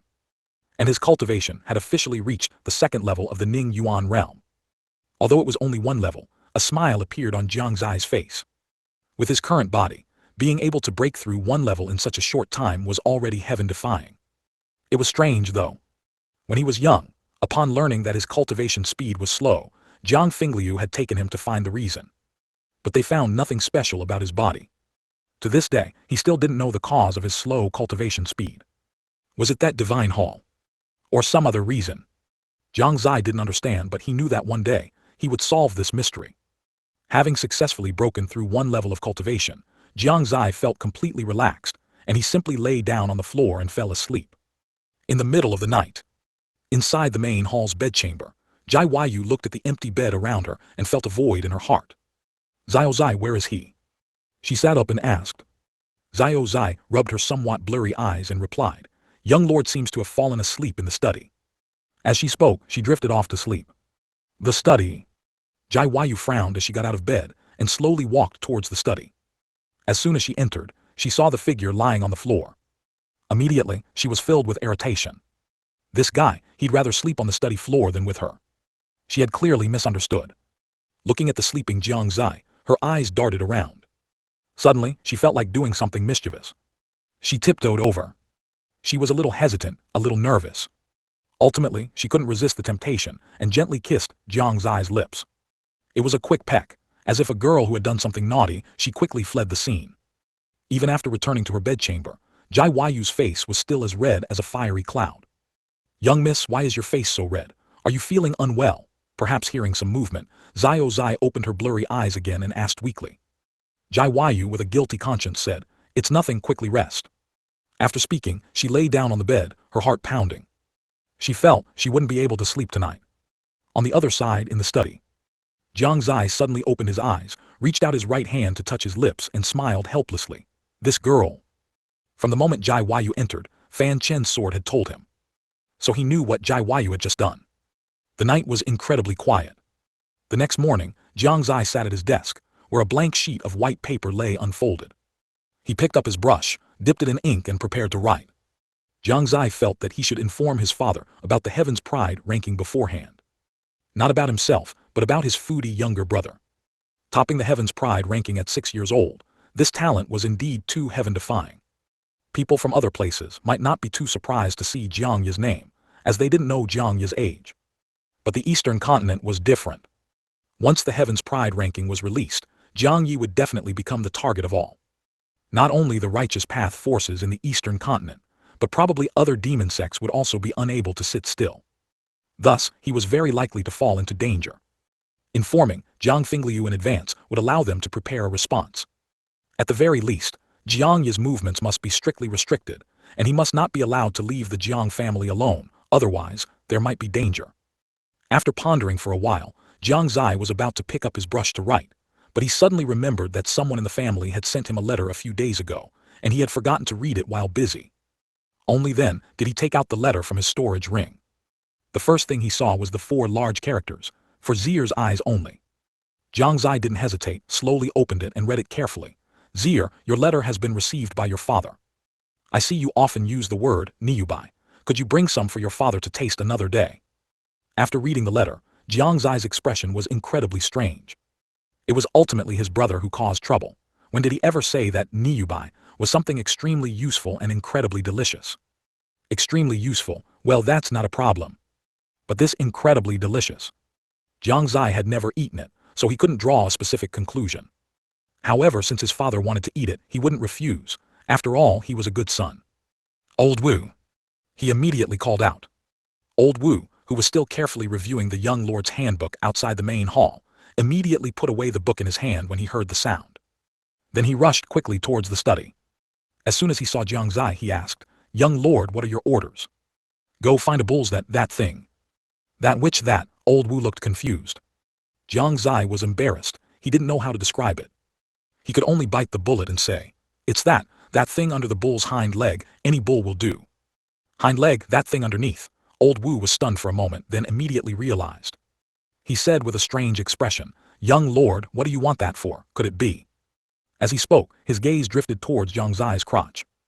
Jiang Xie took a quick step and smacked him on the head. Where are you looking? How could this young lord have a problem there? Old Wu covered his head and said aggrievedly, Young lord, actually, you don't need that. I have a folk remedy here that guarantees. Bang!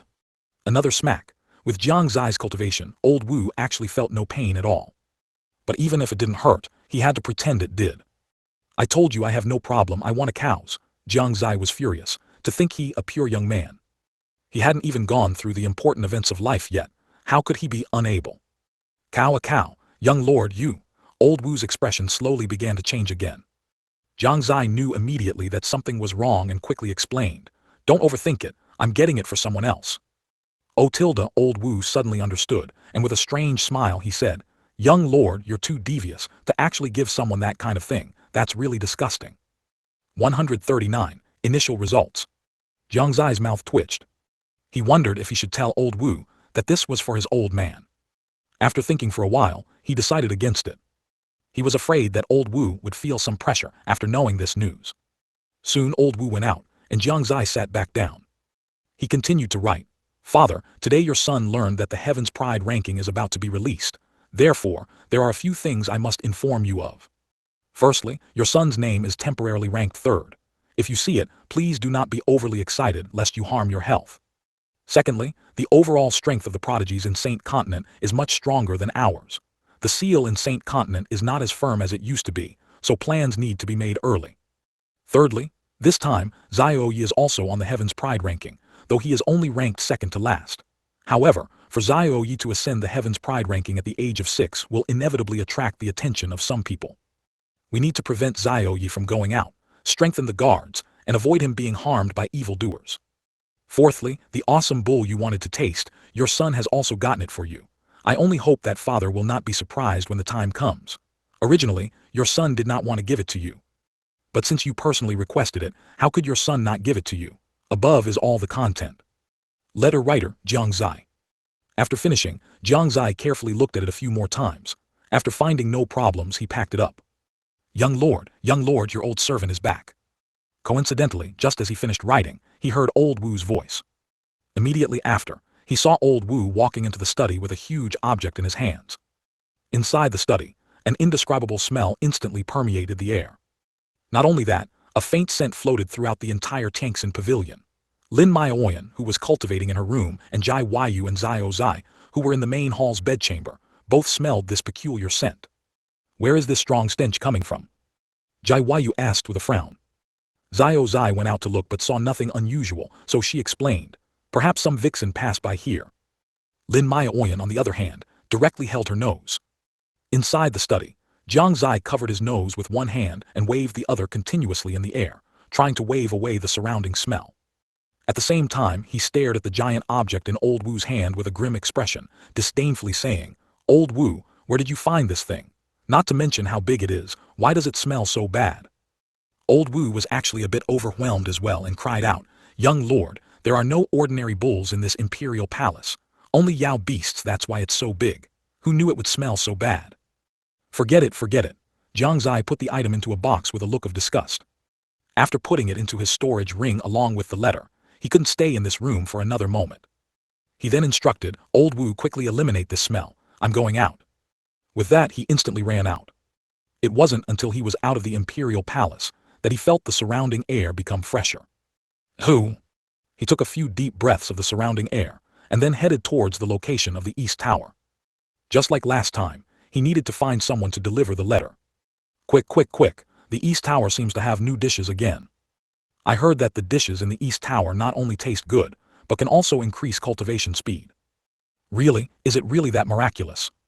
Absolutely true. I personally saw a man break through on the spot after eating the East Tower's dishes, and many people's aura improved significantly. Before reaching the East Tower, Jiang Xie heard people talking about it. Many people were also walking in groups towards the East Tower. More importantly, among these people, he even saw a minister. This effect is faster than I imagined. Jiang Xie stroked his chin, feeling a bit surprised. It had only been 2 days. He had not expected it to be so fast. This made him quicken his pace. Arriving a few hundred meters from the East Tower, Jiang Xie saw that the entire East Tower was already surrounded by people, packed tightly. The 2 newly recruited disciples were outside entertaining guests, bustling with activity. Some people had originally come to see if the dishes of the East Tower were truly as miraculous as rumored, but they found that the 2 young men at the entrance were both at the controlling Yuan realm. These were truly geniuses. For a time, many people had the idea of poaching them. "Young man, your talent is truly wasted here. How about you come back to the giant spirit sect with me?"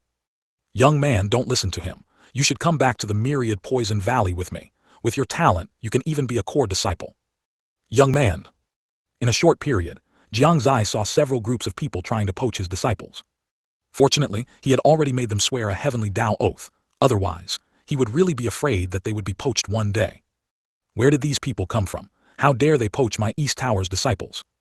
Suddenly, a supremely domineering voice came from within the East Tower. Accompanying it was the aura of a domain realm expert. Whoosh! At this instant, everyone inside and outside the East Tower was shaken. Domain realm. Oh my goodness, there's actually a domain realm expert guarding this East Tower. No way, this used to be called Pio Miao Tower, right? Ever since the son of Pio Miao Marquis gave it away, there's a domain realm expert here. Who exactly is that person? Originally, I didn't really believe the rumors about the East Tower these past 2 days. Now, I believe them. With a domain realm expert here, who would dare to cause trouble in the East Tower? Waves of shocked voices spread out. The few people who had wanted to poach disciples, just now scurried away the moment they heard that voice. They were afraid of angering a domain realm expert. The most shocked person there was undoubtedly Suan, the son of Pio Miao Marquis, who had given the Pio Miao Tower to Jiang Xie. He never expected that in such a short time, the Pio Miao Tower would have completely changed. Suan had only heard these past 2 days that the original Pio Miao Tower had been renamed the East Tower, and its appearance was already vastly different from before.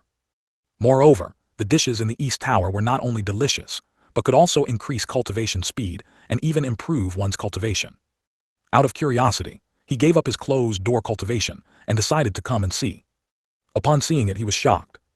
How was this still the Pio Miao Tower from before? Not only did it not show any trace of its former appearance, but even the aura it exuded was completely different. The 2 large characters for East Tower seemed to possess a magical power, making people unable to help but look at them multiple times. And the 2 huge dragon-shaped sculptures nearby were simply full of domineering power and mystery. What shocked him even more was that there was actually a domain realm expert guarding it. That was a domain realm expert. In the Eastern Continent, they were the existence of sect masters of major powers. As expected of Su Zai Sur. At this moment, he sincerely admired Jiang Xie and felt even more fortunate for his action of gifting the tower back then. If he hadn't guessed the other party's identity in time. Otherwise, Just thinking about it made him feel terrified. "Brother N, why are you standing here?" As he was sighing, Suen suddenly heard a familiar voice.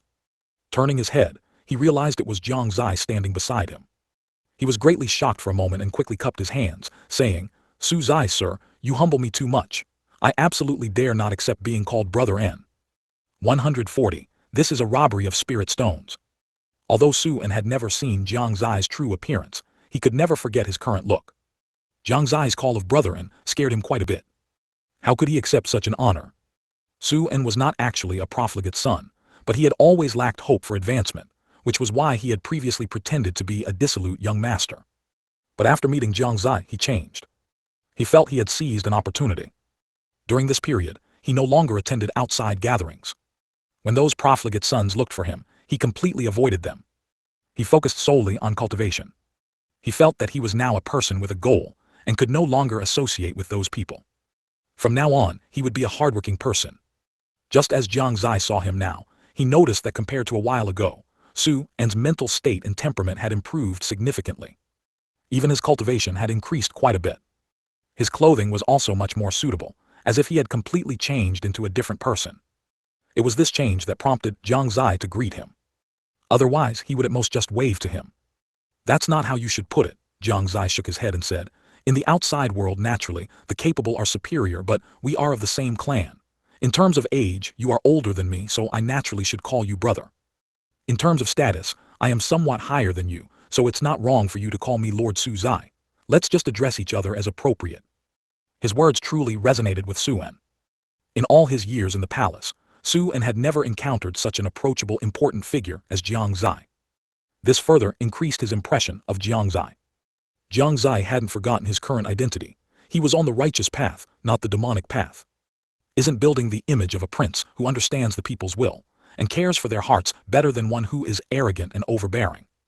If he were within the demon sect, he would certainly not act this way, unless the time was not yet ripe. Lord Su Xie is the most admirable prince I have ever met. In the future, he will surely become a great figure that countless people will find hard to look up to. Suen said sincerely. Jiang Xie didn't reply. He didn't know if he would become a great figure. Even if he did become a great figure, that time would probably be quite long. "By the way, compared to a while ago, you seem to have changed a lot," Jiang Xie asked, expressing his doubt. Suen scratched his head in embarrassment and awkwardly said, "Before, I was young and ignorant, only caring about playing. Ever since I met Lord Su Xie, it's as if I suddenly found the motivation to move forward. So I changed all those bad habits from before." Me? Jiang Xie's expression was strange. He truly hadn't expected that he had inadvertently saved a lost youth. Did giving things away also give them a life goal? Jiang Xie suddenly felt his image had become a bit grander. "Quick, quick, quick. The people at the previous table have finished eating. Whose turn is it next?" It's no exaggeration to say that the food in the East Tower is the best food I've ever eaten in my life. Yes, I feel like I can't live without the East Tower's food anymore. It's delicious, but it's also really expensive. The cheapest dish cost me 5,000 spirit stones. Hiss tilde, no way. That's too expensive. It seems like it's another exclusive for important figures. We can forget about it. The cheapest dish costs 5,000 spirit stones. Why don't they just rob us? Is the East Tower's food really worth that many spirit stones? 5,000, the cheapest. This East Tower is not worth going to. Tusk, tusk, tusk. 5,000 spirit stones just for one dish.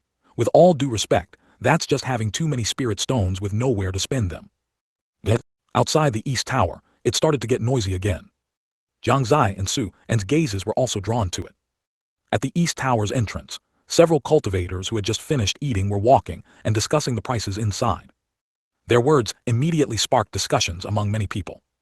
Before this, they hadn't known that the dishes inside the East Tower were so expensive, with the cheapest costing 5,000 spirit stones. Those who had come hoping to try it out immediately lost interest. They even began to wonder why none of the people who had gone in to eat before had mentioned the prices. The most likely reason was that they had been swindled, and they felt unbalanced, so they unanimously kept the prices secret, hoping to trick others into going in as well. One must know that there was a domain realm expert inside. After entering, who would dare to leave without eating anything? They even thought that this was all a staged act hired by the East Tower. Little did they know, those who had eaten didn't mention the prices simply because they felt it was unnecessary. As with the East Tower's food, the East Tower would soon become a place everyone would rush to enter. And those who had just come out of it already had a disdainful smile on their lips. They hadn't known the prices inside before going in either. After learning that even the cheapest dish cost 5,000 spirit stones, their reaction was the same as those outside. Their faces turned dark. They immediately wanted to leave, but coincidentally, the voice of the domain realm expert was heard at that moment. Startled by this, they no longer dared to leave. They could only grit their teeth and continue to sit, waiting for the dishes to be served. They had initially thought that a few thousand spirit stones would be wasted, and they even had no appetite for food, but their eyes widened the moment the dishes were served. And gradually, saliva began to flow. There was nothing they could do, it was simply too fragrant. They only held out for a moment before they couldn't resist anymore. They directly began to feast. With just the first bite, an unimaginable flavor exploded in their mouths. That feeling, nothing in the world could compare. Compared to what they usually ate, it was like heaven and earth. They felt that what they had eaten before was for dogs. No, dogs wouldn't even eat it. What nonsense about cultivation, what nonsense about the Tao. At this moment, none of it was as important as this bite of food. And after they finished eating at a lightning-fast pace, they discovered another shocking thing. That was their cultivation. It had actually improved significantly, without them realizing it.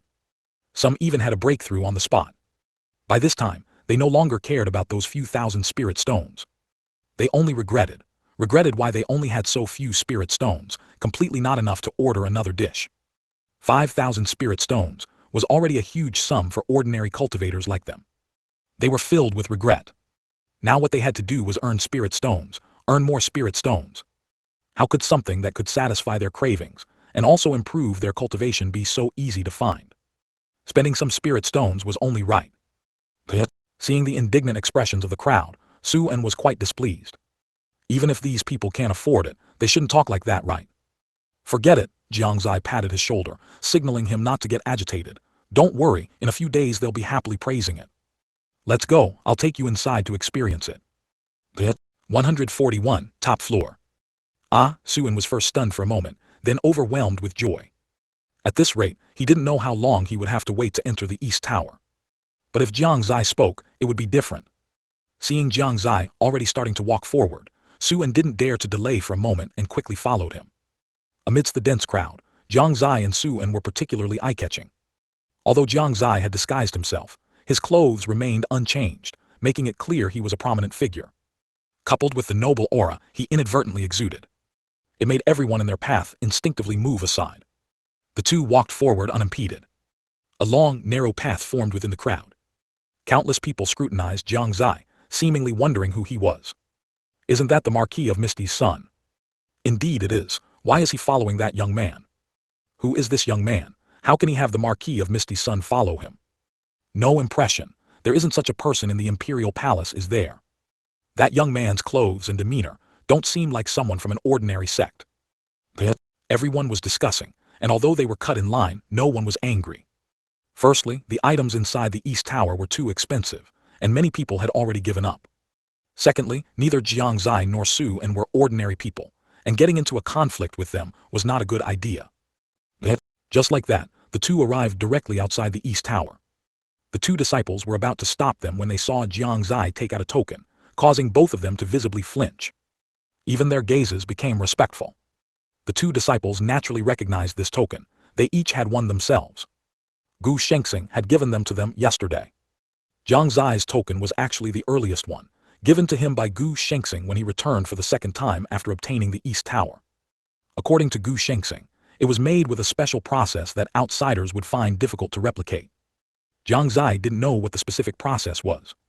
He only knew that his was the largest, and everyone in the East Tower had one. The colors also varied. His was purple, Gu Shengxing's was black, Yan Wufeng's was gold, and the two disciples were silver. He was the tower master, while Gu Shengxing was the strategist, and Yan Wufeng and the others were elders. Su-en also saw the token in Jiang Xie's hand, and couldn't help but glance at it a few more times. He noticed that a building was carved on the token, and that building was exactly like the current East Tower, except that it had an additional ancient character for East written on it. If he hadn't just happened to see this ancient character recently, he wouldn't have recognized it even if he saw it. The two disciples respectfully made way. "Two sirs, please enter." "Not bad." Jiang Xie nodded with satisfaction, thinking that Gu Shengxing's training was very thorough. Having a strategist who can perceive the mysteries of heaven is indeed good. However, Gu Shengxing often appeared and disappeared mysteriously. Perhaps he was busy recruiting people, Jiang Xie thought. Tens of thousands of miles away, in an ancient ruin. The sounds of battle were incessant. Blood splattered everywhere, and severed limbs and bodies littered the ground. Among the fighting crowd, a man in a black robe moved through the battlefield. What was remarkable was that this person always managed to perfectly avoid everyone's gaze. Thus, he stealthily infiltrated the depths of the ruins without anyone noticing. Half an hour later, the man arrived in a secret chamber, and looking at a huge ancient character in front of him, his eyes gleamed. The sect carving of the ancient sect, the Eastern Emperor sect, this is a good find. With it, the East Tower will be even more splendid. The man was incredibly excited and directly stored the huge ancient character, East, into his Kainkun ring. Then he quickly left the ruins. This person was none other than Gu Shengxing, who had disappeared after staying in the East Tower for less than 2 days. For the sake of this sect, he had truly been running around. If Jiang Xie knew this, he would have to sincerely say, "This sect wouldn't have developed without you." Upon arriving at the East Tower, Jiang Xie didn't even look at the first floor and walked directly up the stairs. Su-en continued to follow. At this moment, some diners on the first floor noticed their actions and couldn't help but remind them, "Young men, you aren't thinking of going up to the second floor, are you? I advise you not to go up. I just asked, and you can't come down from the second floor without 100,000 spirit stones." Exactly, young men, don't try to show off. There are domain realm powerhouses here. Even if you are noble scions, you should be more restrained. I advise you to just eat on this first floor. The upper floors are not for ordinary people. Since the East Tower officially opened its doors yesterday, I haven't seen anyone go up to the second floor. At this, the other diners around also started to speak up. Their tones carried a hint of disdain and mockery. They seemed to want to see how the two would react. Would they stubbornly go up, or would they turn back dejectedly? Hearing their words, a slight curve appeared on Jiang Xie's lips. He turned to the crowd, spread his hands, and said, "Well, there's nothing we can do. I don't have that many spirit stones on me. Thank you all for the reminder. Otherwise, we might not even be able to leave the East Tower." Exactly, listen to advice and you'll be well fed. Young man, it's better not to show off. HMPH, I thought he really dared to go up. Turns out he's just for show. They're just 2 little kids, how could they have that much courage? Everyone sneered. Su-en couldn't sit still anymore. He clenched his fists, wanting to go up and argue. But Jiang Xie's right hand stopped him. "Don't rush, I haven't finished speaking yet." Jiang Xie smiled mischievously. "Since the second floor requires 100,000 spirit stones, then we won't go to the second floor. We'll go to..." He paused here. The people around started discussing again. Could it be that he wants to go to the third floor? Is he crazy? If the second floor costs 100,000 spirit stones, wouldn't the third floor be at least 500,000? More than that, I asked yesterday, and it seems you need a net worth of over 1,000,000 spirit stones to go up. His tilde, these 2 young men really dare to speak. You're wrong again. We don't want to go to the third floor but rather to the top floor, Jiang Xie said with a confident expression. After speaking, he no longer paid attention to the dumbfounded people around him and led Su-en towards the stairs. Everyone watched as the 2 disappeared from their sight. After a while, the entire first floor erupted in sounds of disbelief. Oh my God, he actually went up. Crazy, he must be crazy, to the top floor. The third floor requires a net worth of over 1,000,000 spirit stones. The top floor is the 8th floor. How many spirit stones would that require? Just watch, they'll be thrown down in less than 2 breaths, and they might even die horribly. Shock and unimaginable expressions appeared on the faces of all the diners on the first floor. They stared intently at the stairs, seemingly wanting to see the 2 being thrown down. 142. Who is the Joker? After a long wait, the scene they had imagined did not appear. At this point, many people couldn't sit still. What's going on? Why is there still no movement after so long? Maybe we still have to wait. Another stick of incense passed.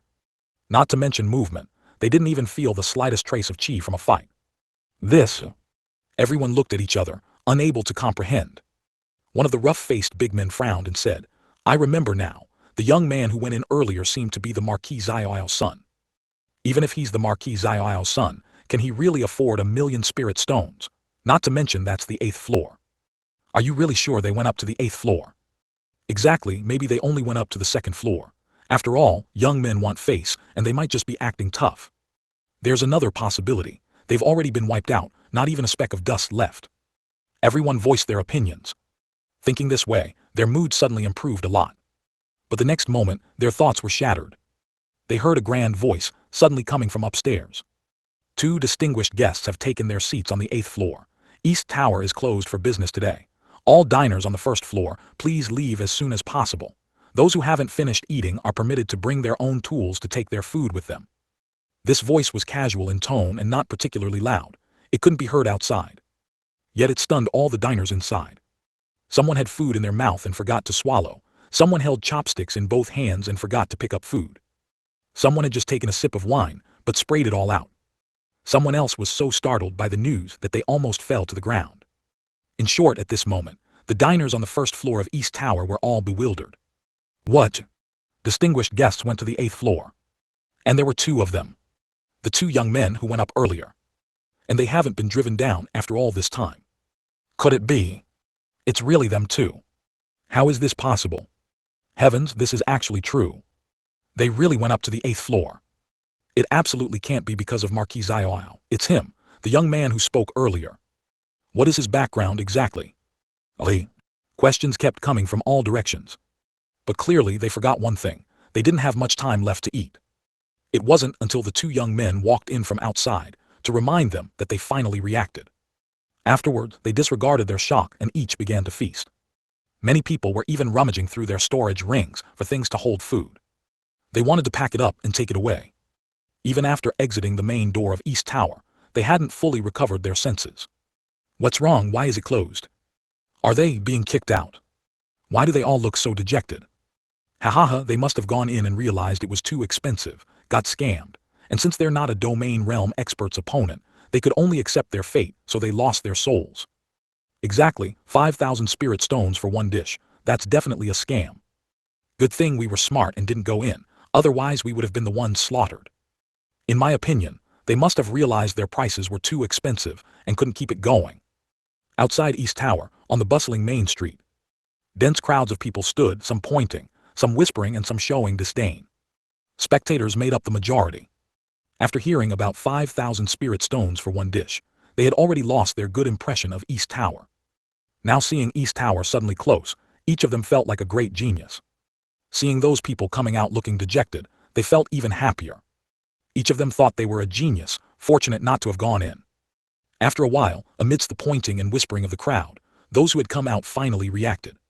Hearing the disdainful remarks and the words that treated them as suckers, they became angry. A tall, thin man showed disdain and loudly said to the crowd, who said we're suckers, who said East Tower couldn't keep going, a bunch of frogs in a well, short-sighted. As soon as these words came out, the spectators around them became angry. Will a sucker admit they're a sucker? 5,000 spirit stones for one dish, only suckers like you would go eat there. Exactly, is there some kind of immortal nectar inside or something? Facing the crowd's mockery, another man stood out and said disdainfully, you don't believe it when we say you're frogs in a well. Although it's not immortal nectar inside, it's a rare delicacy in the world. You probably wouldn't be able to eat it, even if you traveled all over the Shengyuan Continent. The remaining people also couldn't sit still, and one by one they spoke. You say we were scared silly by the domain realm experts inside. What a joke. We were indeed scared silly. But it wasn't by the domain realm experts, but by 2 young men. And East Tower closing, do you really think it's because they couldn't keep going? What a joke. It's because someone went up to the 8th floor. Oh right, you probably don't even know what the 8th floor of East Tower means, do you? Let me explain it to you. Entering the 1st floor of East Tower is very simple. 5,000 spirit stones are enough, but many people here probably can't even afford 5,000 spirit stones, right? And to enter the 2nd floor, that requires at least 100,000 spirit stones. To enter the 3rd floor, that requires 1,000,000 spirit stones. The 8th floor, Tusk, how many spirit stones do you think it needs? Every word from the diners, who came out of East Tower, struck their hearts hard. Young men. What young men? Were they the 2 who just went in? They were scared by them. Could it be that the 8th floor was ascended by those 2? The 1st floor requires 5,000 spirit stones, and the 2nd floor actually requires 100,000. The 3rd floor requires 1,000,000. Are you sure this isn't just made up? What about the 8th floor? How much does it need? 10 million spirit stones? Or 100 million spirit stones? Their minds were already a bit overwhelmed at this moment. They fell into the same state as the diners inside East Tower just now, even more shocked than them. Is this true? Just for food, it actually costs so many spirit stones. What kind of food is that, exactly? Also, who are those two young men? The entire street became silent. The sound of wind blowing leaves, now, seemed particularly harsh. At this point, the diners who had been mocked earlier felt comfortable. Some even felt a bit smug. Is that all? We just spoke a little, and you're already so shocked. Who the clown is obvious at a glance. 143, Suen's shock.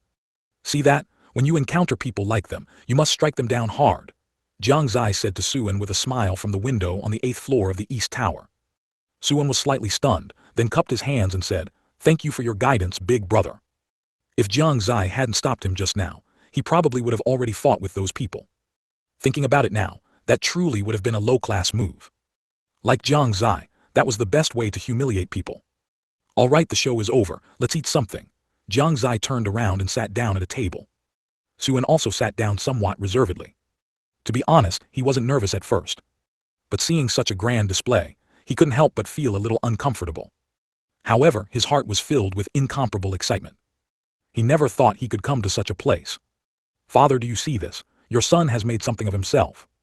Suen had reason to believe that in the near future, the East Tower, the very place he was sitting in, would definitely become a battleground for important figures. "Lord of the Tower." Suddenly, a neat chorus of voices rang out. Suen, who was still immersed in excitement, instantly jolted. When he turned his head and saw the scene before him, he felt as if his heart had stopped beating for a few seconds. Appearing before him were 4 men. And all 4 of these men were domain realm experts. Suen was sure he hadn't misjudged. Judging by the chi emanating from them, they were definitely domain realm without a doubt. That was the domain realm. It wasn't some common thing found everywhere. There were actually 4 in this East Tower. One should know that the entire Shengyuan Empire had no more than 5 domain realm experts. Most of the sect masters of the major powers in the Eastern Continent were at the domain realm peak. How could this not be shocking? What shocked him even more was that the 4 domain realm experts were so respectful to Jiang Xie. Although he had already been mentally prepared for this point. But 4 domain realm experts simultaneously calling Jiang Xie Lord of the Tower was truly a bit terrifying. Already somewhat reserved, he now didn't even dare to breathe loudly. "Go prepare a few dishes," Jiang Xie ordered with a smile. "Yes, sir," the men nodded and prepared to leave. "Wait." Jiang Xie called out to them again and asked, was the different price for each floor also set by Gu Shengxing? That's right, it was indeed set by fellow Taoist Gu. Yan Wufeng nodded. "It's just this price." Jiang Xie paused for a moment. This made everyone very nervous. "This price is truly too much to my liking." Tilda, only then did the men breathe a sigh of relief. "Zhou Tao, stay, I have something for you to do," Jiang Xie said again, then had a change of heart, thinking it wasn't good to always call on the same person, so he changed his words. "Never mind, Yan Wufeng, you stay. Zhou Tao already went last time." To be honest, Zhou Tao didn't react immediately. Only then did he suddenly realize and explain to everyone, "Last time, I helped the Lord of the Tower deliver a letter." After understanding, Yan Wufeng stayed, and the others went to prepare the dishes. If the outside world knew that a dignified domain realm expert was actually working as a chef here, they would certainly be greatly astonished. Suen was already trembling. His admiration for Jiang Xie was like a surging flood, endless. Too strong. He had lived so many years, and this was the first time he had seen someone dare to command domain realm experts like this. The key was that these experts showed no dissatisfaction or anger whatsoever. They were so obedient it seemed unreal. It simply refreshed his understanding. He swore that from now on, his idol would be Jiang Xie. "The Lord of the Tower, is it too?" Yan Wufeng glanced at Suen on the side, not finishing his sentence. "That's right, it's there. I'll trouble you." Jiang Xie nodded, not avoiding the topic, and simply took out the letter and the box containing the awesome item, handing them to Yan Wufeng. Yan Wufeng looked at the box in his hand, his eyes filled with curiosity. "Lord of the Tower, this is a special item." Jiang Xie didn't know how to explain it, so he could only say that. Yan Wufeng was tactful and didn't ask further, instead placing it into his Kun ring. The next moment, he disappeared from the spot. "All right, let's wait for the dishes to be served." "Ali, Zai, where did he go again?" In the Tangxin pavilion, inside the sleeping quarters, Jai Yu didn't see Jiang Zai's figure in the study and felt a bit annoyed. This scoundrel kept sneaking out whenever she wasn't looking. If she hadn't felt nothing unusual from Jiang Xie, she would really suspect if he was out having affairs. Young miss, it seems the young master has gone outside the palace. Never mind, has anyone been speaking ill of him recently? Jai Yu said somewhat glumly. Xiao Zai tilted her head, thought carefully for a moment, then said, yes, General Su Yan of the general's mansion on the west side of the imperial palace seems to have been speaking ill of the young master. If that's the case, then let's make a trip. I think General Su shouldn't make things difficult for me, right? Jai Yu smiled faintly, her eyes full of confidence. Ah, young miss, you're going again. Xiao Zai was a little surprised. This is already the 15th time this month you've done this. Of course, I have to go. It can both temper myself and clear some obstacles for him. How can I not do such a good thing? But the young master doesn't even know you've done these things, Xiao Zai said with some hesitation. Jai Yu smiled brightly and said, you, I can't truly be a willful maid, can I? Whether he knows or not doesn't affect whether I do this thing. Oh tilde. Ali. Jiang City, Jiang family. Jiang Fingliu was sitting in the courtyard, watching his youngest son run around fighting little monsters, feeling a headache. He had almost beaten every disciple in the family. At least 20 young disciples in the family were now injured and recuperating in bed. Hey, Xiao, you don't hit. If you hit him again, his leg will be broken. Jiang Fingliu's expression suddenly changed drastically, and he cried out in alarm. He saw Jiang Yi in a nearby courtyard, holding a wooden sword, sitting on a disciple dressed in black robes, continuously beating him. He was also muttering, monster, I caught you, let's see you run now. Jiang Fingliu couldn't bear to watch any longer. One more glance and he would explode. Without thinking, he rushed over and rescued the disciple from Jiang Yi's hands. Otherwise, the family would probably have another injured person. Fortunately, the elders in the family didn't mind much. Otherwise, he wouldn't know how to explain it to them. Ever since he started fighting monsters, Jiang Yi no longer talked about his big brother. Jiang Fingliu guessed that he had transferred his longing for Jiang Xie to fighting monsters. However, this couldn't go on forever. 144. Great stuff, 4,000 words long chapter. Of course, what bothered Jiang Fingliu was not that point, but the fact that he was completely responsible for taking care of the child. Alas, young and ignorant, so young and ignorant. Why did I make that heavenly Dao vow not to let Jiru suffer any grievances back then? Jiang Fingliu sighed softly. Everyone in the Eastern Continent knew he was the Jiang family head, one of the top big shots in the Eastern Continent. Outside, he was renowned and awe-inspiring. Many even thought he was incredibly romantic outside. After all, his name contained the two characters for Fingliu. Indeed, when he was young, he was quite romantic. But ever since he met Sujiru, he had never been romantic again. The reason was simple, he was completely controlled. He now dared not look at other women for too long. If he so much as showed a hint of interest or a suggestive gaze, Sujiru's murderous stare would immediately land on him. Every time he got too close to a certain woman, he could always feel cold winds swirling around his head. As Jiang Xie would say, one more look and you'll explode, get a little closer and you'll melt. But who could have imagined that he, seemingly so formidable, was actually a henpecked husband outside? Fortunately, Sujiru gave him enough face in front of outsiders. This made Jiang Fingliu very relieved. There was nothing he could do but spoil her. Jiang Fingliu, still immersed in thought, suddenly felt someone calling his name by his ear. Realizing something, he immediately looked up, his expression a little flustered, glancing towards his side. In his line of sight, a woman appeared. The woman wore a long green dress, her black hair pulled up with a light purple hairpin, a typical oval face, fair skin, beautiful and charming. Sweat began to drip down Jiang Fingliu's forehead. Madam, why are you here? He asked somewhat guiltily. Sujiru grabbed his ear and said through gritted teeth, Jiang Fingliu, what did you just say? You regret it now. You regret making that vow. I'm telling you, regretting it is useless now. And who was it that shamelessly begged me to marry him back then? I was wrong, madam, I was wrong. Jiang Fingliu pleaded repeatedly. To be honest, even without that heavenly Dao vow, he might not have been able to escape his current predicament. Because when he first started pursuing Sujiru, her cultivation was not much weaker than his. So many years had passed, and whenever there was a major event, he was the one who took action. He hadn't seen Sujiru take action in a long time. Now, he couldn't even discern her cultivation. There were two possibilities for this situation. One was that she cultivated a cultivation technique that could hide her cultivation, and the other was that Sujiru's cultivation had already surpassed his. Not far away, Jiang Yi, who was about to find someone else to play the monster, saw Sujiru appear and instantly shivered in fright. In his eyes, his mother was much scarier than his father. Previously, when Sujiru wanted to discipline him, Jiang Xie would block her, but now Jiang Xie was not here.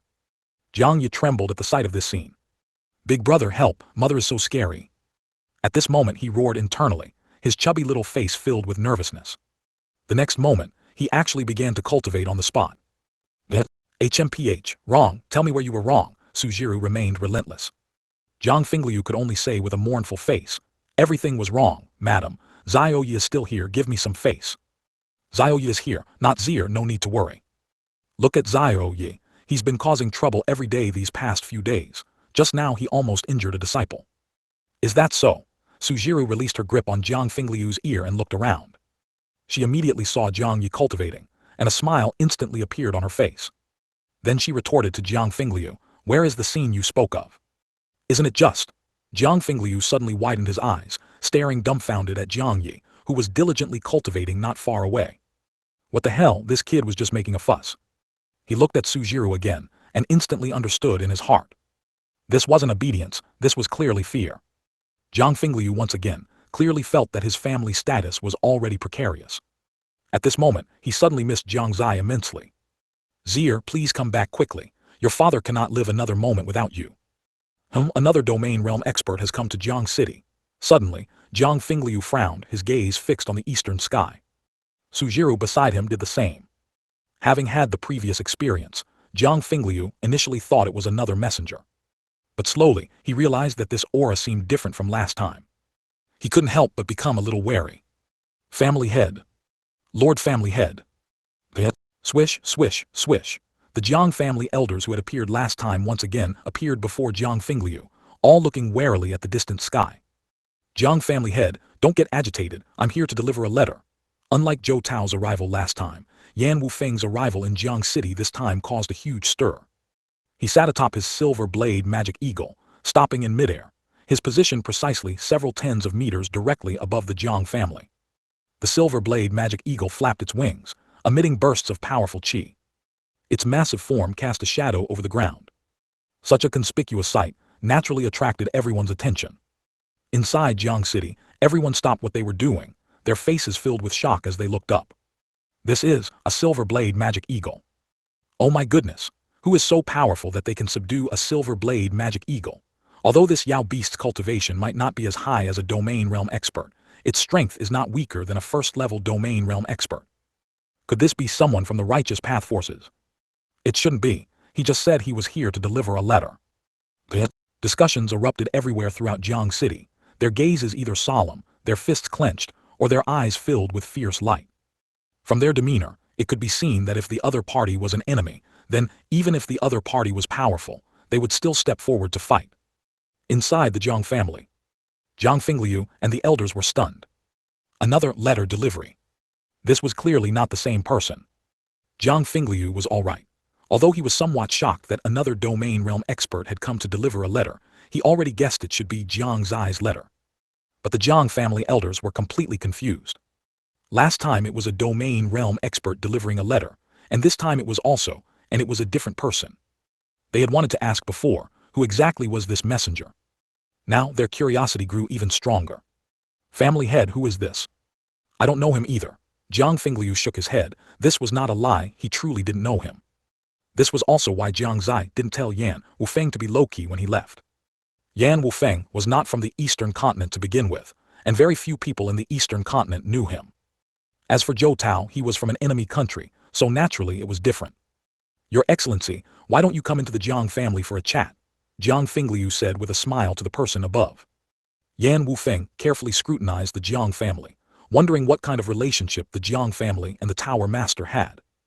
It was actually worth having a domain realm expert like him deliver a letter. However, after thinking for a long time, he couldn't figure out why. If Jiang Xie's appearance resembled Jiang Fingliu, he might have been able to tell. Unfortunately, Jiang Xie resembled his mother. And Su Jiru had disguised herself. Facing Jiang Fingliu's invitation, Yan Wufeng, though he also wanted to sit down, still refused. Jiang family head, I am only here to deliver a letter. I will leave once it's delivered. Let's meet another day.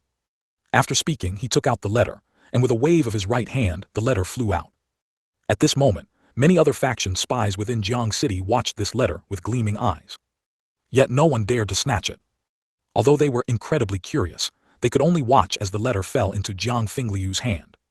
The letter had been delivered, and Yan Wufeng did not linger, immediately leaving Jiang City.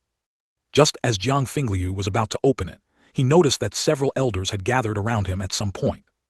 This left him at a loss for what to do. Just then a loud eagle cry sounded. Everyone saw Yan Wufeng, who had just left, return again. For a moment their expressions were all a bit strange. Jiang family head, I almost forgot, there's one more thing. Yan Wufeng smiled awkwardly, thinking to himself that it was a good thing he remembered, otherwise he would have had to make another trip. He took out the box containing the awesome stuff from his storage ring.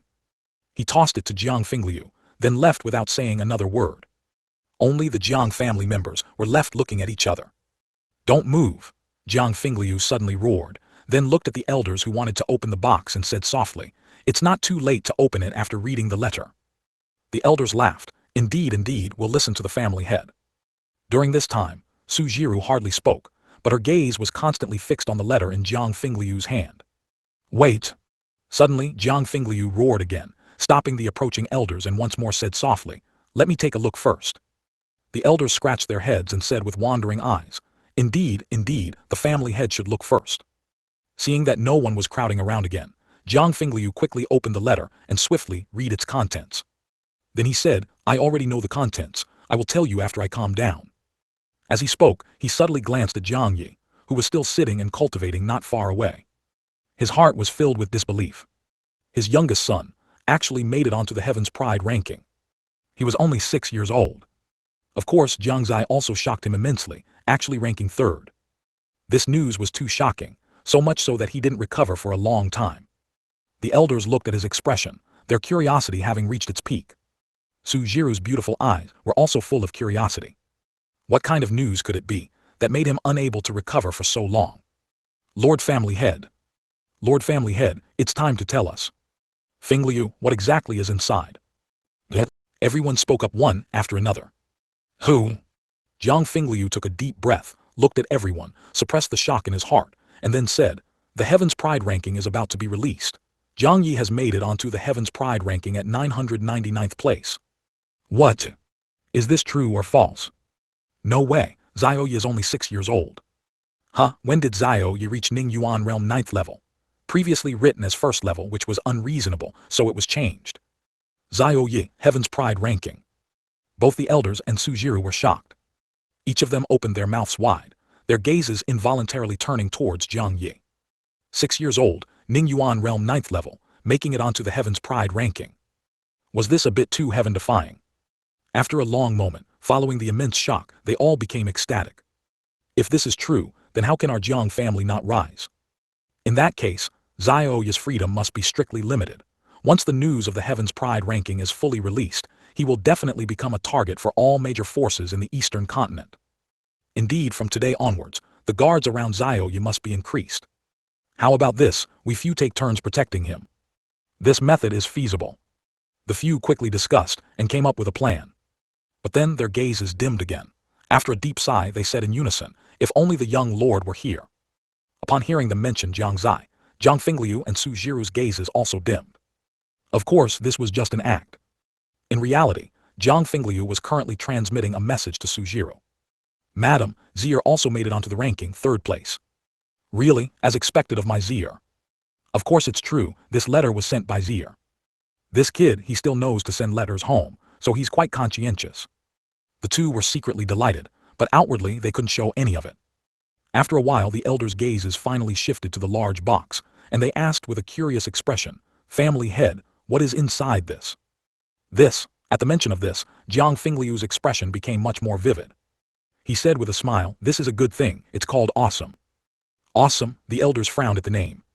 What is awesome? Sujiru also asked. According to Jiang Yi, this awesome thing is a rare and unique item that has great benefits for the body, Jiang Fingliu said proudly.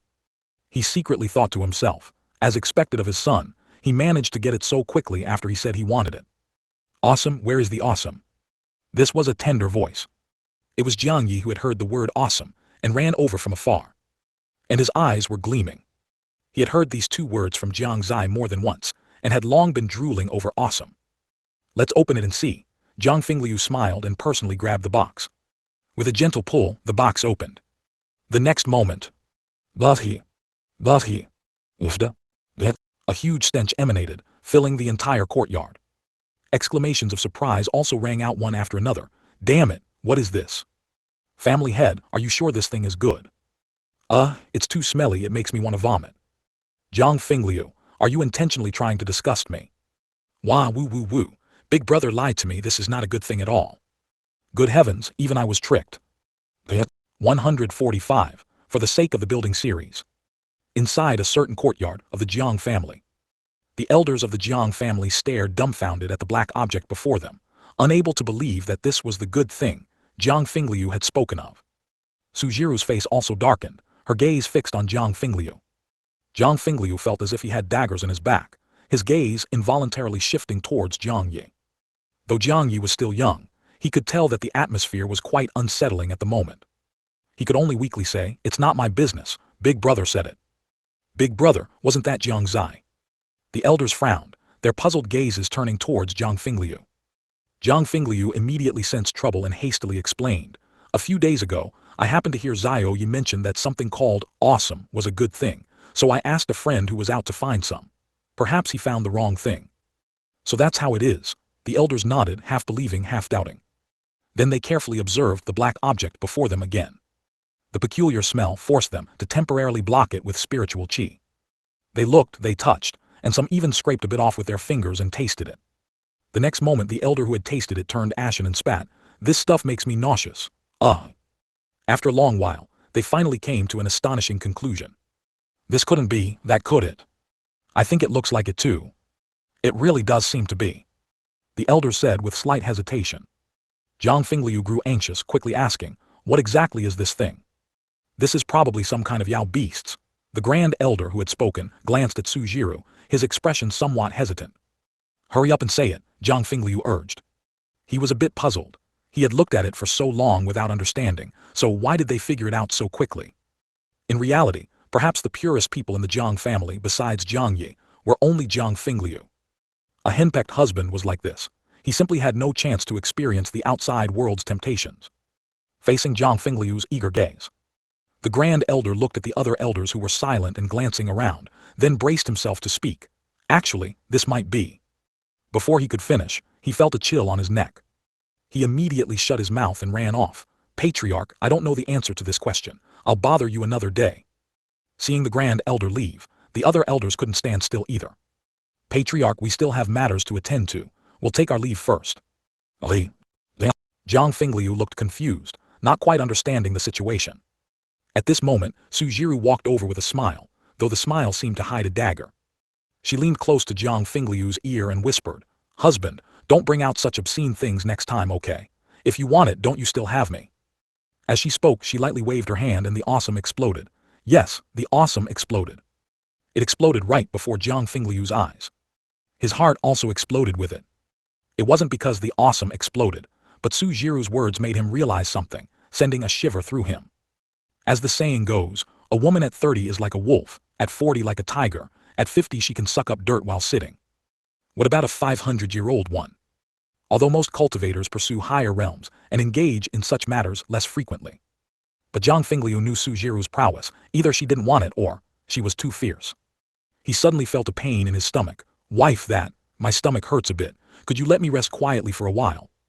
Less nonsense. Sujiru wouldn't believe his lies, it was always like this, and she was tired of hearing it. "Zio Yi, cultivate well and don't cause me trouble. Your mother and father have something to do." Sujiru turned to Jiang Yi and smiled. Jiang Yi nodded vigorously. After the two disappeared, he sat on the ground, gazing at the distant sky, muttering to himself, "Big brother, if only you hadn't died. Mother is going to beat father again. Every time she beats father so he can't stand up the next day, it's so scary. Big brother, boo-hoo-hoo." Ali. By the time Yan Wufeng returned to Shengyuan City, 2 hours had passed. On his way back, he was not as high profile as when he went to the Jiang family.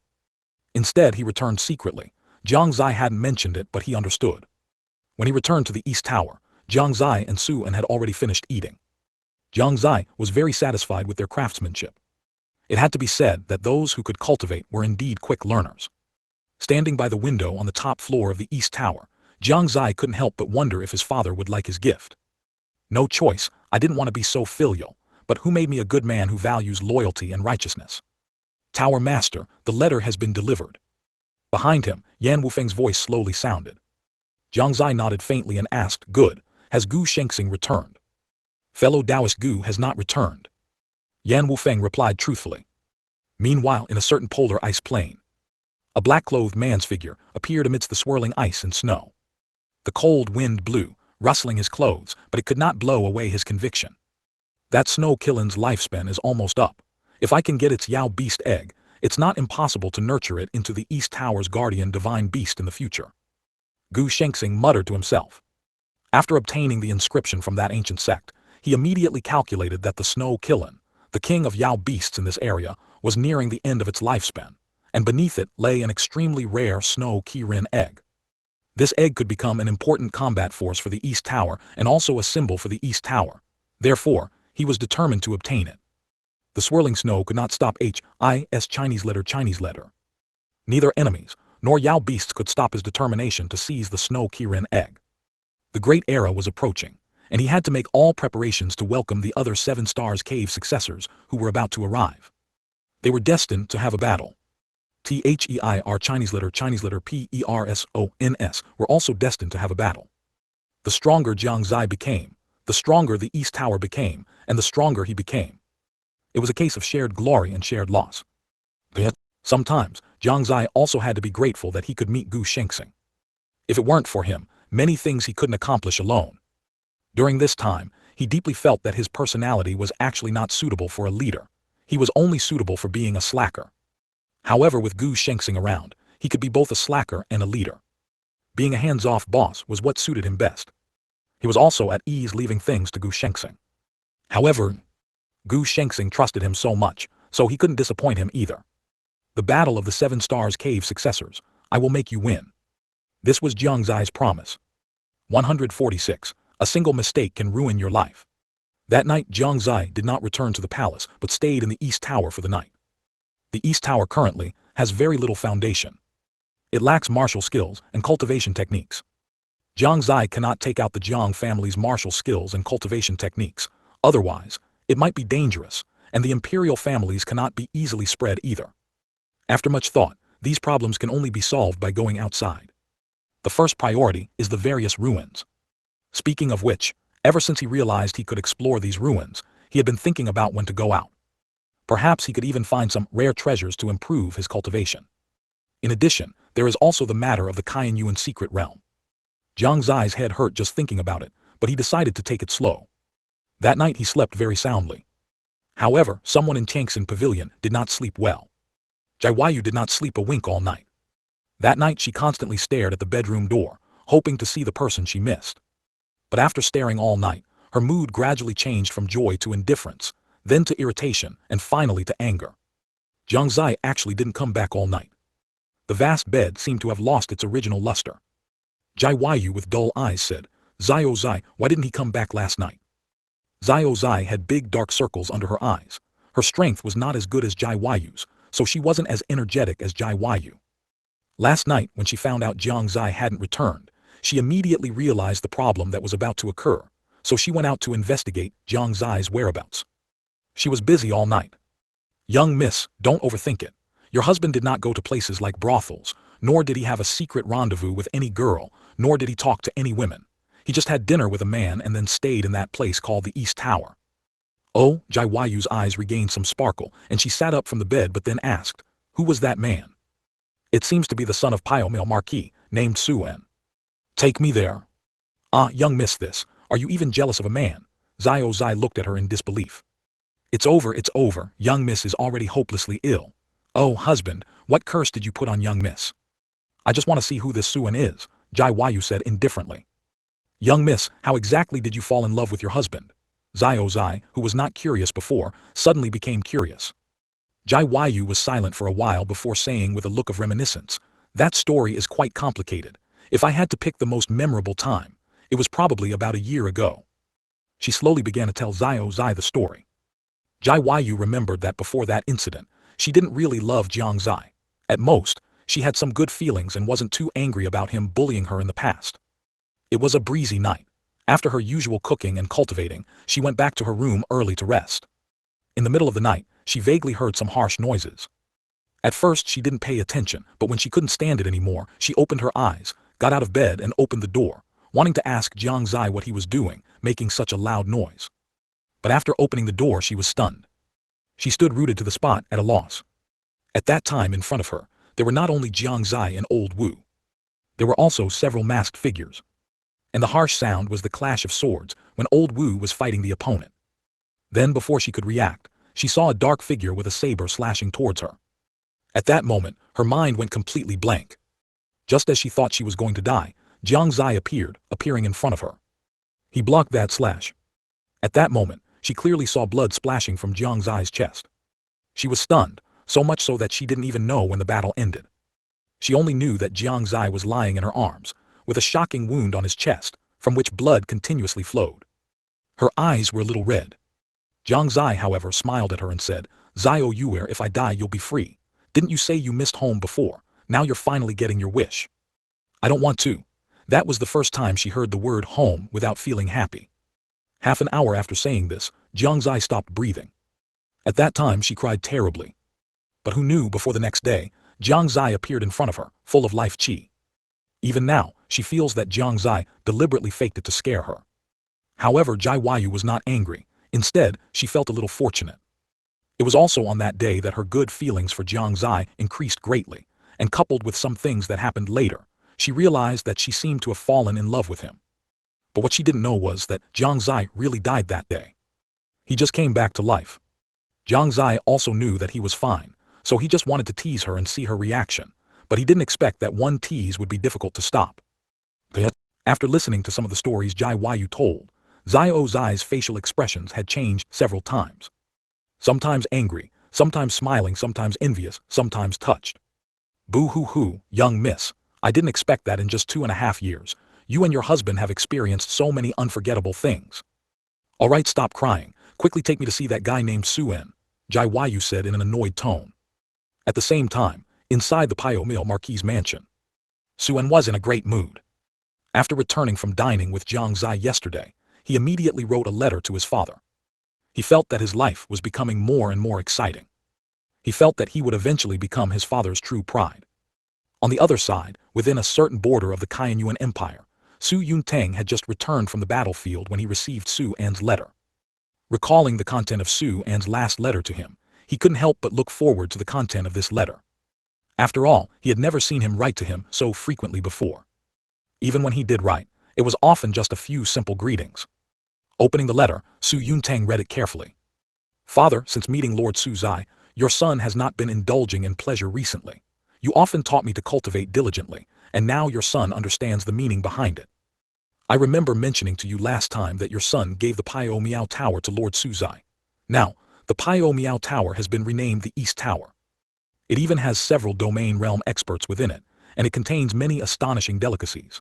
For the East Tower, entering the first floor requires 5,000 spirit stones.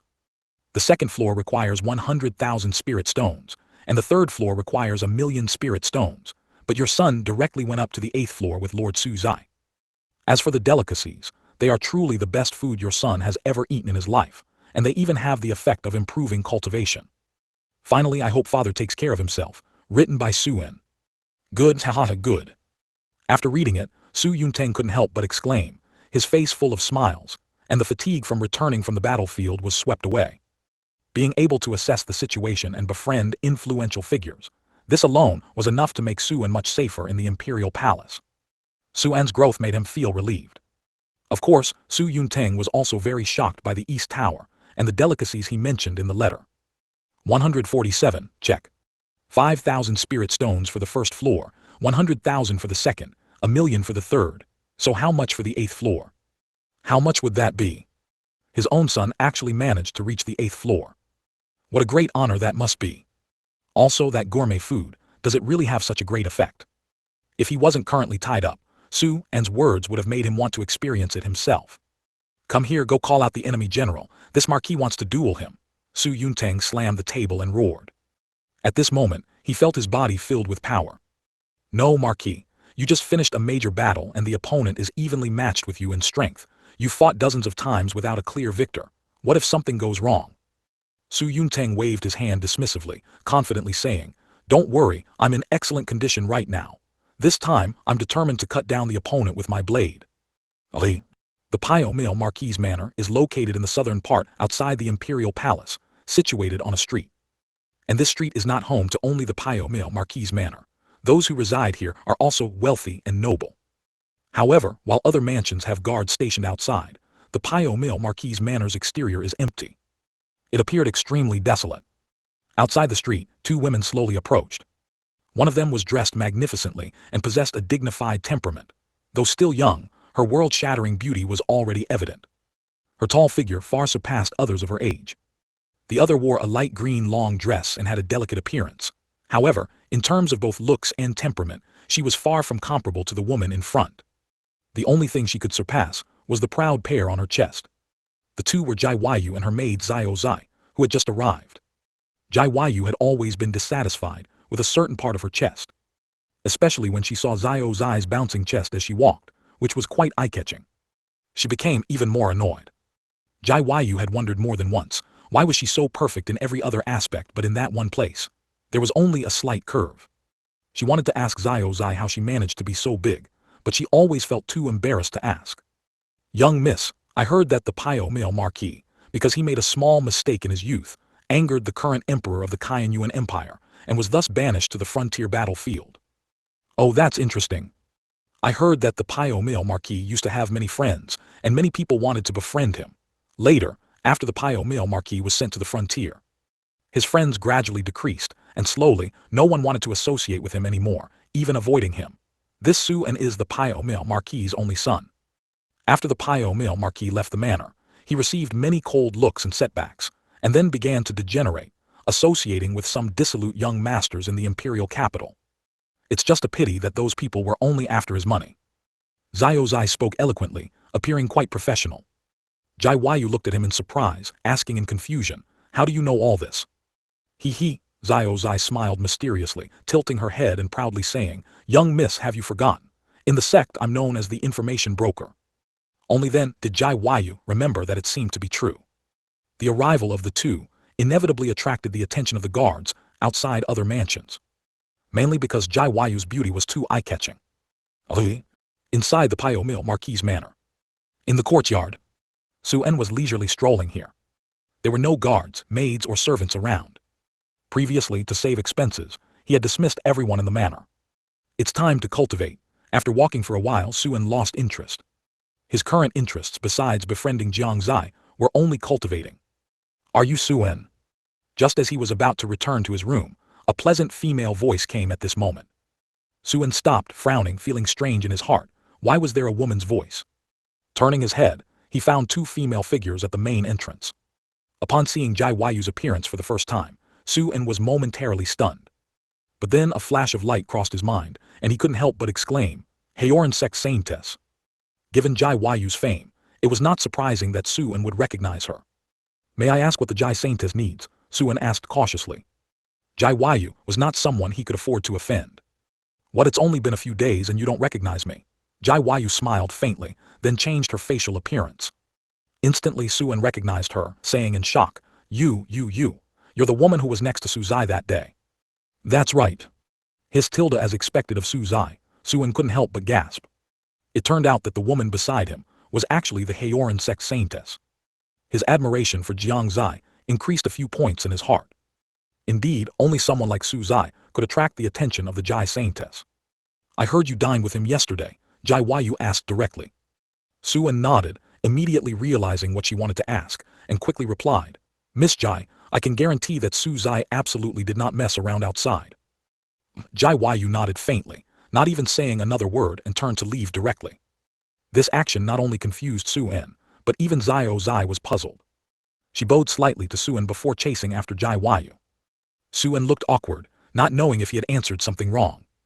He could only shake his head slightly and continue to cultivate.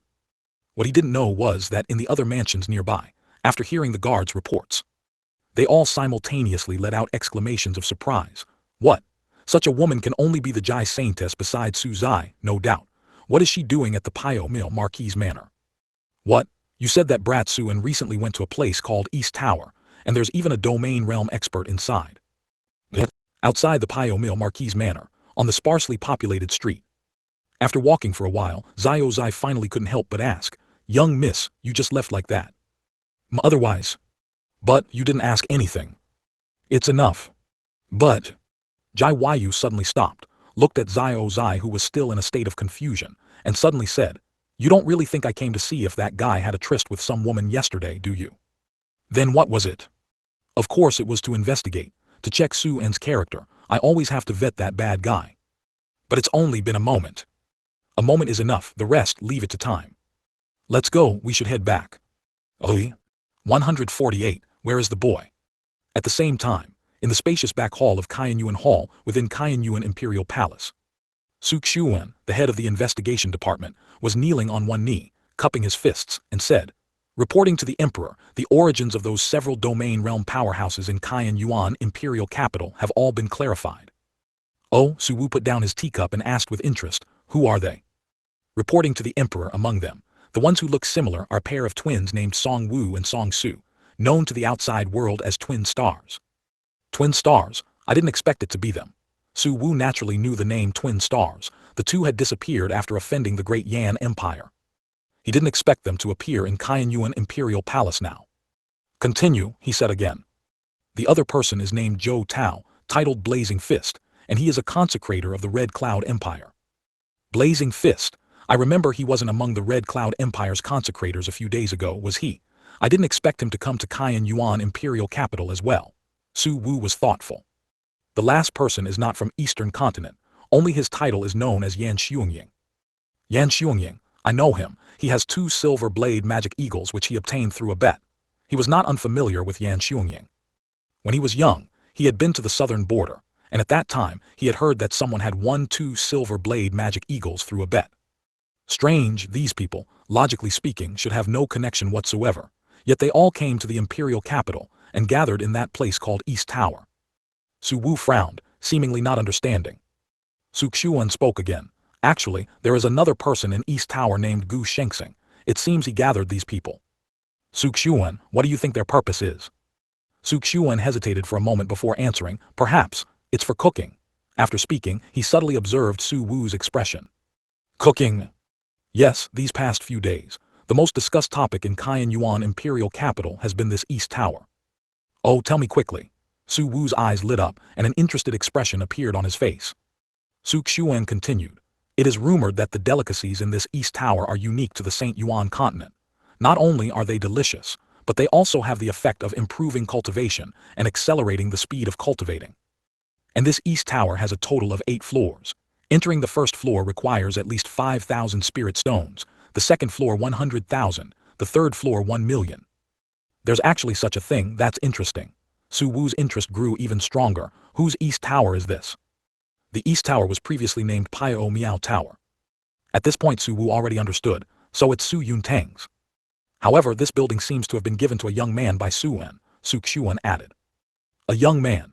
What kind of young man possesses such courage? Not only can he create such strange things, but he can also have several domain realm powerhouses serving him. Actually, this young man. No need to say more, let's go and see together. Su Wu directly interrupted him. Su Qianyuan's eyes flashed. He had originally intended to say that the young man was Jiang Xie. But now, never mind, it's better to just shut up obediently. That, half an hour ago. Inside East Tower. After sorting out some matters, Jiang Xie convened the first full meeting of East Tower. On the 8th floor of East Tower, around an oval long table, Jiang Xie, Song Su, Song Wu, Zhou Tao, and Yan Wufeng took their seats one after another. The 2 young men, Qin Feng and Yi Ling, stood respectfully to the side. After everyone was seated, Jiang Zai's first question was, "Has Gu Shengxing not returned yet?" Everyone immediately shook their heads. At this moment in the distant ice field, a black-clothed figure, clutching a tightly wrapped object, stumbled out of a certain ice cave. Not long after, several angry voices rang out. "Damn it, who is it? Who stole the snow Kirin egg? I didn't expect that, while we were fighting to the death here, someone would take advantage of the situation. It must be him. It must be that sneaky black-clothed man just now." Everyone quickly chase. At the foot of a certain snow peak, Gu Shengxing plopped down onto the ground, gasping for breath, muttering to himself. Fortunately, I am proficient in the art of divine calculation, otherwise, I would probably be buried here today. Originally, he would definitely not have been injured. But the art of divine calculation, deducing the secrets of heaven, is not that simple. He had used it too much in a short period, causing his spirit to be somewhat dazed at the moment, and the accuracy of his deductions had also decreased significantly. But thankfully, he finally escaped safely. After resting for a while, fellow Taoist Gu opened the object wrapped in black cloth. It was a blue egg, emitting a faint blue light throughout its body, with faint patterns constantly moving on it, looking like a living creature. Thankfully, this snow Kirin egg was successfully obtained, but I didn't expect there to be two inside. Unfortunately, one was shattered during the battle. Saying this, fellow Taoist Gu took out a jade bottle from his embrace, filled with sparkling, viscous liquid. Fortunately, the essence from that snow Kirin egg was also collected by me. This thing should be able to enhance the cultivation of Sir Suzai, and with the Yao beast inner core of that snow Kilin as well as its important parts. It should also be possible to prepare a medicinal bath for Sir Suzai. This trip was worth it. Looking at the things he had obtained, fellow Taoist Gu showed a satisfied smile. Afterward, he put all these things away. He planned to rest for a while before continuing on his journey. Now was not the time to travel. Oh, where on earth did Gu Shengxing go? Why hasn't he returned after so long? Jiang Xie frowned. At this moment, he was actually a little worried about fellow Taoist Gu's safety. He was afraid he might encounter other successors of Seven Stars Cave. Rest assured, Chinese letter with fellow Taoist Gu's abilities, nothing should happen, Yan Wufeng said with a smile. Jiang Xie nodded. Indeed, let's begin. Yesterday should have been the second day East Tower welcomed guests, right? In just 2 days, East Tower has become the subject of discussion among everyone in Cayenne Yuan imperial capital. Not bad. Jiang Xie couldn't help but praise. He hadn't expected it to be so fast. Speaking of which, this is all thanks to fellow Taoist Gu. He said that to quickly increase East Tower's influence, we could only rely on a gimmick. And we happen to have something that can support this gimmick now. So that's how the current tiered system came about. Jiang Xie understood. It seemed he was truly fortunate to have met Gu Shengxing back then. If he knew what Gu Shengxing was doing now, he would probably be moved beyond words. If this were in his previous life, that would definitely be the best employee. No, the most beautiful employee. East Tower without fellow Taoist Gu would be like a man without his. Well, you know. It would never be able to regain its former glory. How many spirit stones were earned in 2 days? Jiang Xie finally asked the question he most wanted to know. The few of them exchanged glances, smiles appearing on their faces. Zhou Tao said, we earned a total of 800,000 spirit stones in 2 days. Holy crap, Jiang Xie couldn't help but blurt out a curse. This was only 2 days, 800,000. Exorbitant profit, absolutely exorbitant profit. He felt like he was going to get rich. 149, the Emperor is here too. That was 800,000 spirit stones. Who knows how many good things could be bought with that. However, with the development of the East Tower in mind, he didn't take the 800,000 spirit stones, but left them for the others. The most important thing was to cultivate Qin Feng and Yi Ling. After all, they were the first disciples of the East Tower. In the future, on the Shengyuan Continent, they would have to rely on them to gain some reputation for the East Tower. Jiang Xie also trusted Gu Shengxing's judgment. As for the spirit stones collected later, he thought it would be best to let Gu Shengxing manage them. Presumably, he would be able to use them where they were needed. Upon hearing Jiang Xie say that the resources would be prioritized for Qin Feng and Yi Ling, the several domain realm powerhouses did not have much objection. Since they had already joined the East Tower and made a heavenly Dao vow, they unconditionally trusted Jiang Xie. Most importantly, they trusted Gu Shengxing's judgment. As for Qin Feng and Yi Ling, they were already moved to tears. This internal meeting of the East Tower did not last long. But outside the East Tower, some people were already impatient. Ever since the comments from those diners spread yesterday, the reputation of the East Tower had grown increasingly. Early in the morning, the outside of the East Tower was crowded with dense figures. On the vast street, people moved about, blocking it completely. They either craned their necks in anticipation, whispered to each other, or stood with their arms crossed, quietly watching the show. But there was no one causing trouble. No one dared to challenge the authority of a domain realm powerhouse. Hey, do you think what those people said yesterday was true?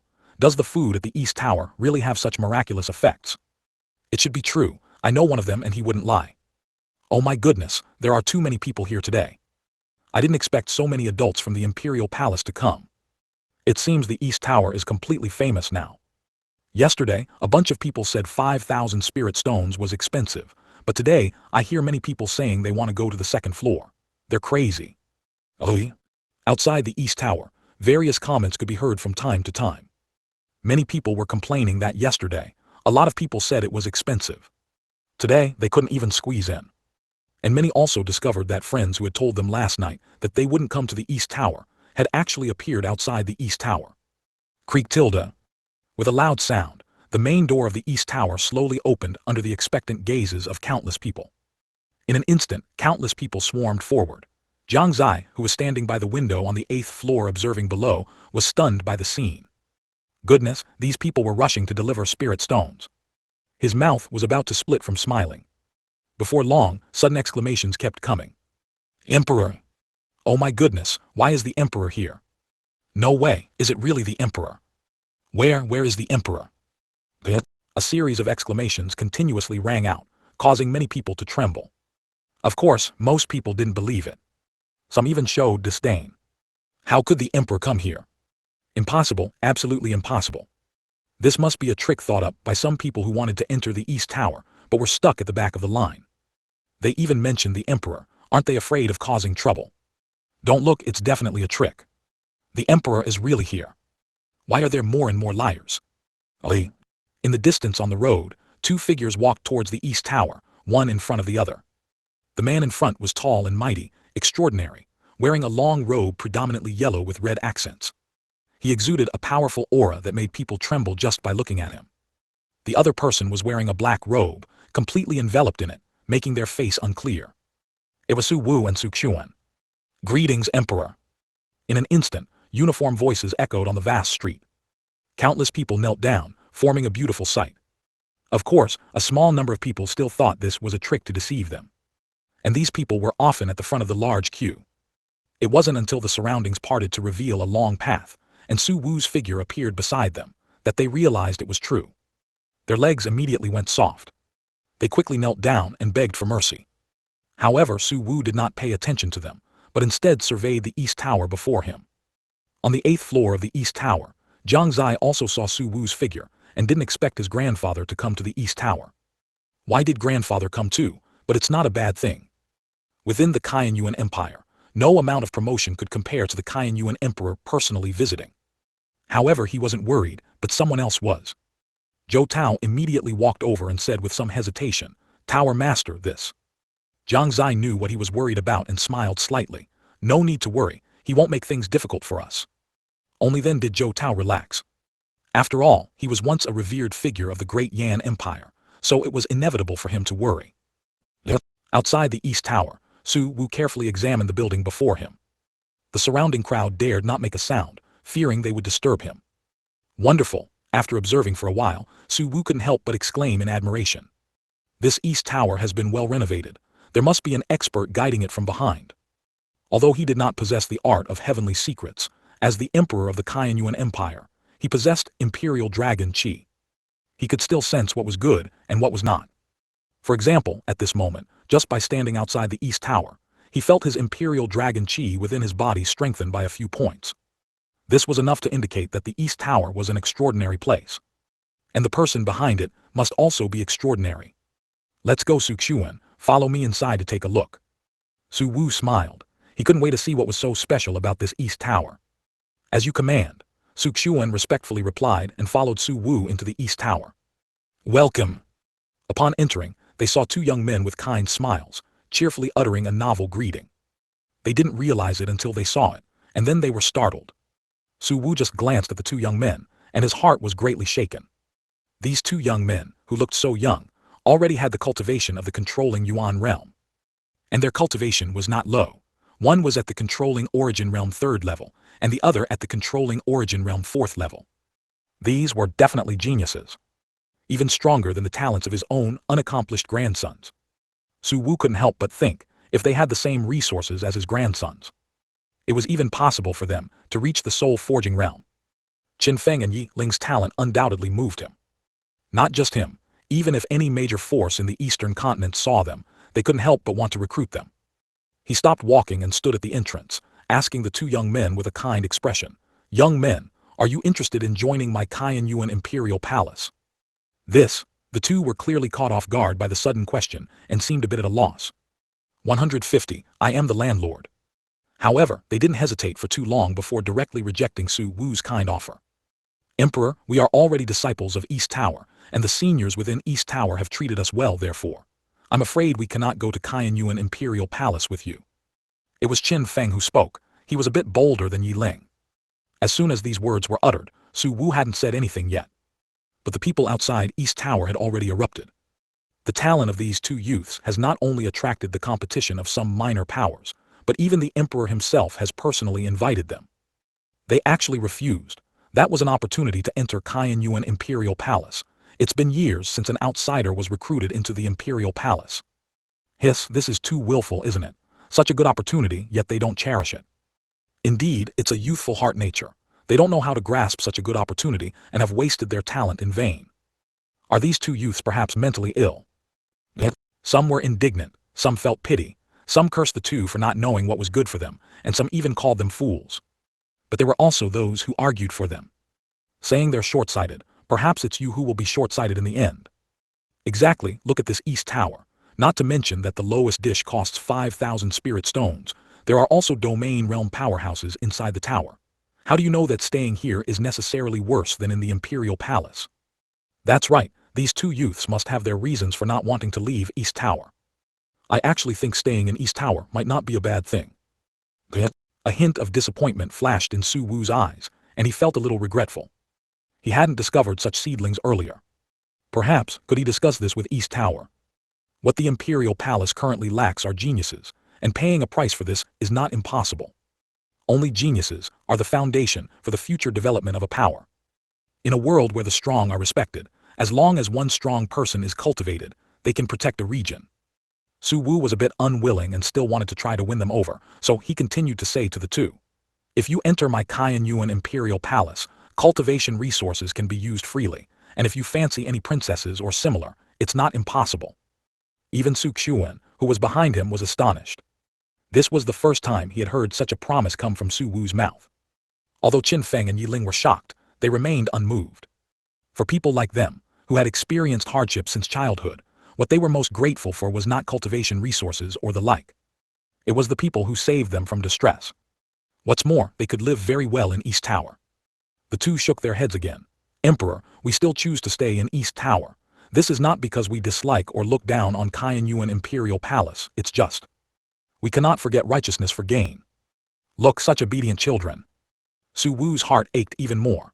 The better they performed, the more he wanted to go back and teach those useless grandsons of his a lesson. Su Xuan couldn't bear to watch any longer. Emperor, this East Tower belongs to Crown Prince Su Zai. You don't need to poach people at all. However, he didn't remind him. It was rare to see Su Wu make a fool of himself, so he couldn't help but feel a bit mischievous. Emperor, your presence is truly a great honor. I apologize for not coming out to meet you.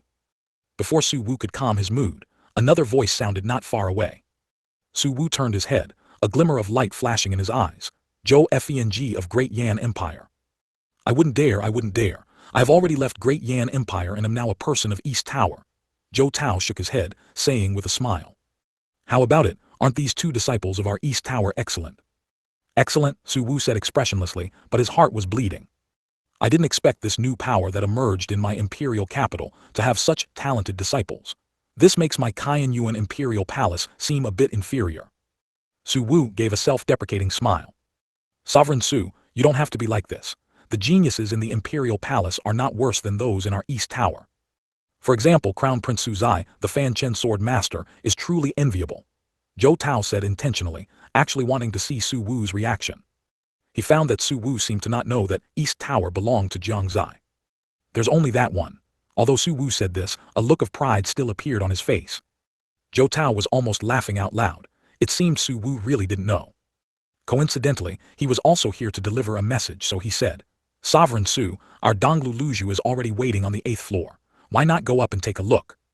Oh, Su Wu raised an eyebrow and smiled. Since that's the case, how can I not meet him? Just right, I also want to see who this Dongzhou Luju of East Tower is. Oofda. Su Xuan behind him almost burst out laughing. Normally, he was either running around gathering intelligence or fighting others on the way to gather intelligence. How could he witness such a scene? Even the most serious person has moments when they are amused. Thinking about the scene when they would meet later, he found it hilarious. No wonder, who told him he wanted to speak but was stopped. What's wrong with Suxuan? Su Wu asked. I suddenly remembered something funny just now. Suxuan said, his face not red and his heart not pounding. Su Wu didn't pay much attention. He took a step and walked towards the stairs. The Luzhu is really something. Zhou Tao shook his head with a smile. Inside East Tower's 8th floor, Jiang Xie was sitting on a chair, bored. He felt that Su Wu might be startled when he saw him later. After waiting for a while, the sound of footsteps, Chinese letter, Chinese letter, Chinese letter, finally sounded. They're here. Jiang Xie's heart trembled, and he quickly tidied up his appearance, then sat on the chair with his back to the staircase. Soon, Su Wu walked up to the 8th floor, and immediately saw the figure on the chair in front. But he couldn't see the face for now. Are you the Dongzhou Luzhu? He asked. That's right, Jiang Xie replied faintly. Su Wu, however, frowned. Why did this voice sound a bit familiar? I am the Dongzhou Luzhu, what's wrong? Grandfather. Jiang Xie turned around, looking at him with a smile in his eyes. They. Su Wu froze on the spot, his face filled with disbelief. Suxuan's face behind him had already contorted. That was from holding it in. After a brief moment of silence, Su Wu spoke, his voice incredibly muffled. Suxuan, did you know this all along? Why didn't you tell me? Suxuan said with a bitter face. Emperor, have you forgotten? That day I was going to tell you. Is that so? Su Wu thought back carefully, and found that it really seemed to be the case. Jiang Xie, being the Dongzhou Luzhu, was indeed something he hadn't expected. For a moment, he didn't know whether to be shocked or relieved. Since East Tower belonged to his grandson, then those two geniuses below belonged to the Su family, right? Oh. Within the distant ice plain, a black figure was constantly speeding. He had now reached the border of the ice plain. He would soon be able to leave the ice plain. But, as he was on his way, something suddenly flashed in his mind. He immediately exclaimed, 10,000-year ice marrow has appeared not far to the east. It seems my return journey will be delayed for a while. This 10,000-year ice marrow is a good thing, and it seems there's quite a lot of it, enough to significantly improve the strength of everyone in East Tower. Saying that, he decisively changed direction and sped towards the east. 151. The origin of Kixing Cave. East Tower, cooking banquet. Su Wu muttered these few words, and it took him a long while to recover from the shock. Only then did he sort out his thoughts. No wonder Jiang Xie had asked him for Yao beast material some time ago. And he even said he would show off his skills at the banquet.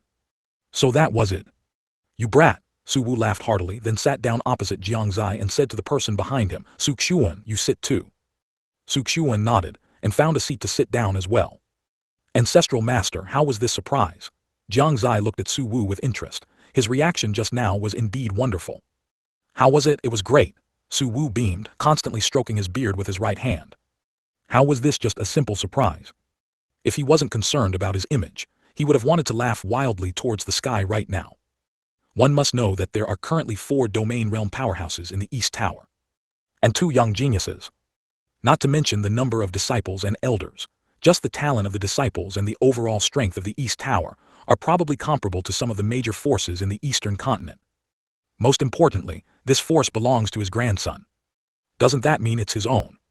Even if the East Tower is an independent force, if the Qianyuan Empire were in trouble, how could Jiang Xie not help? He found that it seemed ever since Jiang Xie arrived at the Qianyuan Empire's imperial palace, the Qianyuan Empire's strength had begun to grow stronger and stronger. What else could this be, if not the Qianyuan Empire's lucky star?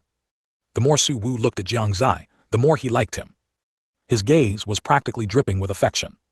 It made Jiang Xie quite uncomfortable. Zier, I never thought you could establish such a force. It's truly not simple. Su Wu suddenly sighed with emotion. Compared to other boys who would only sit idly in the imperial palace, wasting their days away, Jiang Xie was simply the obedient grandson of his dreams. Although he felt a bit smug upon hearing Su Wu praise him, Jiang Xie still shook his head. Because the biggest contributor to establishing this East Tower was none other than Gu Shengxing. He absolutely dared not take credit. Ancestral Master, you misunderstood. The biggest contributor to establishing this East Tower is not me, but the successor of 7 Stars Cave, whom I mentioned to you last time. Oh, Su Wu was a little surprised. The successor of 7 Stars Cave was indeed extraordinary, but 7 Stars Cave had long been destroyed, and its true inheritance had been lost for a long time. He had always believed that even if there was a successor of 7 Stars Cave in the world, That person would only have learned some superficial skills, which was why he was only surprised for a moment when Jiang Xie mentioned the successor of Seven Stars Cave that day. Because in his opinion, the one Jiang Xie met was also like that. But to be able to recruit 4 domain realm powerhouses, transform the East Tower, and find 2 genius disciples in such a short time. All these indicate the extraordinary nature of the other party. This means, this person very likely obtained the true inheritance of Seven Stars Cave. At this point, Su Wu's expression also suddenly became solemn.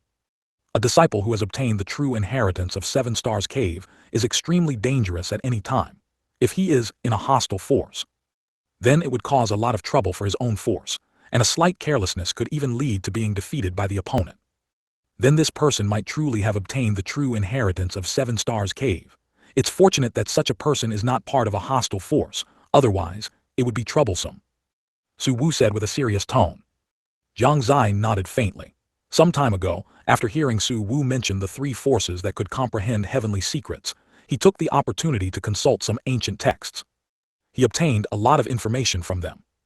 One must know that among the 3 forces on the Shengyuan Continent that could comprehend heavenly secrets, only Seven Stars Cave was destroyed. As for why it was destroyed, the reason is very simple. Once the people of Seven Stars Cave grew up, they would definitely be the most terrifying. Tianji Tower, Star-Gazing Pavilion and Seven Stars Cave. It is said that in ancient times, they shared the same origin. Their name was Star-Plucking Tower. It was one of the largest forces in ancient times, with a prominent reputation. But even the most glorious force will have a day of decline. The 3 ancestral masters within it had internal disagreements due to their differing ideologies. Initially they could still reconcile, but as time passed, the disagreements grew larger, and conflicts became more numerous. Eventually, this led to the split of Star-Plucking Tower. The 3 ancestral masters each re-established their own forces, which are the current Tianji Tower, Star-Gazing Pavilion, and Seven Stars Cave. And the cultivation techniques, after different improvements, produced huge differences. The focus of the 3 major forces is also different. Tianji Tower primarily focuses on prying into heavenly secrets, Star-Gazing Pavilion primarily focuses on observing celestial phenomena, and Seven Stars Cave primarily focuses on the art of divine calculation. The 3 major forces have different focuses, and the price they pay is also different. Tianji Tower prying into heavenly secrets consumes lifespan. Star-Gazing Pavilion observing celestial phenomena consumes mental energy. And Seven Stars Cave, on the other hand, consumes cultivation. But what's different is that the cultivation technique of Seven Stars Cave has a special feature. That is, they can choose one person to assist, thereby forming a master-subordinate relationship with the other party. The stronger the cultivation and strength of the assisted person, the faster their own strength and cultivation will rise. If they can break through to the Great Emperor realm, then their cultivation's lower limit will be fixed.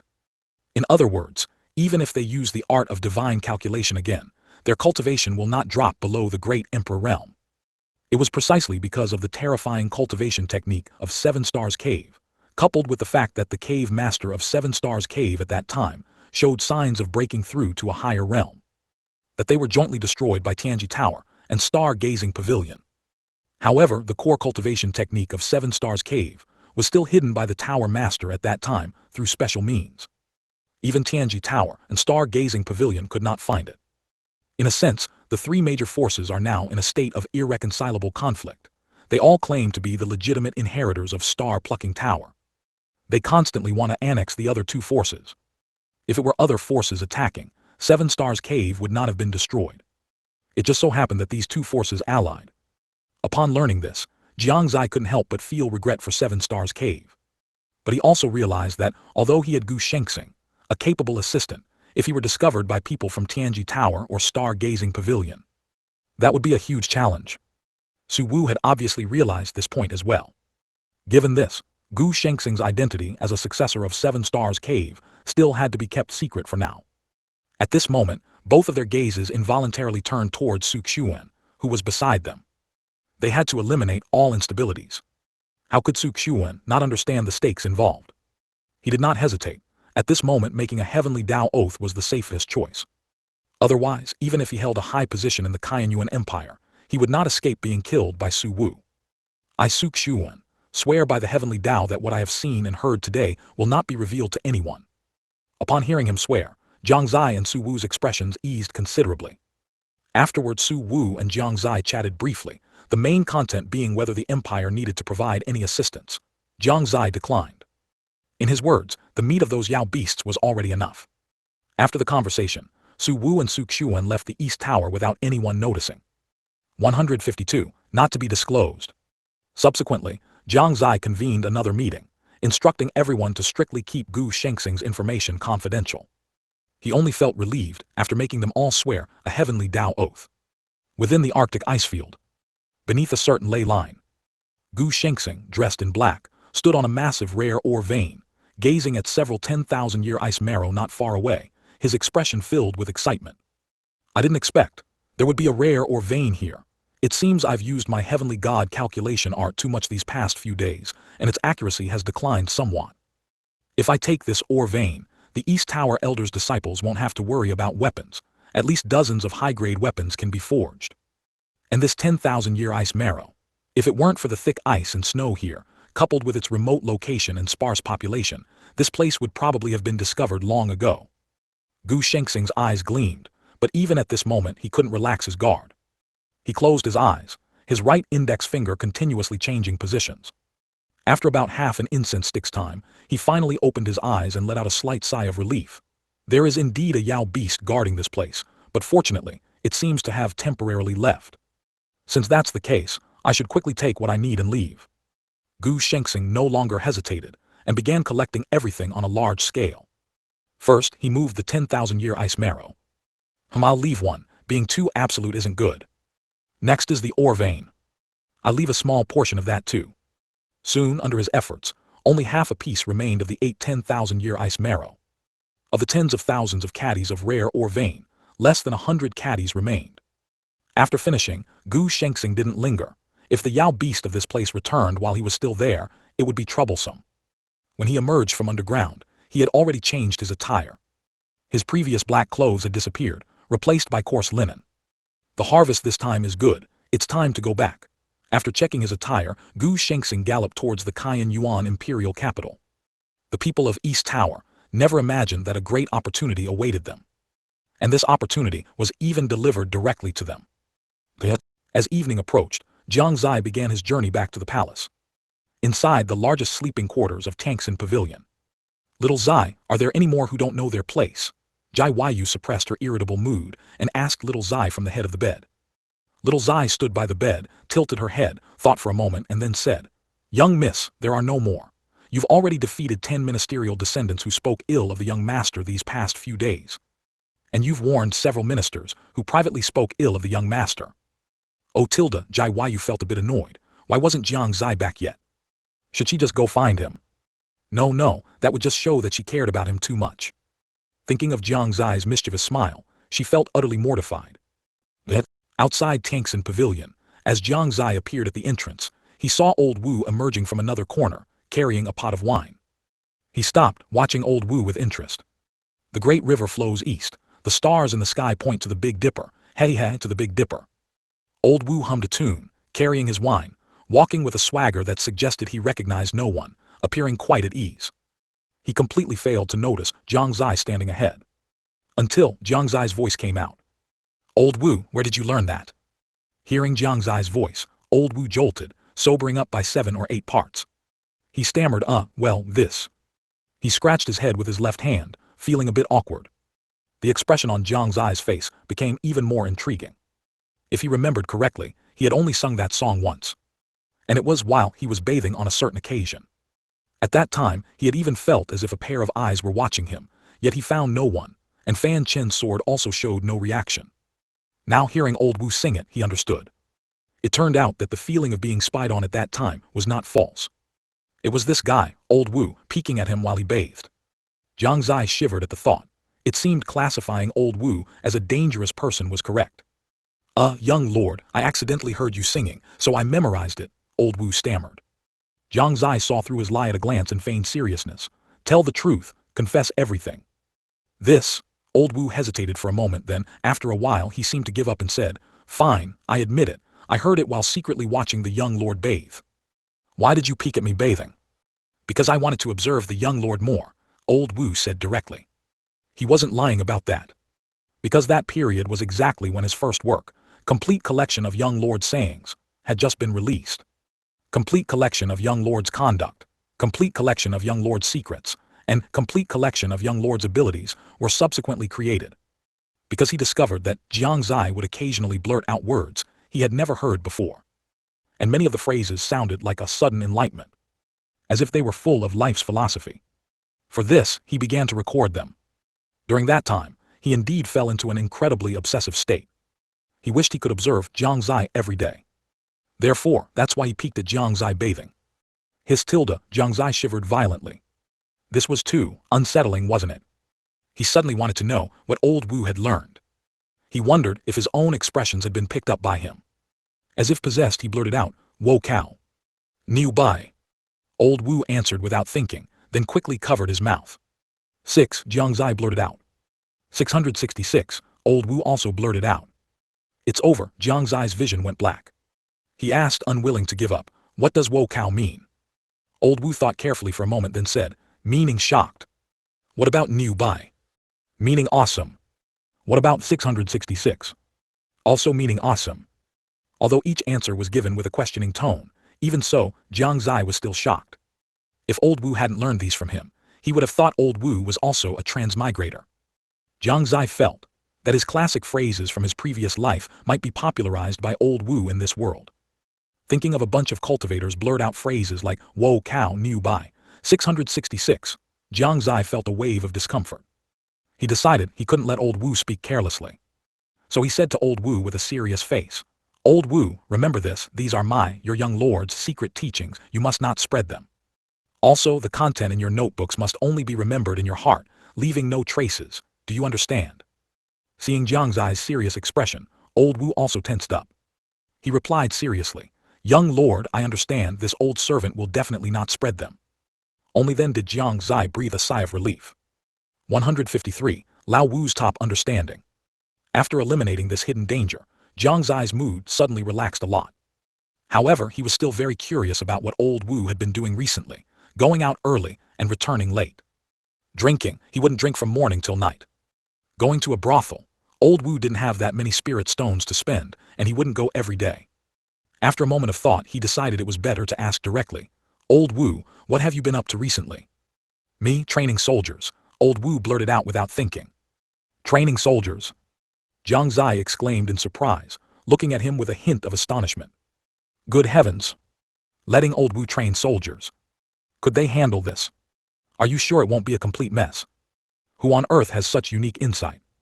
Elaborate, Jiang Xie continued to ask. Old Wu then replied seriously. That day, this old servant was idle and had nothing to do. I suddenly saw a training ground. Just as I was about to leave, an old man called out to me, saying he was the marshal of the Shengyuan Empire, and asked if I could train some soldiers and impart some experience in using a saber. Marshal, Jiang Xie frowned. It seemed there really was such a person in the imperial palace.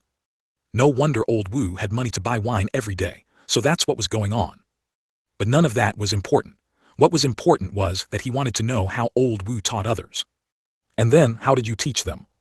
That's simple. Old Wu smiled confidently and said, using a saber, isn't it just horizontal chops and vertical slashes? So I had them practice chopping and slashing. Jiang Xie was momentarily speechless, unable to say anything. That's it. That's called training soldiers. That's called imparting experience. Nothing else, he asked incredulously.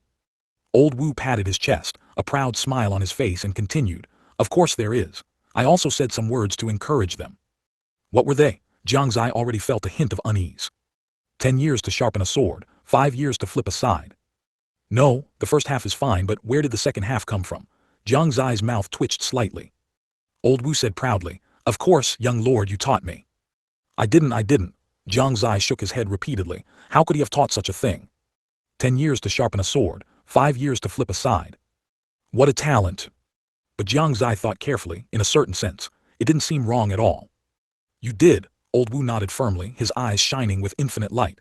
Young lord, have you forgotten? It was on a dark night. Stop, just get to the point.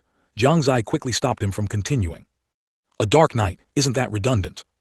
Young lord, didn't you tell us before to be good at thinking, good at deducing, and even to infer other things from one instance? But what does all that have to do with that sentence you said? Young lord, look, 10 years to sharpen a sword. How should it be sharpened? I never thought about this question before until I heard many of your unique words, young lord, and then I realized that the phrase 10 years to sharpen a sword should have a second part. You see, if you keep sharpening only one side of a sword, even if you sharpen it for 10 or 100 years, it won't be complete. Although it can still be very sharp, it won't look like a sword anymore. So the correct method should be to sharpen it for 5 years, then flip it over and sharpen the other side. Only then can you get a sharp and beautiful sword. So, whether it's practicing swordsmanship or saber techniques, after practicing for a period, change places and practice again. Good heavens! Jiang Xie exclaimed, good heavens! He was utterly stunned. It could be like this. Oh well, misleading others is misleading others. It shouldn't be a big problem. Jiang Xie no longer knew what to say. He could only give him a thumbs up. Old Wu's face immediately flushed, caused by excitement. He felt he had received Jiang Xie's approval. What Jiang Xie didn't know was that sometimes, it was precisely such seemingly absurd words that could have an unexpected effect. All right, you should go rest early too, Jiang Xie said to Old Wu. Then he stepped through the gate of Tianxin Pavilion first. He walked directly towards the bedchamber. Inside the bedchamber, Jai Yu became angrier the more she thought about it. It was one thing for Jiang Xie not to return for a day, but it had been 2 days now. I don't care, next time I have to go with him too. Go where? As soon as Jai Yu finished speaking, she heard Jiang Xie's voice. She spun around abruptly, and indeed saw Jiang Xie leaning against the doorway. A look of joy flashed across her face. But she feigned composure and said, of course, to train soldiers. Oh, is that so? Jiang Xie had a mischievous smile. Little Xie, standing nearby, couldn't bear to watch any longer. With Jai Yu's personality, if she waited for her to take the initiative, it would probably be a very long time. She quietly took a few steps, distancing herself from Jai Yu, then suddenly spoke. Young master, young miss is lying to you. She actually wants to go out with you. Little Xie, if you dare to talk nonsense again, see if I don't beat you up. Jai Yu's face instantly turned crimson, and she glared at Little Xie, wishing she could teach her a good lesson. Little Xie was not afraid at all. She even made a face. She understood Jai Yu very well and knew that was just a scare tactic. Jiang Xie smiled. How could he not understand Jai Yu's thoughts? The problem was that both of them were minors now, and this matter couldn't be rushed, otherwise they would face consequences. Let's not talk about that for now. Did you do the punishment I gave you? Jiang Xie hadn't forgotten the task he had given her. Which one? Jai Yu put her index finger to her mouth, feigning contemplation, and did not directly answer Jiang Xie's question. Instead she asked, what if I did it, what if I didn't? Jiang Xie hadn't expected her to question him back, so he said, if you did it, then I'll take you with me next time I go out.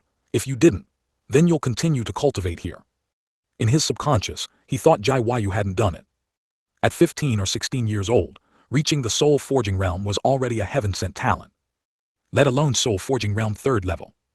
However, Jai Yu, upon hearing his words, broke into a smile and directly released a hint of her chi. Not too much, not too little, precisely soul forging realm 3rd level.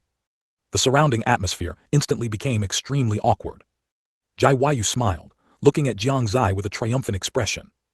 Jiang Xie's gaze was momentarily dazed, his mouth slightly agape. Little Xie looked at Jiang Xie, then at Jai Yu, her eyes rolling around, wondering what she was thinking. Jiang Xie suddenly felt like crying at this moment. Why such a prodigy? Is this even human? Jiang Xie felt severely struck. This wouldn't do. Improving his cultivation was already an urgent matter. He couldn't take it anymore. 154, Madam Landlord. Jiang Xie opened his mouth, but he did not know what to say. Jai Yu secretly rejoiced when she saw his shocked expression. It's settled, I've done my part, I hope you'll fulfill your promise too. Oh, all right. Jiang Xie nodded blankly. He did not even know how he got back to bed. He only knew that he could not sleep that night. Speaking of which, if he did not have the Fanchen sword, he probably would not have survived for a few days with his cultivation. He really wanted to improve his cultivation, but he also had a concern.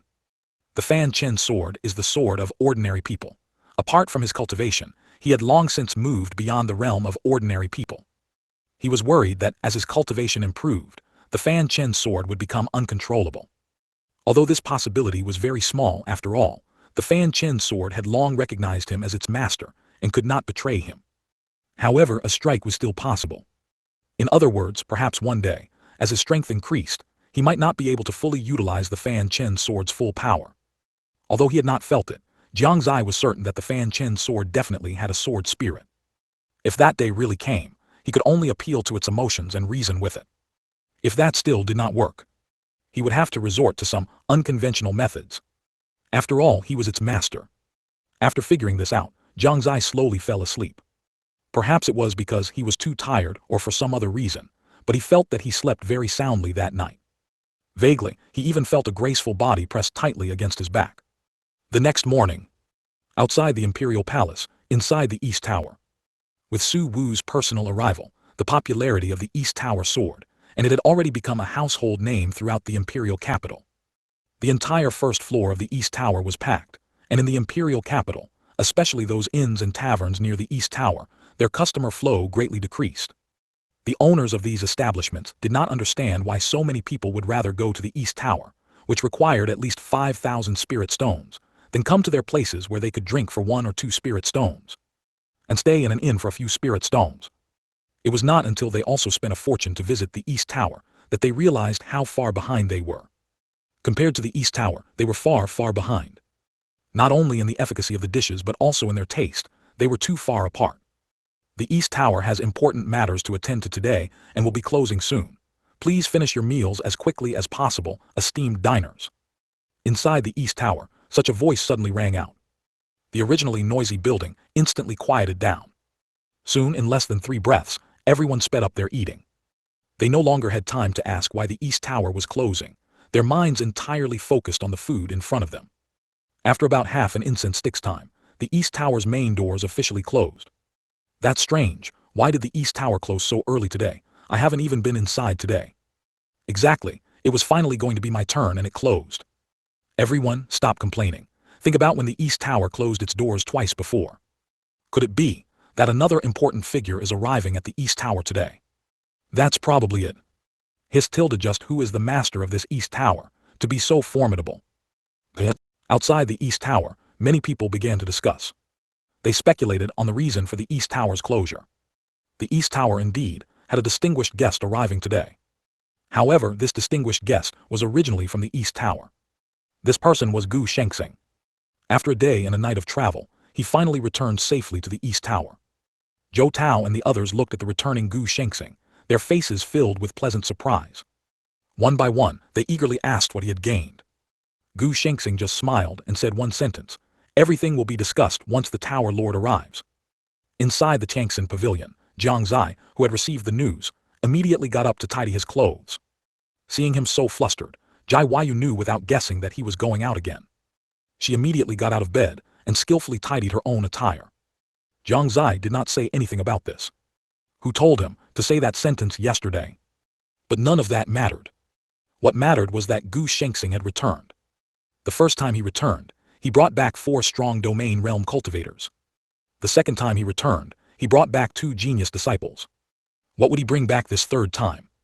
He was very much looking forward to it. "Let's go, this young lord will take you to see it." Jiang Xie smiled slightly at Jai Huayu. Since their first time going out, Jai Huayu had gone to the Pio Miao Tower, and for so long she had not gone to see it again. Jai Huayu looked excited, already a bit impatient. She seemed to walk with the wind, leaving Jiang Xie far behind. "Heh, you still walk so slowly." Along the way, Jiang Xie was constantly ridiculed by her, but he did not care. He knew Jai Huayu's trick. She merely wanted him to beg her. If it were not for that incident last time, begging her would not be a problem. However, the shadow of being dragged by her last time made it impossible for Jiang Xie to let her carry him again. Jiang Xie did not fall for it, and Jai Huayu was naturally disappointed. However, this emotion dissipated considerably upon seeing the East Tower. Looking at the greatly changed East Tower, Jai Huayu's eyes could not help but show shock. "How is it?" Jiang Xie smiled faintly beside her. "How long has it been, and it's completely unrecognizable from before." Jai Huayu's eyes glowed. "Let's go inside and take a look." The two walked straight towards the East Tower's main entrance. Such an action naturally attracted the attention of outsiders. "Look, those two aren't trying to enter the East Tower, are they?" In a corner outside the East Tower, a man looked at Jiang Xie and the other, saying with some surprise, "HMPH, if those two can get in, I'll chop off my hand on the spot." Another tall, thin man also saw them and said disdainfully, "Brother, we heard that. To tell you the truth, that young man is the one who went up to the 8th floor of the East Tower last time, so your hand is probably going to be chopped off for sure." A man with a sinister expression said grimly, and he could not help but lick his lips as he looked at the tall, thin man's hand. Is it still not too late for me to regret it now? The tall, thin man asked somewhat guiltily. At this moment his face had already turned fearful. Too late, the sinister man sneered. The moment Jiang Xie and the other stepped into the east tower, he suddenly grabbed the tall, thin man's right hand with a fierce grip. He ripped it off with great force, and blood instantly splattered out. The tall, thin man's face instantly turned ashen, and a scream followed. Ah! The others around them glanced at the sinister man, and their expressions immediately changed greatly. It's one of the 10 evils of the imperial capital. This man is really unlucky. Greetings, Tower Lord's wife. Greetings, Tower Lord's wife. As soon as she entered the East Tower's main entrance, Jai Wayu heard several delightful voices. She was so stunned that she did not recover for a long time. Jiang Xie's face twitched. Hopefully, Jai Wayu would not become strange because of that sentence. 155, Series Idol. Jai Wayu's face was blooming like a flower at this moment. Her heart felt as if it were coated in honey, sweet and delightful. Her beautiful big eyes also curved into crescent moons. She truly hadn't expected such a pleasant surprise. Already having a good impression of East Tower, she was now even more overjoyed, looking at the people before her and wondering how they could be so adorable. Tower Lord's wife. That title sounded quite nice. After being happy for a while, she secretly glanced at Jiang Xie, finding that he seemed to have no intention of refuting it. Her heart grew even happier. This guy, he still says he doesn't like me, just pretend. He's probably secretly gleeful right now. Jiang Xie was indeed secretly gleeful. But it wasn't as Jai Wayu imagined. Instead, he watched Jai Wayu's overly obvious display of secret joy. This girl. She kept saying she didn't like me, yet I haven't even made a move, and you've already lost completely. All right, everyone, let's go up to the 8th floor. Jiang Xie smiled, and everyone breathed a sigh of relief. To be honest, the first time they came to East Tower, Jiang Xie was with Jai Wayu. This time they came together again, and they didn't know how to address Jai Wayu for a moment. They were afraid of saying the wrong thing. Ultimately, the few of them unanimously decided to call her Tower Lord's wife. Until just now, when they saw that neither of them spoke, their hearts were still very anxious. Yan Wufeng immediately said, Tower Lord, please go first. Among the 4 domain realm powerhouses in East Tower, Yan Wufeng and Zhou Tao were more active. The Song family brothers seemed to talk less. This was Jiang Xie's impression of them. They should belong to the practical type. Or perhaps it wasn't yet their time to truly shine. In short, Jiang Xie didn't know much about any of them. He could understand Zhou Tao. After all, he was a former great Yan Empire enshrinement, so being articulate was normal. As for Yan Wufeng, he was even more active than Zhou Tao. He was increasingly realizing that Yan Wufeng was good at making bets with others. Jiang Xie nodded faintly at them and without thinking, took Jai Wayu's hand and walked forward. Jai Wayu was pulled along by him, completely unprepared. Jiang Xie was also a little helpless. Even at this moment, she was still immersed in the joy of that one sentence just now. He estimated that if he didn't pull her along, she could stand there fantasizing for a whole day. As soon as Jiang Xie left, the few people behind him immediately followed with Qin Feng and Yi Ling, the 2 disciples, bringing up the rear. On the way upstairs, Jiang Xie asked, Where is Gu Shengxing? Didn't you say he came back? Zhou Tao immediately said, Tower Lord, fellow Taoist Gu has indeed returned, but he said he needed to prepare first, and we are not sure what he meant. Oh, Jiang Xie raised an eyebrow, immediately realizing that Gu Shengxing must have brought something good this time too. His anticipation grew even greater. Soon, everyone arrived at the 8th floor. Jai Wayu didn't even know how she got up there. When she saw Jiang Xie holding her hand, she gripped it even tighter. Jiang Xie felt it, glanced at her slightly, and found her complexion normal, showing no signs of abnormality. Upon arriving at the entrance of the 8th floor, everyone felt an extreme chill. This sudden chill made everyone shiver involuntarily. What is it? Why is it so cold? Zhou Tao frowned and said. Yan Wufeng rubbed his hands and guessed, could this be the surprise fellow Taoist Gu mentioned? Song Su and Song Wu, the 2 brothers, exchanged glances, both with puzzled expressions. As for Jai Wayu and the 2 disciples, their faces had already turned pale from the cold. Jiang Xie was fine. With Fanchen's sword, this bit of cold couldn't do anything to him. Seeing Jai Wayu shivering from the cold, he could only, out of helplessness, pull her into his embrace and softly ask, Are you still cold? For some reason, as soon as she was in Jiang Xie's arms, Jai Wayu no longer felt cold. She didn't know if it was because of Jiang Xie or because of Fanchen's sword. But how could she not be cold? Jai Wayu absolutely wouldn't allow such a situation. Jiang Xie finally hugged her. How could she miss such a good opportunity? She tried hard to pretend to be very cold, trembling as she said, "Still, so cold." A wicked smile appeared on Jiang Xie's lips. How could he not know if Jiang was cold? However, he didn't expose her but held her a little tighter. Opportunities to openly take advantage, while Jiang thought she was taking advantage, were rare. Qin Feng and Yi Ling behind them looked at Jiang, who was lying in Jiang Xie's arms, and were incredibly envious. This was the treatment of the Tower Lord's wife. Inside the 8th floor, Gu Shengxing, who was busy, heard the movement at the door and immediately walked over, greeting Jiang Xie with a cupped hand salute as soon as he saw him. "Greetings, Tower Lord." Jiang Xie smiled and nodded, asking curiously, "Gu Shengxing, what are you messing with? Why is it so cold?" As soon as these words came out, everyone's eyes fixed on Gu Shengxing. "He," Gu Shengxing smiled mysteriously, made a pleased gesture and said with a laugh, "Everyone please follow me." With that he led the way inside. Everyone quickly followed suit. "Everyone please look. This is the 10,000-year ice marrow I obtained in the extreme ice plane." 10,000-year ice marrow. They didn't hear wrong, did they? Before seeing the actual items, everyone was already shocked by Gu Shengxing's words.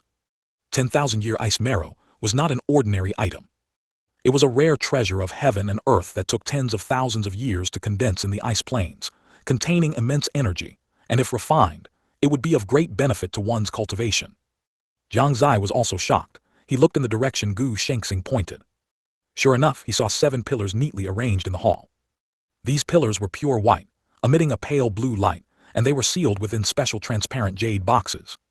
At the bottom, there was an immense amount of cold ice, and the entire floor of the East Tower's 8th floor was covered with a thick layer of ice. If it weren't for those jade boxes, Jiang Xie had no doubt that the entire East Tower would be frozen solid. Moreover, each of these pillars was as tall as a person, and their width was half their height. How could this be 10,000-year ice marrow? This must be composed of an unknown number of 10,000-year ice marrow to form such a huge pillar, right? More importantly, there were 7 of them. Where did Gu Shengxing go? He didn't dig through the foundation of some sect, did he? Jiang Xie was already speechless. The others were even more so, their eyes trembling greatly, and some even had bloodshot eyes as they looked at the 7 massive 10,000-year ice marrow pillars before them. Their breathing also became much more rapid. It's really 10,000-year ice marrow. Such massive 10,000-year ice marrow, priceless. If this gets out, our East Tower might not survive tomorrow. Too ruthless, fellow Taoist Gu, you are simply too ruthless. Exclamations from the crowd continuously erupted. Even the Song family brothers, who usually spoke little, couldn't help but each say a word. At this moment, Gu Shengxing was their idol. 156, continuous. 10,000-year ice marrow. What is this? Only Qin Feng and Yi Ling, the 2 young men, were full of confusion. For people of humble origins like them, many things were unfamiliar, and they had no concrete concept of them. Jiang Xie smiled and explained to them, "It's a good thing, it can improve your cultivation." Whoosh! Their eyes immediately lit up. Jiang Xie suddenly felt that these 2 seemed to have the potential to be money grubbers. It was evident from their speed when collecting money on the 1st floor of the East Tower. They were incredibly fast. Jiang in Jiang Xie's arms was also shocked for a moment, but soon she calmed down. At this moment, nothing could compare to Jiang Xie's embrace. Gu Shengxing was very satisfied with their reaction, and it was not in vain that he had put so much effort into bringing it back. Seeing that everyone was almost done being shocked, he said again, "Everyone, this 10,000-year ice marrow is of great benefit to your cultivation. However, its energy is too powerful. If not handled properly, it's very likely to cause your body to explode. Therefore, this 10,000-year ice marrow will probably require 2 people to refine together. Too much of a good thing can be bad. Don't be greedy." After listening to fellow Taoist Gu's words, everyone nodded solemnly. They understood the principle. Such a huge 10,000-year ice marrow, it was clearly unrealistic for one person to refine one. 2 people sharing one was best. Besides, this 10,000-year ice marrow was brought back by Gu Shengxing, so how it was distributed was his business. Even if he didn't share it, they wouldn't have any objections. "We will listen to fellow Taoist Gu," Yan Wufeng said. "Good." Gu Shengxing nodded, walked to the 7 10,000-year ice marrows, took out 2 with his spirit power, and handed them to Yan Wufeng and Song Su respectively, saying, "Then fellow Taoist Yan and fellow Taoist Zhou will be together, and you too, fellow Taoist Song, will be together." The 2 solemnly accepted them, their joy impossible to hide. They felt that coming to this East Tower was truly the right place. Seeing them happy, Jiang Xie was naturally happy too. He found that Gu Shengxing was truly amazing. This was simply a treasure trove. With him here, how could the East Tower not prosper? As for you two, Gu Shengxing glanced at Qin Feng and Yi Ling. Their cultivation was only at the controlling Yuan realm. They couldn't bear too much. He stepped forward, cut off 2 palm-sized pieces of 10,000-year ice marrow, and handed them to the two respectively. The two looked both fearful and pleasantly surprised, repeatedly bowing their heads in thanks. Gu Shengxing said kindly, "Cultivate diligently and strive to bring glory to the East Tower." Jiang Xie admired him even more. Indeed, compared to himself, Gu Shengxing was more suitable for managing this East Tower. He only needed to be a carefree Tower Lord. Then Gu Shengxing looked at Jiang Xie and said, "As for the Tower Lord." Jiang Xie reached out and interrupted him, "I'm not in a hurry. You should have other things to say, right?" He wasn't really not in a hurry, but he had a crazy idea. Saying it now would be too shocking, so he would wait until Gu Shengxing finished speaking. Gu Shengxing smiled slightly and said, "Indeed, nothing can escape the Tower Lord's eyes." "There's more." Yan Wufeng's eyes widened. The 10,000-year ice marrow was one thing, but there was something else. Then these things must not be simple. Everyone's expressions became serious again. Gu Shengxing then took out the snow Kirin egg. This egg looked exceptionally beautiful in the hall, unconsciously attracting everyone's attention. Even Jai Huayu raised her head from Jiang Xie's embrace, her eyes fixed on the egg. "This is," Jiang Xie asked softly. "This is a snow Kirin egg," Gu Shengxing said with a calm expression. But the others exploded in an uproar. "What, a snow Kirin? Is it the egg of that snow Kilin from the Arctic icefield? Oh my goodness, fellow Taoist Gu, this is simply terrifying." They were shocked. One must know that the snow Kilin had strength no lower than the law realm. Even they dared not challenge its might. Gu Shengxing's cultivation hadn't even reached the domain realm, yet he could take out a snow Kirin egg from it. However, after a brief shock, they realized that Gu Shengxing's identity was the successor of 7 Stars Cave. What remained was only admiration. "Fellow Taoist Gu, I don't admire anything else, but I admire you. This snow Kirin egg can't be bought even with spirit stones. I've never heard of anyone taming a snow Kilin. If it can be nurtured. Yet, my idea is this. If this snow Kirin egg hatches, it can become the East Tower's guardian divine beast in the future." Gu Shengxing looked proud. Jiang Xie once again silently sighed in his heart. If the East Tower lost Gu Shengxing, it wouldn't be an exaggeration to say the sky had fallen. This was too ruthless.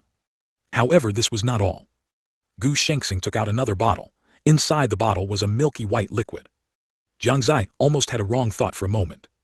There were originally 2 eggs in that snow Kilin cave, but unfortunately, during a struggle with others, one was shattered. However, all the essence from that snow Kirin egg has been collected by me. It is the liquid in the bottle in my hand, which will surely be of great benefit to the Tower Lord. For me, Jiang Xie was stunned for a moment, then bewilderedly took it. Gu Shengxing, how can I thank you?"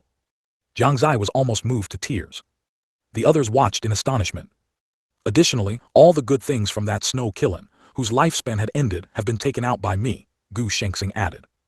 As he spoke, he began to take things out of his Kainkun ring. Kilin horn, Kilin skin, snow Kilin Yao beast inner core, snow Kilin heart. A series of precious items were continuously brought out by him. Yan Wufeng, Zhou Tao, Song Su, and Song Wu gradually opened their mouths wide, watching in utter amazement. The 2 disciples also looked at the treasures scattered on the ground with shock. Jiang Xie even swallowed his saliva. Jai Huayu was already stunned. She didn't have a very deep impression of Gu Shengxing, but this time, it completely subverted her understanding. "Besides, I also obtained something." "There's more," Jiang Xie blurted out in shock, almost saying, "Holy crap." Gu Shengxing nodded and started getting busy again. "This time, I also discovered a mineral vein full of rare artifact refining materials. I think the weapons of everyone in our East Tower are settled. Tower Lord, you too shouldn't always use the Fanchen sword. You should also forge a suitable weapon." As he spoke, another pile of rare ores appeared before everyone. "This is obsidian, crimson cloud stone, 1,000-year warm jade, profound sea ice soul." Zhou Tao slowly spoke out the names of these ores. With each item named, everyone's steps became a little more unsteady. By the end, they were almost unable to stand. The way they looked at Gu Shengxing was like looking at a god. Gu Shengxing, at this moment he was their god. 157. "Brother, are you tired?" Fellow Taoist Gu, you're truly too moving," Yan Wufeng, a man who had lived for several hundred years, actually burst into tears in public at this moment. Fellow Taoist Gu, how could you be so? Zhou Tao's eyes were also filled with tears. Since he was born, he had never seen so many good things at once. The cultivate resources obtained by the forces he had entered previously were simply trash compared to what Gu Shengxing had brought out now. What was this? This was a force worth dedicating his life to. Too moving. As for Song Su and Song Wu, they had already started wiping tears from the corners of their eyes. These were tears of emotion. It was truly too moving. One had to know that for their two brothers to reach their current realm, they had endured countless unimaginable hardships. But now Gu Shengxing was so generous, so considerate of them. Such a person in the entire Eastern continent, no, in the entire St. Yuan continent, there were probably only a few to be found. Jiang Xie was equally moved, but seeing the teary-eyed expressions of the several grown men, his initial emotion vanished. It wasn't that he wasn't moved, but the expressions of these several domain realm powerhouses at this moment made him want to laugh. Jai Weiyu was also a bit moved, but at this moment it was time to enjoy. Qin Feng and Yi Ling had no concept of these things, so both of them looked at the scene before them with puzzled expressions. Facing everyone's gratitude, Gu Shengxing merely waved his hand slightly and humbly said, "Everyone, there's no need for this. If you want to give thanks, then thank the Lord of the Tower. Without him, we wouldn't be where we are now." Right. We must thank the Lord of the Tower." Yan Wufeng wiped the tears from his eyes and quickly said. The other three also nodded in agreement. That's right, we must thank the Lord of the Tower for providing us with such a place, allowing us to receive such treatment. Shocked. Jiang Xie was truly moved this time. What to do, Gu Shengxing, you're simply too good. If you were a woman, I might have fallen in love with you. Jiang Xie never expected that at a time like this, Gu Shengxing was still thinking of him.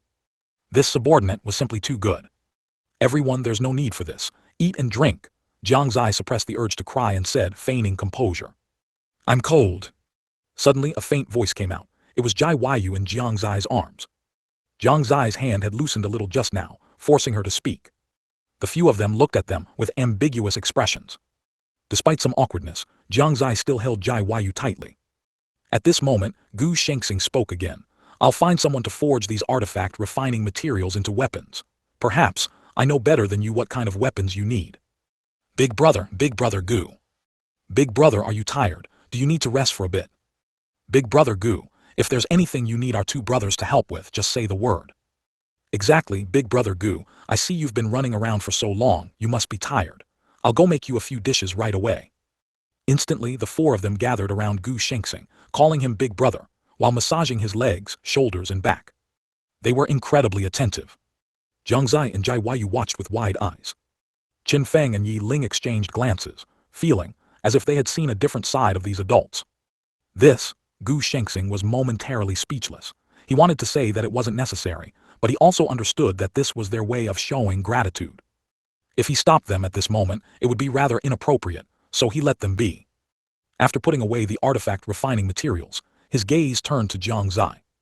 In his heart, Jiang Xie was definitely the most important. Lord of the Tower, this kiln heart is a great tonic and extremely beneficial for cultivating, but it is an extremely cold item, so it's probably most suitable for Madam. Jiang Xie had no objections and said directly, then let her use it. To be honest, Jai Weiyu didn't quite hear what Jiang Xie said next. She only realized that Jiang Xie didn't seem to refute the word Madam. Gu Shengxing nodded and then said, Kiln hide and kiln horns are extremely rare materials for forging weapons, so I'll use them. As for this kiln Yao beast inner core, Jiang Xie said without thinking, this is for Qin Feng and Yi Ling to use. Thud. Qin Feng and Yi Ling immediately knelt down, saying gratefully, thank you, Lord of the Tower. Cultivate well, Jiang Xie said with a smile. Immediately, he looked at the kiln egg essence in his hand. Without thinking, he drank it in one gulp. Everyone was not surprised. This was originally a relatively mild item. As soon as the kiln egg liquid entered his mouth, Jiang Xie felt an extremely subtle power surge into his body. And it continuously circulated within his body, warm and comfortable. His whole person also became much more energetic. He loosened his grip on Jai Weiyu and smiled. Zio Yuer, it seems I can only make you suffer a little. Oh, Jai Weiyu seemed to have returned to her original demeanor, standing quietly to the side. However, her gaze remained fixed on Jiang Xie. Jiang Xie quickly sat down cross-legged, carefully refining the energy within his body. The others also quieted down, watching silently. Spiritual qi gradually gathered around Jiang Xie, slowly enveloping him.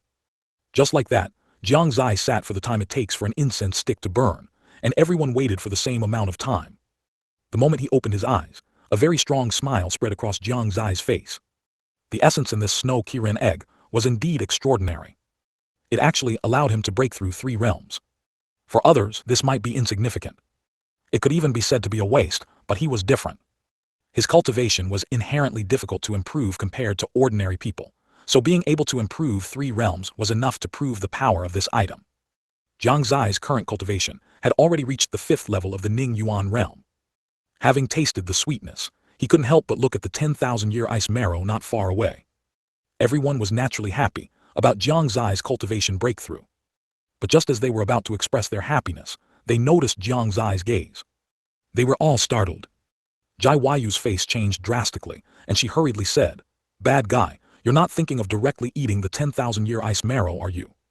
As a disciple of the Haoran Sect, she still knew many things. This 10,000-year ice marrow could only be slowly refined, not eaten directly.